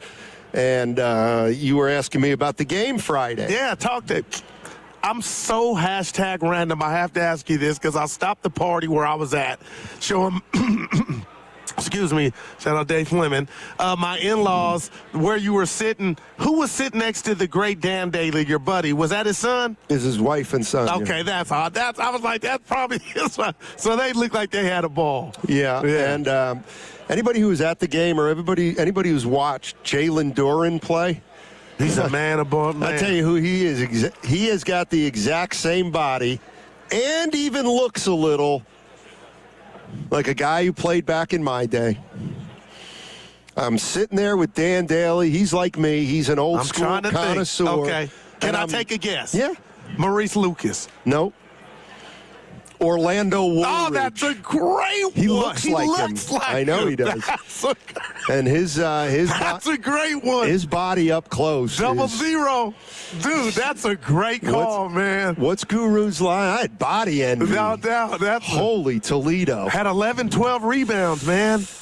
I know that for a reason, Evan, but yeah. So, as long as I'm on a body envy, tomorrow's not promised, and I'll give it the third one.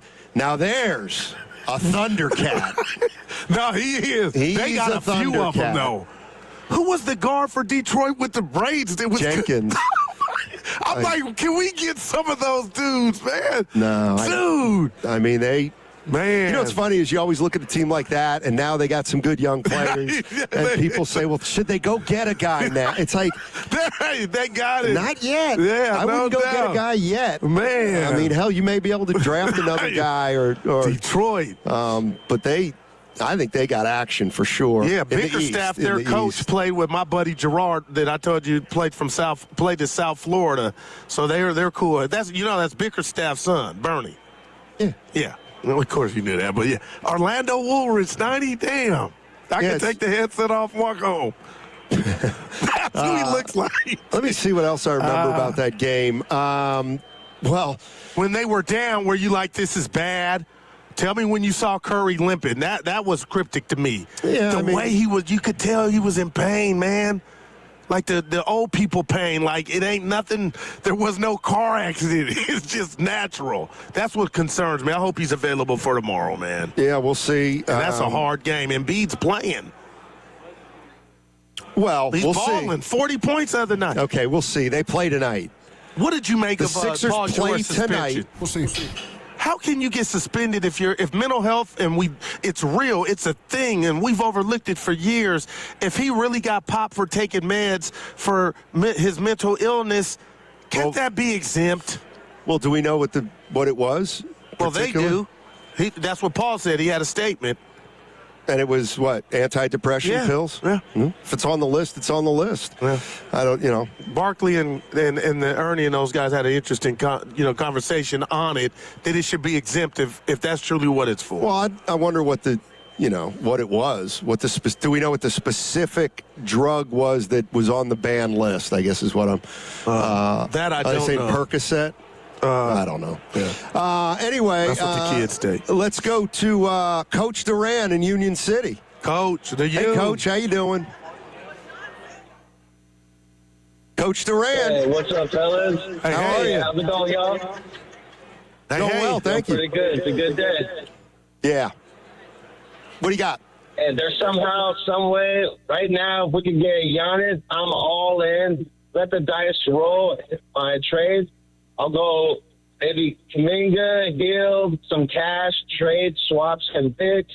And then maybe if they have another guy to throw in there, man, if we could pull in Giannis, I'm going in, man. Giannis to the Bay, that would be a volcanic eruption, and incredible, and I'd be extremely happy. I'm with you, brother. I'm with you. It's time to go all in, baby. At this point, what do we got to do? Okay. You know what? What do we got left?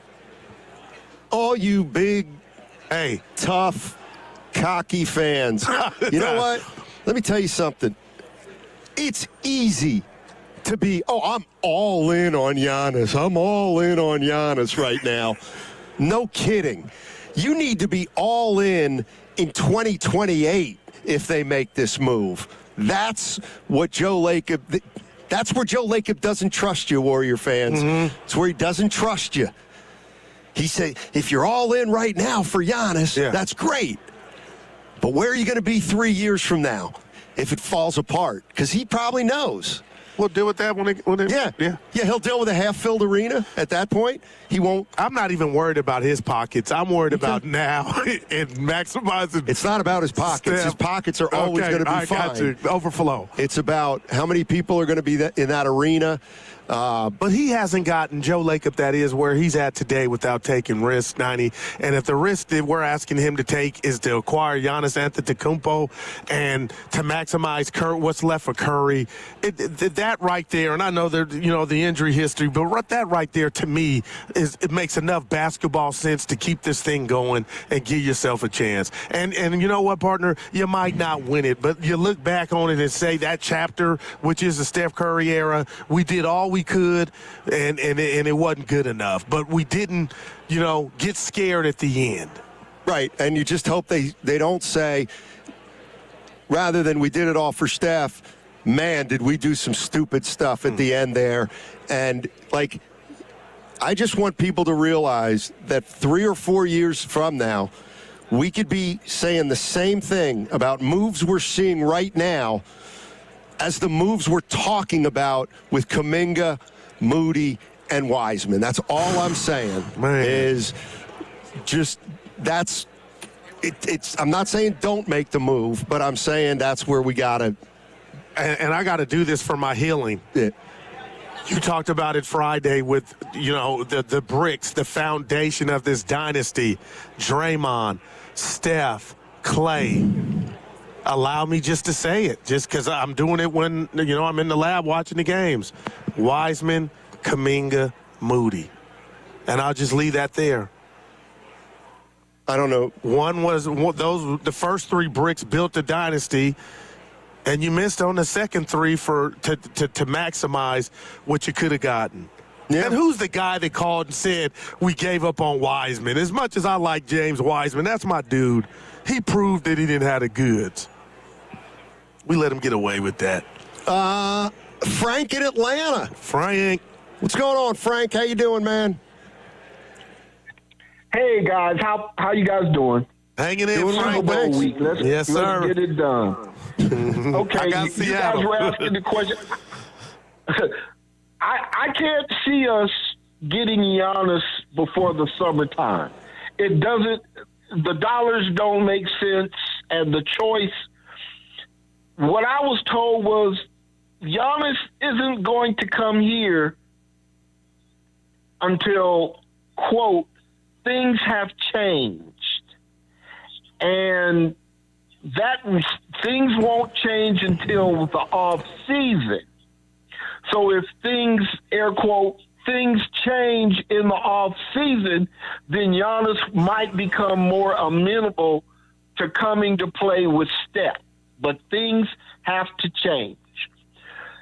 When that happens, the Warriors are going to have to trade Jimmy, Dre, and Kuminga's contract because they're going to need those $103 million because Steph and Giannis is that's $120 million a payroll, and the cap is only going to be maybe $208 million. So you're going to have to go out and play 10 guys on $90 million. That's $8 million a contract. We're not going to have any $20 million guys on our roster next year. We got to trade everybody because you can't keep Jimmy, Steph, and that's $170 million. Joe's not going to go that far into the above the second apron to pay that kind of salary. Not if they're not a contender. That's what I'm saying. He's got the dollars don't make sense. So if we're going to be competitive, we got to get as many dollars. The whole Supermax contract for Giannis, Steph is after next year. Steph is going to have to take a $30 million pay cut. We'll see. So that's what I was saying. So that's what I'm saying. It doesn't. The dollars don't add up. Doesn't make sense. Right. No, hey, Frank, thanks for the call. We love you, baby. They're going to have to. I'm telling Frank, the Guru computer again, nobody cares. It needs an update. This thing gets to the offseason, we ain't getting Giannis. How about that? Thursday is when we get Giannis. If it's real, it's got to happen this week. You said that's how I feel. We ain't getting him once all those portfolios the other teams can put together. My goodness. I think that the odds are probably higher now than they are in the summer. Okay, but it really does come down to the Bucks and Giannis. I think more than what the Warriors have or don't have. It's going to depend on if the Bucks think a move for Giannis to the Warriors, if he wants it, they get enough back. I mean, if they have two deals on the table and one's the Warriors and another one is just way better, you can't ask him to take the Warriors offer, even just to, appease Giannis and try to do him a solid. Do you have a problem with me being transparent and saying to you just right now, if it's announced, just fast forward to Thursday, that we don't get Giannis, how disappointed I would be, and I think a lot of Dub Nation? And that's where you got to talk about how all this information got out and why it got out and how close it really was.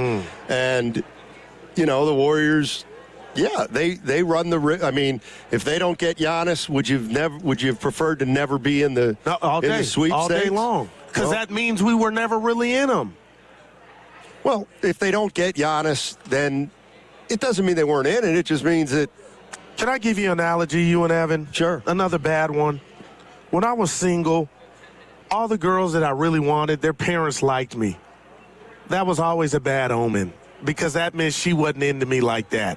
So I have that, and I feel like this is happening with Giannis. Mom and dad like old Daryl. He's got nice hair, got some nice kids, but the girl wasn't into me like that. And I'm feeling like that's what's going on with Giannis. Right now, we're number one when it don't count in regard to everything you read is the Warriors. And I'm like, damn, Stoddy, come Thursday, if nothing happens, then we... Well, look, if it was all for naught. I mean, look, if those were the parents.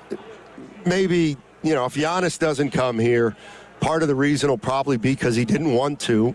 Well, damn. And then maybe that puts to bed this whole idea that the Warriors, are a destination and everybody wants to play with Steph. And, I do think there are players that want to play with Steph, but I think there's just as many players that don't want to come here, not because of Steph, nothing to do with Steph, but because this organization right now is in limbo at best. And this organization right now still has Steve Kerr as a coach, and I do think maybe there's some players that don't want to come here with Steve and Steph and the way we play, the way the Warriors play. Look, the Warriors right now, that's the other thing. They are in transition right now, and they may have not been in transition before Butler got hurt. But they certainly are in transition now. So I feel like I got a little bit of whiplash because it's happened so fast. The transition from the Butler injury. Well, we'll see if they transition or not. And I don't know if that's a healthy thing, but it's like the Brock Purdy, the Trey Lance mistake. Oh, we got Brock Purdy. Nothing to see here. Yeah, well, it's a footnote. You guys messed it up. But on the football field, you got something that kept you going. Jimmy goes down, and then there go our hopes, and now we got the Giannis possibility. Like, damn, man, that's a hell of a cologne. And that's also another part. I just don't think the Warriors, are 5 games over 500. Now they lose Butler. They're in trouble. They know it. And now they're going to go get Giannis for it has to be for a while, put it that way. Let's go to Coach Duran in Union City. Hey, Coach, what's going on, man? Let's go to Eric in Baltimore. What's up, Eric? How you doing? I'm good. How are you guys? Doing well. Okay, so here's my thing here. A bunch of fans are probably going to be mad at me for saying this. Uh-oh. But for everything, I am very appreciative for everything the organization has done throughout our championship runs. But I seriously don't think giving away the whole thing for Giannis is going to push us over the top. And as much as I want Steph to retire as a Warrior and win another championship, I don't think this team is really built. For one, Steve Kerr can't adapt to today's game. And it's just like, if Kuminga can't really fit here, Giannis can't fit here. And I don't think that's that. Hey, go ahead. I'll cut you off. I thought you were done. That's not fair, but go ahead. Finish, man. It's frustrating to think about is because, like, Kerr, in his mind, he's thinking, this is my way of basketball. My way is right. It doesn't make sense. No one plays like that. No one puts out, like, 4 guard lineups in a game as a closing lineup in a 6'6" Draymond Green at center. That is not going to help you go far in any capacity. I don't disagree with you about that, and the problem is they've had success with that in the past. I don't know if it still works anymore. I don't think going small in and of itself is bad, but it's not good when you don't have great players. I mean, that team that theoretically played small had 4 Hall of Famers on it. So this team, if they play small, they're playing small with role players. So your role players they can't create an advantage if you're small like the Warrior teams could in the past. I've been using this word, and I got to slow down using it. But you know what's fascinating about this young season? The fact that the Warrior starting lineup had been a negative, and the head coach came out and said, basically, ignore that. We feel good about it. That you have to follow the math. The slow starts this team has been getting off to that everybody could see, but the coach and the loyalty, because that's who he's being loyal to some of the players in that starting lineup, Stoney, rather than adapt or grow with the times. You are going to tell everybody, and your team is not backing you up by having a negative point there. Like, make that make sense. So Steve is saying, we're just going out there with the old school band, and to hell with what you guys think, how it sounds. I'm riding till the wheels fall off. And on one instance, that could be commendable. But I'm starting to think about this season, like, how the hell can you ignore that? I don't think he ignored it. I think he found something with the guys coming off the bench, and he was and the first team wasn't getting off the great starts, but the second team was coming in and kind of bailing them out. Yeah. And I think he thought at some point our starters are going to start playing better at the beginning of games. And then once the bench continues playing like it's playing, we're going to have more success. I mean, what the last caller said, and it kind of hit me, is I just don't think the Warriors are close. I just don't think they're close.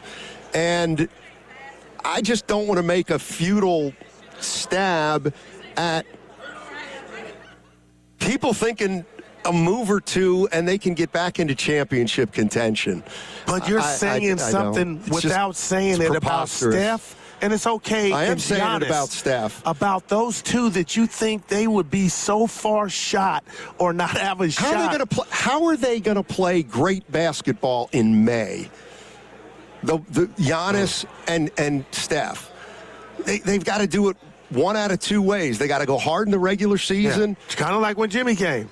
Or they got to manage the regular season. And again, I get that Giannis is a great player, but I do have concerns about him. I just do. And I hear you. And what are we doing with Kuminga?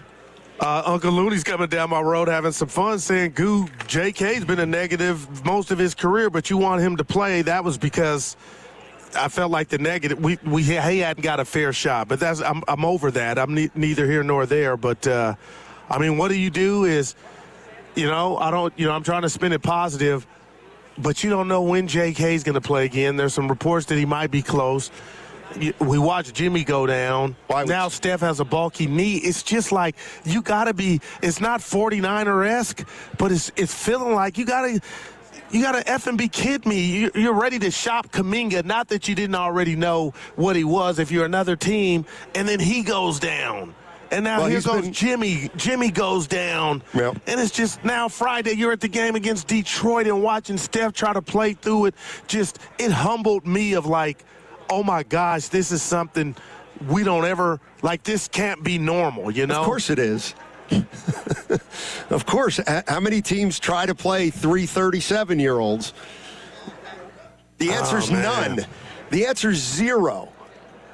And maybe the reason is because it's hard for those guys to last a whole season and play at a high level all year. Well, you can swap out Dre for a 31-year-old Giannis when he's healthy.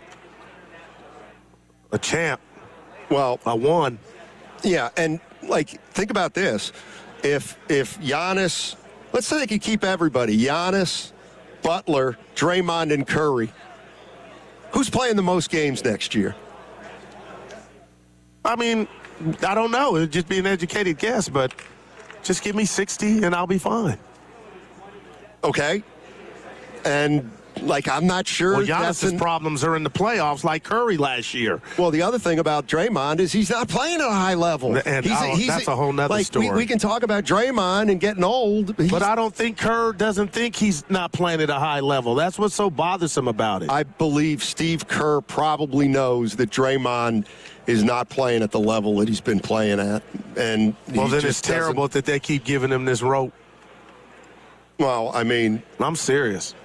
We got the crossover coming up next. We got Willard and Dibbs coming up on the crossover. Max Lopez on the YouTube chat. Hey, Steiny, have the Bulls been to the finals since Jordan? Didn't they move off him early? It probably doesn't matter either way.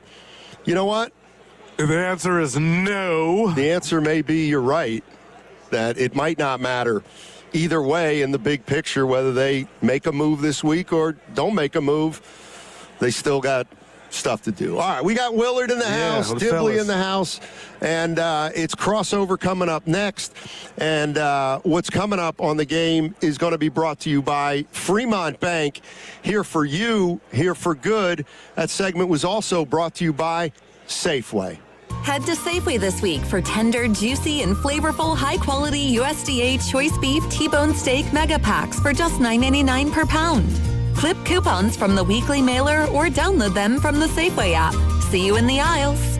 We've all been there, sleepless nights, wondering if your business's security service is really protecting what matters. At Bay Alarm, we can put your security insecurities to bed. Our advanced technology and personalized support ensure you can rest easy knowing we're here for you. BayAlarm.com. Running a business means wearing multiple hats. So if you're like me, you probably started out using your personal phone, taking client calls and texts nonstop. As my business grew, I needed something smarter. That's when I switched to Quo, the #1 business phone system. Quo works right on your phone or computer. No carrying 2 phones, no clunky landline, just one easy app you can try for free. Your team can share one number and handle calls and texts together like a shared inbox. Any teammate can jump into the conversation so customers get faster responses. And Quo's AI assistant summarizes your calls and responds to customers 24/7, so you never miss a lead or opportunity. All this starts at just $15 a month. That's basically 2 coffees. You can even keep your current business phone number. Find out why 90,000 businesses trust Quo.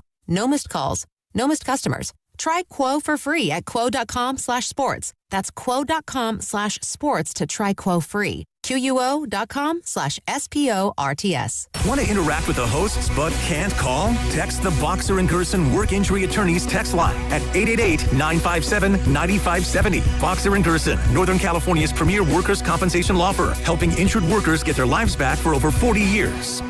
In sports, success is about team effort, and the same is true for your hair. At Great Clips, we save your haircut details in clip notes, so every member of the highly skilled team knows exactly how to create your signature look. And with our easy-to-use app, you can check in from anywhere and get a ready next text when you're up next for a cut. It's the confidence of a great haircut delivered by a team you trust. Download our app today. Great Clips. It's gonna be great.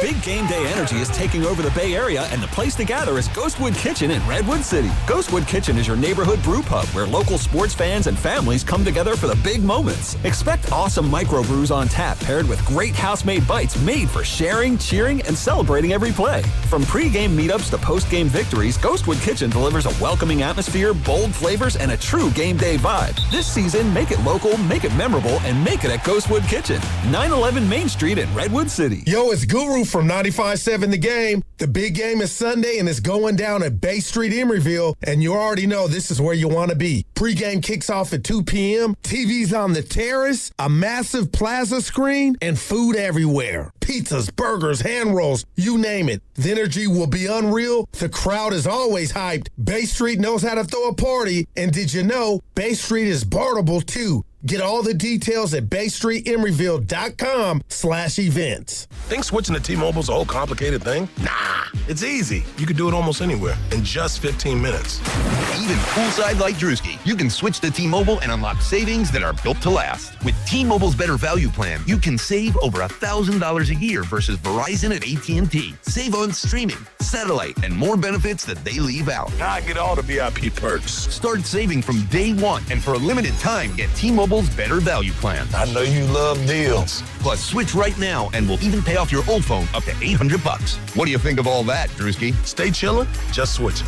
It's better over here. Check them out at T-Mobile.com/Better Value. Savings versus comparable plans at AT&T and Verizon, plus the cost of optional benefits. Plan features and taxes and fees vary. With 3+ lines of Better Value Plan, 3+ new lines and 2 eligible ports, or 3+ lines and 5+ years on T-Mobile postpaid plan required. Qualifying credit required. Check out in 15 minutes or less per line. Get up to $800 per line via virtual prepaid card. Typically takes 15 days after rebate submission. Qualifying unlocked device, credit, service, ported 90+ days with device and eligible carrier, and timely redemption required. No cash access and card expires in 6 months. Card issued by Sunrise Banks N.A. member FDIC. This is the story of the one. As an HVAC technician, he and his digital multimeter are in high demand. So when a noisy office HVAC turns out to be a failing blower motor, he doesn't break a sweat.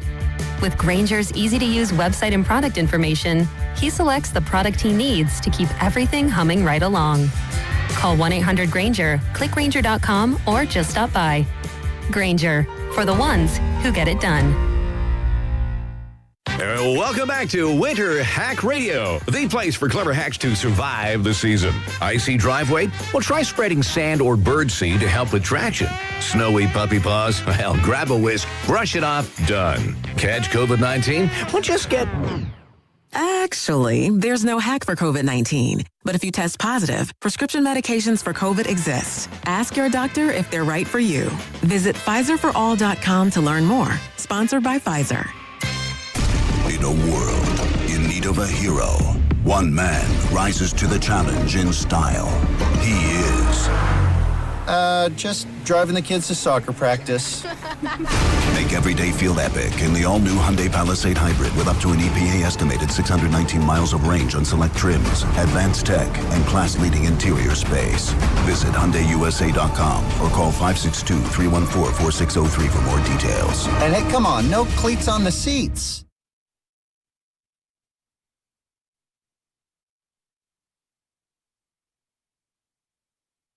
Now back to Steiny and Guru, live from Radio Row at the Moscone Center. Congratulations, Robert Saleh and the Liquor Store 7. Brought to you by Waymo. The big game's back, and the future's here. Enjoy the magic of autonomous rides with Waymo, the world's most experienced driver. Hop in and sit back while getting around the city. Download the Waymo app and ride today.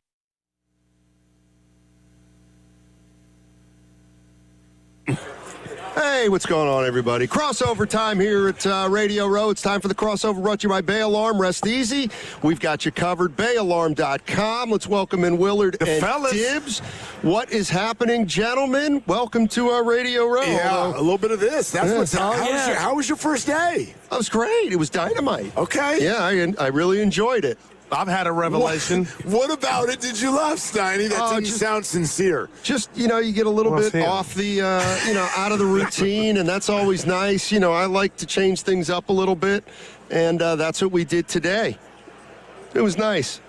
It's great. I also changed it up, and I love the sponsor coming in because for the first time in my life, I rode in a driverless vehicle. I took Waymo, parked at the station, and I thought, you know what? The walk is nice, but I'm going to do the Waymo today. So called up the Waymo, 2-minute wait, and all of a sudden it says, your car, here comes your car. And you look, and it's like, you check the plate like you do with a ride share, and then I'm trying to open the door, it won't open. I look at my app, and it says, press here to unlock. You hit unlock, you slide the thing, and then it goes, cuckoo. And you pick your door. I went in the front seat. Does it go cuckoosh? No, cuckoosh. The door, it actually pops out so you can open it. I sat down and Any music playing? I'll get to it. Oh, okay. They go through the instructions like, just because it's driverless doesn't mean safety's not at the forefront. Please buckle your seatbelt, and you do. And it's like they go through like what's going to happen, and then boom, you start driving, and then the music's right in front of you, and you can change the station, and you pick your song, and you look over. Wow. And there's no driver. I got trust issues. Yeah. I did too at first, and then you're driving, and like you come upon a situation, and the car's like, oh, they did the right thing, and I would have either swerved, honked, middle finger, flip someone or off all for of the sure. above. Yeah, for sure. It was very fun. Did you choose the front seat, and do you have a choice? You do, and I did. It feels like you rode in the front. That feels like says something about it first. Yeah, When you got I'm in the back. I saw Dibs in the front. Driving Mr. Guru. 3 reasons. One, I wanted to take a selfie with the driver. Okay. You can find it on socials. I saw it already. 2, I had access to the music, which is also up there, and the heat and air controls. The music is not done on your phone? I'm not sure, but it was right in front of me. It. There was so much going on that I was like, I'm going to find some music, and then did my selfie and did a video. I did a little Q&A with the driver, mostly Q's, not a lot of A's. I'll post that as well. Can't wait. But, I thought it was way more relaxing than I thought. Way more relaxing. Nah, that's a 4. That's an 11 right my there. man. I was kind of with you, Goo. I was like, I'd be like, I'm going to freak out, but it was smooth. I liked it. Yeah. Anyway. I mean, I get it. I mean, the idea, like, we get into cars with actual humans, imperfect as they are, that we've never met before, that just show up and they've got 3.7 stars, and we trust that. What if there's a glitch in the gas pedal? What if there's a moron in the Uber? What if it's a moron? Well, you're right there. Like, there's, right? Yeah. When you meet people, you got me there. Morons. Yeah. You mentioned a glitch. Steve Scott, our coworker, takes Waymo every morning, and today he actually posted that they got behind a work truck that was like stuck doing work, and the Waymo wouldn't go around. So you press the support button, and within, I think, 3 minutes, they got the car to whoop. So there's ways to get around situations like that. That's all. Waymo ways. That's a 13. I'm feeling generous today. But my revelation is I'm going to be crushed if the Warriors don't get Giannis. Well, I'm there. I know you're. I told Steiny. I let it all out. I will be crushed, and I likened it to when I used to date when I was single, and the parents liked me. But the girl didn't like me that much. It was always a bad omen when Daryl, you're here. But she wasn't into me, and I don't like it. And I bring that up because we're in the lead. It feels like, but nothing's happened, Will. So I'm telling you, I'm gonna be crushed if it don't happen. Wow. Do you guys got any feel on if you think it's gonna happen? No. I'll tell you this. I feel better about it today than I did Friday. Oh, well, that's progress. And why? Also, like, you being crushed if it doesn't happen is the most you thing I've ever heard. So that's great. Like, because of Friday, watching Steph with the knee, that wasn't cool. Like, it wasn't even a new injury. Like, nothing different is true today. They were like, other than that he's out tomorrow. I don't know if you heard that yet. Wow. Yes. Curry is out tomorrow. Curry and Jonathan are both going to still be out tomorrow, which were question marks. But so we can get to that. But why do I feel better about it? I think we've spent so much time trying to figure out what's the right thing for the Warriors to do and what's the right thing for the Bucks to do. Okay, right. But we haven't spent a lot of time with what is probably driving this more than anything, and is what's the best thing for Giannis to do. And a lot of people, I went into the weekend going, is this guy really going to attach his wagon to almost a 38-year-old go partner? ahead. And then what? When Steph retires in 3 years, then what for Giannis?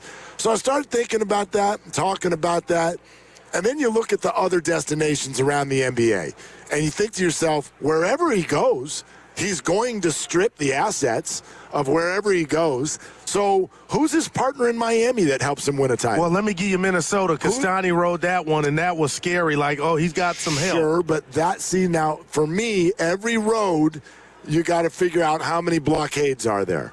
The blockade for Minnesota, to me, is that you have to give up too many, same thing for New York, established players that will, A, make you worse, and B, make Milwaukee better really quick, which is not what they want. They don't want established veteran players. They don't want Jaden McDaniels. He's good. Like, they want youth and picks. And so who can give that wants to give that? Again, I don't think, if I'm the Spurs, I don't want to do this. I don't want to break this up. It seems like they're not. They're out, it seems like. I'm trying to figure out where Giannis goes where he actually has a real chance to win a ring. And if I'm him, that might be here. Not saying it's a great chance. Yeah, it's a chance. I mean, a better partner than he can get anywhere else. Better chance than they have in Milwaukee. I don't know if you saw the Atlanta portion of a 3-team trade. No, I did as not. Posted by SI. It's pretty wild, but apparently it works. So the Warriors would get a couple of Antetokounmpos and Cole Anthony and a pick from Atlanta in 2019. Milwaukee gets Kristaps Porzingis, hurt and expiring, Kuminga, Gee, Pods, and 6 picks from the Warriors. 4 unprotected and 2 swaps. And then Atlanta gets Draymond Green and Al Horford. So I don't even know if the 2 swaps can happen. I don't even know if that's possible. From what I've read, Milwaukee, in order for there to be a swap, Milwaukee needs to have a pick to swap. And Milwaukee does not have all of their picks going forward. So it'd be a 2031 swap and a 2027 swap. Yeah, I'm not sure if they've got their 27. I could be wrong. I'll dive a little deeper into it, but whatever. We get the idea. Interesting. Yeah. And the idea would be Atlanta is in, they're in a tear-down mode as well. So they get out from underneath Porzingis, and they get Draymond, who would be expiring next year if he opted in, and Al Horford, who I don't know how much longer he'll play, but a mentor for their young centers. And Milwaukee gets, Porzingis hurt and expiring, and then you get 1, 2, 3 youngsters and a bunch of picks. So something to keep an eye on as we all talk about, just a straight line 2-team Milwaukee Golden State. This probably is more likely to get a 3rd team involved. Yeah, I'm thinking past this week, if they don't have a deal for Giannis, kind of how they play out the rest of the season. There'll be 31 games left, and I'm not saying they do anything drastic, shut Steph down. But what's the mindset of the team and the fans moving forward? Like at that point, do you just start playing Kuminga if he's not traded? Hell yes. Pods and Moody. I mean, do you limit Steph to 22 minutes a game? Do you tell Draymond we're going to load manage the heck out of you? And what does it look like? And then where does it end up in the grand scheme of things of the of the standings and your draft pick? I don't know about you guys. Like the worst case scenario come Thursday night is that the Warriors are 27-24. So I'm not going into let's sit Steph mode yet at all. If they do nothing, I would yes, those young guys would play. A lot of them are already playing. But I've said this a few times. I'm fully of the opinion that if you can't get or don't get Giannis, do nothing. And you figure out a way to at least temporarily smooth the road to Jonathan Kuminga. Let's see him for 25 to 30 minutes a night without the pressure of going for a championship. But play your best, win as many games as possible, see what that looks like with those guys, and then preserve all those assets for the summer and reboot the conversation. I think there's a really good chance if they do that, they rehab Jonathan's value around the league. Yeah, and, I'm on record as saying you should have all the data you need, the Minnesota series for Kuminga, but sometimes in life you just got to wear it, right? And the best deodorant for Jimmy Butler getting hurt would be, hey, we got Giannis. And it seems like that could happen, right? And I likened it before you guys pulled up to Trey Lance and Brock Purdy. Like, okay, Lance didn't work out, but you got Brock Purdy. And I'm just hoping, if they pull this off, we don't have to deal with that pain. But if they don't and they do what you say, who in Warrior World could be mad? Because Jimmy went down, was catastrophic, and you can't. You play the guys like you mentioned, and you see where you're at. And what if it's not even talking about falling out, and you don't do well in the play-in, and you do a Dallas and get in the lottery, and somehow pull a Dallas. That's but rare. Nobody wants that. But Right. I mean, who would you really be mad at? Because the Jimmy thing is now. That set us back. Like that took everything. No doubt. And if you get into the play-in and then you lose in the play-in, I believe you're still in the lottery. Yeah. Because you're not one of the 16 playoff teams. So Correct. you could wind up serving both masters where you're the 8th seed, you lose, you're in the lottery, and you can Pull a still Dallas. You could pull a Dallas. And I think they had about a 1.5% chance last year. The thing that struck me about this Atlanta proposed deal is it's Jimmy stays, Draymond goes. And after Which Friday is how night, it should be. I don't know how much more fans are swinging in that direction. Wow, man. See, I disagree with that when you say that's how it should be. I know that, it feels to me like you guys are looking at it in a vacuum. Would you rather have Jimmy or Draymond? Oh, right. That's how I looked at it. I don't think that it's because of the salaries. It's not that. If you don't have Jimmy in this deal, it's going to take you Draymond, Jonathan, and more just to get Giannis. If I'm Milwaukee, I would, love to get rid of more of my bad contracts. And if I'm the Warriors, I'm kind of interested in some of those, namely Miles Turner. If it's Jimmy instead of Draymond, I look at it as maybe it's Giannis and Miles Turner. If it's Draymond, I would love that. it's only Giannis. I like Miles Turner for the Warriors. I think he makes sense. So they're not equal. Jimmy makes more than twice as much as Draymond. But if you had Jimmy and Giannis with Steph as opposed to Draymond and Miles and Steph, and I guess Giannis too would be in that, I would rather have Draymond be in Atlanta and have Giannis be here alongside Jimmy Butler. And I think that a piece of that, I think a lot of people agree, and it's something I'd love to dive into today. This fan base feels like they would love Draymond Green to be gone. I think it's fascinating. Fascinating. Never, ever in sports have I seen a 4-time champ and a future Hall of Famer be so, driven to the airport like he is right now. And I get it. I get his behavior. I get the history. And that's the word. Go I ahead. get it. Yeah. I get all of it. On the court, off the court, even within the structure of the franchise. I totally understand it, but it is fascinating, unlike anything I've ever seen before also. Go You're ahead. listening to 95.7 The Game, KGMZ FM and HD1 San Francisco, and Odyssey Sports Station, in the home of the Warriors and Valkyries, always live on the free Odyssey app, coming to you live from the Laughing Monk Studios. Laughing Monk, righteously brewed in the city. Of course, we're at Moscone Center, but the name stays, as always. I got to tell you, I was really annoyed by Draymond on Friday. The ref did not put his hand in Draymond's face. He kept it down, and he was like, okay, enough. Yeah. And then he went race. He used a race card. I mean, his prerogative. But I was like, damn, Dre. Yeah. That to me is an official, kind of, let me get out, let me de-escalate. Yeah, he followed him to the table, and the ref just, kind of put up the stop sign about, at his midriff, so to speak. Exactly. And, at some point when you go all the way across with an official and the official has enough, you get a tech. And that's the way that went. And Willard, I'll say this. I think we've all had that in our younger years, that one friend, you take him somewhere and he gets just drunk and he's embarrassing, but he's your friend.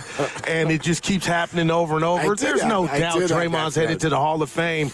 But even on his best day, there were antics. I mean, I won't even run down the list, but, hitting another teammate and getting unscathed.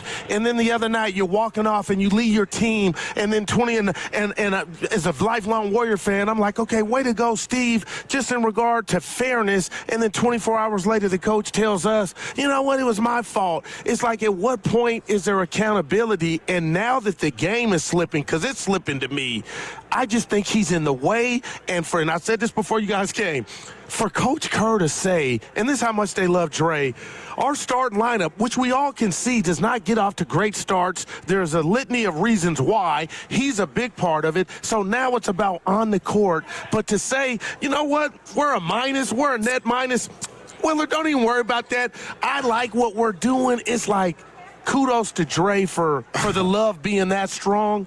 But Willard, I think a lot of people raise their kids, love their families, try to do the right thing, and watch his whole get down, yelling, barking at the refs, the pod, all of it. Now the play does not, to me, equal what's going on off the court. And I think that's why, as a collective, not everybody, people have soured on. I mean, it's for me, I think what you're touching on is actually what's really at the core of all this. We see what we call antics. We see emotion, technical fouls on a night in and night out basis, and we use that.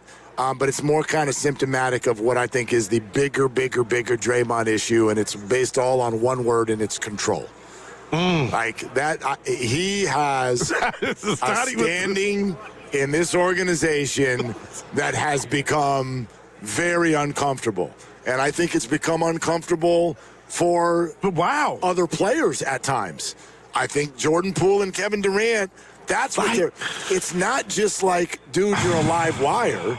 It's the fact that it sort of feels like he can do whatever he does, and he has arrived at this spot where there just isn't anyone who feels – like they can do anything about it. And that's uncomfortable.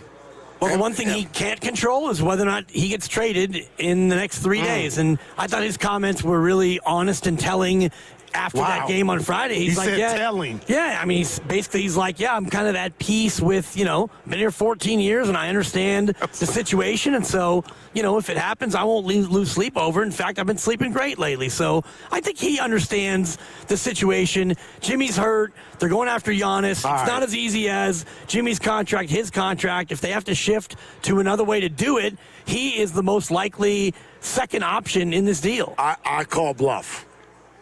On me? No. On the idea that you're talking about. I don't think you're wrong in any stretch, but I call bluff. I have a hard time believing that for 12 years, okay, you won't suspend him.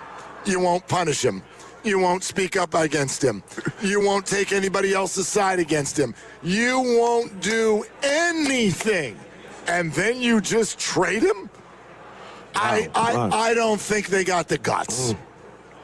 Say it with your chest. I just did. Yeah. Who doesn't have the guts? Put his name out there. I mean, Joe Lacob, Mike Dunleavy. Yeah. I do not. That would blow me away. Yeah. I'm not saying that's not a should or shouldn't. I don't think it's going to happen either. I would that is the most outside of their behavior decision that we would have ever seen in the life of this regime. It would be surprising, to say the least, but if you want Giannis and it comes down to either Jimmy or Draymond and you can make it work both ways, then you have a choice to make, and you know that Jimmy's a better player, not now, but he will be when he gets back, so that's where, you got to make hard choices. I think the big problem with Draymond is if you don't trade him, he's declining at a fast rate. So, okay, well, next year we can bring him off the bench. Who's playing then for him? You know what I mean? Like, they will have a player on the roster, and he's not making exorbitant amount of money, but does he get to start next year? Well, it'll be his farewell year. You know what I mean? Like, the real rat on the table, sponsored by Atco Pest Control, is he's not playing well, and he's probably not going to play a lot better in the next year and a half. You would figure. Might be a tough fit with Giannis, too. I don't know about the two of them on the court together. They're both, listen, they're brilliant basketball players, so, the right way to go about it, I'm not concerned there, but on both sides of the ball, even defensively, who's doing 4, who's doing 5, how are they doing it. Neither one of them's a shooter, but they're both willing to shoot from out there. I don't know if you want them shooting from out there. I don't know. Yeah, I don't know. It'd be interesting. I do think they'd have some spacing issues, and that's always a big problem with the Warriors. Watch out for that spacing. But on the other hand, you've got Steph, Butler, and Giannis. Like, they're pretty smart players. They would know how to go about trying to figure it out, at least, as opposed to getting together and be like, we can't play together. They're good enough that they could still probably make it happen. We have some spacing issues right now. Look at this. We got to work a on lot of radio hosts in one He doesn't have his bag or the radio row anymore. Well, I mean, you can see how quickly he packed that thing up. Sit back down, He's Steiny. It's not cold. You're looking real good once you pack that thing up. That's a 3. Yeah. Sit back down. You're doing great. You're doing great. And that jacket, was it, did you fly in from the North Pole? That's quite a heavy jacket. It's hot outside, Something out of dude. Star Wars, Empire Strikes Back. I've had X-ray blankets way less than that thing. So I went to the Warrior game on Friday, and I stayed in the city, and I didn't take my work bag. Okay. Nor did I take this jacket. Okay. Because I didn't want, it was warm on Friday, too. And I didn't want to have to carry it to the game. Right. So this morning I had to come in, go to the office and get my jacket. And you went? Yeah. I have no issue with that. I'm just curious why you're putting it on right now. Well, it's 210. But you don't need the jacket. It's hot outside. Beautiful day, It's like almost 70 degrees out there. It's pushing. I'm not kidding. Why did you just, that's all I want to know. Why did you just put it on? Because I didn't know it was 70, Mark. It's like a swing indicator. You're a golfer. You know when you get a swing indicator? I'm done with golf. Oh, okay. I'm done. All right. Rough day at Arch Madness. I get it. I get it. But are you done with this show? Pretty much today. I hope not. I think that's why you put your jacket on. I don't think you actually. That's the Snooper Bowl. What is that? Snooper Bowl. Snooper Bowl. So it's a bowl. Yep. And let me show. But who's it for? Every single guest that comes by. So what if they're on the phone like ours? Well, then we'll pick one for them. We'll pick one, and we are going to Steve Kerr on the phone today, 5:30. Well, that's different. We'll pick one for him. All right. But the Snooper Bowl is populated with questions that are going to get people talking about Who came other up with stuff. the questions? All of us. All right, that's all. Yeah, we had a little show last night. Here, let's sample one. Okay. Right now, Steiny and Goo. All right. If you could meet, and I won't say any other athlete because neither of you are athletes, Guru, apologize. Hey. If you could meet any athlete you've never met before, who would it be? There you go. Now, this is the Steiny in me. Even if they pass, if they're not here with us, can they be the answer? Like if they've passed on? Guru. Muhammad Ali would be mine. You can do whatever you Muhammad want. Ali for me. That's a good one. Yeah. Steiny was sat back in his chair. He's got take your jacket off and stay a while. 220. He's you know Snooper what? Bowl. We're snooping into your life here. He's got me on boxing. Okay. There's only one guy I want to meet, and that would be Mike Tyson. Okay. I find him Still alive. absolutely fascinating. Mike, would you want a tiger present if you did? Sure. Okay. On a leash or cage. I like On a this. leash. You've met Larry Bird already? I have, yeah. Okay. Oh, wow. That would be the obvious answer, but you having That's pretty met good. him. Snooper Bowl. We're going to snoop a little bit. Yeah. They're not all like that that safe. There's a few more edgy ones, I think. He did the final editing, so I don't know what really we could pick another actually one. made it. Let's But pick Why don't you guys pick another one? Let's pick another one. All right, gents. I will be Come on, listening. Steiny. Come on. No. What did you do on your first date with your significant other? Now Guru wants to leave. Wow, we froze No, you. we went to Cal graduation. That's where we met. Cal Berkeley was having a graduation. That's where we met. You met at a graduation? Yeah. Who was graduating? The friend of ours. Yeah. nice. But that's not a date. Well, Where'd you're you right. take her on the first date? We went to a jazz club, Lake Merritt, listened to some jazz. Okay. Strong. And what happened after? All right, that was it. Said bye. Snooper Bowl. Yep, said bye. Snooper Bowl. Can you guys get in on Evan and the youngsters? Because you hit it out the park in Grandy with this Arise signing. Yeah. They're down on it, but it's great to me. But what you said is real. We'll get into it in more depth when we get outside of the Super Bowl. But older people, us guys who have had their 45th birthday, we value batting average. He led the league in hits, and these youngsters, they look at their OPS plus and their WOBA and their BABIP, and they go, he's no good. His BABIP is for Schmidt. So I believe there's something there. It's a generational opinion on the youngster. We'll get into it. I would love to know what a WOBA is, but I'm with you. WOBA, he can hit. WOBA, he can hit. WOBA. All right, are you leaving? Yeah. Okay, Stein and Guru are leaving on 95.7 The Game.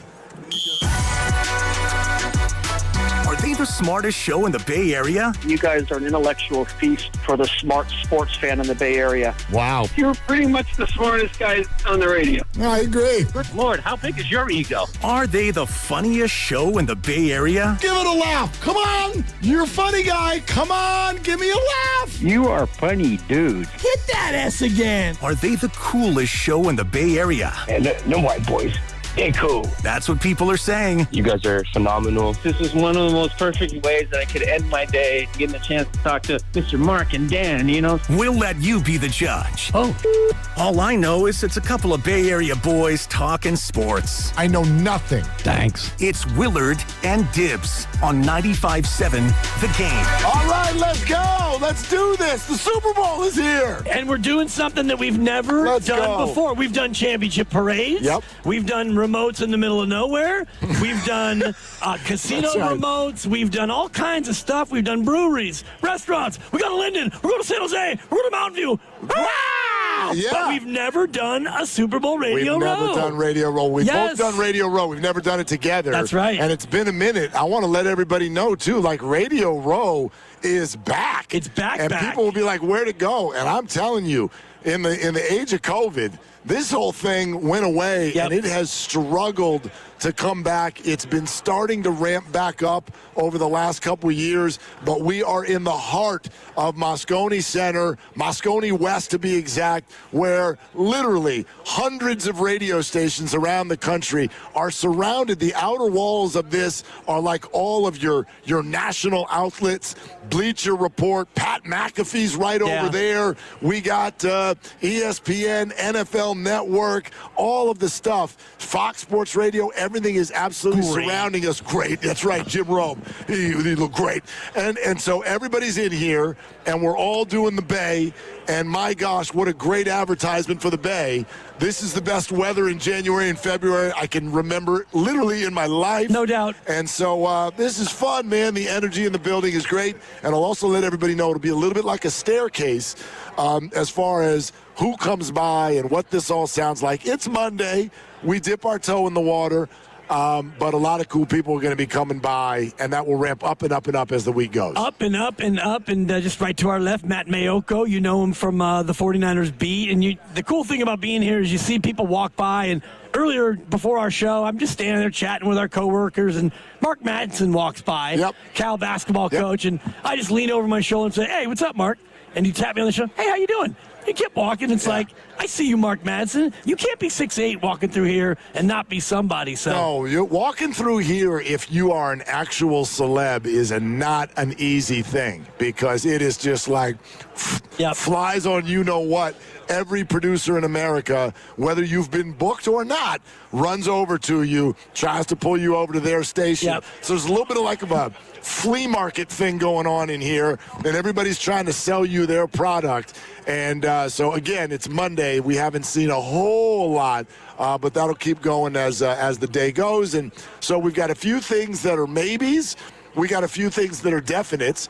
Mike Sando, the Athletic, who has revised his quarterback tiers. Ooh, okay. Is going to stop by in exactly 2 hours. And in the 5 o'clock hour, no, he's not dumb enough to be here at Radio Row, but he will be on Willard and Dibs. Steve Kerr is later on today. Steph, and J.K. remain out tomorrow night. Yeah, and I wonder what Steve did this weekend. And we talked about it last week where he was going to have 3 days off, Saturday, Sunday. He had today off as well. How was practice and what's going on? And, how are we looking ahead of tomorrow, the final game before the deadline? They play Thursday. That'll happen after the deadline. And we sit now, Mark, at just about 70 hours until the deadline. And I did think that the SI proposed three-way trade was eye-opening in light of the Draymond Green remarks, where I'm with you. If they trade Draymond, I'd be stunned. If they get Giannis, I would be shocked. If Draymond was a part of it, I'd be double shocked. I have moved off of the idea of I'd be shocked if they get Giannis. I'll still be surprised because that's just, I think, the way my brain works with major trades. It's usually not this telegraphed. Like Guru sat here a couple minutes ago and he's like, the Warriors are in the lead. I'm like, I don't know if this is a race that you can just watch and that the Warriors are in the lead. I know there's the most smoke about the Warriors, but for all I know, they've already been rebuffed. I have no idea what Giannis and the Bucks are feeling and saying to the Warriors in these conversations. I get it that pre-deadline it's going to feel like the Warriors are in the lead because they're quite frankly the only one who can pull it off right now, but I have no idea if that's the way that it's going to go. But I'm not going to use the word shocked.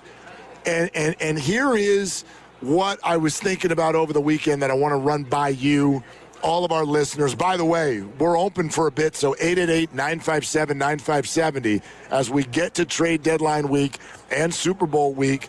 What are you feeling? What are you feeling about the chances of this happening?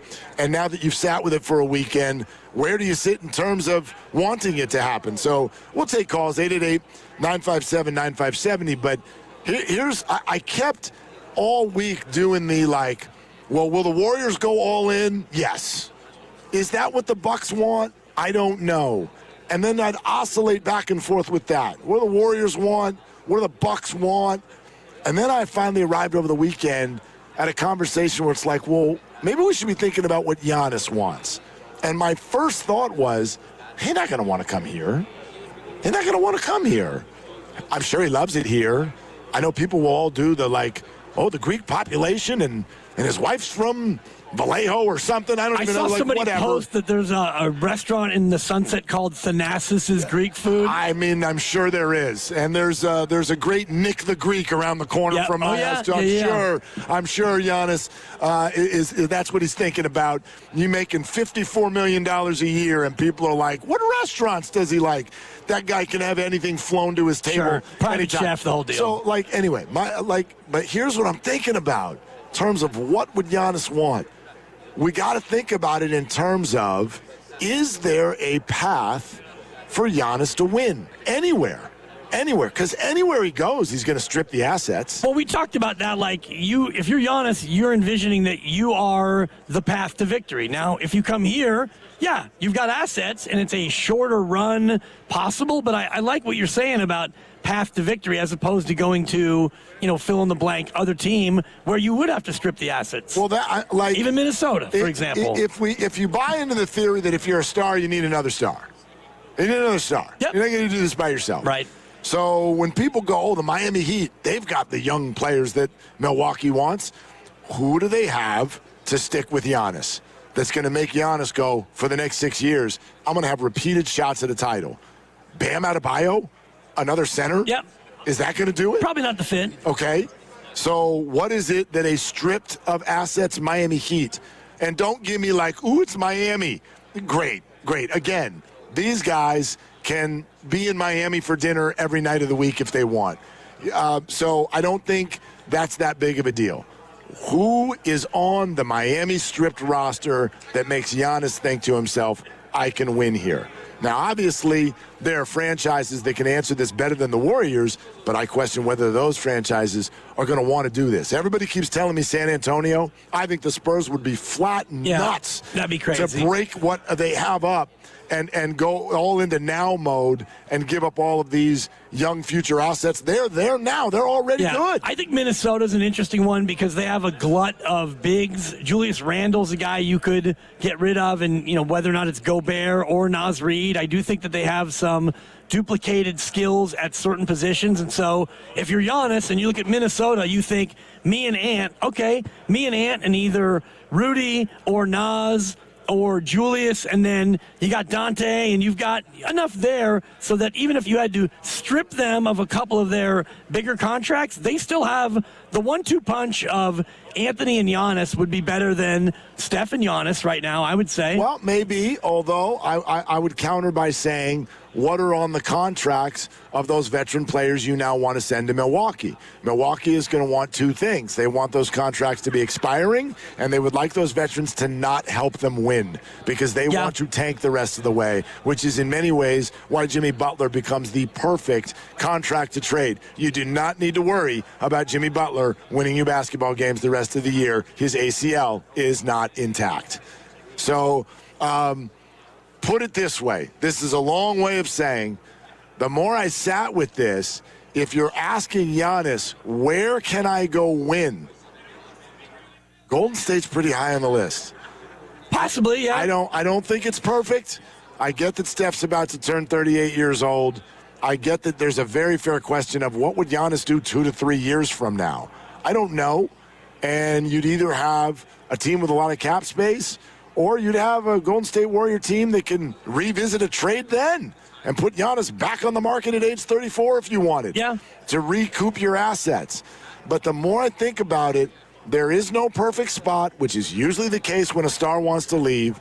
But what is the path to actual competition at a high level for Giannis?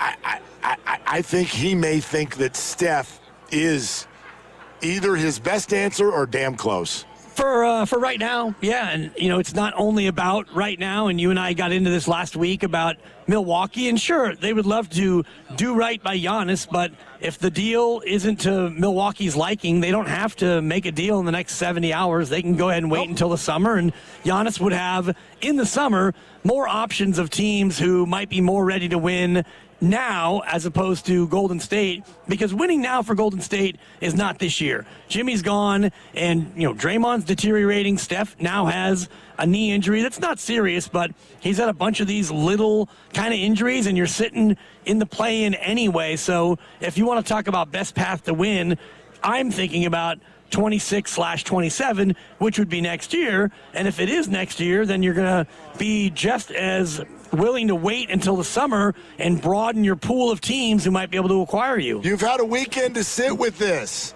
What do you think about the Warriors' chances? We're live at Radio Row, and the NBA trade deadline is less than 3 days away.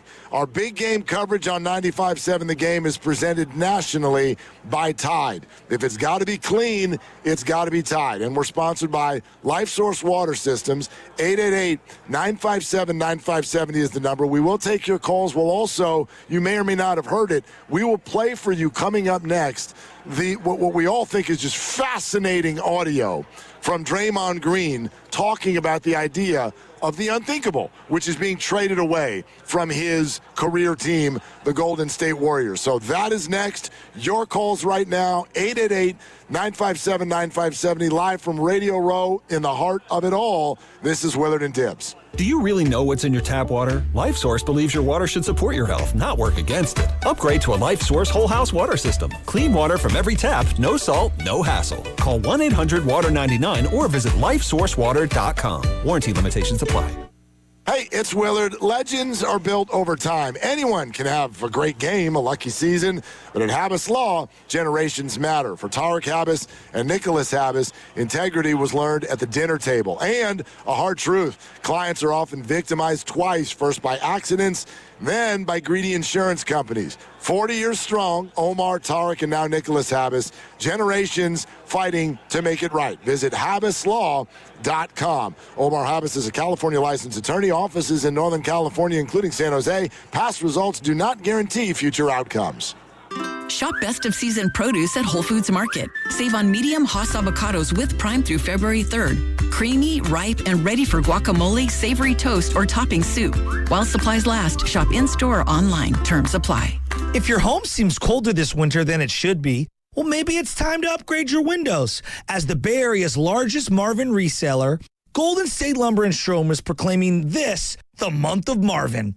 And as an Energy Star partner, Marvin offers durable, energy-efficient products that can lower your energy bill. Visit GoldenStateLumber.com, scroll down to Windows and Doors, and visit the showroom near you. Since 1954, Golden State, when you succeed, we succeed. When back to the office means back in traffic. Crash blocking the 2 right lanes. Turn to the traffic leader, KCBS. Roadway that's causing quite a bit of a slowdown. Brought to you by your NorCal Honda dealers. Fit your crew and save on fuel? There's a Honda for that. The Honda CR-V Hybrid from your Northern California Honda dealers. The NFL is taking over the Bay Area with Super Bowl Experience presented by Jersey Mike's. February 3rd through 7th at the Moscone Center, North and South. Dive into an immersive football festival celebrating all 32 teams, plus interactive games, player autographs, photos with the Vince Lombardi Trophy, exclusive NFL shop merchandise, and much more. It's the ultimate Super Bowl week event with fun for all ages. Tickets start at just $40 and kids 12 and under attend for free. Visit superbowl.com to buy your tickets today. Running a business means wearing multiple hats. So if you're like me, you probably started out using your personal phone, taking client calls and texts nonstop. As my business grew, I needed something smarter. That's when I switched to Quo, the #1 business phone system. Quo works right on your phone or computer. No carrying 2 phones, no clunky landline, just one easy app you can try for free. Your team can share one number and handle calls and texts together like a shared inbox. Any teammate can jump into the conversation so customers get faster responses. And Quo's AI assistant summarizes your calls and responds to customers 24/7, so you never miss a lead or opportunity. All this starts at just $15 a month. That's basically 2 coffees. You can even keep your current business phone number. Find out why 90,000 businesses trust Quo. No missed calls, no missed customers. Try Quo for free at quo.com/sports. That's quo.com/sports to try Quo free. QUO.com/SPORTS. Express yourself with personalized cafe appliances at Friedman's Appliance in Pleasant Hill. You can select custom hardware in 4 finishes that let you uniquely accessorize your kitchen. Experience GE Cafe innovation with 6-burner Pro ranges, hot water dispensing refrigerators, and smart induction ranges. Plus, for a limited time, receive up to a $3,000 rebate with the purchase of select suite combinations. Uniquely style your kitchen at Friedman's Appliance in Pleasant Hill or at friedmansappliance.com. $5,000. That's the average amount of money people in the U.S. are now spending on gas in a year. $5,000. That's crazy. If you drive, you have to download Upside, the free app that gives you cash back every time you get gas. That's right. You can earn real cash back with Upside just by buying the gas you're already buying. You can literally start earning cash back today. I use Upside every time I fill up, and I've already made around $300. You're putting gas in your car anyway. Why not get real cash back? If you like free money, download Upside. I'm saving the cash I earn from using Upside to help pay for a vacation later this year. Download the free Upside app now to earn cash back every time you buy gas. Use promo code FRESH to get an extra 35 cents per gallon on your first tank. You can cash out anytime right to your bank, PayPal, or a gift card for Amazon and other brands. Just download the free Upside app and use promo code FRESH for a 35 cents per gallon bonus on your first tank. That's code FRESH for a 35 cents per gallon bonus. Shopping with your parents can be embarrassing. Why would they sell jeans with holes in them? I'm going to speak to the manager. Mom! That hoodie is giving. You should get it. YOLO. Thanks to the Chase mobile app, your kid can shop independently while you keep an eye on their spending. So you can go from we can be twinsies to how was shopping? Saw you stayed on budget. Thanks, Mom. Freedom for kids, control for parents. That's family banking from Chase. Account subject to approval. Chase mobile app is available for select mobile devices. Message and data rates may apply. JP Morgan Chase Bank N.A. member FDIC. A KFC tale in the pursuit of flavor. The Colonel made his $10 Tuesday bucket so full with 8 pieces of juicy, crispy chicken or tenders that it might just last you till Wednesday. If you've got that kind of self-control. I mean, some people want leftovers. Others are more into right nowers. The Colonel lived so we could chicken. $10, 8 pieces, one big deal with KFC $10 Tuesdays. Prices and participation may vary. Taxes, tips, and fees extra. Get ready for heart, hustle, and a whole new kind of hero in Sony's GOAT, the animated sports adventure exclusively produced by Steph Curry in theaters February 13th. For a chance to see it before it releases, courtesy of Sony Pictures, enter online at 957thegame.com.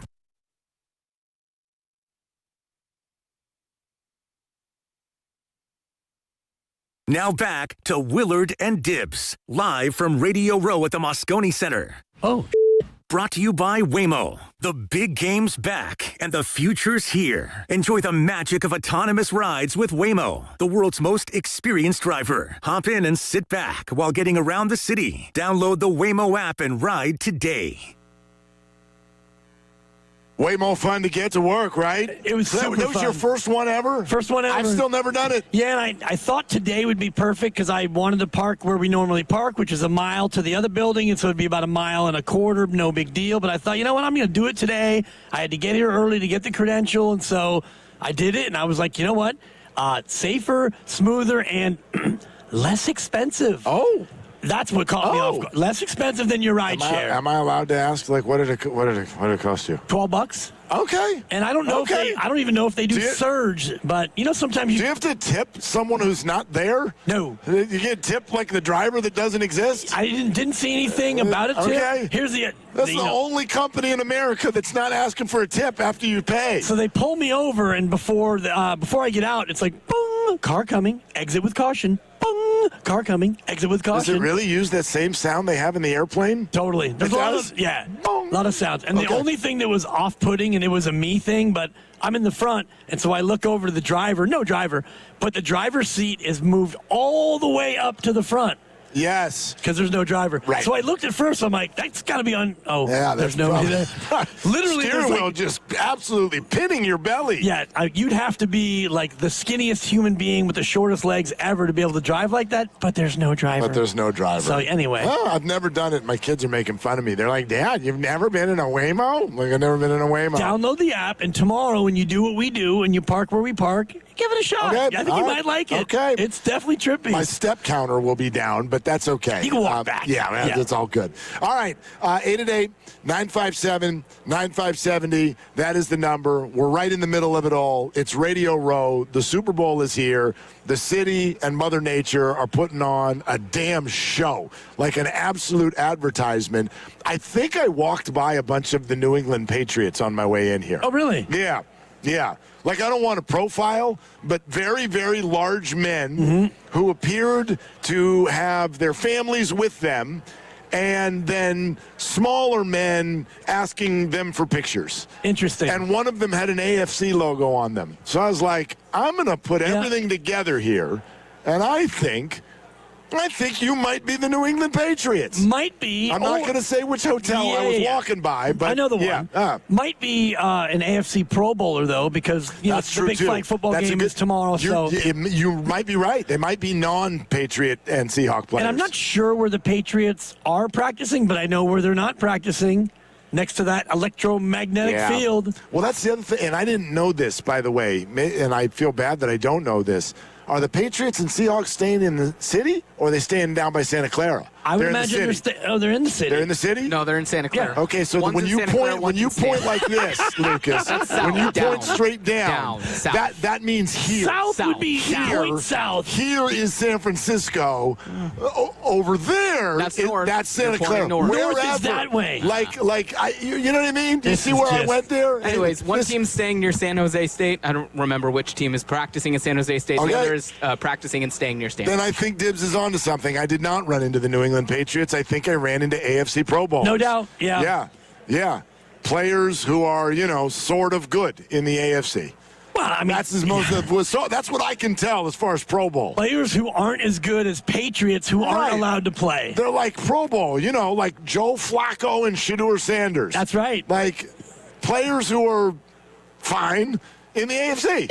Yeah. Players. I mean, this is kind of a backhanded slap at Kyle Juszczyk, who just made his 10th Pro Bowl. So, he's some of them are good. Yeah, I mean, or some of them play a position that's only manned by a couple other people in their relative league or conference. So there you have it. All right, so 888-957-9570. If you want to fire off any thoughts with regard to after a weekend of thinking about it, have you arrived at a spot where Giannis to the Warriors feels more rational than it did when we left here on Friday? I have.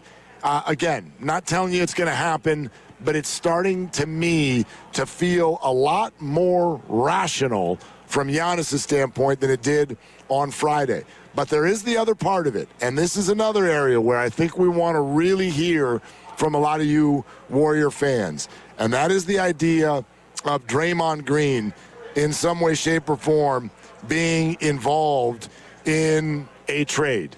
And so this came up after the game on Friday.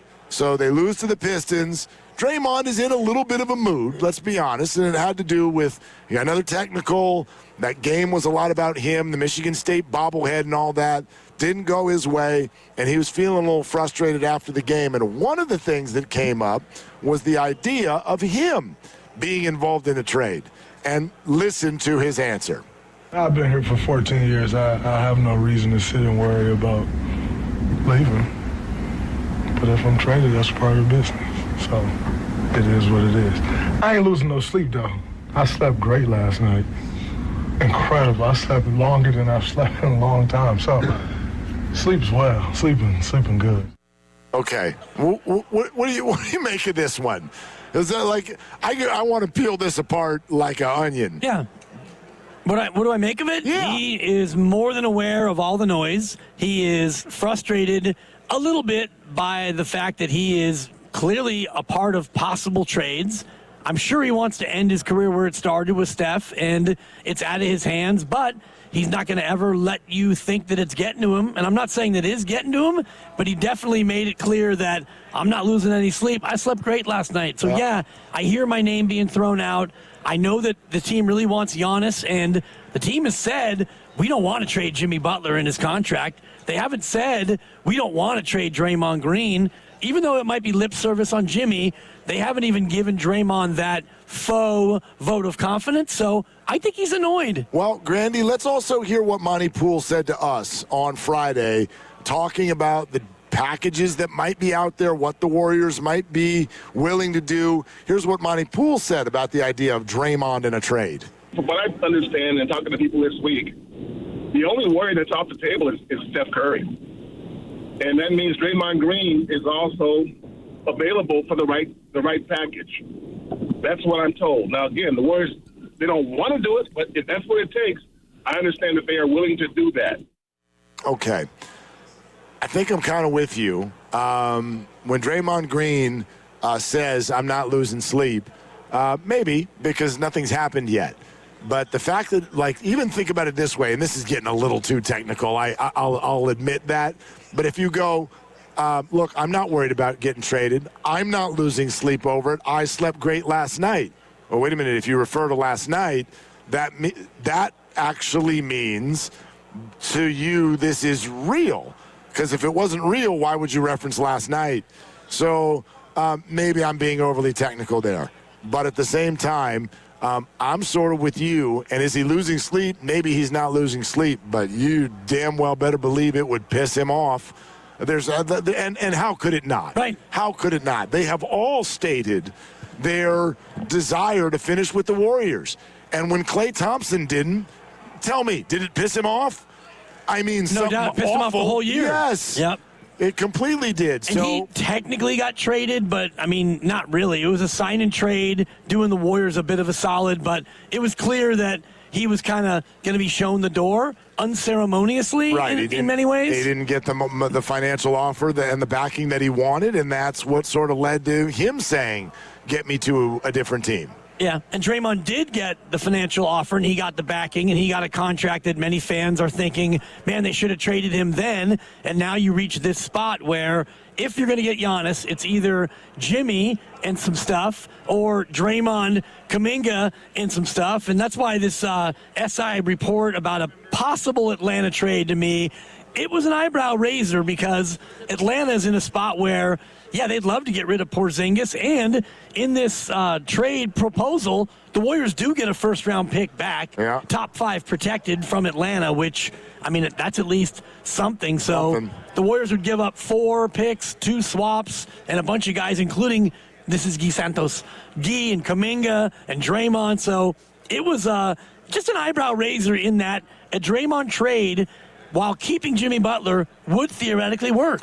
888-957-9570. And here's the other thing with this discussion that I'd love to hear from all of you, because, my goodness, if I've got a finger on the pulse, the idea of Draymond being traded has a bunch of you literally driving around the Bay right now with your butt off of your seat. You're that excited.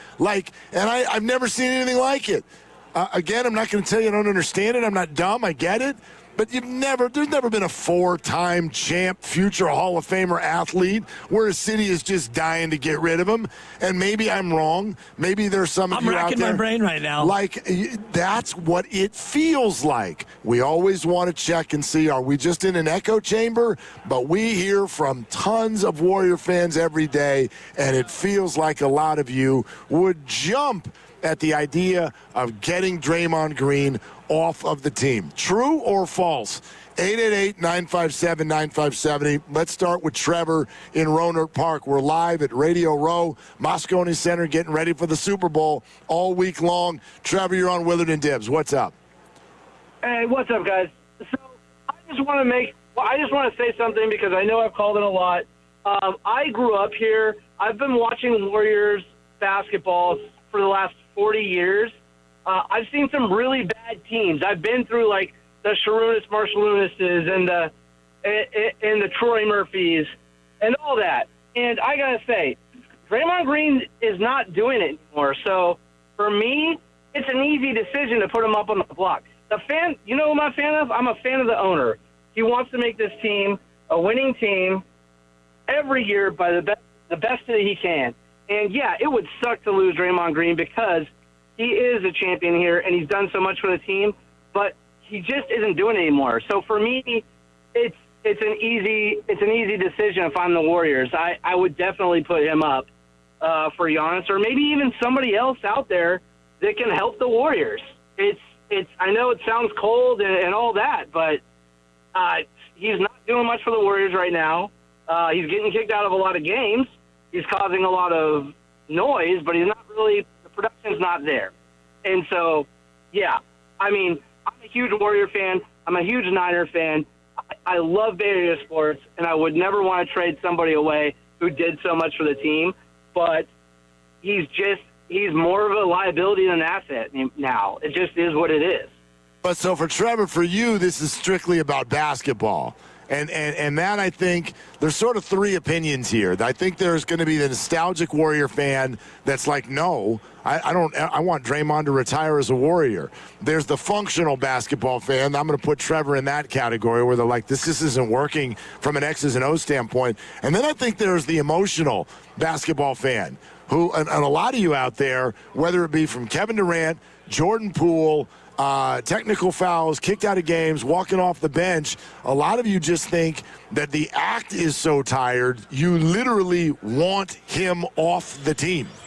Yeah, I think the Guru put it out there the way I think about it, and it's kind of like a sliding scale where if the talent is still so good, you can tolerate the antics, the ejections, the DQs, whatever. But when the talent starts to swing the other direction, and now it's maybe not even 50-50, now the act, so to speak, outweighs the productivity, at that point you have to think about what you can possibly do to trade Draymond and get somebody who maybe will be more productive. And that's, I think, where I've reached this year. It's not emotional. It's more a balancing act of his impact on the floor versus and I don't even know if it's a distraction factor, because I don't think that the team is distracted a lot by it. But, yeah, it's a thing, and it's a part of the organization. And if he's not playing super great and elite basketball, then it becomes more trouble than it's worth. Well, okay, if this is about X's and O's, then what if you move the X's and O's around the tic-tac-toe board?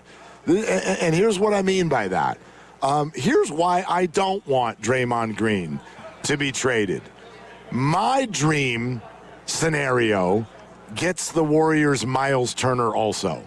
It's the same scenario that Bobby Marks specifically brought up to us on Friday when he said, if I'm the Bucks, what I want is picks, and I want to get rid of long-term money. Well, the longest-term contract on the Bucks is Miles Turner. He's got 3 more years after this one. It's at pretty decent money.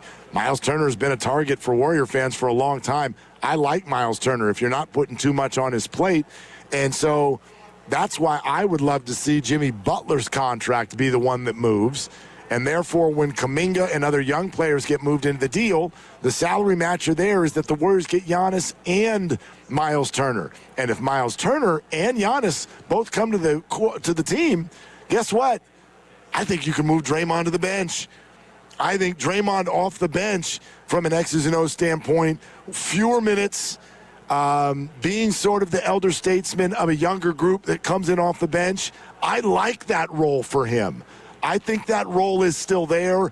I think he would accept that role. See, that to me is the big question. I don't know if he likes that role for him. Well, and I can't speak to it because I'm not inside his head. And I know that in the past, at times, he's come off the bench for short stints, returning from injury and whatnot, and then, boom, he's back in the starting lineup. So, I don't know. Miles Turner's an okay three-point shooter. Giannis isn't a great three-point shooter. I think you still get a similar problem with, Jimmy Butler, although he'd be traded in your scenario. Yeah, and Kuminga's gone as well. But I don't know if that team with Turner and Draymond still here has enough offensive punch. But, I'm not mad at it. I think that if I had a choice between keeping Jimmy and keeping Draymond, I'd rather keep Jimmy. And if Draymond is out and you aren't able to bring in Miles Turner, I'm okay with that. Yeah, I mean, I understand the thought process. I think Miles Turner is definitely a much better threat from three than Draymond Green is. I think he fits in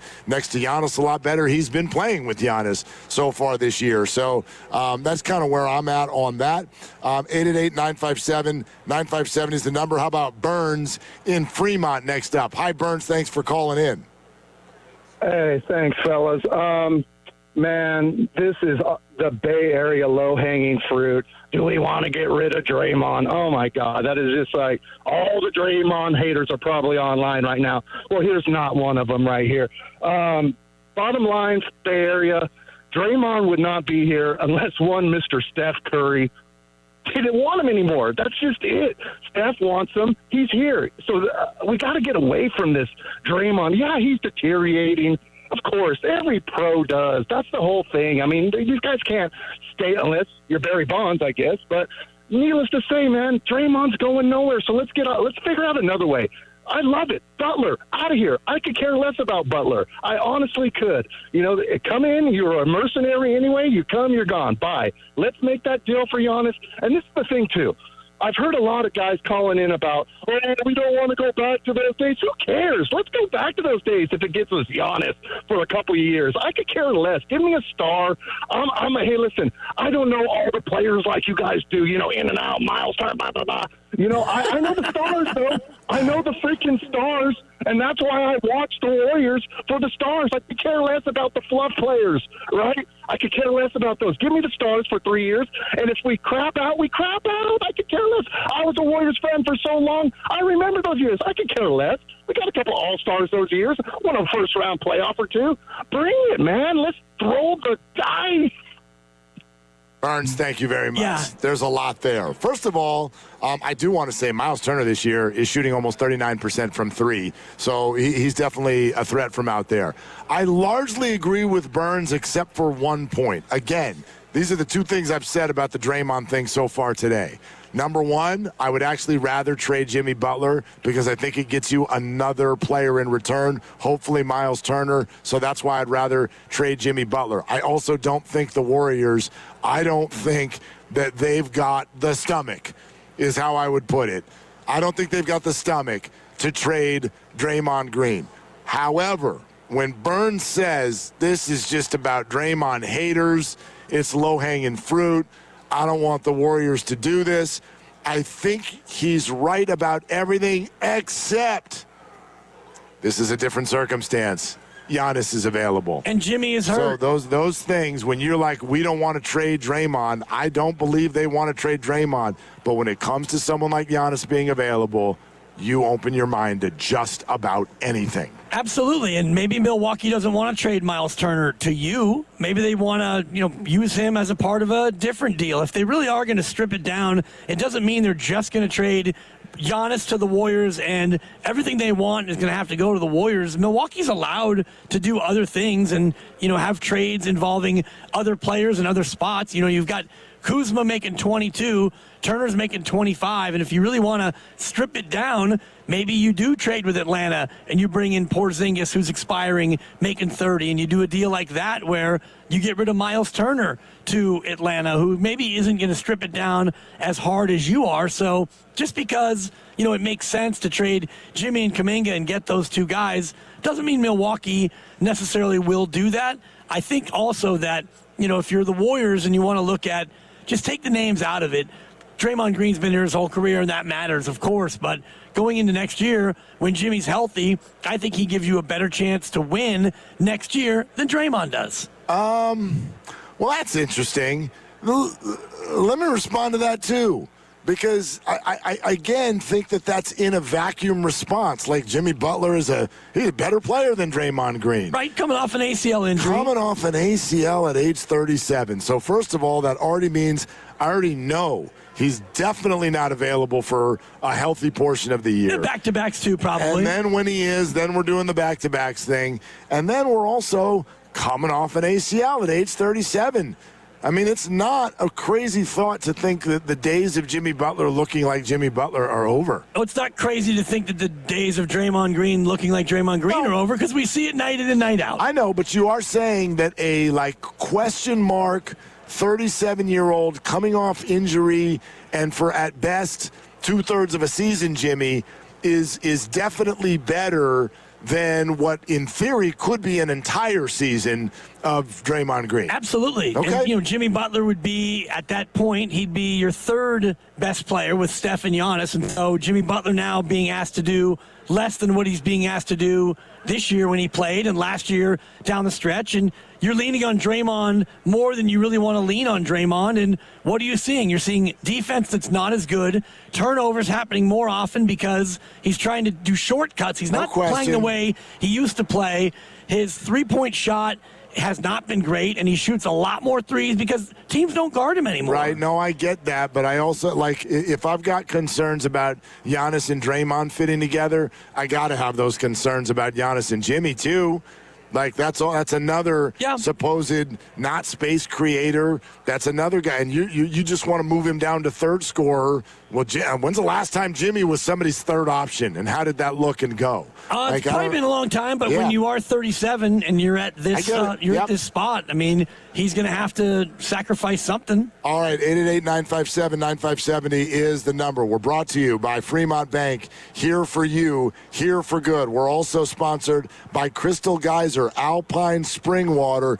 You never know who's going to stop by. Radio Row is alive and underway. Super Bowl week is here, so more stories from inside the room coming up next, and we're just over an hour away from Mike Sando of The Athletic with his fresh and adjusted QB tiers. Steve Kerr later on the show as well. We're always here for your calls, 888-957-9570. It's Willard and Dibbs. What makes Crystal Geyser Alpine Spring Water different? We always bottle our Alpine Spring Water less than 1.5 miles from the spring source, and all our bottles are made with 50% recycled plastic from our own recycling plants. Crystal Geyser, bottled at the spring source.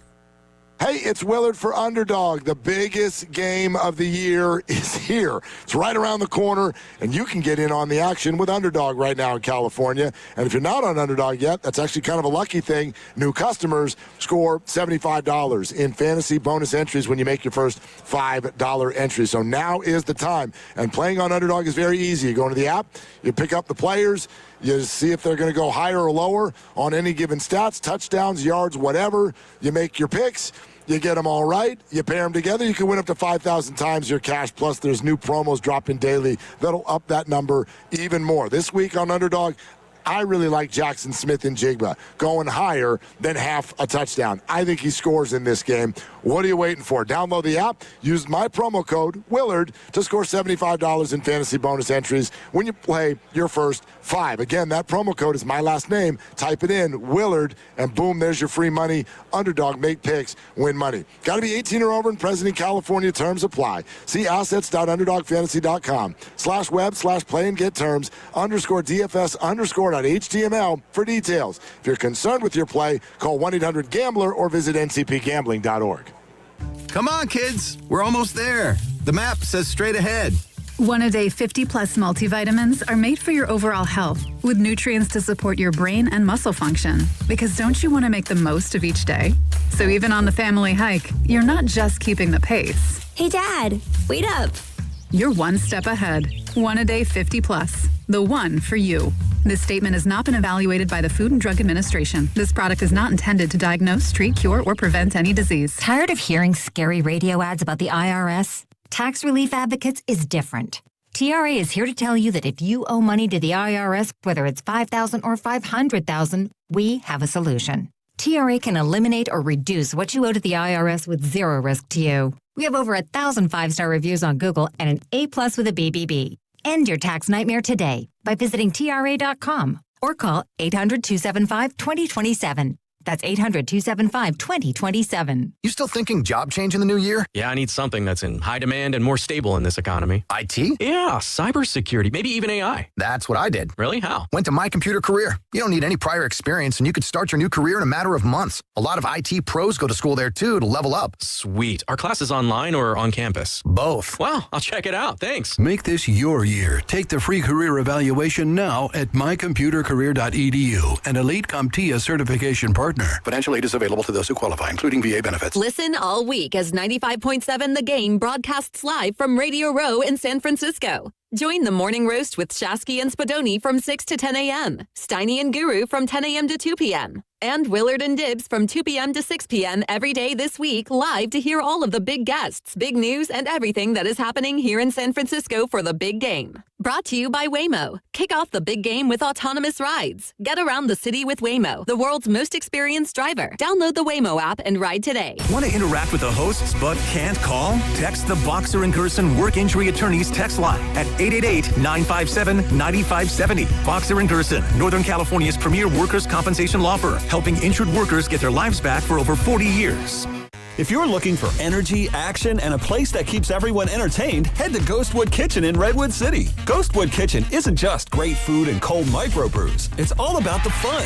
Jump into a friendly game of Pop-A-Shot, race it out on Mario Kart, or grab a cue and challenge friends to a round of pool, all while enjoying a cold brew or a bite. Add in wall-to-wall sports and a lively neighborhood vibe, and it's easy to see why Ghostwood Kitchen is the local place to be. Come for the food, stay for the fun. Only at Ghostwood Kitchen. Okay, I have to tell you, I was just looking on eBay where I go for all kinds of things I love, and there it was. That hologram trading card. One of the rarest, the last one I needed for my set. Shiny like the designer handbag of my dreams. One of a kind. eBay had it, and now everyone's asking, ooh, where'd you get your windshield wipers? eBay has all the parts that fit my car. No more annoying, just beautiful. Millions of finds, each with a story. eBay. Things people love. I know that hiring can be challenging. You need someone to match your role perfectly. Well, now you can meet them fast on ZipRecruiter. Build your team, build it sooner.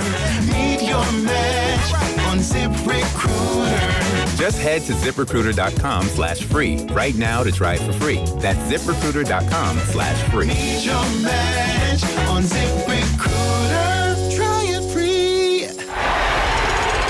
That's another amazing run by Team USA. Mom, think I'll be on Team USA one day? Well, I'll take this one. are you speaking to us? Yes, and to answer your question, anything's possible, especially with Xfinity. So, I can be the best snowboarder ever? Well, I can't guarantee that, but Xfinity can guarantee that your internet price won't change for 5 years. Okay. What if I practice every day? Then maybe you'll be snowboarding for Team USA at the next Olympic Winter Games. And Mom, you'll still be paying the same price for Wi-Fi. Ooh, really stuck the landing there. It's the Xfinity Gold Medal Celebration. Now through February 22nd, get our best price on gig Wi-Fi for 5 years guaranteed, just $50 a month. Plus, get Peacock Premium included for 2 years. That's a $10.99 value per month. Xfinity, imagine that. Proud partner of Team USA. Restrictions apply. Requires paperless billing and auto pay with stored bank account. Taxes and fees extra. Actual speeds vary. You're listening to 95.7 The Game, KGMZ-FM and HD1 San Francisco on Odyssey Sports Station and the home of the Golden State Warriors and Valkyries. Always live on the free Odyssey app and now coming to you live from the Laughing Monk Studios.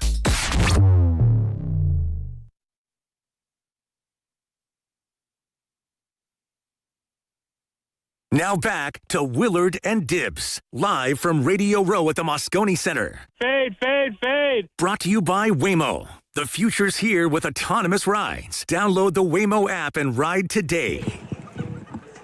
Oh, whenever I hear that chant. Oh, yeah. Is the pick in? The pick is in. It is? Yeah, the pick is in. It's already in? The pick was in as of Sunday, not this past Sunday, but the Sunday before. The number came out, and the pick was in. The number's still 4.5? I was about to look. That sounds about right. Randy, is that where it's at? I can look it up. Has Mattress Mac weighed in and moved that sucker? You're going to move the line now. Let me take a look here. Although I don't know if he can move this line with his $1 million bet because the amount of money that comes in is just astronomical. It is 4.5. A buddy of mine walked by me, youth flag football yesterday, and he goes, hey, before you go to your kid's game and I go to mine, 4.5. What do you think? And he goes, it's kind of a weird number. Very weird. Is it? It is. Why is it a weird number? Because touchdowns and field goals, well, touchdowns before the two-point conversion were always 7. The PAT was a 99.6 proposition, so touchdowns are 7, field goals are 3. So if you get 3 touchdowns versus 2 touchdowns and a field goal, 21-17, 4.5 becomes a thing. So the numbers are always 3, obviously, and 7, but 4 sneaky has become a number. 28-24, 21-17, 24-20. There's a lot of 4s out there in final scores. I'll pull up every score ever in the NFL, and we can look at the most frequent scores ever. I believe the most frequent score in the history of the National Football League, I believe it is 24-20. So 4.5 is... That's exactly what they're telling you this game will be because the total is 45.5. Yeah. So around 24-20-ish. Exactly. Yeah, exactly. So 24-20 is kind of your boilerplate.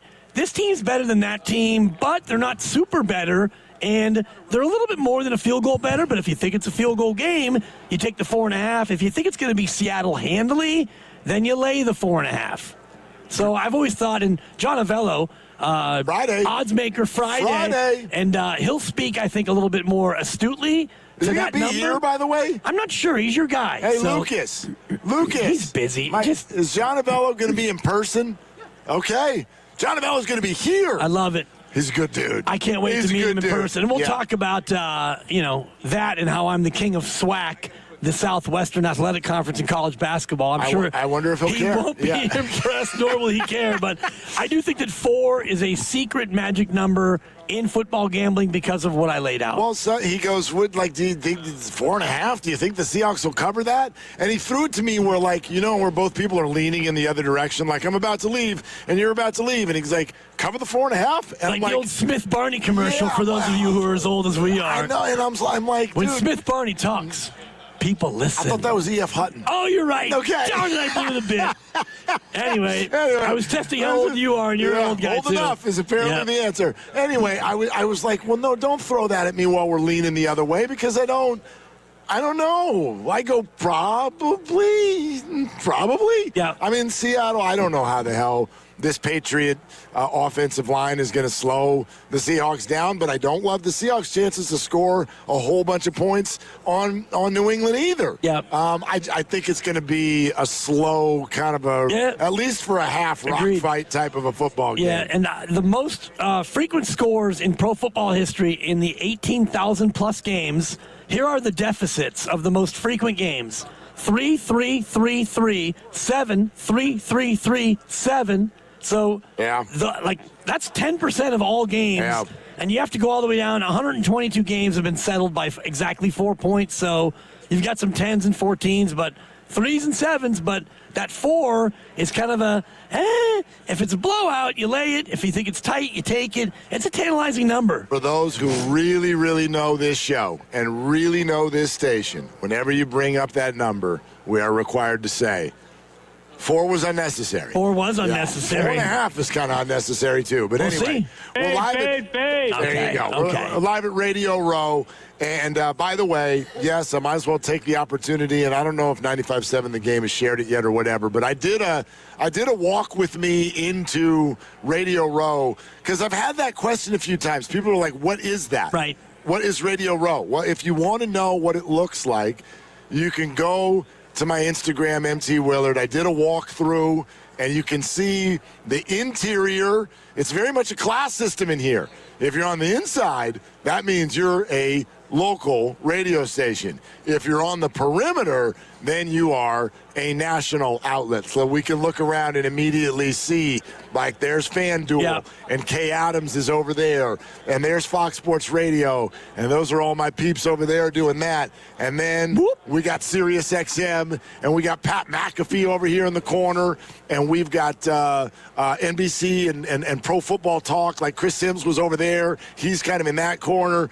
Great. Jim Rome is right there. I'm looking at the back of his head right now, and he's great. He's been doing it for a long, long time. So that's that. Anyway, if you want to see what this looks like in here, that is a way to do it, and we will be bringing you content all week long, and I'm going to post as much stuff as we can. And as I said, as the week goes, the names will be cruising through here, just get bigger and bigger. No doubt, and it basically breaks down into two class systems. Either you have a riser and your stage is up in the air, or you have a table that is slightly wobbly next to another slightly wobbly table, and we're much more like being in Brazil in the favelas with all of the, the low-lying huts that are just side by side by side. But we're right in the middle. Yeah, we are. We're and right in the up in the hills, you've got all the mansions and the people with the money. And so some of these sets are quite elaborate, and you've got 20 cameras and 50 lights. And, we're right here with the people. Bleacher Report did a whole, amusement park. I saw that, yeah. It's like Lucas wants to quit 95.7 The Game and apply at Bleacher Report. It doesn't look like they're hiring, though. They've already blown their whole budget on lights.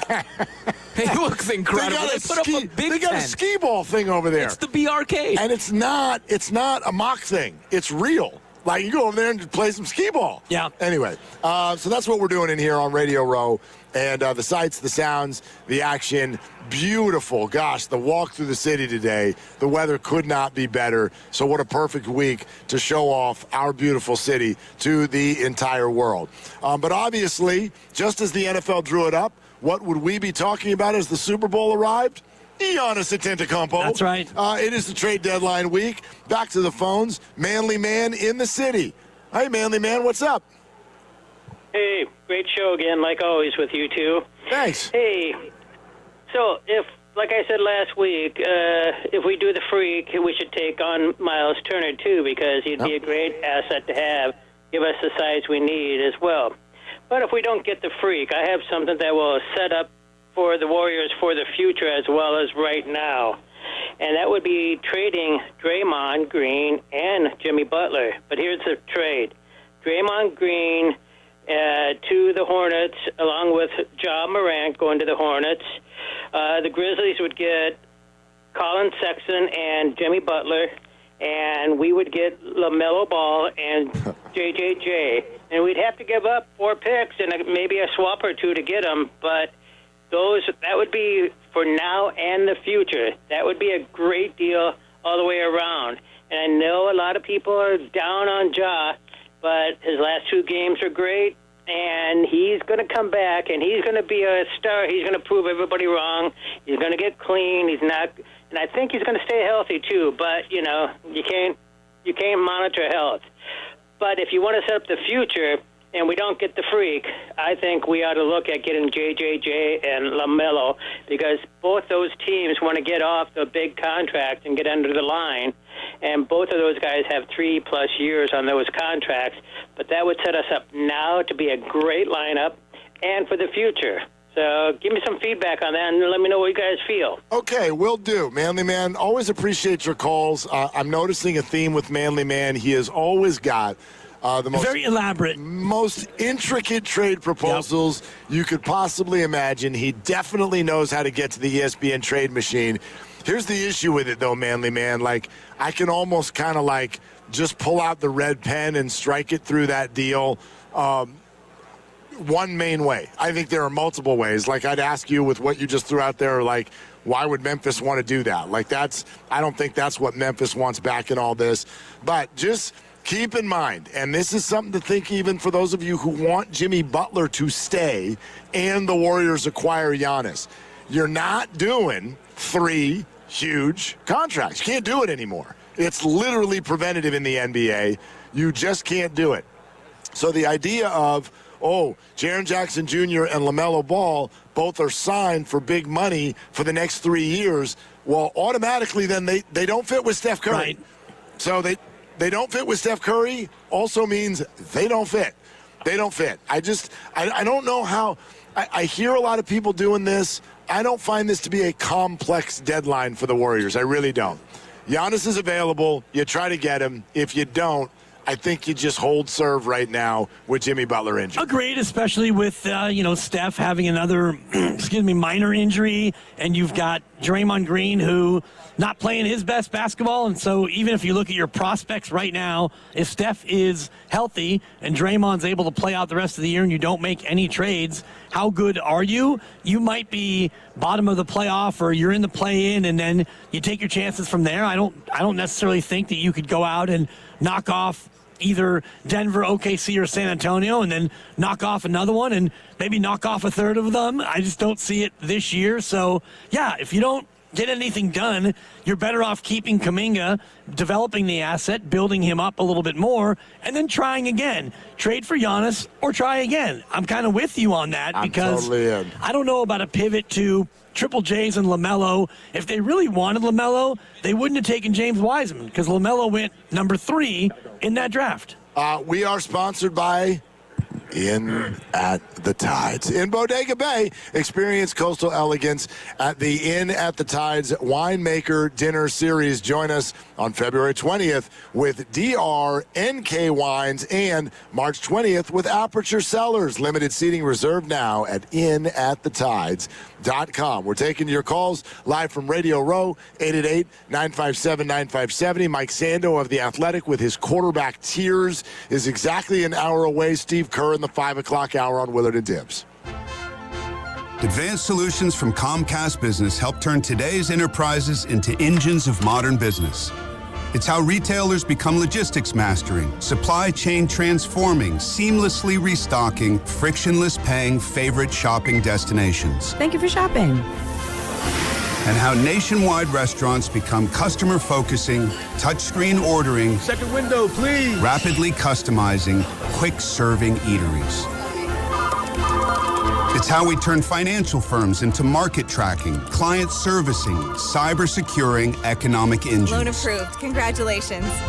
And how hospitals become the patient scanning, data managing, welcome to the worlding, life-changing healthcare facilities that we all depend on.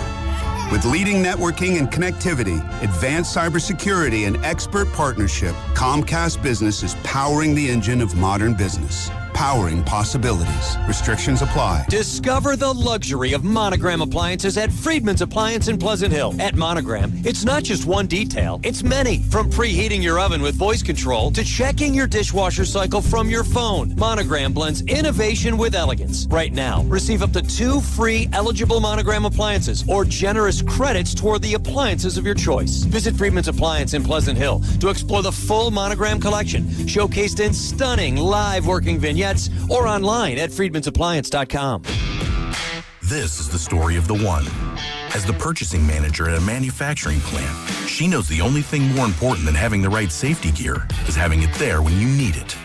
That's why she partners with Granger for auto reordering, so her team members can count on her to have cut-resistant gloves on hand, and each shift can run safely and efficiently.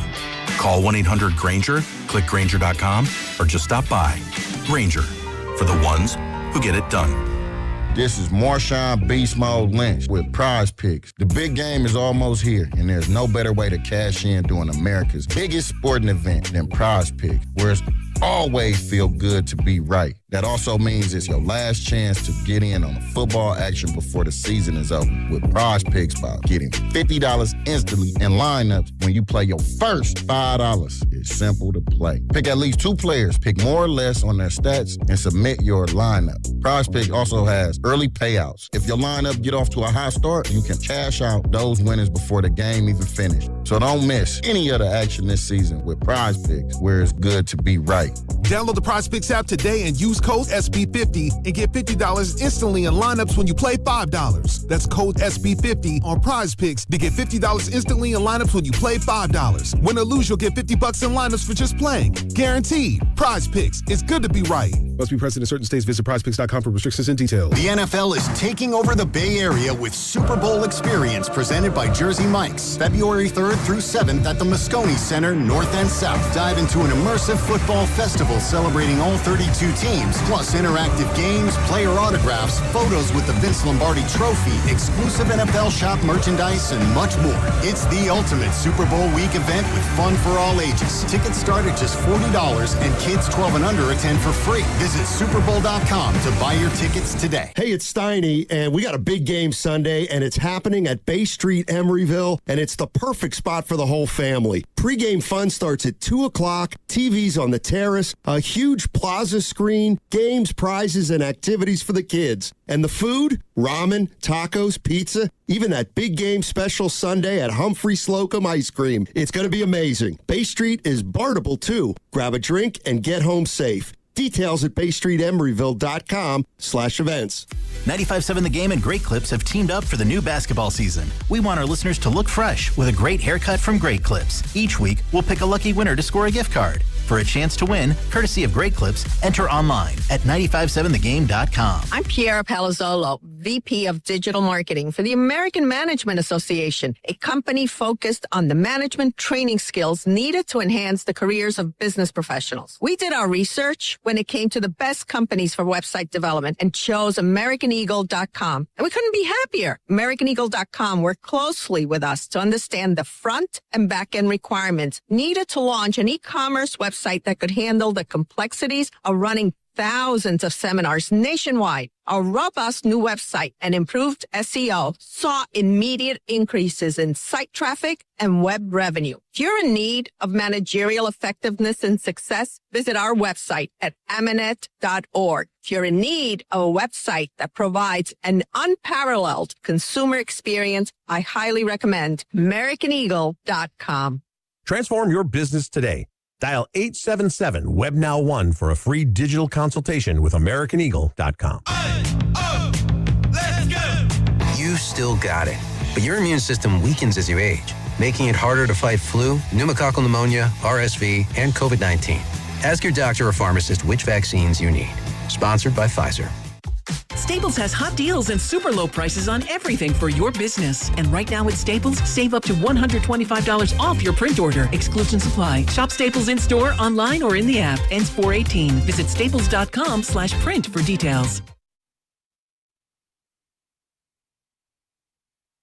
Now back to Willard and Dibbs, live from Radio Row at the Moscone Center. Do you have to be a homer? Brought to you by Waymo. The big game's back, and the future's here. Enjoy the magic of autonomous rides with Waymo, the world's most experienced driver. Hop in and sit back while getting around the city. Download the Waymo app and ride today.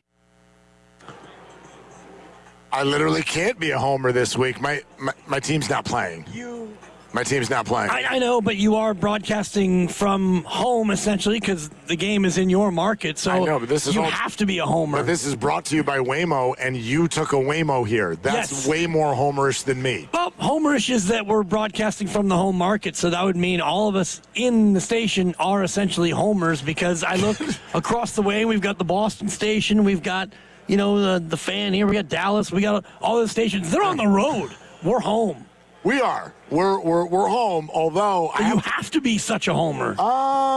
Maybe this will make it feel different. This is a little bit, I don't know if it's a funny story or not. I went to the dentist this morning. Hilarious. That's not, yeah, right? Am I right? Yeah. No, so that's a zero. No, I love my dentist. So great job, guys. Thank you. But going to the dentist is not the most pleasant moment of your life. But you have great teeth. Geez, thanks.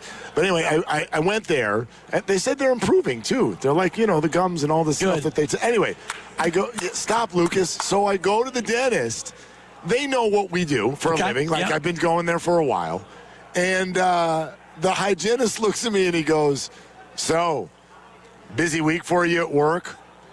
And I looked at him, and I'm like, it's going to be so busy. And then he looked at me like, dude, I knew that. I was being sarcastic. Sure. Like, hello. Like an accountant on April 13th. Seriously. Busy week for you there, Jim. A guy that knows what I do for a living is like, so, is anything different this week? And I'm like, well, actually there is. So let me tell you. Turns out the Super Bowl in town, and he's looking at me like, dude, you moron. I know the Super Bowl's here. I'm assuming this is a really big week for you. And it dawned on me that I woke up this morning and went to the dentist, and he cracked a Super Bowl sarcasm funny, and I missed it.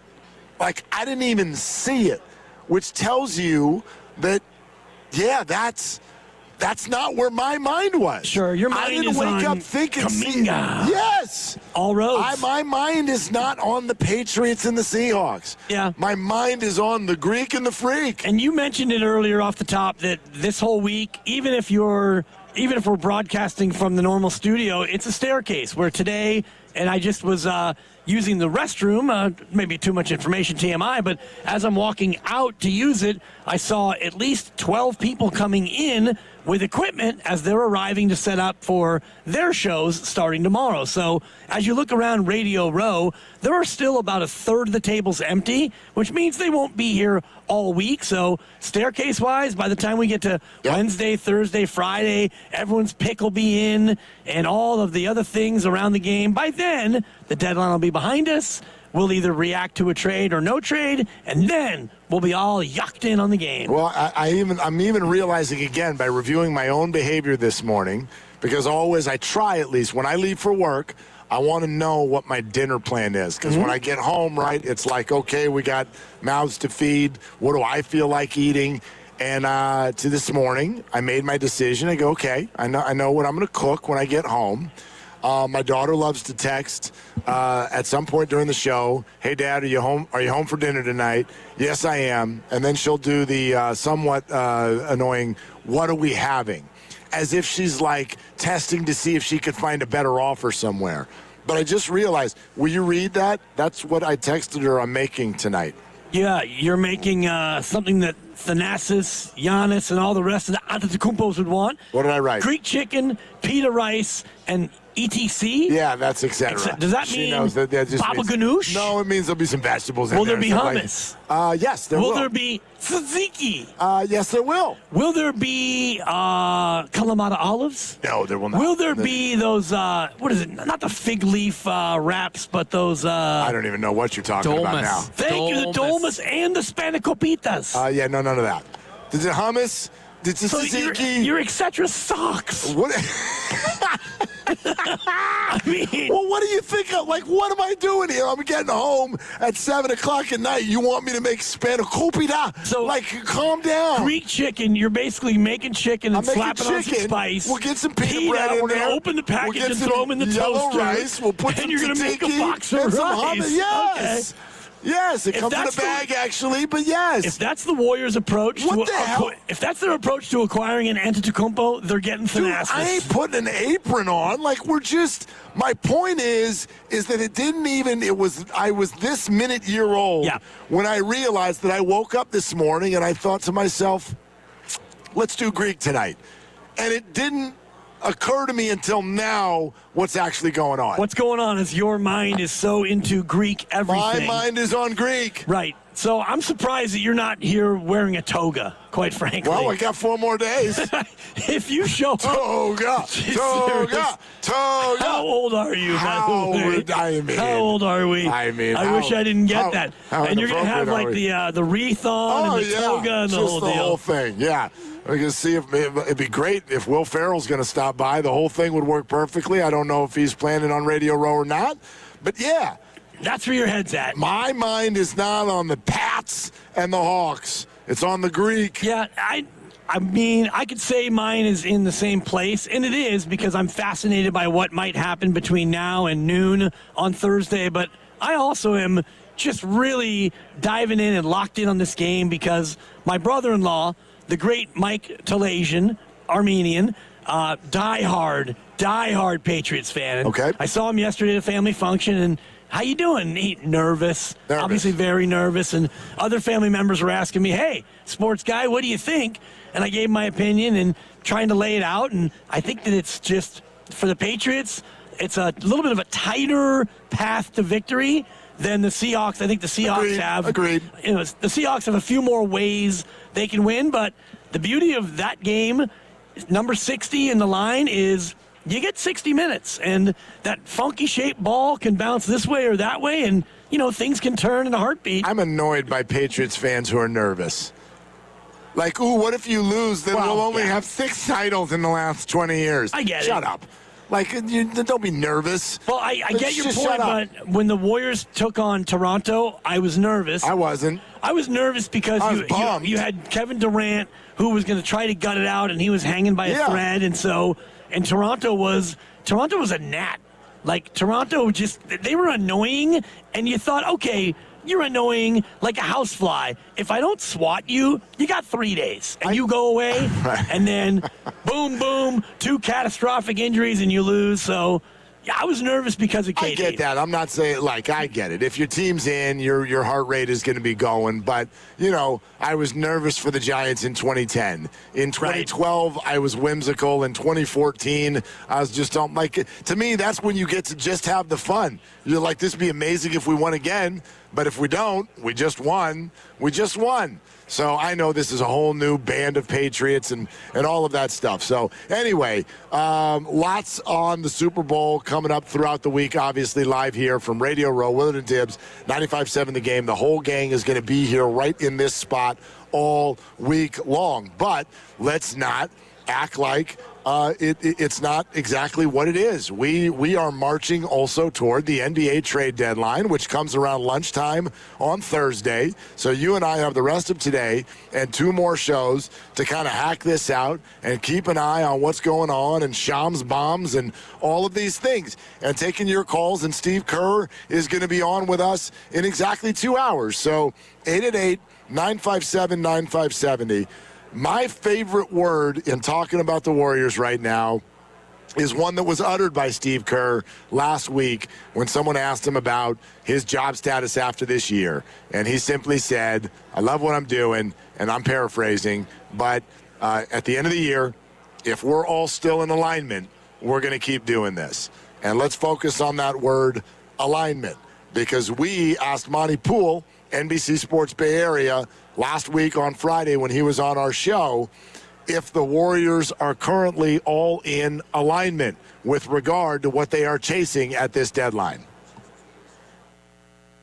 When it comes to Giannis, I am told they are. Now, beyond that, if the Giannis deal doesn't happen, that can change. But from what I understand, and there's been many times in the past where the Warriors were not aligned and they went ahead and they made a deal. Probably the most famous case is Kelly Oubre Jr., where there was some definite pushback on that move, but the Warriors made it anyway. On Giannis, from what I understand, there's nobody saying, no, don't do that. Don't. So, yeah, now if that doesn't happen, then you could splinter a little bit because the Warriors have to look down the market and go, okay, who else can we get?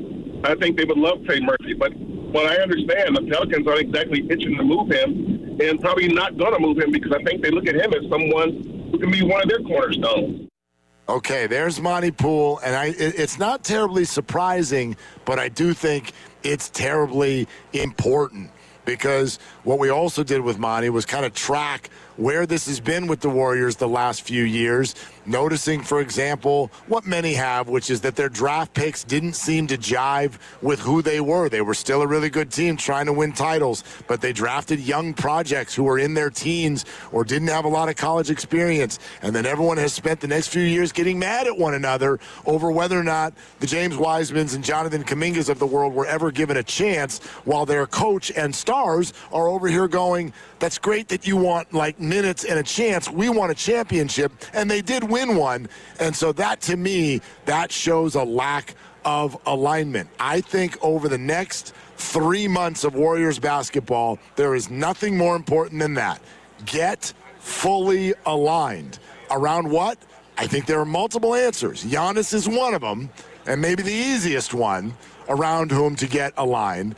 But if you can't get him, then I hope that they've got alignment with what they're going to do for the rest of this year and then what they're going to try to do in the offseason. And I think in the short term, I don't know if there's anything that they want to do of that magnitude that's even available. And, Monty just said that in the cut about Trey Murphy. Sure, they'd love if he was going to be available, but I don't think that New Orleans is going to make him available. And, the earlier caller talked about Ja Morant, and that's not a player that the Warriors want. And then as you start to chase a big splash, I don't know if there is a big splash out there outside of Giannis that can do what you need it to do next season. So I'm kind of with you in what you said last week about Giannis or bust, and I had to play on your own phrase, which is Giannis or try again, and you try again in the summer. And if Giannis doesn't go to the Warriors, I'm kind of confident that he won't go anywhere at this deadline. I don't know if any other team out there has what Milwaukee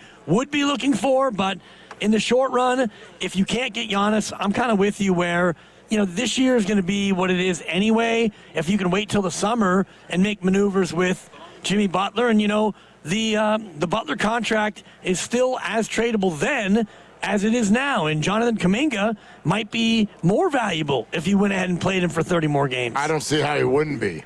Honestly, I don't see. I mean, if you listen, if we're going to buy what's out there, there's no market. Well, if there's no market, there's no demand, then how can you get lower than no demand? All you can do is continue to have no demand.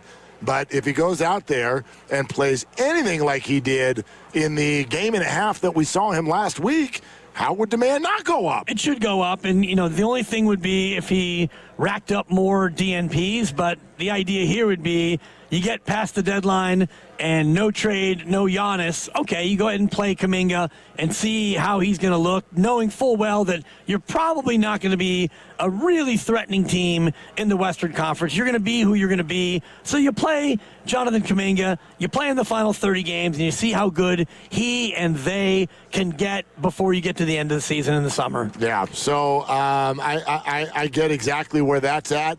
And I do think, again, kind of looking at how I felt over the weekend, the one thing, and we tried to kind of get what Monty knew about this on Friday, and the thought is if the Warriors are moving down the road a little bit on this, that sort of maybe by transition means that Giannis would be open to coming to the Warriors, and that's where I really wanted to spend my thought. Like, I want to know if that is something that Giannis would want to do. And honestly, we even talked about this a little bit last night on the show with Ephraim, and the first thing he said to me, he goes, "You think you're getting him?"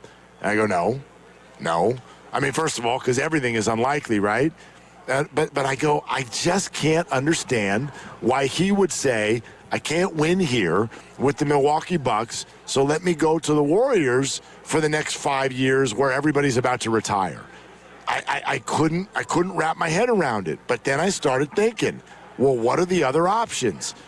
And maybe the idea of Giannis ever winning a championship again anywhere else is highly unlikely. And that's probably true. I mean, this is the same journey that so many other stars have gone on. Damian Lillard became his teammate for a little while on the exact same journey. I can't win a title here. Send me somewhere where I can. It usually doesn't work out. So you got to find where there's at least a shot.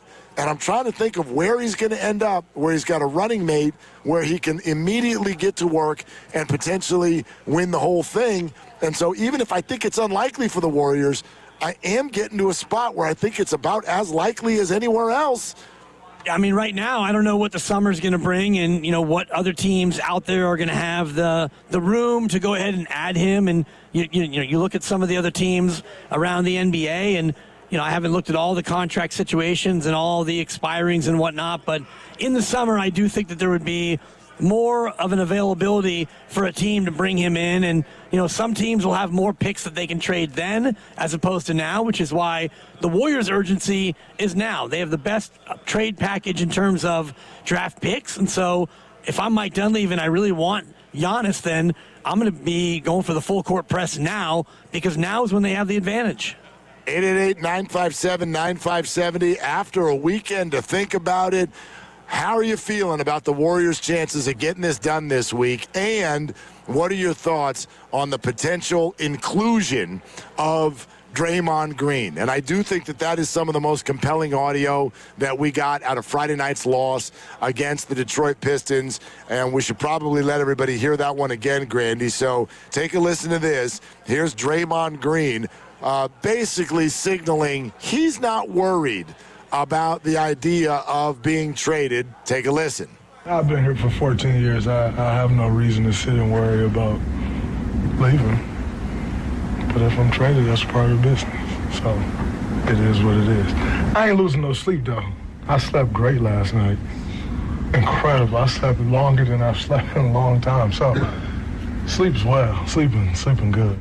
Okay. I just, the only thing, and I wasn't in the room when that was all going on, the only thing I'm trying to figure out is whether or not what sort of felt like a little bit of a poking, terse answer was circumstantial based on the emotions of the game, which were tough. Technical foul, guy put his hand in his face. I know people are like, the hand was below the face. I'm like, it's really, to me, that's his emotions. That's what he felt. Sure. That's what he feels. Sure. And so is that what led to that? Or was he given some sort of an indication by the team or even just by social media, yeah, dude, yeah, you're in this too.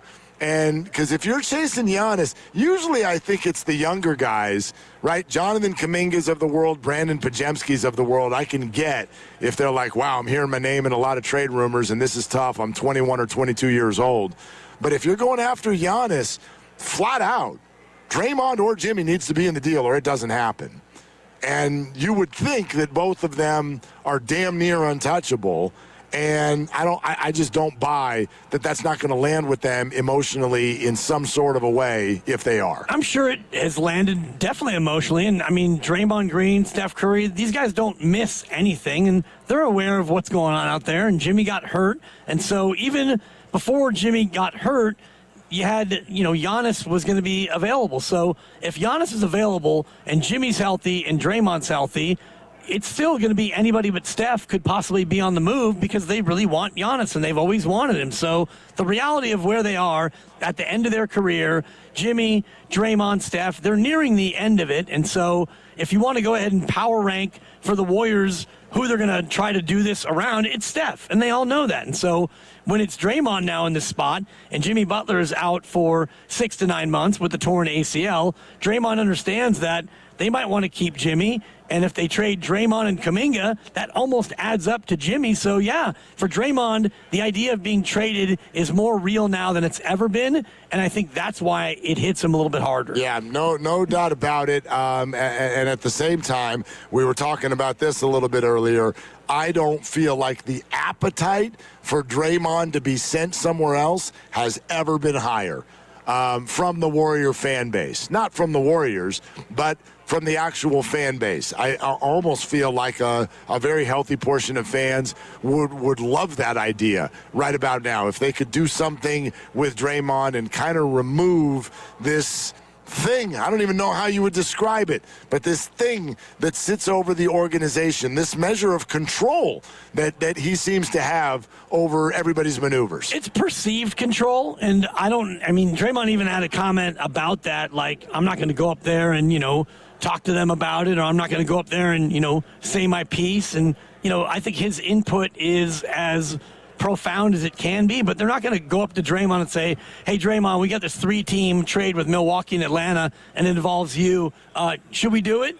They're not going to do that, but I think that the whole idea of Draymond's power is a little bit overblown. Does he have a voice? Absolutely. Does Steph? Sure. If they had as much power as people are indicating that they do, certain things would not have happened. We can get into it a little bit more throughout the show. I don't think it's so much about the voice. I think it's about sort of the way that it seems to freeze everybody else with regard to doing anything that might infringe upon Draymond. After the Jordan Poole incident, on and on, after the Kevin Durant stuff. So we know all those parts of the story. We'll circle circle back to that, and Steve Kerr is coming up later on in the show as well in the 5 o'clock hour. But coming up next from The Athletic, one of our favorite guys, Mike Sando, is not only just a wonderful NFL writer, but at the beginning of every year, he does his quarterback tiers, and it's really good content, good discussion stuff, and they have been, at the end of the season, we're told,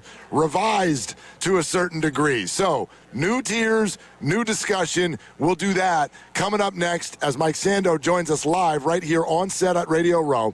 Our big game coverage on 95.7 The Game is presented nationally by Tide. If it's got to be clean, it's got to be Tide. And we're brought to you by Fremont Bank. Here for you, here for good. Live at Radio Row at the Moscone Center, this is Willard and Dibbs. And hey, it's Willard for Daisy Dips. Look, if you know me and you've listened to us at all, you know that the food for the game is like where my head is at. No matter how big or small the game is, the food. And Daisy makes French onion dip that is absolutely delicious. French onion dip, Daisy Ranch dip. You can do it with vegetables. You can do this with bread, chips. It is absolutely versatile and perfect. It's made with ingredients that you can find right there in your kitchen. And get this, guilt-free, no preservatives, no artificial ingredients. I enjoy eating Daisy dips with chips, veggies. Let me throw wings in there. All of them work perfectly, and all of them work perfectly for the big game. So as you're getting that menu ready for the weekend, think Daisy Dips. Tide is the official sponsor of Odyssey's big game coverage. Tune in all week long for non-stop previews and analysis, leading up to kickoff on February 8th. If it's got to be clean, it's got to be Tide. Why'd I go to the doctor? Working on the farm, my heart kept skipping a beat. I didn't think much of it, but my daughters made me get checked out. Turns out I have atrial fibrillation, which increases the risk of stroke about 5 times. Symptoms like irregular heartbeat, heart racing, chest pain, shortness of breath, fatigue, or lightheadedness can come and go. But if it's AFib, the risk of stroke remains. If you have symptoms, contact a doctor. I'm so glad I did.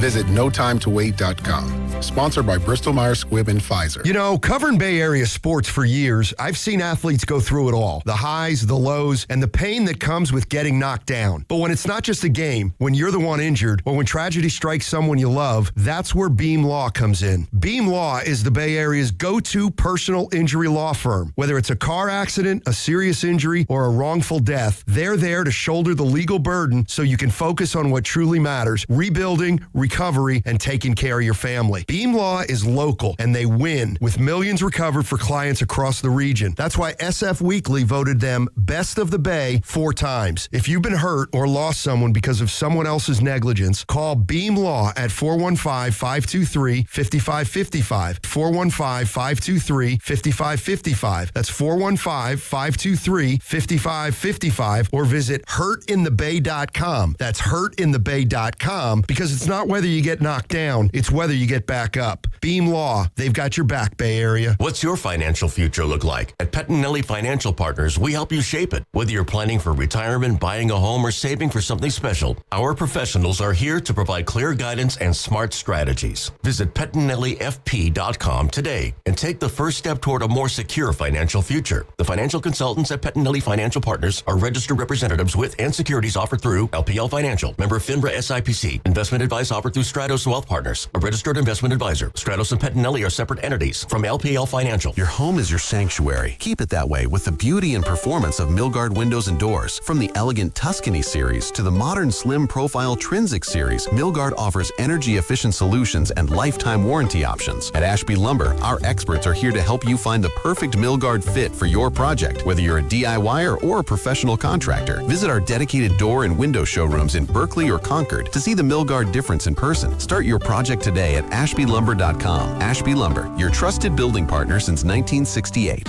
Tune in to 95.7 The Game's GOAT Report nightly on game nights to hear the GOAT, Steph Curry's game night stats. Brought to you by Sony Pictures GOAT. Executive produced by Steph Curry. Exclusively in movie theaters February 13th. Blue and gold fans, let's get engaged. Cast your vote in our Expo online before every basketball game on Willard and Dibs. Brought to you by Shaneco, your friend and jeweler, where you'll find the Bay Area's best selection of unique engagement rings and their unmatched free lifetime warranty. Visit Shaneco today. Tune in to 95.7 The Game for Warriors Live, 60 minutes before tip-off. Every Warriors game throughout the season as we get ready for the action. Presented by Xfinity, your home court advantage. Brought to you by Xfinity. Watch all your favorite teams all in one place. Xfinity. Imagine that. We've all been there. Sleepless nights, wondering if your business's security service is really protecting what matters. At Bay Alarm, we can put your security insecurities to bed. Our advanced technology and personalized support ensure you can rest easy knowing we're here for you. BayAlarm.com. Listen all week as 95.7 The Game broadcasts live from Radio Row in San Francisco. Join the Morning Roast with Shasky and Spadoni from 6 to 10 a.m., Steiny and Guru from 10 a.m. to 2 p.m., and Willard and Dibs from 2 p.m. to 6 p.m. every day this week, live to hear all of the big guests, big news, and everything that is happening here in San Francisco for the big game. Brought to you by Waymo. Kick off the big game with autonomous rides. Get around the city with Waymo, the world's most experienced driver. Download the Waymo app and ride today. What's up? It's Draymond Green. I'm back for my 14th NBA season, and my podcast, The Draymond Green Show, is back too. This season, I'm breaking down games, reacting to the biggest NBA stories, and sitting down with teammates, rivals, and culture shapers. And trust me, I'm not holding back, on the court or on the mic. 2 new episodes every week. New segments, big conversations, real basketball talk for the real hoop heads.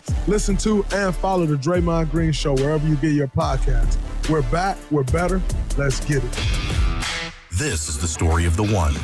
As the purchasing manager at a manufacturing plant, she knows the only thing more important than having the right safety gear is having it there when you need it.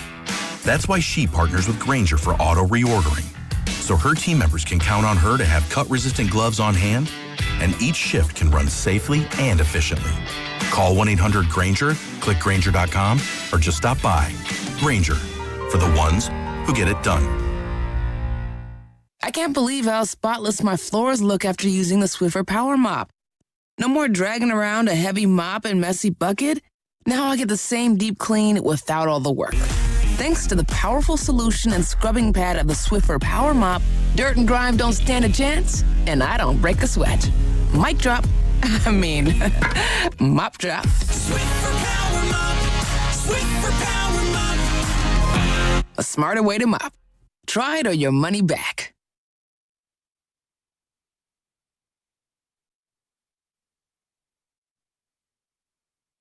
Now back to Willard and Dibs, live from Radio Row at the Moscone Center. I'm angry, Jeff. That's awesome. Brought to you by Waymo. The future's here with autonomous rides. Download the Waymo app and ride today.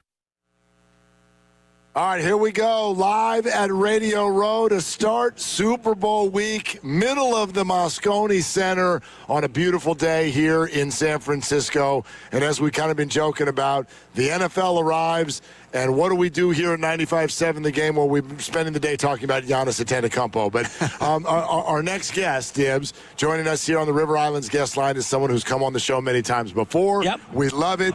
And, we get to talk some football with him. It is Mike Sando, The Athletic. How are you, man? I'm doing great. This has been a great setup here, and it was sunny out, man. I was loving it. It's beautiful outside. Really good, really good. This is maybe not what you expected this week. I didn't know what to expect. I know I live up in Seattle. It's raining all day, and my wife said, "Oh my gosh, today's just one of those days." So I'll take it down here. I was actually, sweating going back and forth in the hotel. It's not hot, but it's warm. A little bit guilty here because you see the news about 90% of the country and this ice storm, people shoveling out and digging out, and here we are short-sleeving it in early February. This is what it should be, though, and I think, the best Super Bowl venues are those ones where you get good weather, Hey, it's fine to have it in Indy one year or in New York or something, but when I think of the great Super Bowls, when it used to be in San Diego or, New Orleans or Miami or some of these spots that are sunny and warm. I think people's ears perked up when they heard you say, and we knew this, that you were based up there, but that you live in Seattle. Yeah. What's it like up there right now? A little fever? Very exciting. Yeah, absolutely. So I covered the Seahawks as a newspaper beat reporter from 98 to 06 or so, 07 in there. So, and then I covered the NFC West for ESPN for 4 or 5 years after that. So definitely been around that team a lot, know the history of it. And, my kids are 24 and 21 and grew up in the area, so Yeah, it's a big deal when the Seahawks are good, and not just good. They've been good, but when you're in the Super Bowl, it's a different thing. And I can remember the last time the team, everyone's got stuff in their yards, and people got flagpoles and stuff, and that went away a little bit the last 10 years when they were good, but some of that's coming back. I'm seeing some of that again. A little bit of a new generation, even though it hasn't been a full generation. Are you kind of getting that sense where some of the newer fans, not that a lot of fans left in those 10 years without a home playoff game, but does it have that freshness now that it's been a little bit of time? It does, and what it does is it brings in a new generation because, I was growing up in Sacramento when the 49ers first got good, with Bill Walsh. And I don't know, people followed the 49ers, but it made lifelong generational fans, right? When you have teams that capture you like that. So I think it's really cool in a city, and for Seattle, it's really nice to just be able to kind of renew that. And now, you don't have to hear about your dad talking about that they went to the Super Bowl or somebody, you're seeing it. Mike Sando, The Athletic, joining us live in the Odyssey Sports Zone at Radio Row, presented by Tide. If it's got to be clean, it's got to be Tide. All right, you are, you tell me, are you known for the QB tiers? Is this like that's kind of your main thing, right? I would say that's probably the thing I'm most known for, the staples, except for this week, because I'm known for being a Hall of Fame voter, which we can talk about that too. Ooh, we definitely should. The quarterback tiers for sure. Yeah, it's fun. It's a great project. I think we joked with you when you came on that day at the beginning of the season with your QB tiers and asked you how many interviews you had done that day. And because we were a little late afternoon, I don't know, we were like your 20th radio hit or something that day. Well, it's become almost a challenge every year to see if we can do more. Everyone likes to talk about the quarterbacks and stuff, so I lean into it. I actually do a whole week because that's all I do, where I'm not doing any writing or anything. I love it. It's fun. So explain to me, you had Brock Purdy preseason at Tier 2. You revisited at the end of the year. He's still Tier 2. Yeah. Explain what Tier 2 is. I feel like if your quarterback's in the top 2 tiers, you feel like you can win the Super Bowl with them without having some amazing historic defense or something, So I've always felt that if you're in Tier 1, I think we know that those guys are, the whole defensive game plan's around this guy. You're playing Josh Allen this week, and everyone's like, oh, my God, this guy, don't make us look bad, right? That's Tier 1 usually. But Tier 2, to me, is a guy who's going to be in the mix for Pro Bowls, and you feel like, hey, this is our guy. We're paying him, and we don't feel bad about it, right? The Tier 3 you can win with, but you got to have a lot more with them. And when you're paying that guy a lot, I question how far you can go. And that's when you really lean into a Tua or somebody like that who, he can do it if it's all right around him, but he really needs it schemed up, right? Or even a lot of Kirk Cousins' career was maybe a little bit like that. He's good, but it's got to be right. So Purdy's, I think, solidly kind of in that lower Tier 2. His production has been better than that. Statistically, but I think also, people understand that he's got some good things around him too, in the way that the scheme and all that. And this Super Bowl is a matchup of a couple of Tier 3 guys. So to your point about, you need some around you. Mahomes is Tier 1. He got hurt. He didn't have as much around him. So does this give life to those teams that are stuck in Tier 2 and Tier 3? Oh, there's no doubt about it. I think that, Mahomes has had such a stranglehold on the league, and shoot, that's why the Bills are firing their coach, because they couldn't get over him, all those years. It wasn't just this year, it was all those other years. So, yes, I do feel like the Chiefs look to me like what they were at their absolute best. They may not be that, right? So you feel like you definitely have a chance to build a team. I think that Darnold and May will go into Tier 2. I think May was climbing, and Darnold climbed too. It's just you got to see it again. You got to see it again, and I think this with Darnold is now 2 good years in a row. He'll be a solid Tier 2 guy, and we'll see what happens in the Super Bowl, but I know they're really happy with him. Mike Sando, The Athletic, you had some interesting notes with regard to how the Niners might have been different under Mac Jones versus how they were under Brock Purdy. What did you kind of see and notice there? Because they were good with both. So definitely with Brock Purdy, you just have a more of a dynamic athlete who can run around for good and worse. I mean, I think that he is going to take some chances as well. But you definitely can feel when Purdy's in the game, because he can beat you when the play breaks down, he can still beat you. And I feel like Mac Jones is not going to do that. And that's big when you start to think about this Niner offensive line, and they didn't throw to the wide receiver very often. They actually were third fewest completions by percentage to wide receivers. So when you look at this, and I know it's voted on by other professionals, GMs and whatnot, but looking at the numbers you put out with EPA, expected points added per pass play, does that also account for pass plays where it turns into a scramble run?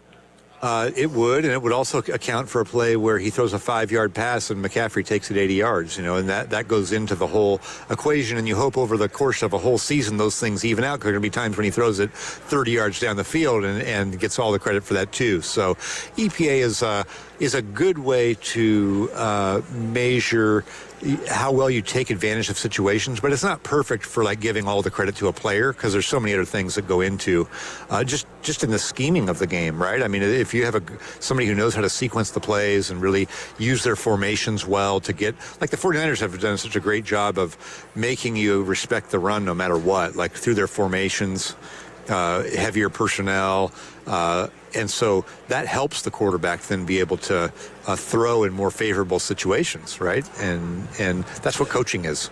Mike Sando, The Athletic, one of the top NFL writers out there, joining us on set here, Radio Row, Willard and Dibbs, 95.7 The Game. Now, is a Hall of Fame voter also an MVP voter or no?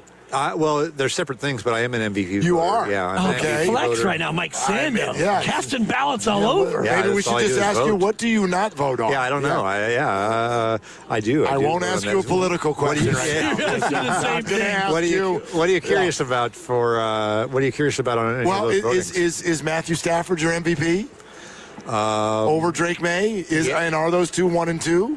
Yeah. Those are two questions. We agreed. No two questions. Yes, so it was like 3 questions actually. I do think that Matthew Stafford has the best case for MVP this season. Now, I think it was going kind of a little bit back and forth throughout, but I think the way he finished, we vote before the playoffs and all of that, so some of those things don't get taken into account. But I do think that he probably had a better season. What's interesting to me is, like, Drake May is multifaceted and hurts you with his legs, but I almost feel like because Stafford can't do that, it's almost more impressive what he does do. Like he's so advanced in the stuff that he does that I think he's a tier 1 guy. He was tier 1 coming into the year, so I would give him a slight edge. I think Drake May is going to be back, in there. How does the ballot work? Do you vote for 5 players?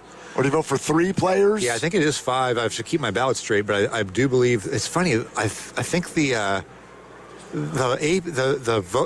ballot for the MVP, it's like old school. It was like I printed it out. I mean, hanging chad and the whole thing. Well, it had like lines, like you're filling out like in school used to be. You'd have like a lines with fill in the blanks and stuff. So did they write you a check in order to pay? Well, that's fine. What the hell are we doing? So I was kind of mystified of like, what do I do? Am I supposed to email it? I think they are expecting you to email it. Okay. But it was like this form was like I'd have to write on it. So yeah, it was like you type your 5 in. I think I sent them back in an email or something like that. And then what's funny is then they're like email you back a bunch of times because on the defensive ones, like the all-pro team at like safety and stuff, different guys don't qualify for different positions based on how many snaps they played in the slot. So it's like a negotiation back and forth by the end of this thing on that. But in the end, we got it filed. Was McCaffrey on your ballot?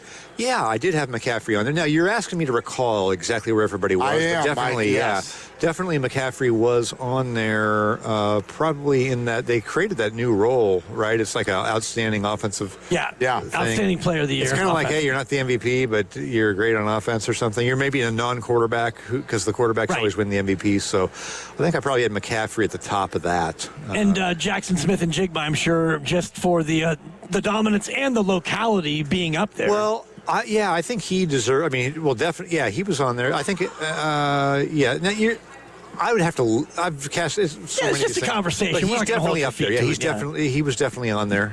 Jackson Smith and Jigma would definitely be on there, and I had him all pro for sure at wide receiver. All right, you're listening to 95.7 The Game, KGMZ FM at HD1 San Francisco and Odyssey Sports Station, the home of the Golden State Warriors and Valkyries, always live on the free Odyssey app, and coming to you live from the Laughing Monk Studios, also coming to you live from Radio Row, right in the middle of Moscone Center, getting ready with our Super Bowl coverage and hanging out with the great Mike Sando, NFL writer for The Athletic. I know you're going to go, as the week goes, spend some time with the teams and everything. Yeah. And so there's the obvious, right? There's Drake May, there's Sam Darnold. We always know the quarterbacks. What other stories are you kind of chasing? What's percolating in your mind? So I think there's a really interesting one with the Patriots. Remember when Belichick was the coach, there was always this mystery of, like, what were their tactics, right? Is it legal? Are they doing this? And Vrabel is really great Mike Vrabel, coach of the Patriots, is really great at kind of pushing the envelope with the rules, staying legal but barely. Okay. Right? And so if you look at, I'll give you two ways they do it. One, if you have like a super important 4th and 1, they're really good at the defense guy just barely twitching or moving and getting the false start. They don't do it all the time, but in the big moments, in fact, one of the biggest they did it to the 49ers. The 49ers had a 4th and 1 in 2021. They turned into a 4th and 6, ended up stopping them. Kyle went for it, and they scored a touchdown and won the game. So in this game against Denver, they did it right at the end of the game when Stidham threw that interception. Yep. So there's 15 seconds left on the play clock when Denver substitutes. So Denver's had 12 guys in the huddle like they often do, and then the one guy runs off. And when he runs off, there's 15 on the play clock. Now the defense gets a chance to match, right, their personnel. So the umpire holds the ball. You can't snap it. And the Patriots go through this intentionally super slow substitution.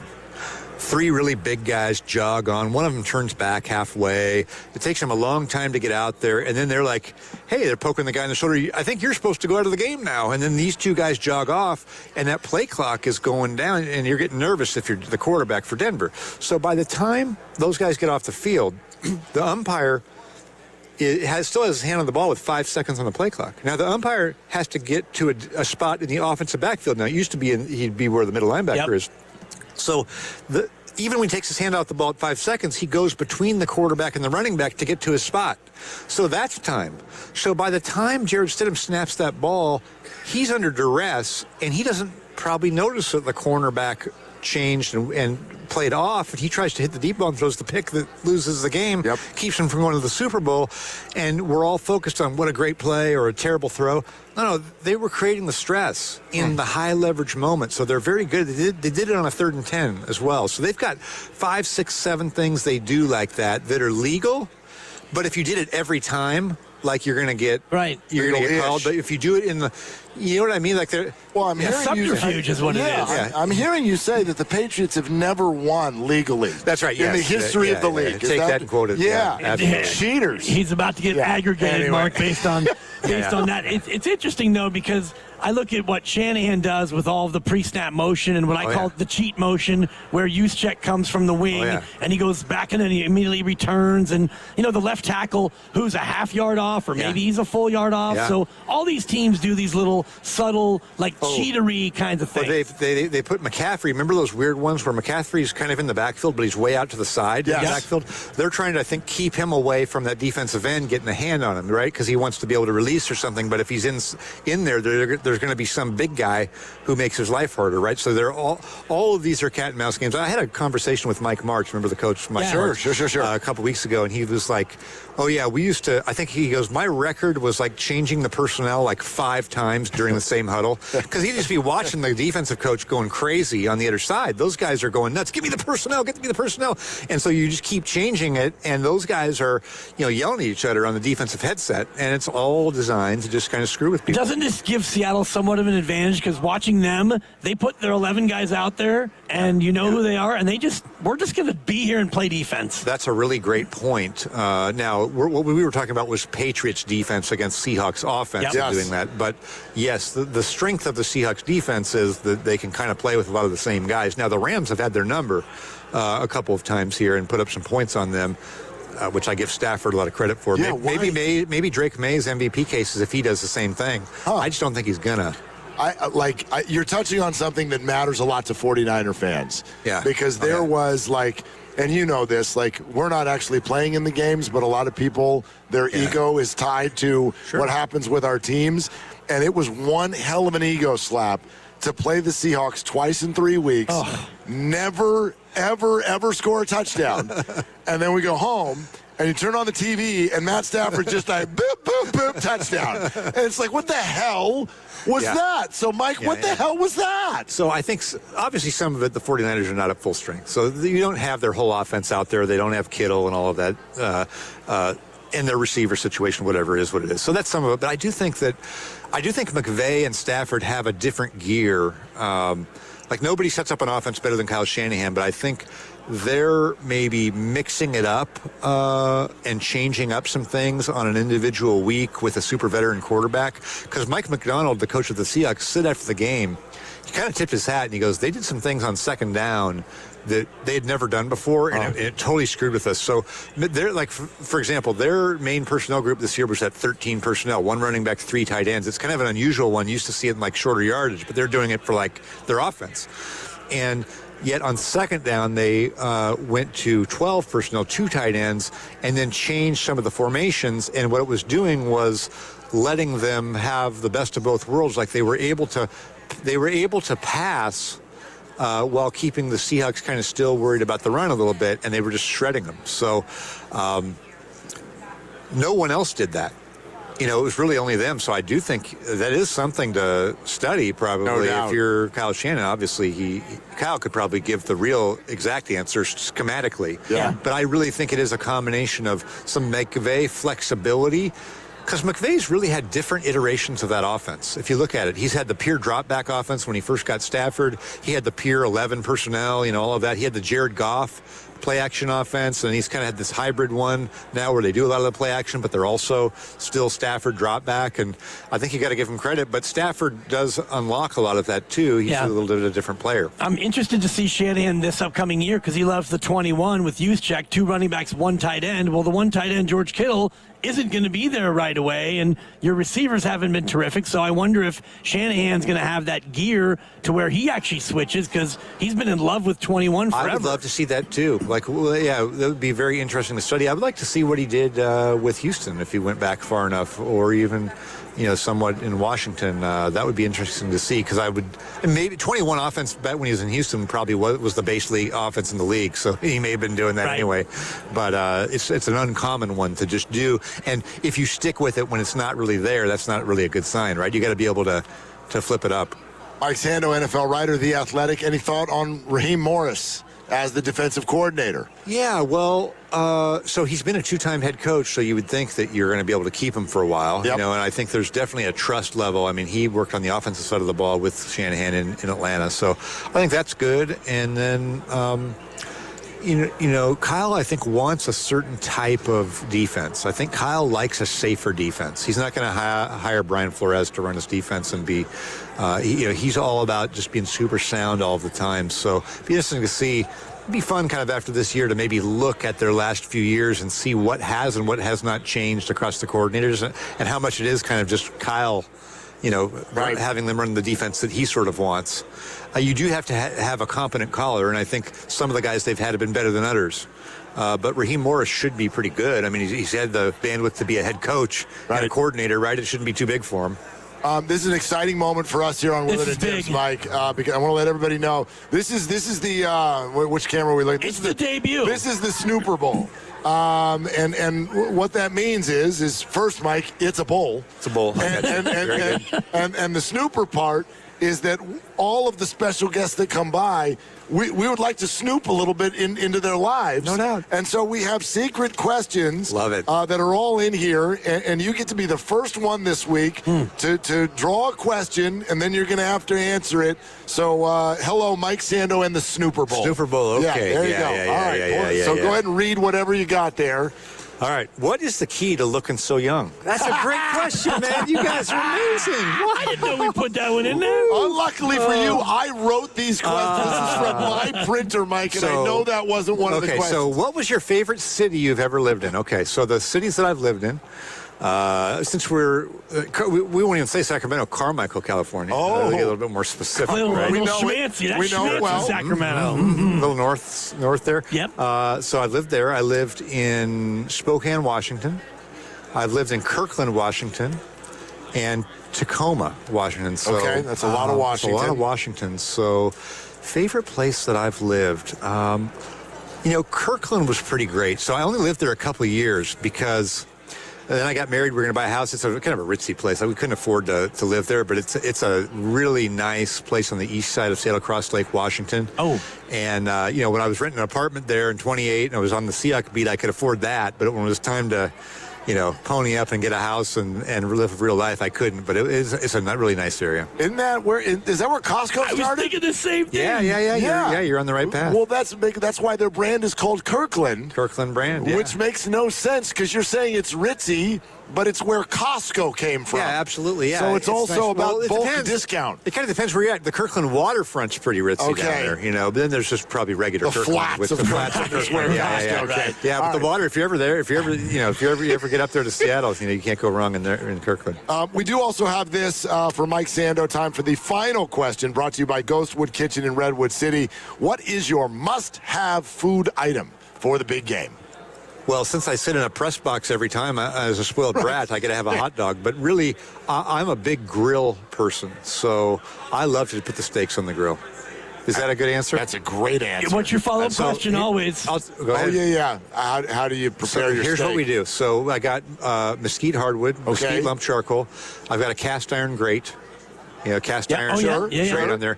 And then I've got two cool things. So I've got so it's the Weber Performer Grill has the propane to start the. Yeah. But then this year my wife got me one of those torches that goes out about 6 feet of flame. Yes. It sounds like you're going to set the land speed record on the Bonneville Salt Flats. It's like totally disturbs my neighbors. But it's like I use that on you're supposed to use it to sear the meat, but no, I don't need to do that because I got the hot grill. But I start that charcoal now in no time. I'm just standing there, things are crackling into my hair. I'm burning holes in my shirt. I bet you look cool. Yeah. I got a video of it. I'll show it to you when we're out also, together. when at a restaurant, when someone says, Mr. Sando, how do you like your steak? Oh, definitely medium rare. That is a correct answer. Mike Sando's welcome back on the show. But here's the key. Here's the key. The cheaper the steakhouse to go, the rarer you ask for it. Okay. Because most people at a cheap steakhouse get the complaint from the person who goes, it wasn't done enough. Yeah. So if I go to a cheap steakhouse, you say a rare plus. Oh. That gets them to go into the low, medium, rare range. If you go to a top steakhouse, you say medium rare, and they give it to you exactly right.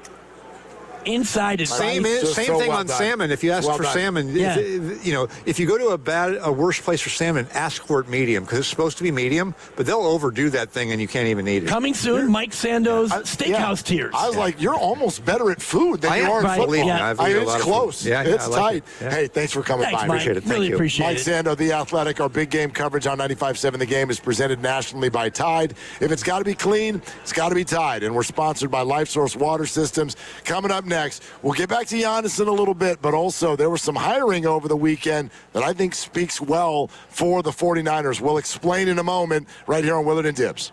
Do you really know what's in your tap water? LifeSource believes your water should support your health, not work against it. Upgrade to a LifeSource whole house water system. Clean water from every tap, no salt, no hassle. Call 1-800-WATER-99 or visit lifesourcewater.com. Warranty limitations apply. Hey, Dan Dibley here. How do professional builders and contractors finish projects faster and at a lower cost? Well, they did so at my house, and I did it by partnering with Golden State Lumber and Showroom. They have a well-trained staff who know the ins and outs of the construction business. Their large fleet of trucks that can receive and deliver materials the next day, if not the same day, keeping your project moving forward and your crews working. From framing and decking to windows, doors, and hardware, Golden State makes it easy for contractors, builders, and homeowners to find exactly what they need. And this time of year, Golden State is fully stocked with materials for outdoor projects, for homes and businesses, so you can complete your summer builds right on schedule. Start today at goldenstatelumber.com. Click brands to see their trusted partners. Over 70 years of success is the result of always wondering, how can we do better for our customers? Golden State Lumber and Showroom, they truly believe when you succeed, we succeed. Want to interact with the hosts but can't call? Text the Boxer and Gerson Work Injury Attorneys text line at 888-957-9570. Boxer and Gerson, Northern California's premier workers' compensation law firm, helping injured workers get their lives back for over 40 years. Running a business means wearing multiple hats. So if you're like me, you probably started out using your personal phone, taking client calls and texts nonstop. As my business grew, I needed something smarter. That's when I switched to Quo, the #1 business phone system. Quo works right on your phone or computer. No carrying 2 phones, no clunky landline, just one easy app you can try for free. Your team can share one number and handle calls and texts together like a shared inbox. Any teammate can jump into the conversation, so customers get faster responses. And Quo's AI assistant summarizes your calls and responds to customers 24/7, so you never miss a lead or opportunity. All this starts at just $15 a month. That's basically 2 coffees. You can even keep your current business phone number. Find out why 90,000 businesses trust Quo. No missed calls, no missed customers. Try Quo for free at quo.com/sports. That's quo.com/sports to try Quo free. QUO.com/SPORTS. When the night needs energy, flavor, and a place everyone can agree on, it's Ghostwood Kitchen in Redwood City. This is where great microbrews pour cold, handcrafted cocktails come alive, and house-made food hits the table hot and ready to share. The room is buzzing, the vibe is welcoming, and every visit feels like something's happening. From quick weeknight meetups to full-table celebrations, Ghostwood Kitchen brings people together for food, drinks, and moments worth sticking around for. Turn an ordinary night into something better at Ghostwood Kitchen in Redwood City. Hey, Goo, big game on Sunday. Where's the Bay watching? Bay Street, Emeryville, baby. We're getting in on the action early, Steiny. Pre-game fun starts at 2 p.m. Say less. Screens? You know it. TVs on the Bay Break Dining Terrace, around the fireplace, and a big screen in the plaza. Food, family fun, games, prizes. This event's where it's at, Goo. We will be there. You should be too. Event details at BayStreetEmeryville.com/events. That's BayStreetEmeryville.com/events.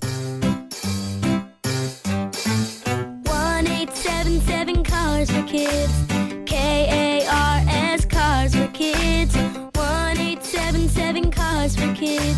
Donate your car today.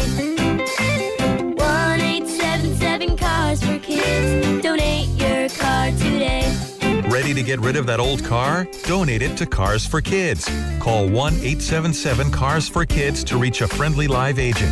Donation's super easy, and your car can be picked up as soon as tomorrow. Call us now, 1-877-CARS-FOR-KIDS. That's Cars with a K to donate your car today. 1-877 Cars for Kids.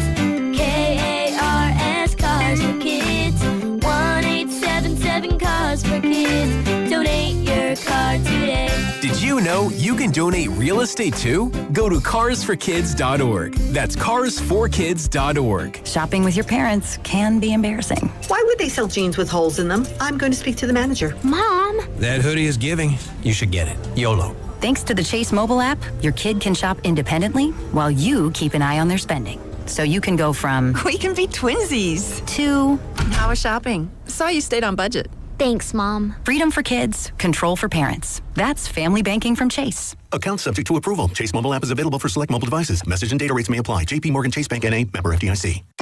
You've got a big day, so you use Unstoppable Scent Boosters to give your laundry non-stop freshness. So no matter how long the day goes, you can't stop this power, this walk, this pose, this strut, this look, this talk. Your clothes will be so fresh you can confidently strut into that end of the day meeting like a bosses.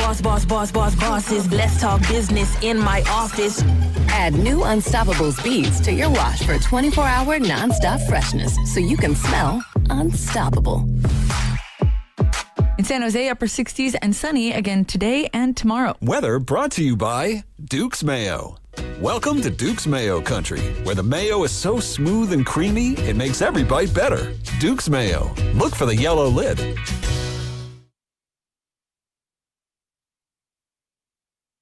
Now back to Willard and Dibbs, live from Radio Row at the Moscone Center. We're in the freaking Bay. Brought to you by Waymo. The big game's back, and the future's here. Enjoy the magic of autonomous rides with Waymo, the world's most experienced driver. Hop in and sit back while getting around the city. Download the Waymo app and ride today. Well, Mike Sando of The Athletic, known for QB tears, but now forever to be known as the backyard blowtorch. Or BBQ tears. Man, that guy, the conversation changed when we went there with Mike Sando. That was impressive, and I will never look at him the same. And he came through with the correct answer at the most important question. At the most important time. And you even followed up on your follow-up, which is when you order it, what's the temperature? He did say, I want to let everybody know that after we went to a commercial break, Sando did make fun of himself. He goes, you wanted to know how I cooked my steak. And I ended up giving you a 5-minute answer that included blowtorches and barbecues. Perfect. I'm like, yeah, I just wanted you to say medium rare. And then we ended up in your backyard and seared steaks, and there was all kinds of stuff. So anyway, but, we got a little extra on Mike Sando. It was fun. Perfect, yeah, it was always great. fun. And it's nice to meet the people you talk to over the phone in person. Totally. And, he breaks down football, and he's been doing it for so long. He's got great, astute observations, and it just struck me that this Super Bowl is a battle of Tier 3 quarterbacks. Yeah. Well, let that be a lesson to all of us. Yep. Right? Although, saying Drake May is Tier 3 to me is saying he's still new. He's only in his second year. I have no doubt where Drake May is heading. I think he's just an absolutely fantastic player. Yeah. And I think he's heading somewhere. And whatever the detractor situation was around Sam Darnold, tell you what, last weekend was absolutely at least step one to changing all that, because it wasn't just that he won the NFC title game. He won it in a quarterback sort of a way. Like when you beat the Niners 13-3 and you only throw for 100-some-odd yards and your defense just wins the game, that's one thing. That's kind of a Garoppolo special.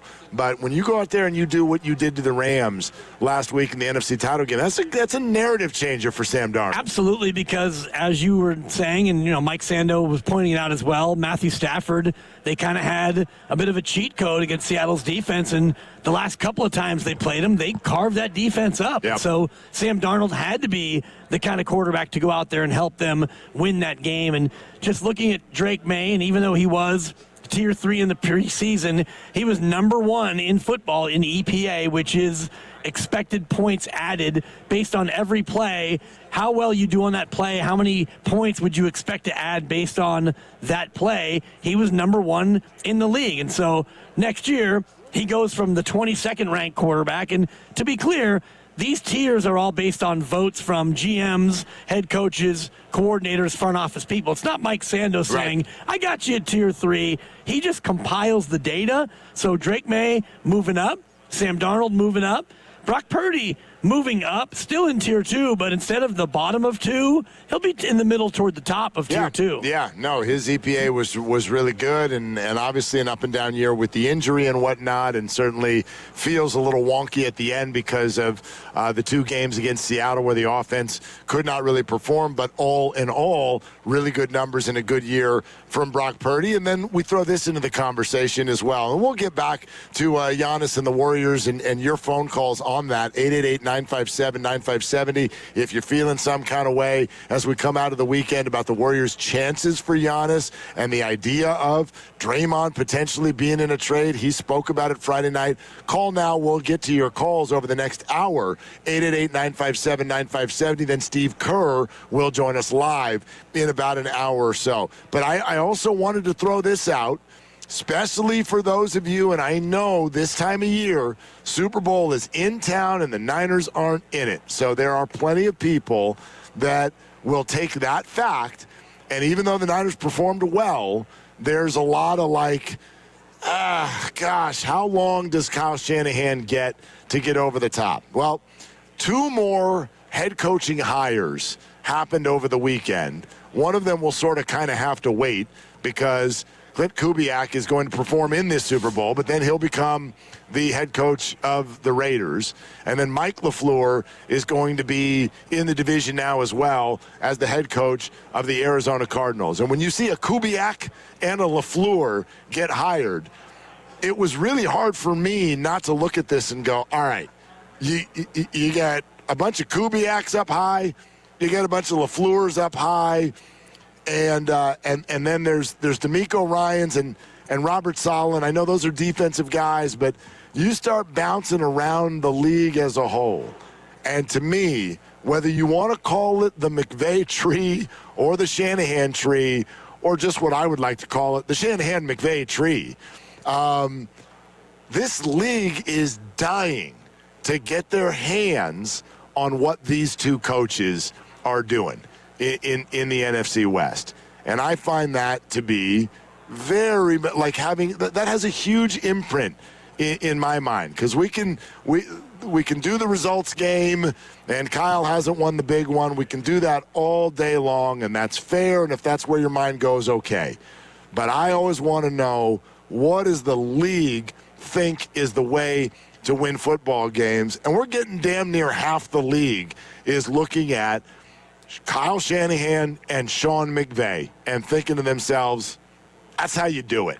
It's one way to do it, certainly. And you look at the Patriots with Mike Vrabel, who's a defensive player and a defensive coach, and he's got Josh McDaniels, a longtime OC, and so they're doing it their way, and they're in the Super Bowl. And Mike McDonald in Seattle, he's a defensive coach, and they're doing it their way, and they're in the Super Bowl. So I totally get what you're saying about various Kubiaks and LaFleur's and McVay and Shanahan and even Mike McDaniel, who got his shot. Yep. Now he's back to being an OC.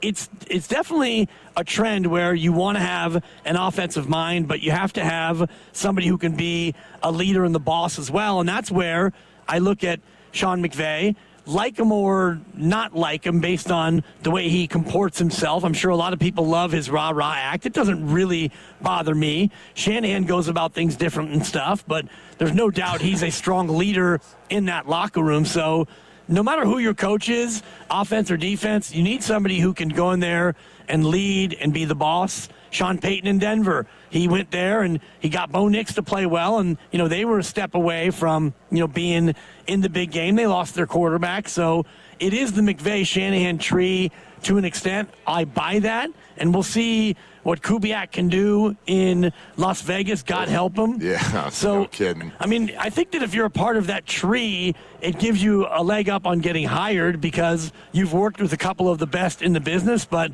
a lot of it depends on your ownership, your GM, your roster, and the rest of it as well. No, of course it does, and it always does. But you look at a group that kind of came up together, even Raheem Morris now, I know that's on the defensive side, coming back to Shanahan, they came up together. McVay was part of that group as well. And then, I mean, if you want, you can even go to the people who are older than Shanahan. Mike McCarthy, once upon a time, was a 49ers assistant. He got another job, third time. He's going to be head coaching the Pittsburgh Steelers. But you can just see this thread that moves through a lot of the league, and it's a copycat league, and the league knows what's hard to go against. It doesn't mean they win every year, and so I fully understand it.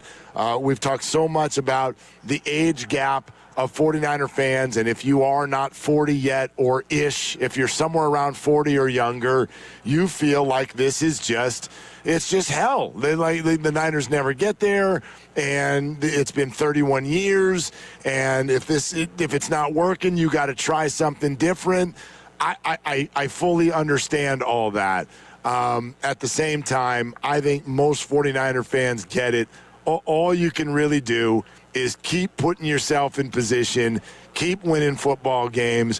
One of these years, it's going to work out.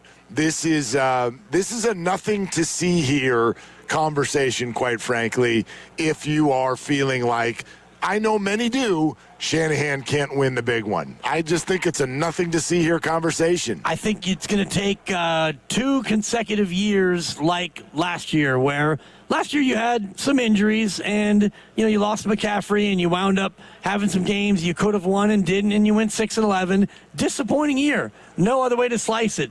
This year you can schedule Samet, but you lost a bunch of people and you went 12-5 and you won a playoff game. So if you want to be a part of the Fire Kyle crew, the FKC, then you're going to need not one bad year. You're going to need a couple in a row to where you can say, all right, everything has an expiration date. Steve Kerr's words, not mine. Kyle would be through 11 years if that happens in back-to-back years. And then you can look at the Andy Reid syndrome.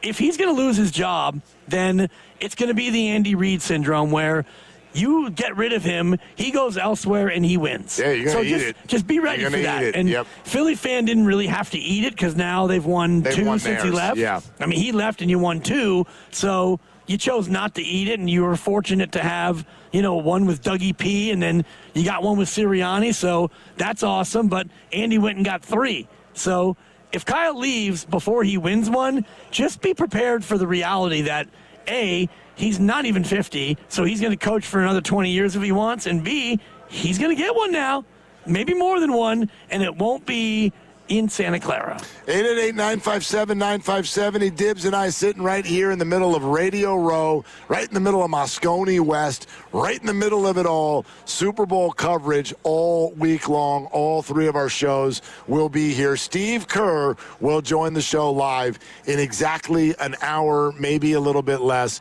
We look forward to that. And one thing, I don't think we've mentioned this enough today. The trade deadline being Thursday, there's one more Warrior game before the trade deadline. Officially, Steph Curry and Jonathan Kuminga have played their final game for the Warriors prior to the trade deadline. And I find that to be significant. We probably haven't mentioned that enough today. The fact of the matter is, we'll see how this goes over the next few days. But Jonathan Kuminga may well have played his final game as a Golden State Warrior. And I'll tell you this, and actually I'm going to try to do a little poking around on this, because I felt like late last week there were some indicators that Jonathan could/should be ready to go on Tuesday. It's a full 24-plus hours away from their next game, and he's already been announced as out. So maybe he's just still hurting, or my conspiracy theorist brain starts moving as well. And if you're looking for an indicator that some sort of a trade, maybe a Giannis trade, is in the works, if you did have action on a trade involving Jonathan, you would definitely be more incentivized to keep him out. Of course, absolutely. And that is what they're doing. So again, that's not me reporting anything. This is just putting 2 and 2 together. I think there were some indicators about 3 days ago that Jonathan would be ready to play on Tuesday, and now he is not playing. Do what you will with that. Well, did we get any official word on whether or not he was reevaluated? Because the word initially was he'd be reevaluated in the coming days. And we even asked Steve about that, and he said that's a Dr. Rick Celebrini question. And, I followed up with, hey, you're off Saturday, you're off Sunday, you're off Monday. You got 3 days off, and my assumption was that he would be reevaluated during that time. I'm sure he was. So when Steve comes on today at 5:30, I'll ask him, if he was reevaluated and what did they see? Like, did you see that he's just not quite ready to go? And he'll answer it diplomatically. If he's a part of a possible trade package, then, yeah, he's not going to say, oh, he's fine, but we're going to trade him. But I wonder if they put out anything officially or unofficially other than he's just going to be out tonight. I didn't see anything. No. Not yet. Like, it's just Jonathan and Steph are out.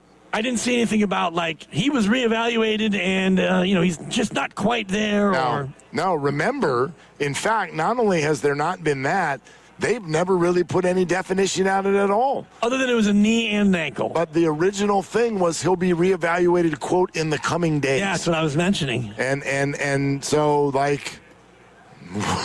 which days? Which of the coming days are you referring to? Because the days are all coming. They're all on the way. Yep. And a bunch of them have been here. And there hasn't been anything. It's a little quiet. And I do think that may actually be loud. Well, of course it's loud because, he's been rumored to be traded for the better part of 6 months. And on January 15th, when they could trade him, his own camp demanded to be traded. The Kuminga camp demanded a trade. And so the very fact that they did that tells you that the team is going to try to, do him a solid and trade him. So as you get closer to the deadline and Giannis is available and Kuminga's a major part of what would be a trade, then, yeah, of course that the idea of you holding him out makes sense. 888 957-9570 is the number here on Willard and Dibs with regard to, as we get ready for Steve Kerr coming up here in just a little bit less than an hour or so, where we sit on the idea of a move, and is it a big move? Is it the biggest of swings? And we started off the show today, from my standpoint, feeling maybe just a little bit further down the road than I was when we left on Friday afternoon with regard to how realistic is it? Because I think this is the main question I get. You probably did too over the weekend. Just around town, Warrior fans are like, come on, talk to me on the real. Is this something that could actually happen? And while I would never call it likely, I do think this is something that could actually happen. And I do think that it makes more sense for Giannis than I was feeling originally. If I'm him and I'm canvassing the league, where do I really want to go? Your Minnesota comment is a fair one. That's a fair one. But a lot of the places where I would really want to go, those teams are either going to have a hard time getting it done or they're not going to have interest.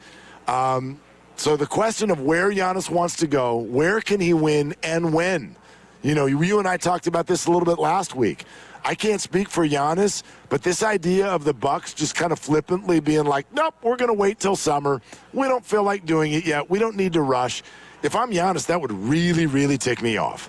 Like, I am not just sitting out the year for you because you feel like you want to hold more offers coming up later on in the year. I want to get somewhere. I want to get somewhere now so I can play basketball, and I'd like to do it with another star player, and there's really only one out there that can pull that off right now. That's wonderful. That's wonderful if that's what he wants. But if you're running a business and you're running an organization, that's not the only thing that you're concerned about.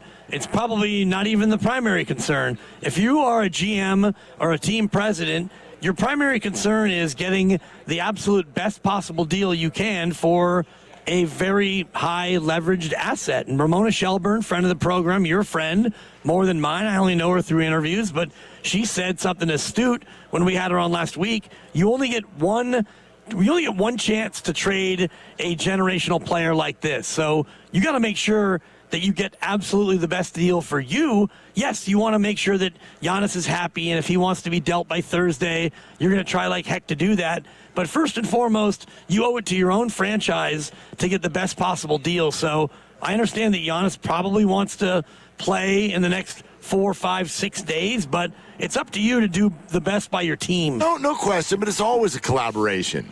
At least the tiebreaker for me would be my franchise. Yeah, but at the same time, I mean, think about that through the prism of the Warriors. We don't do that.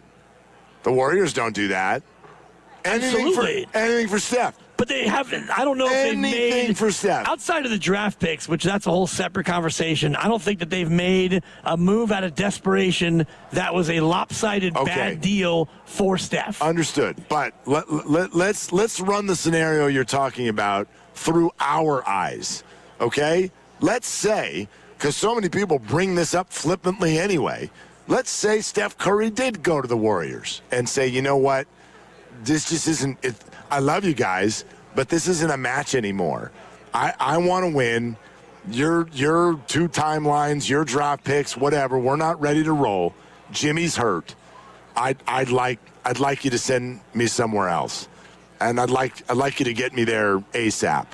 You'd be cool with the Warriors being like, that's nice. You make it sound so flippant. I don't think it's like that. It's really not like that. It's not flippant. If you're trying to get the best deal you can, it's not like you're, all right, Steph, you pat him on the head, go back to practice, okay, fine, take the flippant out of it. You're going to try your best. Sorry, Steph. We got to wait. Yeah, we didn't find a deal. Sit the year out. Yeah, we didn't find a deal that works for us. He understands. No, he doesn't. Steph's been in the association long enough to where he understands the nature of it. And if he did what Giannis did, you're mischaracterizing he would try like heck. You're saying we didn't find a deal. There is a deal. There is a deal. They didn't find a deal that they wanted to do. That's a possibility. I think that would rightfully drive Steph up a wall. And I feel like it would drive Giannis up a wall. These guys are the ultimate competitors. Right. I do not I don't understand the idea that a team that's trying to, like, we watch these teams bend over backwards for these players. We understand that these players have delivered all of the things to these organizations and that they do hold tons of cards. I mean, here, if you even do want to be selfish about it, go ahead, tick Giannis off and watch him play his hand, which unfortunately for the Bucks is stronger than theirs. Well, I know you don't see it that way, but I do. That way. If Giannis Antetokounmpo says, fine, wait till summer, guess what? Miami, or I won't sign. Okay. Now you've just cratered everything he's that you already can signed, do. so, like... No, he's not. He's signed for one more year. Okay, so, all right, Giannis, you don't want to sit out 30 games? How about 112 games? So we could do this dance all you want, and it's a pointless argument. Nobody would play their star that way. Nobody's just gonna bend over backwards to do what a star wants to take a deal do it all the time. To take a deal that they don't think is the best deal that they can possibly do. If you do that, that to me would be a fireable offense for the Milwaukee GM. Well, that's fine. Wait, what? Trade him to the Warriors? If you think there's a better deal out there in the summer, possibly, then for me, I would wait until the summer and get a better deal as opposed to capitulate now for Giannis. There's no way to know what deal's going to be there in the summer. And maybe Giannis is saying, sure, guys, you can do whatever you want. But that would surprise me, and it would completely tick me off. And we've watched players do this all the time. Very, very rarely will you see a team, after what these two sides have been through, act that way, where you're going to immediately play hardball and dismiss what the player's asking for because the player has tons of power in the NBA. I just don't think it's hardball when you're looking at a deal, and if you look at the Warriors deal and you say, you know what, we don't love the deal. We give this deal an 8 out of 10, and I think there might be a 9 out of 10 in the summer, so we're going to go ahead and gamble. Yeah. And I can't remember who we talked to earlier this week who said, oh, no, it was Bobby Marks. He's like, I'm a gambler. I would gamble and wait until the summer. But I love him admitting it's a gamble. Everything's a gamble. I mean, everything is a gamble. Well, sure, but I mean, once you pull the trigger on something, then that's the end of that. All right, 888-957-9570. We know some of you want to weigh in. We'll come to you coming up next. Steve Kerr in 45 minutes. We are brought to you by Fremont Bank. Here for you, here for good, and live at Radio Row. This is Willard and Dibbs. And it's Willard for Daisy Dips. They make that French onion dip that is so delicious. You can put carrots in there, chips, wings. Those are some of my favorites. It's great tasting, delicious. Daisy Dips, French onion dip and Daisy Ranch dip, both are perfect for this weekend. It is made with ingredients that you can find in your kitchen and also has no preservatives, no artificial ingredients. Trust me on this, when you're putting your menu together for this weekend, include Daisy Dips, chips, wings, veggies, and then a bunch of smiles for all of your guests. This weekend, it's Daisy Dips. Come on, kids. We're almost there. The map says straight ahead. One-a-day 50-plus multivitamins are made for your overall health, with nutrients to support your brain and muscle function. Because don't you want to make the most of each day? So even on the family hike, you're not just keeping the pace. Hey, Dad, wait up. You're one step ahead. One-a-day 50-plus. The one for you. This statement has not been evaluated by the Food and Drug Administration. This product is not intended to diagnose, treat, cure, or prevent any disease. That's another amazing run by Team USA. Mom, think I'll be on Team USA one day? Well, I'll take this one. What? Are you speaking to us? Yes, and to answer your question, anything's possible, especially with Xfinity. So, I can be the best snowboarder ever? Well, I can't guarantee that, but Xfinity can guarantee that your internet price won't change for 5 years. Okay. What if I practice every day? Then maybe you'll be snowboarding for Team USA at the next Olympic Winter Games. And Mom, you'll still be paying the same price for Wi-Fi. Ooh, really stuck the landing there. It's the Xfinity Gold Medal Celebration. Now through February 22nd, get our best price on gig Wi-Fi for 5 years guaranteed, just $50 a month. Plus, get Peacock Premium included for 2 years. That's a $10.99 value per month. Xfinity. Imagine that. Proud partner of Team USA. Restrictions apply. Requires paperless billing and auto pay with stored bank account. Taxes and fees extra. Actual speeds vary. It's your boy Guru, and you know the big game is almost here, and there's nothing better to cash in during America's biggest sporting event. fit with Prize Picks, where it always feels good to be right. And since the big game is right around the corner, that also means it's your last chance to get into the football action before next season. So close the season out right with Prize Picks by getting $50 instantly in lineups when you play your first $5. Prize Picks is available in California. I downloaded the app and I've been playing ever since. New feature alert, my favorite, Prize Picks now has early payouts. If your player gets off to a hot start, you now have the option to cash out those winnings before the game even finishes. Download the Prize Picks app today and use my code GURU957 to get $50 in lineups after you play your first $5 lineup. That's code GURU957 to get $50 in lineups after you play your first $5 lineup. Prize Picks.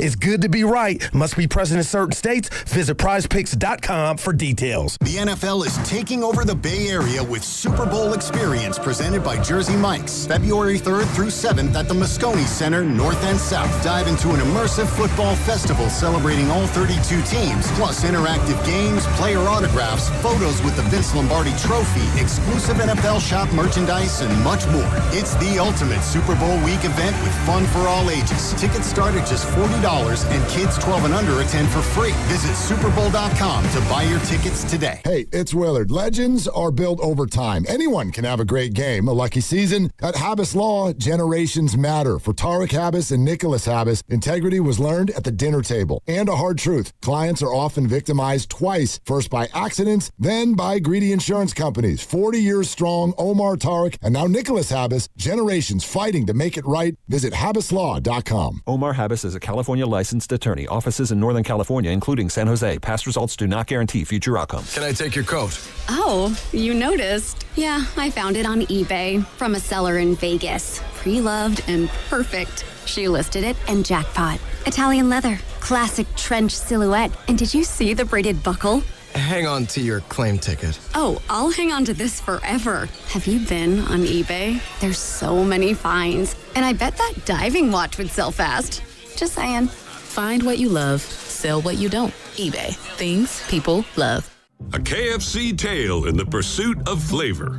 The Colonel made his $10 Tuesday bucket so full with 8 pieces of juicy, crispy chicken or tenders that it might just last you till Wednesday. If you've got that kind of self-control. I mean, some people want leftovers. Others are more into right nowers. The Colonel lived so we could chicken. $10, 8 pieces, one big deal with KFC $10 Tuesdays. Prices and participation may vary. Taxes, tips, and fees extra. I'm Bob Burke, founder and chairman of Burke America Parts Group, a family of brands that includes RepairClinic.com, an appliance and HVAC parts solution company that's grown into an international brand. Before AmericanEagle.com, we partially launched a new technology platform developed by another firm. American Eagle helped take our technology to a whole new level with digital marketing, software development, and business insights into our key markets, appliances, HVAC, and outdoor power equipment, and did so both on time and on budget. AmericanEagle.com has the resources, experience, and talent needed to produce solutions. Our new technology platform, developed by AmericanEagle.com, has produced tremendous results with higher traffic, conversion, engagement, and online revenue. If you have any home repairs you need to take care of, check us out at RepairClinic.com. If you need a world-class website or technology project, then I would highly recommend AmericanEagle.com. Call AmericanEagle.com at 773-NETWORK. That's AmericanEagle.com, 773-NETWORK.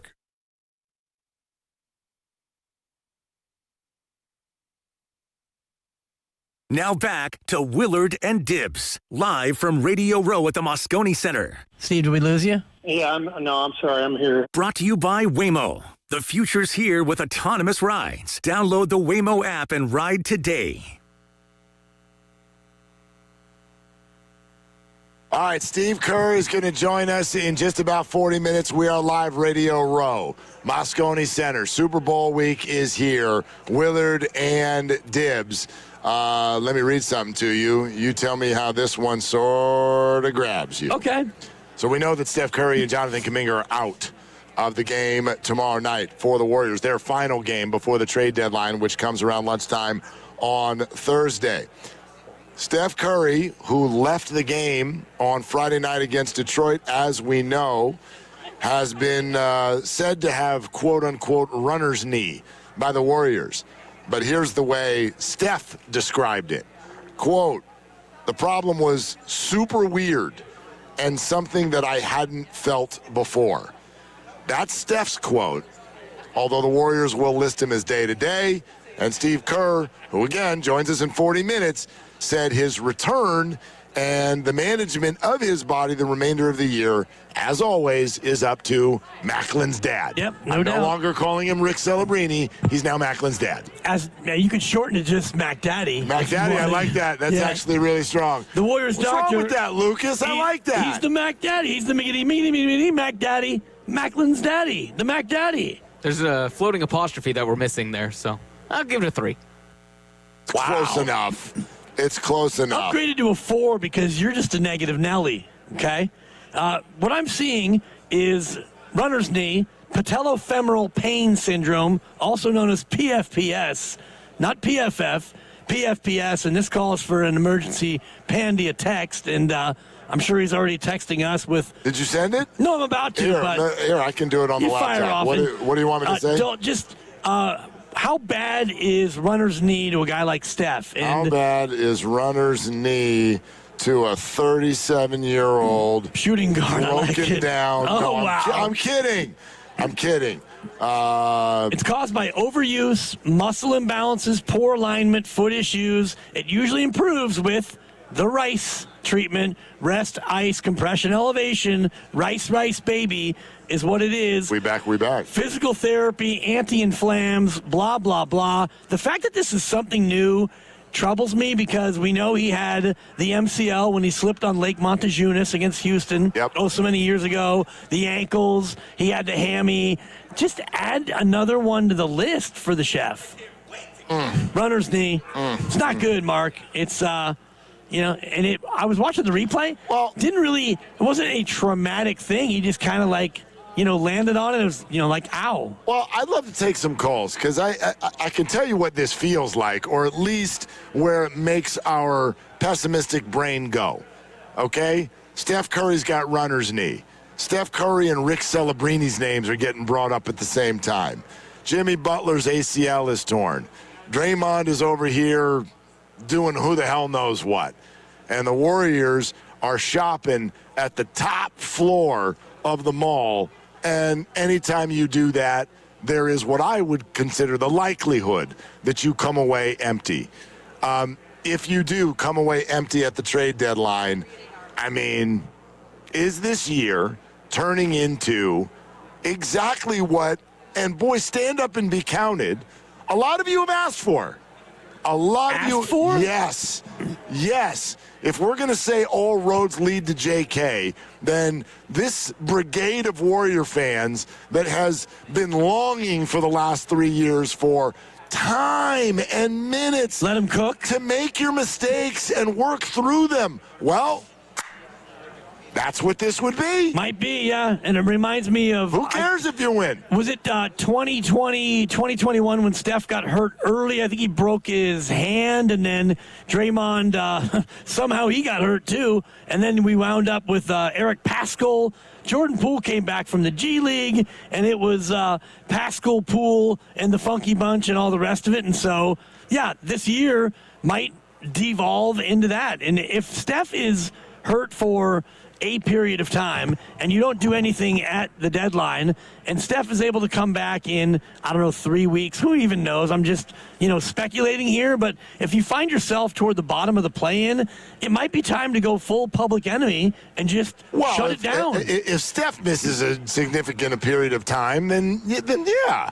I mean even honestly, 3 or 4 weeks, and you wind up, you're 30-30 with 22 to go and you're the 10 seed. I mean, how hard are you going to push at that point? Well, I mean, I don't even know what the conversation is. Here you go, young guys. Go do your thing. Yeah. You don't even have another option. Really? So I wonder, how would that kind of, and I get that it's disappointing, but I don't know how many people are harboring championship dreams at this point for this year. Right now, you're focused on seeing if you can get Giannis by Thursday. If you can't, then I mean, I've already been on record as saying, like, that's exactly what I want to see the rest of the year. I want to see 30 games of Jonathan Kuminga, and let's see what it looks like. And then you get to do exactly what the Bucks would be doing, which is let's just reassess coming up this summer where everything is at. Let's take some calls. Let's go to Cynthia in San Leandro. Hi, Cynthia. Thanks for calling Willard and Dibs. How you guys doing? Thank you for taking my call. Yeah. I was calling about the Giannis trade because I would like to hear your response regarding the trade and Giannis being part of the package deal, and the package is his brothers. Because wherever he goes, he's going to make sure his brothers are there as well. And I'll take your response off air. Okay, thanks, Cynthia. I mean, honestly, that can or doesn't necessarily need to be a part of the deal, but it's not going to affect it a whole lot because those guys, Thanasis, Alex, they don't make a lot of money. I've been on record saying this a couple of times. If I'm the Warriors, my call to the Milwaukee Bucks is really short. Hi, Bucks? Yeah, here's the menu. You do the trade machine. However you want it to look. Click in those little boxes, and whoever you want to come to our place, we'll take them. Whoever you want to go to your place, we'll send them, provided one thing, actually I guess two things. Two things.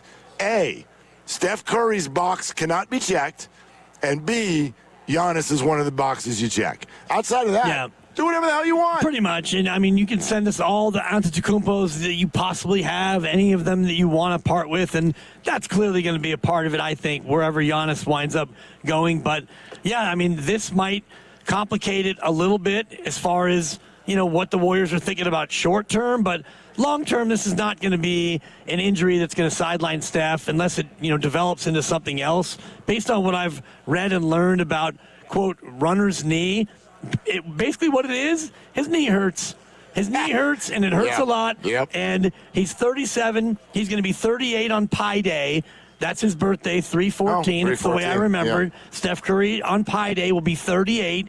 And, yeah, spoiler alert, you're a guy north of 30, and, you've got some aches and pains being 50. 51 now, apologies. 51. Just had a birthday. Yeah, 51. Feeling pretty good, though, by the way. You're looking good, but still, thanks. There are things about being 51 that they just hurt, and they're not going to ever hurt less. And there's things about being an almost 38-year-old NBA player that are going to hurt, and there's no way around it. And if you have runner's knee, which is basically a sore patella, which is the kneecap, you're going to have to miss some games, and you're just going to have to take care of that. Yeah. I do think, and I don't know if this whittles it down to people, and I don't know how it really grabs you, but I feel good based on what I'm reading and hearing and this, that, and the other. I feel good that what I said to you last week is going to be the case. I don't think there are multiple deals that the Warriors are exploring. I think they're exploring one, and that's it. And they don't get it, they ain't going to do a damn thing. Probably. And I think that's the right thing to do. I know that'll bother some people because they always want to improve, and you got to go for it, and this, that, and the other. Jimmy Butler's hurt. It's the same. I remember having this conversation with you last year in the playoffs when the whole thing happened against Minnesota, and people were still mad about, Jimmy needs to this, and Draymond needed to that, and Steve Kerr with the rotations. And I'm like, will you please relax? Steph Curry got hurt, and I'm sorry. Like, your season ended. Steph Curry got hurt. Pretty much. I thought Jimmy could have been a little bit more assertive in the one game, but that's micro. The macro of it was, so you're losing over. 6 games instead of 5. Like, whatever. Yeah, the macro of it was you lost your best player, and the tantalizing one, though, is he would have been ready for Game 6. That was the report. Is that real? I think that's what Mac Daddy's, I don't think Mac Daddy said it himself. I'm going with it. You have to explain to Rick people. Rick Celebrini, the head of sports medicine for the Warriors, who happens to be Macklin Celebrini's father, a.k.a. Mac Daddy. Yeah, Mac Daddy. He never came out and said it, but the sense was he would have been ready for Game 6, but whatever. Hindsight's 50-50. I love you, but I think Lucas is right. I think if you just say Mac's Daddy, people will get it quicker, so you don't have to explain it as much. And it's still funny. And it's still funny. You gave it a 3. Well, fix it. And it'll be maybe a 5. That's pretty funny. Max Daddy. Max Daddy. Max? Who's So much Max? better. Max Daddy. We'll run it by Steve in a half hour. Yeah. How would Rick Celebrini take it if we just spend the rest of the year calling him Max Daddy? Yeah, the miggity Max Daddy. Yeah. All right, I'm warming to it. Doc Pandia texted back. It's about time. I That was know. 4 minutes What ago. took you so long? Texted you at 4:51. What are you out there trying to heal people? 4:59. Quote, and again, the question for those of you just joining us, how bad is runner's knee to a 37-year-old basketballer? That's how I asked the question. Yeah. And the response is, can be something that lingers and is annoying, but not serious. That's kind of like Dibs. No, I'm... Turn on the mic and laugh if you're going to laugh. And then you got to grade that shot. I give it a 4 because Easy 5. I am annoying and I have lingered. And you're not serious. I'm very serious. No, you're not. Dead serious. You're a funny guy. Why funny did you guy. just pick up a ball? Are you going to throw that at me? Nah, it's too close. Okay. I like this, the throw it at Odyssey me. football. Yeah, that's too easy. Okay, no, I did not mean any of that. All I'm right. not violent, but I do hold a grudge. Just as long as you both know that. Can be something that lingers and is annoying but not serious. It's getting better. It's getting more. It's hitting closer to home. Not unexpected due to his age. Thank you. And amount of, let's say, mileage he has had since Butler went out. Oh, okay. Yeah. You don't want to say the L word? The way it was phrased, not everybody in our audience is mature. Workload. The amount of workload. Yeah, there you go. Yeah, and mileage. The amount of workload that he's had since Butler went out. Right, and the amount of workload he's had his entire career. And if you want to look at the list of all-time most playoff games played, he's not at the top, but he's up there. Getting there. He's played a lot of playoff games and a lot of regular season minutes, and he's had a lot of, not injuries like catastrophic, but he's had little ones here and little ones there. And just look at this year. This year he's had 3 or 4 of the little knickknacks that have, sidelined him for a couple here and a couple there. He had the hamstring this year or the groin? He's got the runner's knee. And so these things, they start to accrue as you become older in the association. You're listening to 95.7 The Game, KGMZ FM and HD1 San Francisco and Odyssey Sports Station, and the home of the Golden State Warriors and Valkyries, always live on the free Odyssey app, coming to you live from the Laughing Monk Studios. What I'm going to grab from that text is, quote, not serious. I mean, that's all you could do. Yeah. That's all you could do. Well, what I'm going to grab from it, not only is it not serious, as I was indicating earlier, but linger. The fact that it can linger. Shout out to Cranberries. Do you have to let it linger? Well, you do. When you're almost 38 and you have this type of an injury, the only way that it won't linger is inaction for the most part. And if you really want to stay in this, if they are in it, then you can't really afford too much inaction. You do have the All-Star break coming up, but, look at that. He's slated to play in the All-Star game. Yeah, so well, he doesn't have to. I know he doesn't, but that's one to keep an eye on. He can sit that thing out. Sure.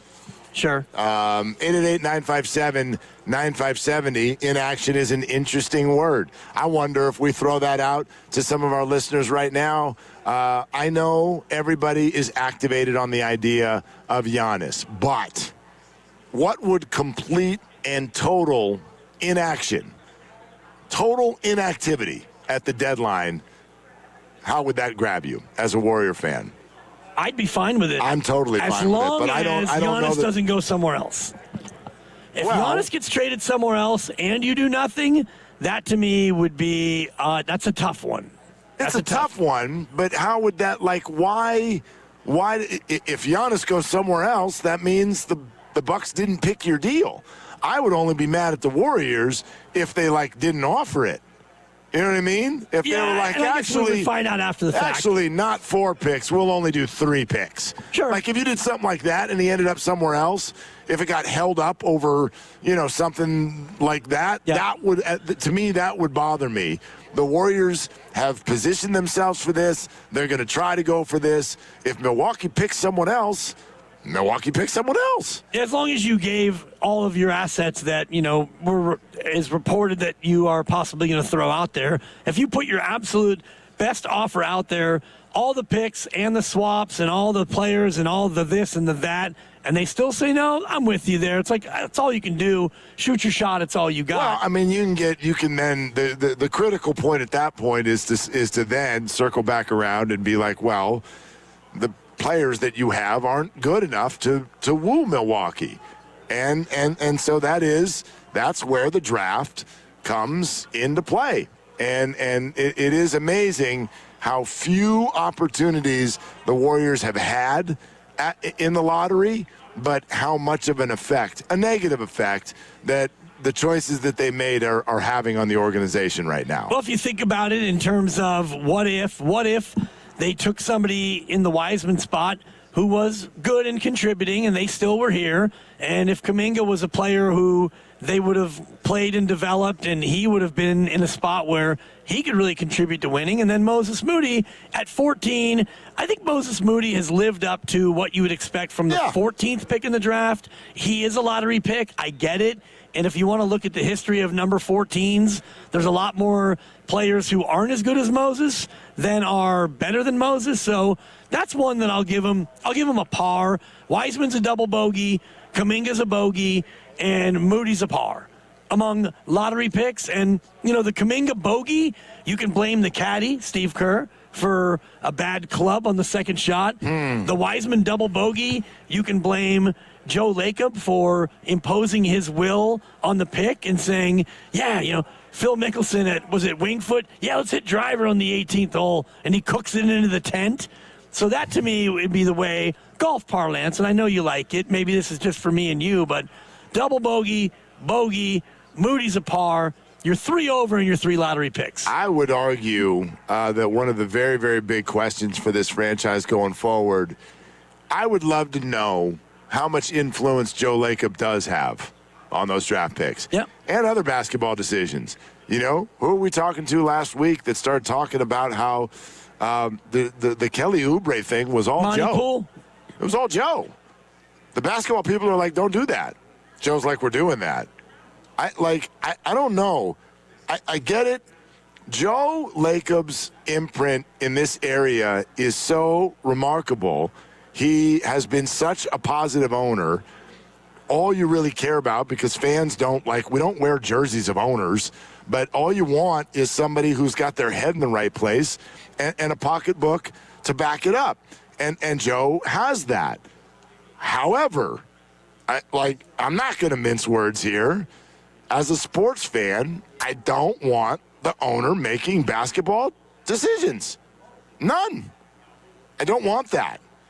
And I feel like we've arrived at a spot where we're at least indications are there that there's more of that going on with the Warriors than maybe we realized. I think that's the sense I get. And, we're not in the war room and we don't work behind the scenes in the front office, but the sense is that's what I get. And, the report that we read, was it last week from Friedel and I think Sam Amick and others in The Athletic, and the indication was that, Steve Kerr wanted Franz Wagner, and they ended up going with Kuminga. And so I do get the sense that there's some of that where, maybe the owner steps in and has veto power. And it reminds me a little bit of the Raiders. And I guess it would be, I want to get the year right, the early 00s when they took, all guys. If you ran a 4.3 40, they would draft you. Darius Hayward-Bay is the guy whose name pops to mind, where nobody had him anywhere on their board. Jamarcus Russell went number 1 overall.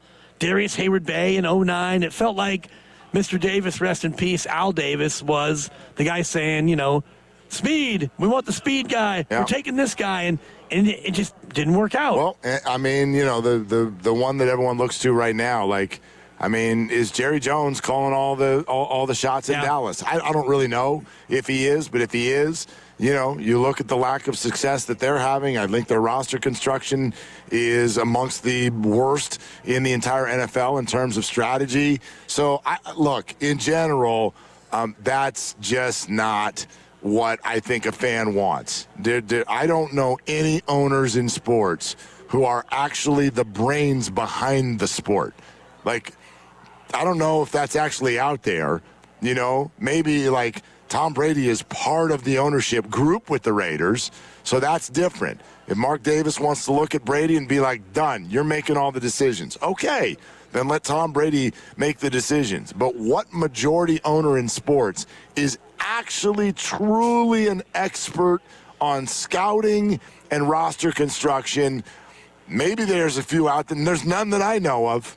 None. Yeah. And so, like, I just think that those lines cannot be blurred. If you hire someone and put them in that position, then you better lean on them, and you better delegate to them. And if you're getting involved in the decisions and you're actually tilting things in one direction or another, right? Like if Steve Kerr wants Franz Wagner, and at that time, who knows? Maybe the rest of the basketball staff was a little bit split, and even if the tiebreaker is Joe Lacob, that's uncomfortable. Yeah. I find that to be very uncomfortable. Think about the past and the early days, the nascent days of the Lacob Goober ownership. Boom, Jerry West, come on in. You had Rick Welts running the business side. You had Bob Myers, and so you had people involved. The guy's the logo, for crying out loud. Jerry West, rest in peace. And the story goes that there was talk about trading Klay Thompson for Kevin Love. And Jerry West reportedly said, you do this, and I'm out. I walk. And ultimately, Jerry West did leave the organization. Bob Myers left the organization. And, Mike Dunleavy is in, I think, his third or fourth year. And so there's been some turnover, but I do think that the way things are done, and again, this is me from the outside guessing. I've never been behind the scenes with them, but it seems like over time, Joe Lacob has exerted more input in decisions of this manner. Well, and maybe more than we've known all along. It just seems like we're now starting to finally get breadcrumbs. You know what I mean? It's one thing to be like, okay, Joe Lacob's he loves James Wiseman, and he loves Jonathan Kuminga. We've heard that all along. But now it's like, don't you want to go almost head-to-head and be like, okay, where were you on this subject? And then go to the next guy and be like, where were you on this subject? In other words, if Steve Kerr really wanted Franz Wagner, if Steve Kerr really wanted Trey Murphy, and Monty Poole slipped this to us last week, and I don't think a lot of people caught it. When we mentioned that Steve Kerr wanted blank, Monty kind of under his breath goes, so did a lot of other people. Well, how many people need to want that player? And then you ask the question, well, then why didn't it happen? If your staff wanted that player, why didn't it happen? And who is the person that's overruling the staff? Do you remember the old Schoolhouse Rock bit? And then this, again, is for the 50 and over crowd, but I'm just a bill, I'm only a bill, and I'm sitting on Capitol Hill. Well, when bills are passed by the House and the Senate, the president is able to come in and stamp it and veto it. So I think a similar process can exist in a front office where a coaching staff and a front office can want to make a certain decision, and the ownership, the controlling owner, can come in and say, no, we're not doing that. And so I think about the Wiseman situation in particular where, if you're enamored with a guy and his workouts, and you really want him, and you're the one running the show at the tippy top of the organization, you get the final say, and that's it. Let's go back to the phones at 888-957-9570. Rick in Irvine. Hi, Rick. Thanks for calling. What you got? Hey, how's it going, guys? I want to say, first of all, appreciate everything that you guys do on a day-to-day basis. I just wanted to run a quick scenario by. I know Curry's contract is coming up. And, if we do land Giannis, he stays, couldn't Curry just re-sign for like a vet minimum, free up a bunch of cash? Draymond Green's money comes off the books if he wants to re-sign or if he's still even here, and they can go big game hunt for way better pieces and way better role players. I mean, in theory, Rick, that is doable. After next year, though. Right, but after next year, number one. But number two, every time I hear someone say that, it's like, yes, that's within the rules. Steph Curry could take a minimum contract. I would sort of respond by going, when have you ever seen anybody in any sport at that level do something like that? Like I almost feel like, this fan base is so like, wow, you got to do everything for Steph. You cannot be disrespectful to Steph. Do you know how disrespectful it is to Steph Curry to be like, so, minimum, so we can go get somebody good? I'm not okay with that. I'm just not. That's not cool. That's Steph Curry. I mean, his shadow is worth $20 million a year in that building. I don't even care if he's playing. He is the best thing that has ever happened to this organization.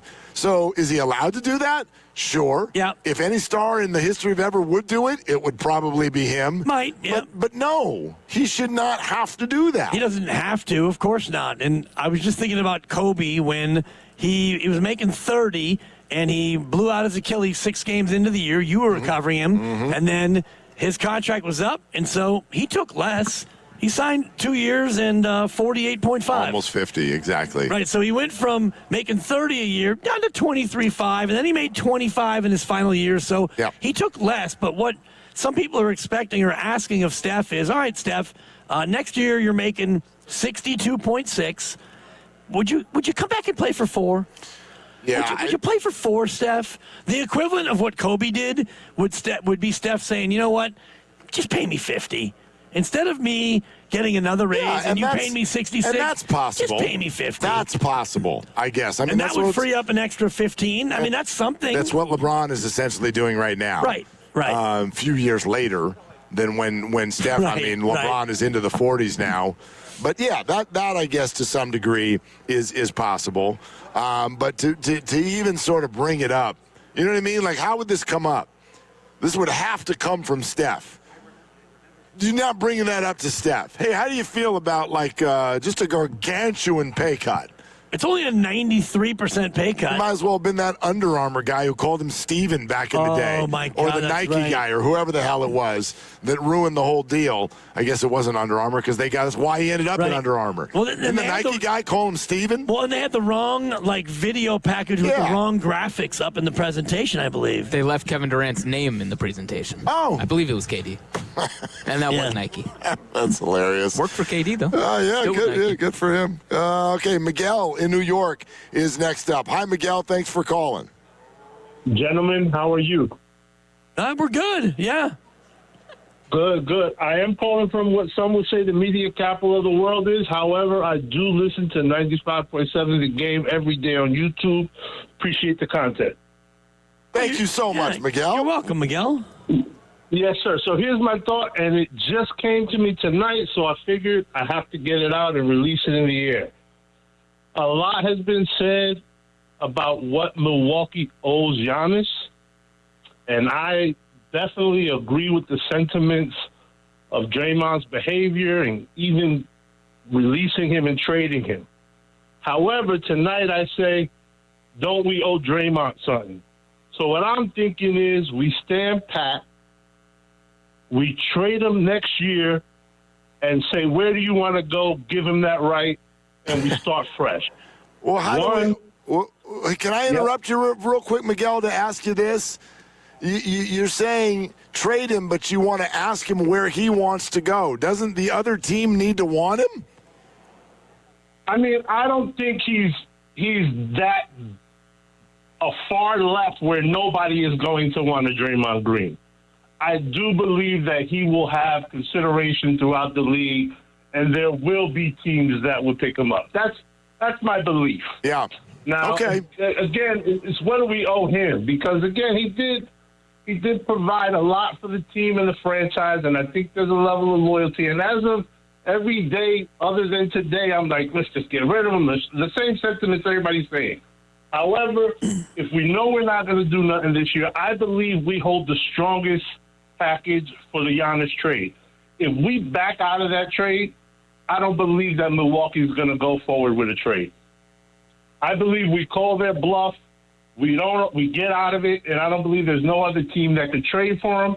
I believe we'll have leverage next season, and I believe we, out of courtesy, say, Draymond, what do you want to do? We're gonna make a deal. We're gonna give you this option, and I believe that other teams in the NBA, based on the draft and whatever else is going to happen, I believe we can make moves that's conducive for all parties. Miguel, it's an interesting, thought-provoking call. Appreciate it. Thank you for calling in. I don't quite see it the same way on a couple of fronts. First of all, I absolutely think that Giannis is going to be traded by summer. I absolutely believe he'll be on a different team. I absolutely believe there are other teams that can get this deal done, especially if Milwaukee chooses to wait beyond this week. That's number one. Number two, this whole idea of, like, if there's going to be a breakup, let's just sit down and ask the player exactly what you want to do. Look, this is a little bit of what we were discussing earlier.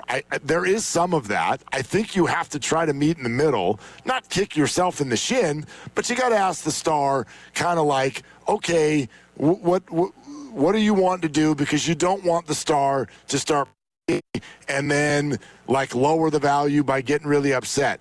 The issue that I have there, though, is that's kind of reserved for certain stars, and I'm sorry to say, I don't find Draymond to be that kind of star. He's not at that level, no. Giannis is that kind of star. Steph is that kind of star.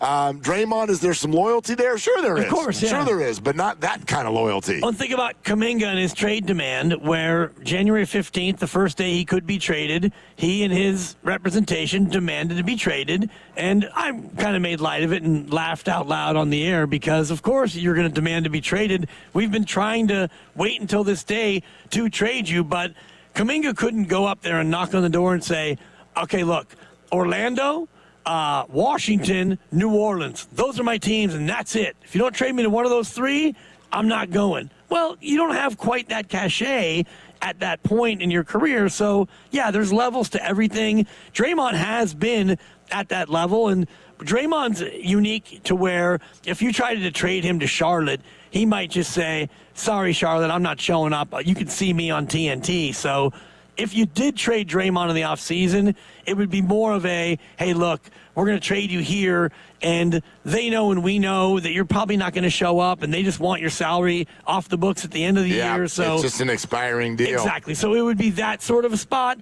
Kuminga, at his age and with all his upside, he's not at the point where he could do what Draymond potentially would do. I mean, how many people do you see getting traded at age 36, 37, 38? I mean, Jimmy Butler did it last year. Yep.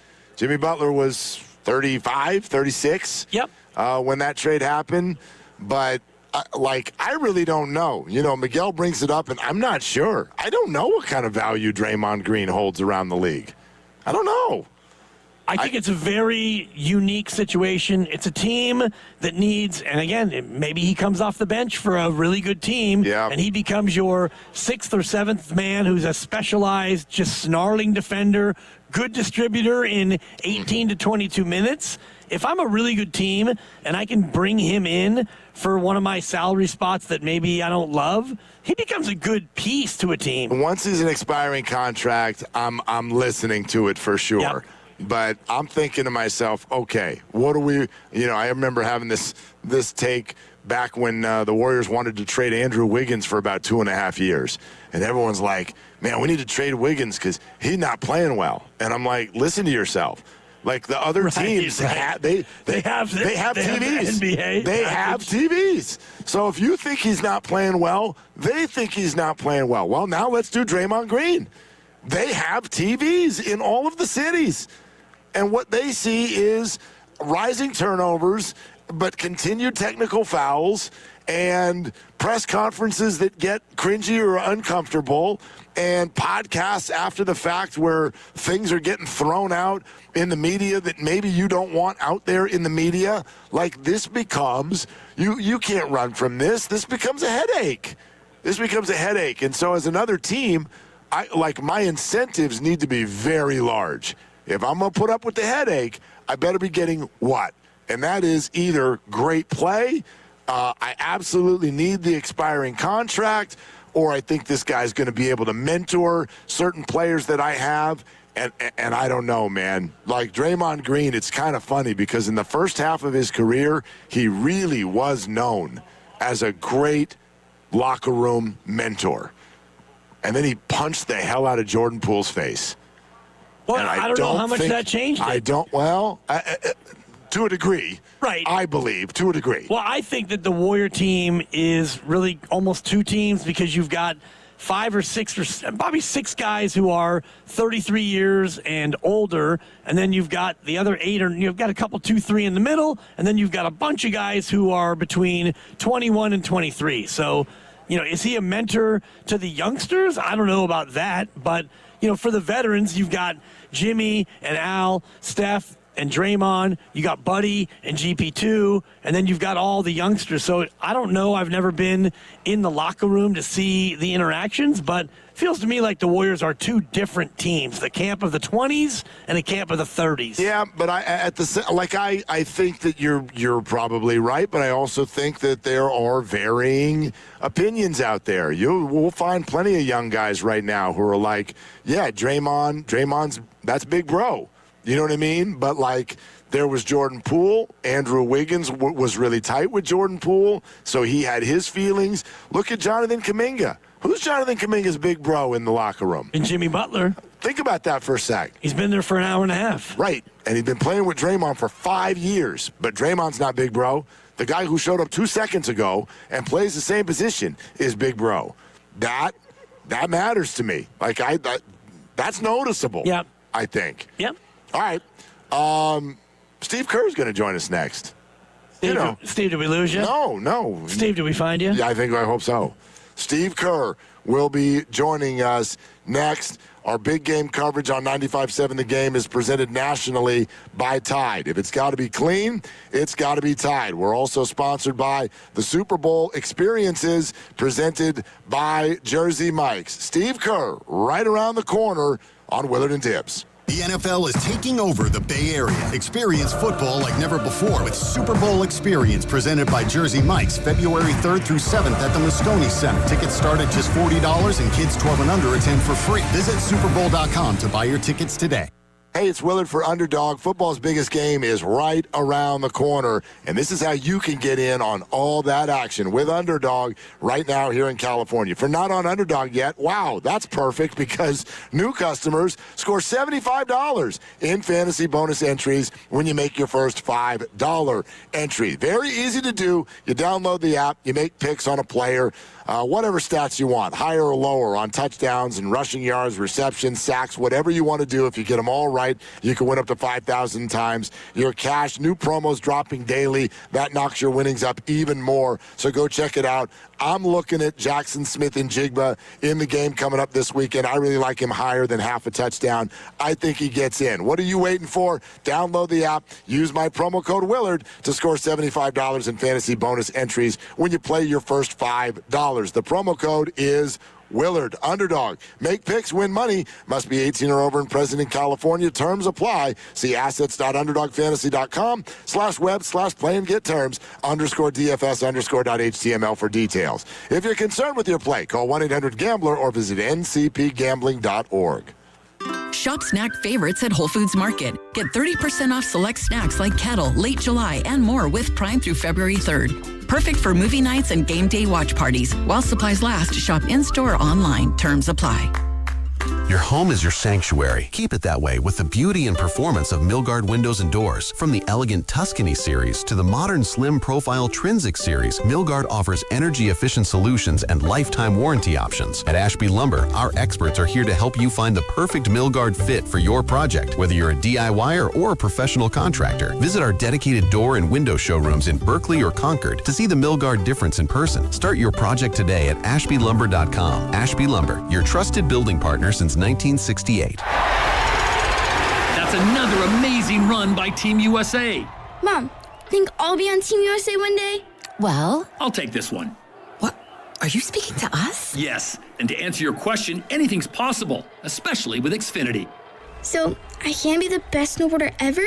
Well, I can't guarantee that, but Xfinity can guarantee that your internet price won't change for 5 years. Okay. What if I practice every day? Then maybe you'll be snowboarding for Team USA at the next Olympic Winter Games. And Mom, you'll still be paying the same price for Wi-Fi. Ooh, really stuck the landing there. It's the Xfinity Gold Medal Celebration. Now through February 22nd, get our best price on gig Wi-Fi for 5 years guaranteed, just $50 a month. Plus, get Peacock Premium included for 2 years. That's a $10.99 value per month. Xfinity. Imagine that. Proud partner of Team USA. Restrictions apply. Requires paperless billing and auto pay with stored bank account. Taxes and fees extra. Actual speeds vary. Yo, it's Guru from 95.7 The Game. The big game is Sunday, and it's going down at Bay Street, Emeryville, and you already know this is where you want to be. Pre-game kicks off at 2 p.m., TV's on the terrace, a massive plaza screen, and food everywhere. Pizzas, burgers, hand rolls, you name it. The energy will be unreal. The crowd is always hyped. Bay Street knows how to throw a party, and did you know Bay Street is boardable too?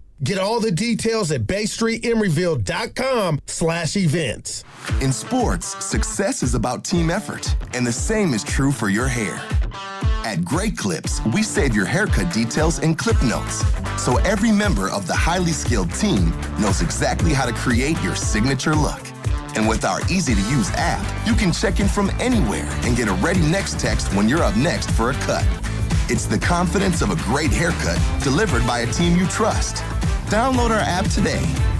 Great Clips. It's gonna be great. When back to the office means back in traffic. Covering from an earlier crash. Turn to the traffic leader, KCBS. Has multiple lanes closed. Brought to you by your NorCal Honda dealers. Road trip ready and adventure priced? There's a Honda for that. The Honda HR-V from your Northern California Honda dealers. We've all been there, sleepless nights, wondering if your business's security service is really protecting what matters. At Bay Alarm, we can put your security insecurities to bed. Our advanced technology and personalized support ensure you can rest easy knowing we're here for you. BayAlarm.com. We all hear the radio ads about the IRS. They tell you to be afraid, to be scared, and they try to frighten you into calling. I'm not here to do that. Tax Relief Advocates is different. TRA is here to tell you that if you owe money to the IRS, whether it's $5,000, $50,000, or $500,000, we have a solution. It doesn't matter if you're sitting in your car, at work, or with your kids. No matter where you are, call now. 800-575-9834. Don't lose hope. TRA can eliminate or reduce what you owe to the IRS. Generous programs are now available that can give you a fresh start. Our passion is taxes and helping individuals fix their IRS problems. We have over 1,000 5-star reviews on Google and an A+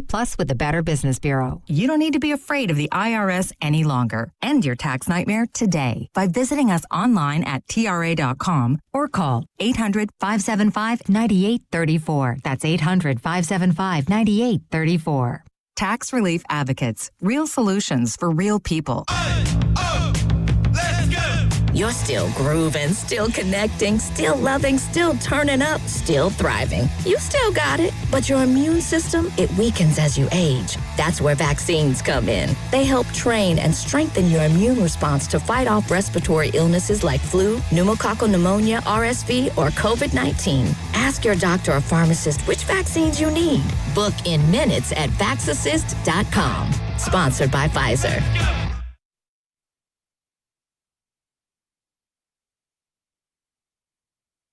Now back to Willard and Dibbs, live from Radio Row at the Moscone Center. Steve, did we lose you? Yeah, I'm sorry, I'm here. Brought to you by Waymo. The big game's back, and the future's here. Enjoy the magic of autonomous rides with Waymo, the world's most experienced driver. Hop in and sit back while getting around the city. Download the Waymo app and ride today. We did not lose him. No. We got him. We got him? That's the word on the street. Pretty exciting, yeah. Go ahead and, Well, I heard myself, but it must have been through your mic. Radio works better with the microphones on and all of that stuff.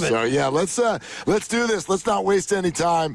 It's our favorite part of the week. It's when Steve Kerr comes on the show right here on Willard and Dibbs. 95.7 The Game. We're live all week at Radio Row. Out to the River Islands guest line we go for Steve Kerr, presented by Great Clips in Sports. Success is about team effort, and the same is true for your hair. Great Clips, it's going to be great. Hey, Coach, how we doing tonight?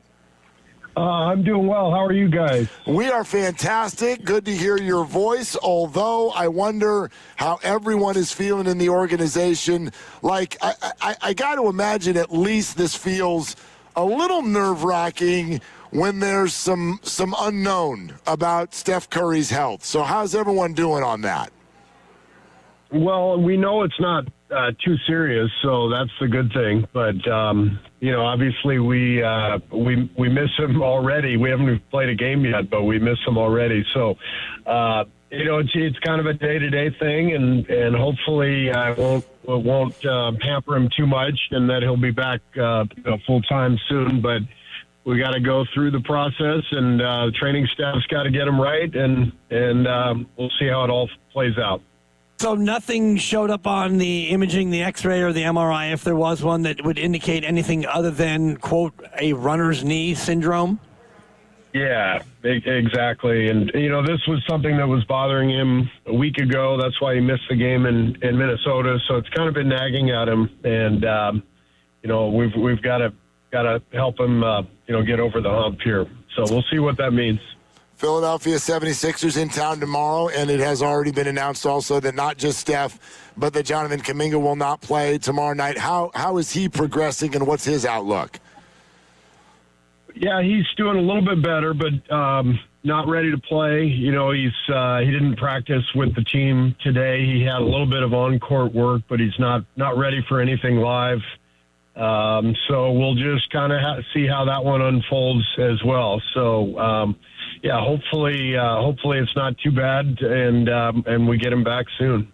Steve, you've been really open about how odd this week is for all of the guys in this industry, quite frankly, with the trade deadline looming the way it is. So I do think we've got a few sort of questions about that. But also, because we're sitting here and the name Jonathan Kuminga comes up, can fans assume that if he's healthy and still on the team come Thursday night or whenever he's healthy, does he resume the role that you were starting to play with before he got hurt? Oh, at minimum, with Jimmy's injury, it changes everything for us and for JK. And it was good to have him back in the lineup, in the rotation. And now that Jimmy's out, we'll see what happens with the trade deadline. But if nothing happens, JK's right back in the rotation, and we keep moving forward. And I think we've both said, to you guys and to the media many times, we've always gotten along well, and there's never been any issues on that front. It's really been more about playing time, and the door is wide open for him now with Jimmy's injury. So I hope we get him back, and I hope he can continue to play like he did in those couple games when he got back in the rotation. He was really good. And is the door more open because of not only the fact that, Jimmy and he play the same position, but the way that they play together, the fact that he won't be playing with Jimmy, does that give a little bit more leeway for JK to go out there and play with the others? For sure.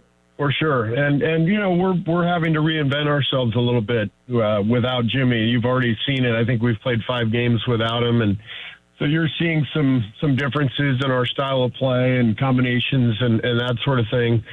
So JK is definitely going to be a part of that, and I'm anxious to get him back, and I know he's anxious to get back.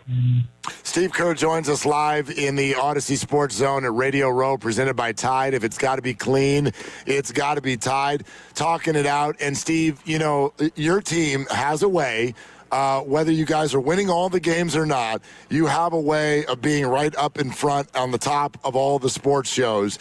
And that is the case this week as well, and everybody involved knows exactly why, because of all the talk that's going on. So I know you've said that you always talk to your guys about the trade deadline.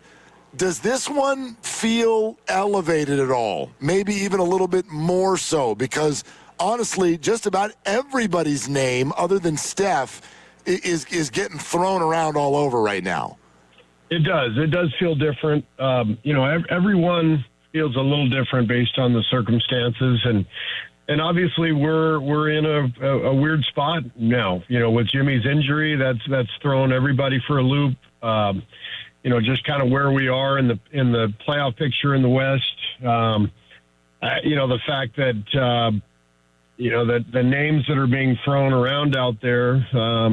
On other teams and our team, it does feel like it's, it's a little trickier this year, and there are more possibilities. And as a result, lots of guys on our team are on edge, and I'm not going to shy away from that. It's just part of it for sure.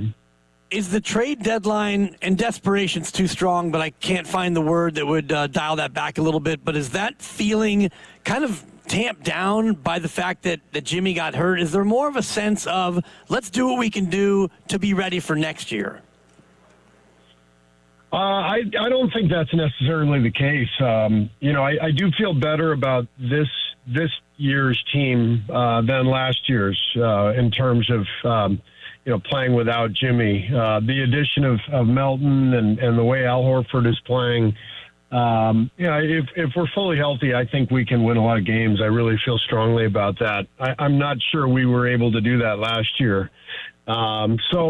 I'd be very comfortable if we didn't end up doing anything at the trade deadline and we were going forward with this group.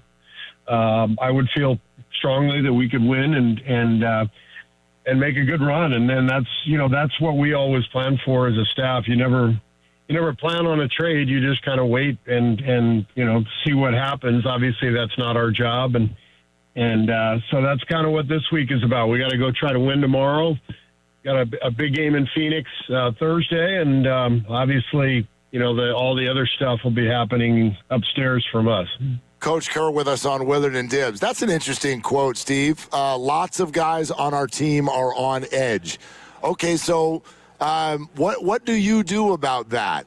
Are there more conversations? Are the conversations more serious in tone than usual? What's your role in a moment like that? Well, I talked to the whole team about the trade deadline and about the nature of the job. Last week, we had a really good discussion about stuff, and then I'll speak individually to guys as well. I'll pull them aside and just check in with them, see how they're doing. It really helps to have veteran leadership, guys who have been around the block in this league.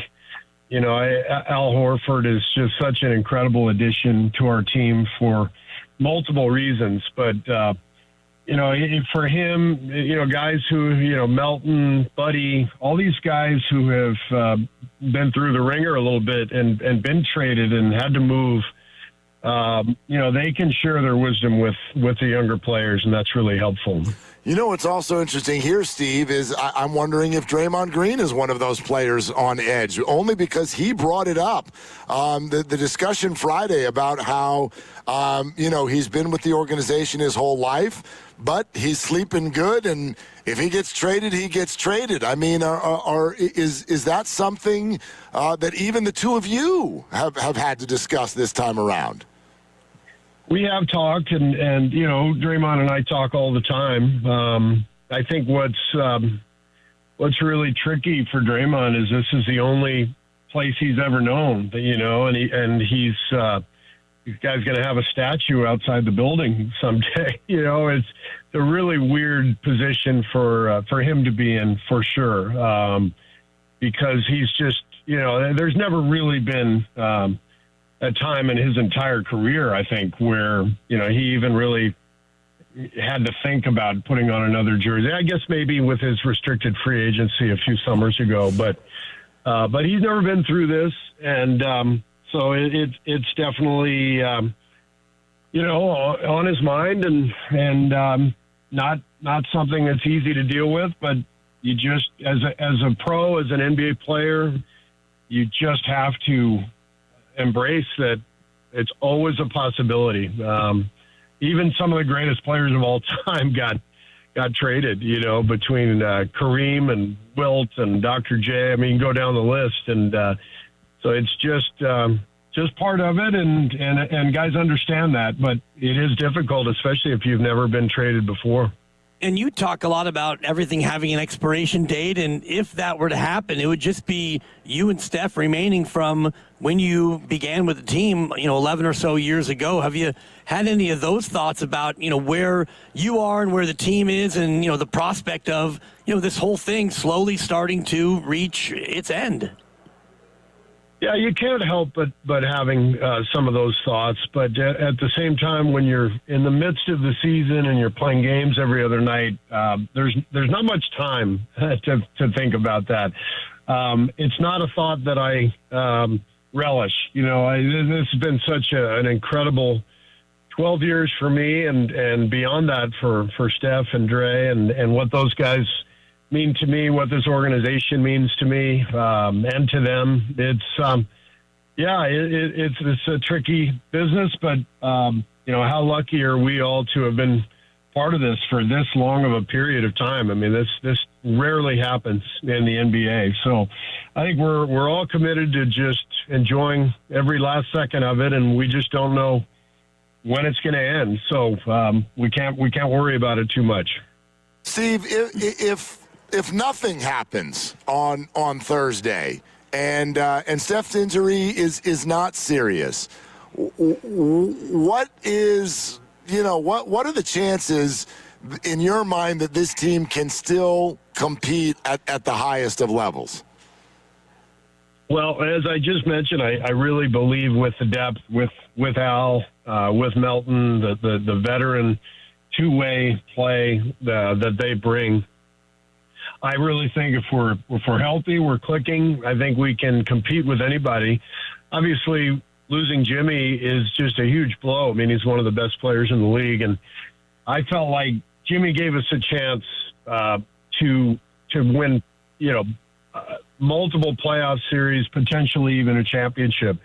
I think to sit here and say, well, we can still do that. That would take a lot of good fortune, and a lot of breaks, and so I think you have to acknowledge that our ceiling is lower without Jimmy, but we still feel strongly that we have a good team. We can make a run, and that's the whole focus. You just try to be as best as you possibly can, and you never know how things play out. That's why you compete. That's why you play. And starting tomorrow with no Steph, no Jimmy, and no JK, what's the approach going to be? Who are you going to lean on? And, obviously you won't give out the starting lineup, but who are you looking to maybe get the increased minutes to pick up the slack? Well, we'll see. It might be game to game. So many of the lineup combinations that we play are dependent on who's available, who's playing well together. A lot of guys, we kind of check how they're playing with Steph. Well, with Steph out, now it means we have to kind of reimagine ourselves, and that's what we've been doing as a staff already. Without Jimmy, that's whatever it is, 16 minutes a game, where Jimmy has been running ISOs with spacing around him. Those ISOs are gone now, and so we're having to play a little bit differently, play some different combinations, and now we'll see without Steph what that means, but there will be some experimentation for sure. Steve Kerr with us here on Willard and Dibbs, 95.7 The Game, live Radio Row, Moscone Center, in the center of it all. Steve, I wanted to ask you, did you happen to see that press conference with Jason Kidd the other night where he got very upset with the media? I didn't see it. I read about it a little bit, but I did not see it. Yeah, and the crux of it all was, there was a lot of criticism around him early on for the way he was executing with Cooper Flagg at point guard early in the season. And now, obviously, that's looking better. But anyway, it arrived at a spot where he kind of tersely said to the media, I know what the bleep I'm doing. And I look at a career like yours, and I'm pretty confident, Steve, that you know what the bleep you're doing. But as we've also established, you listen to 95.7 The Game around the clock, and there are a lot of people who aren't so sure if you know what the bleep you're doing. Have you ever been compelled to I don't know, say or express something along those lines? I have not. I think every coach thinks that in his head. I mean, we all probably think that thought at some point. But I think it's important to to refrain from going down that path. I mean, the whole point of what we do in professional sports is that it's entertainment. And, I tell our players all the time, there's a reason, that you're making the salaries you are because there's so much interest, and you just have to embrace that. What comes with that interest is a lot of criticism, a lot of judgment, and if you don't like it, you can go coach, junior high, and maybe there's less judgment there. But this is just part of it, and so I do know what the bleep I'm doing. But if people judge or criticize, it's just all part of the machine. I'm glad you said that because I wanted to get that real clear. You do think that you know what you're doing. That's accurate? I think I do. I think I gave it some thought today, and I realized, you know what? I do know what the bleep I'm doing. Okay, fair. Yeah. Okay. I've got 12,000 followers who think differently. Yeah, exactly. Let's go live to Bob in Danville. Right. No, I'm kidding. Go Let's ahead. go live to Jimmy on Twitter, who just has an egg as his icon, who tends to think differently. Has this year been, in terms of challenging, not most challenging or whatever, but when you look at this year, what have been the biggest challenges that you've had to face that have made you feel like, yeah, I've done pretty well, and I do know what the bleep I'm doing? Every year's different. We had the worst record in the league 6 years ago when we had all the injuries, and that was not easy, but very gratifying in some ways with, the development of some young players, and then, getting back on track and winning a title 2 years later. You take it all as part of life, part of how this whole thing works, whether it's basketball or anything else. There's ups and downs, and you roll with the punches, and you try to do your best. You try to lead, and some of your decisions are going to work, some won't, but it's kind of a part of the entire experience. And I've just been so lucky to coach the guys that I've coached and to coach in this organization in front of these fans in the Bay Area. What a dream situation. So when you have a year like this where it's up and down, that's part of it, and you just keep plugging away. You try to get it right and see how far you can go. Okay, Steve, a couple of fun ones here at the end because we're out here at Radio Row and obviously for the Super Bowl, and we've got a little actual physical bowl in front of us called the Snooper Bowl where our guests are going to draw a question out there and allow us to snoop into their lives a little bit. So I'm going to draw one for you and then read it to you. Here okay, if you were able to domesticate any wild animal and turn it into your pet, what animal would you choose? Oh, man. You're kind of putting me on the spot here because I'm going to be honest, guys. I've never, ever thought about this question in my entire life. I know it's going to shock you, but I've never actually thought about this. So. Well, but you've established that you know what you're doing, so we think that you can come up with an answer. All right, I'll just go with the chipmunk. Okay, a chipmunk. Yeah. Alvin, Simon, or Theodore? Yeah. They seem like interesting animals, and they'd be good companions. Yeah, peaceful, and I think you could work a little indoor-outdoor. I don't know if a doggy door would work. You maybe a little smaller version, like a little chipmunk door. And, ring a bell, and Chippy could come on in for Din-Din. Sounds about right, That's Steve. Right. Small poops, not too much food. It wouldn't be bad. That's a solid answer. You do know what the bleep you're doing. Yeah. And now here's one that I bet you have thought of. It's time for the final question, brought to you by Ghostwood Kitchen in Redwood City. What is your must-have food item for the big game party, Steve? I am I'm a Mexican food guy, so I'll go with nachos. Nachos, nice. Yeah. Okay. Nachos at the Super Bowl. That's a couple of cold beers and some nachos in the Super Bowl, and my couch and my dog. That's a pretty good day. By the way, I assume you guys will be back home, right? Because you're in LA Saturday. Yeah. Back. So are y'all doing what is the team doing for the Super Bowl? I don't know. I'm not going to go to the game. I went to the Super Bowl in LA about 3 years ago. We were in town to play the Clippers, and I got invited. I had never been. And I decided that day, I was thrilled that I went, and it's the only Super Bowl I'll ever go to because it's way better on your couch and at home and, friends or whatever. It's a lot to go to the actual game. Definitely worth it one time. I think I'm going to my daughter's house. I think she's having a few people over, and we're going to watch the game over there. Got to be hard for you, too, because you're literally courtside for every NBA game you go to, and now you go to the Super Bowl and you're in the 300 level. In the Bob Uecker seats. That's right. Totally. Yeah. Not okay. All right, Steve, have a great week. Good luck tomorrow night, and thank you so much. We'll talk to you next week. I'm just disappointed you didn't ask me for my prediction for the game. Okay, hold on.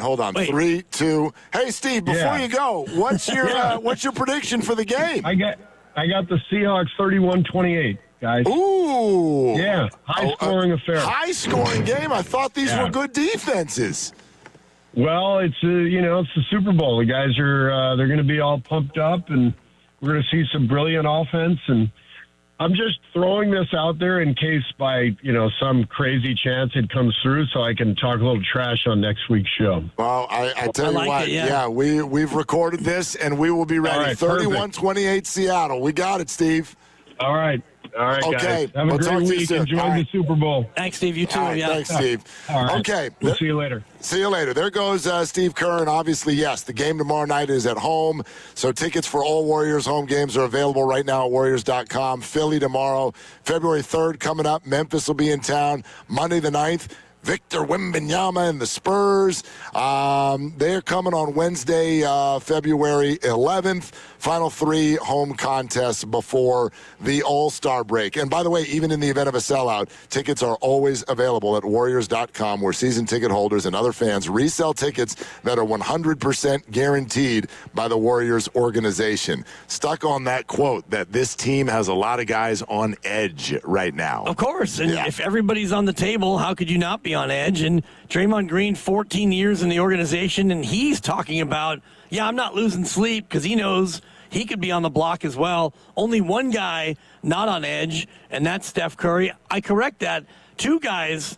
Another guy maybe on edge is Pat Spencer, who I was just looking. He's at 48 games. Yeah, a couple go. He's got 2 to go before they have to make a decision. So, he's probably hoping somebody gets traded. That way a spot gets freed up for him. Real quick, Triples for Autism is brought to you by Pettinelli Financial Partners, the Autism Society, San Francisco Bay Area. 18 threes for the Warriors against Detroit on Friday. So that's another donation from Pettinelli to the Autism Society, San Francisco. Steph and Draymond were the leaders. They had 4 apiece, the 49th donation of the year for Triples for Autism. If you'd like to donate and get involved, go to sfautismsociety.org. Triples for Autism brought to you by Pettinelli Financial Partners and the Autism Society, San Francisco Bay Area. Pettinelli is here for you, offering financial guidance and support throughout life's milestones. Go to PettinelliFP.com. Day 1 in the books. Love it. And at Radio Row. As you can hear in the background, we're just about it here. Yeah, we're close. It's going to be it's like Willard's Last Stand. It's like 156 at a bar right about now. Yeah, you mentioned it off the top, though. It's staircases up. Tomorrow will be a little bit busier across all platforms, so make sure you're here at 6 a.m. to listen to the Joes as we continue to rock it from Moscone. And speaking of 6, that's coming up, and Mark Grandy's going to jump on. What do you got coming up there, Grandy? Nick Friedel joined the guys in the morning in person at Moscone Center, so we'll hear from Nick, and then we will hear Steve Kerr once again coming up in about a half hour. I don't want to play it back-to-back, but Steve Kerr coming up again at 6:30.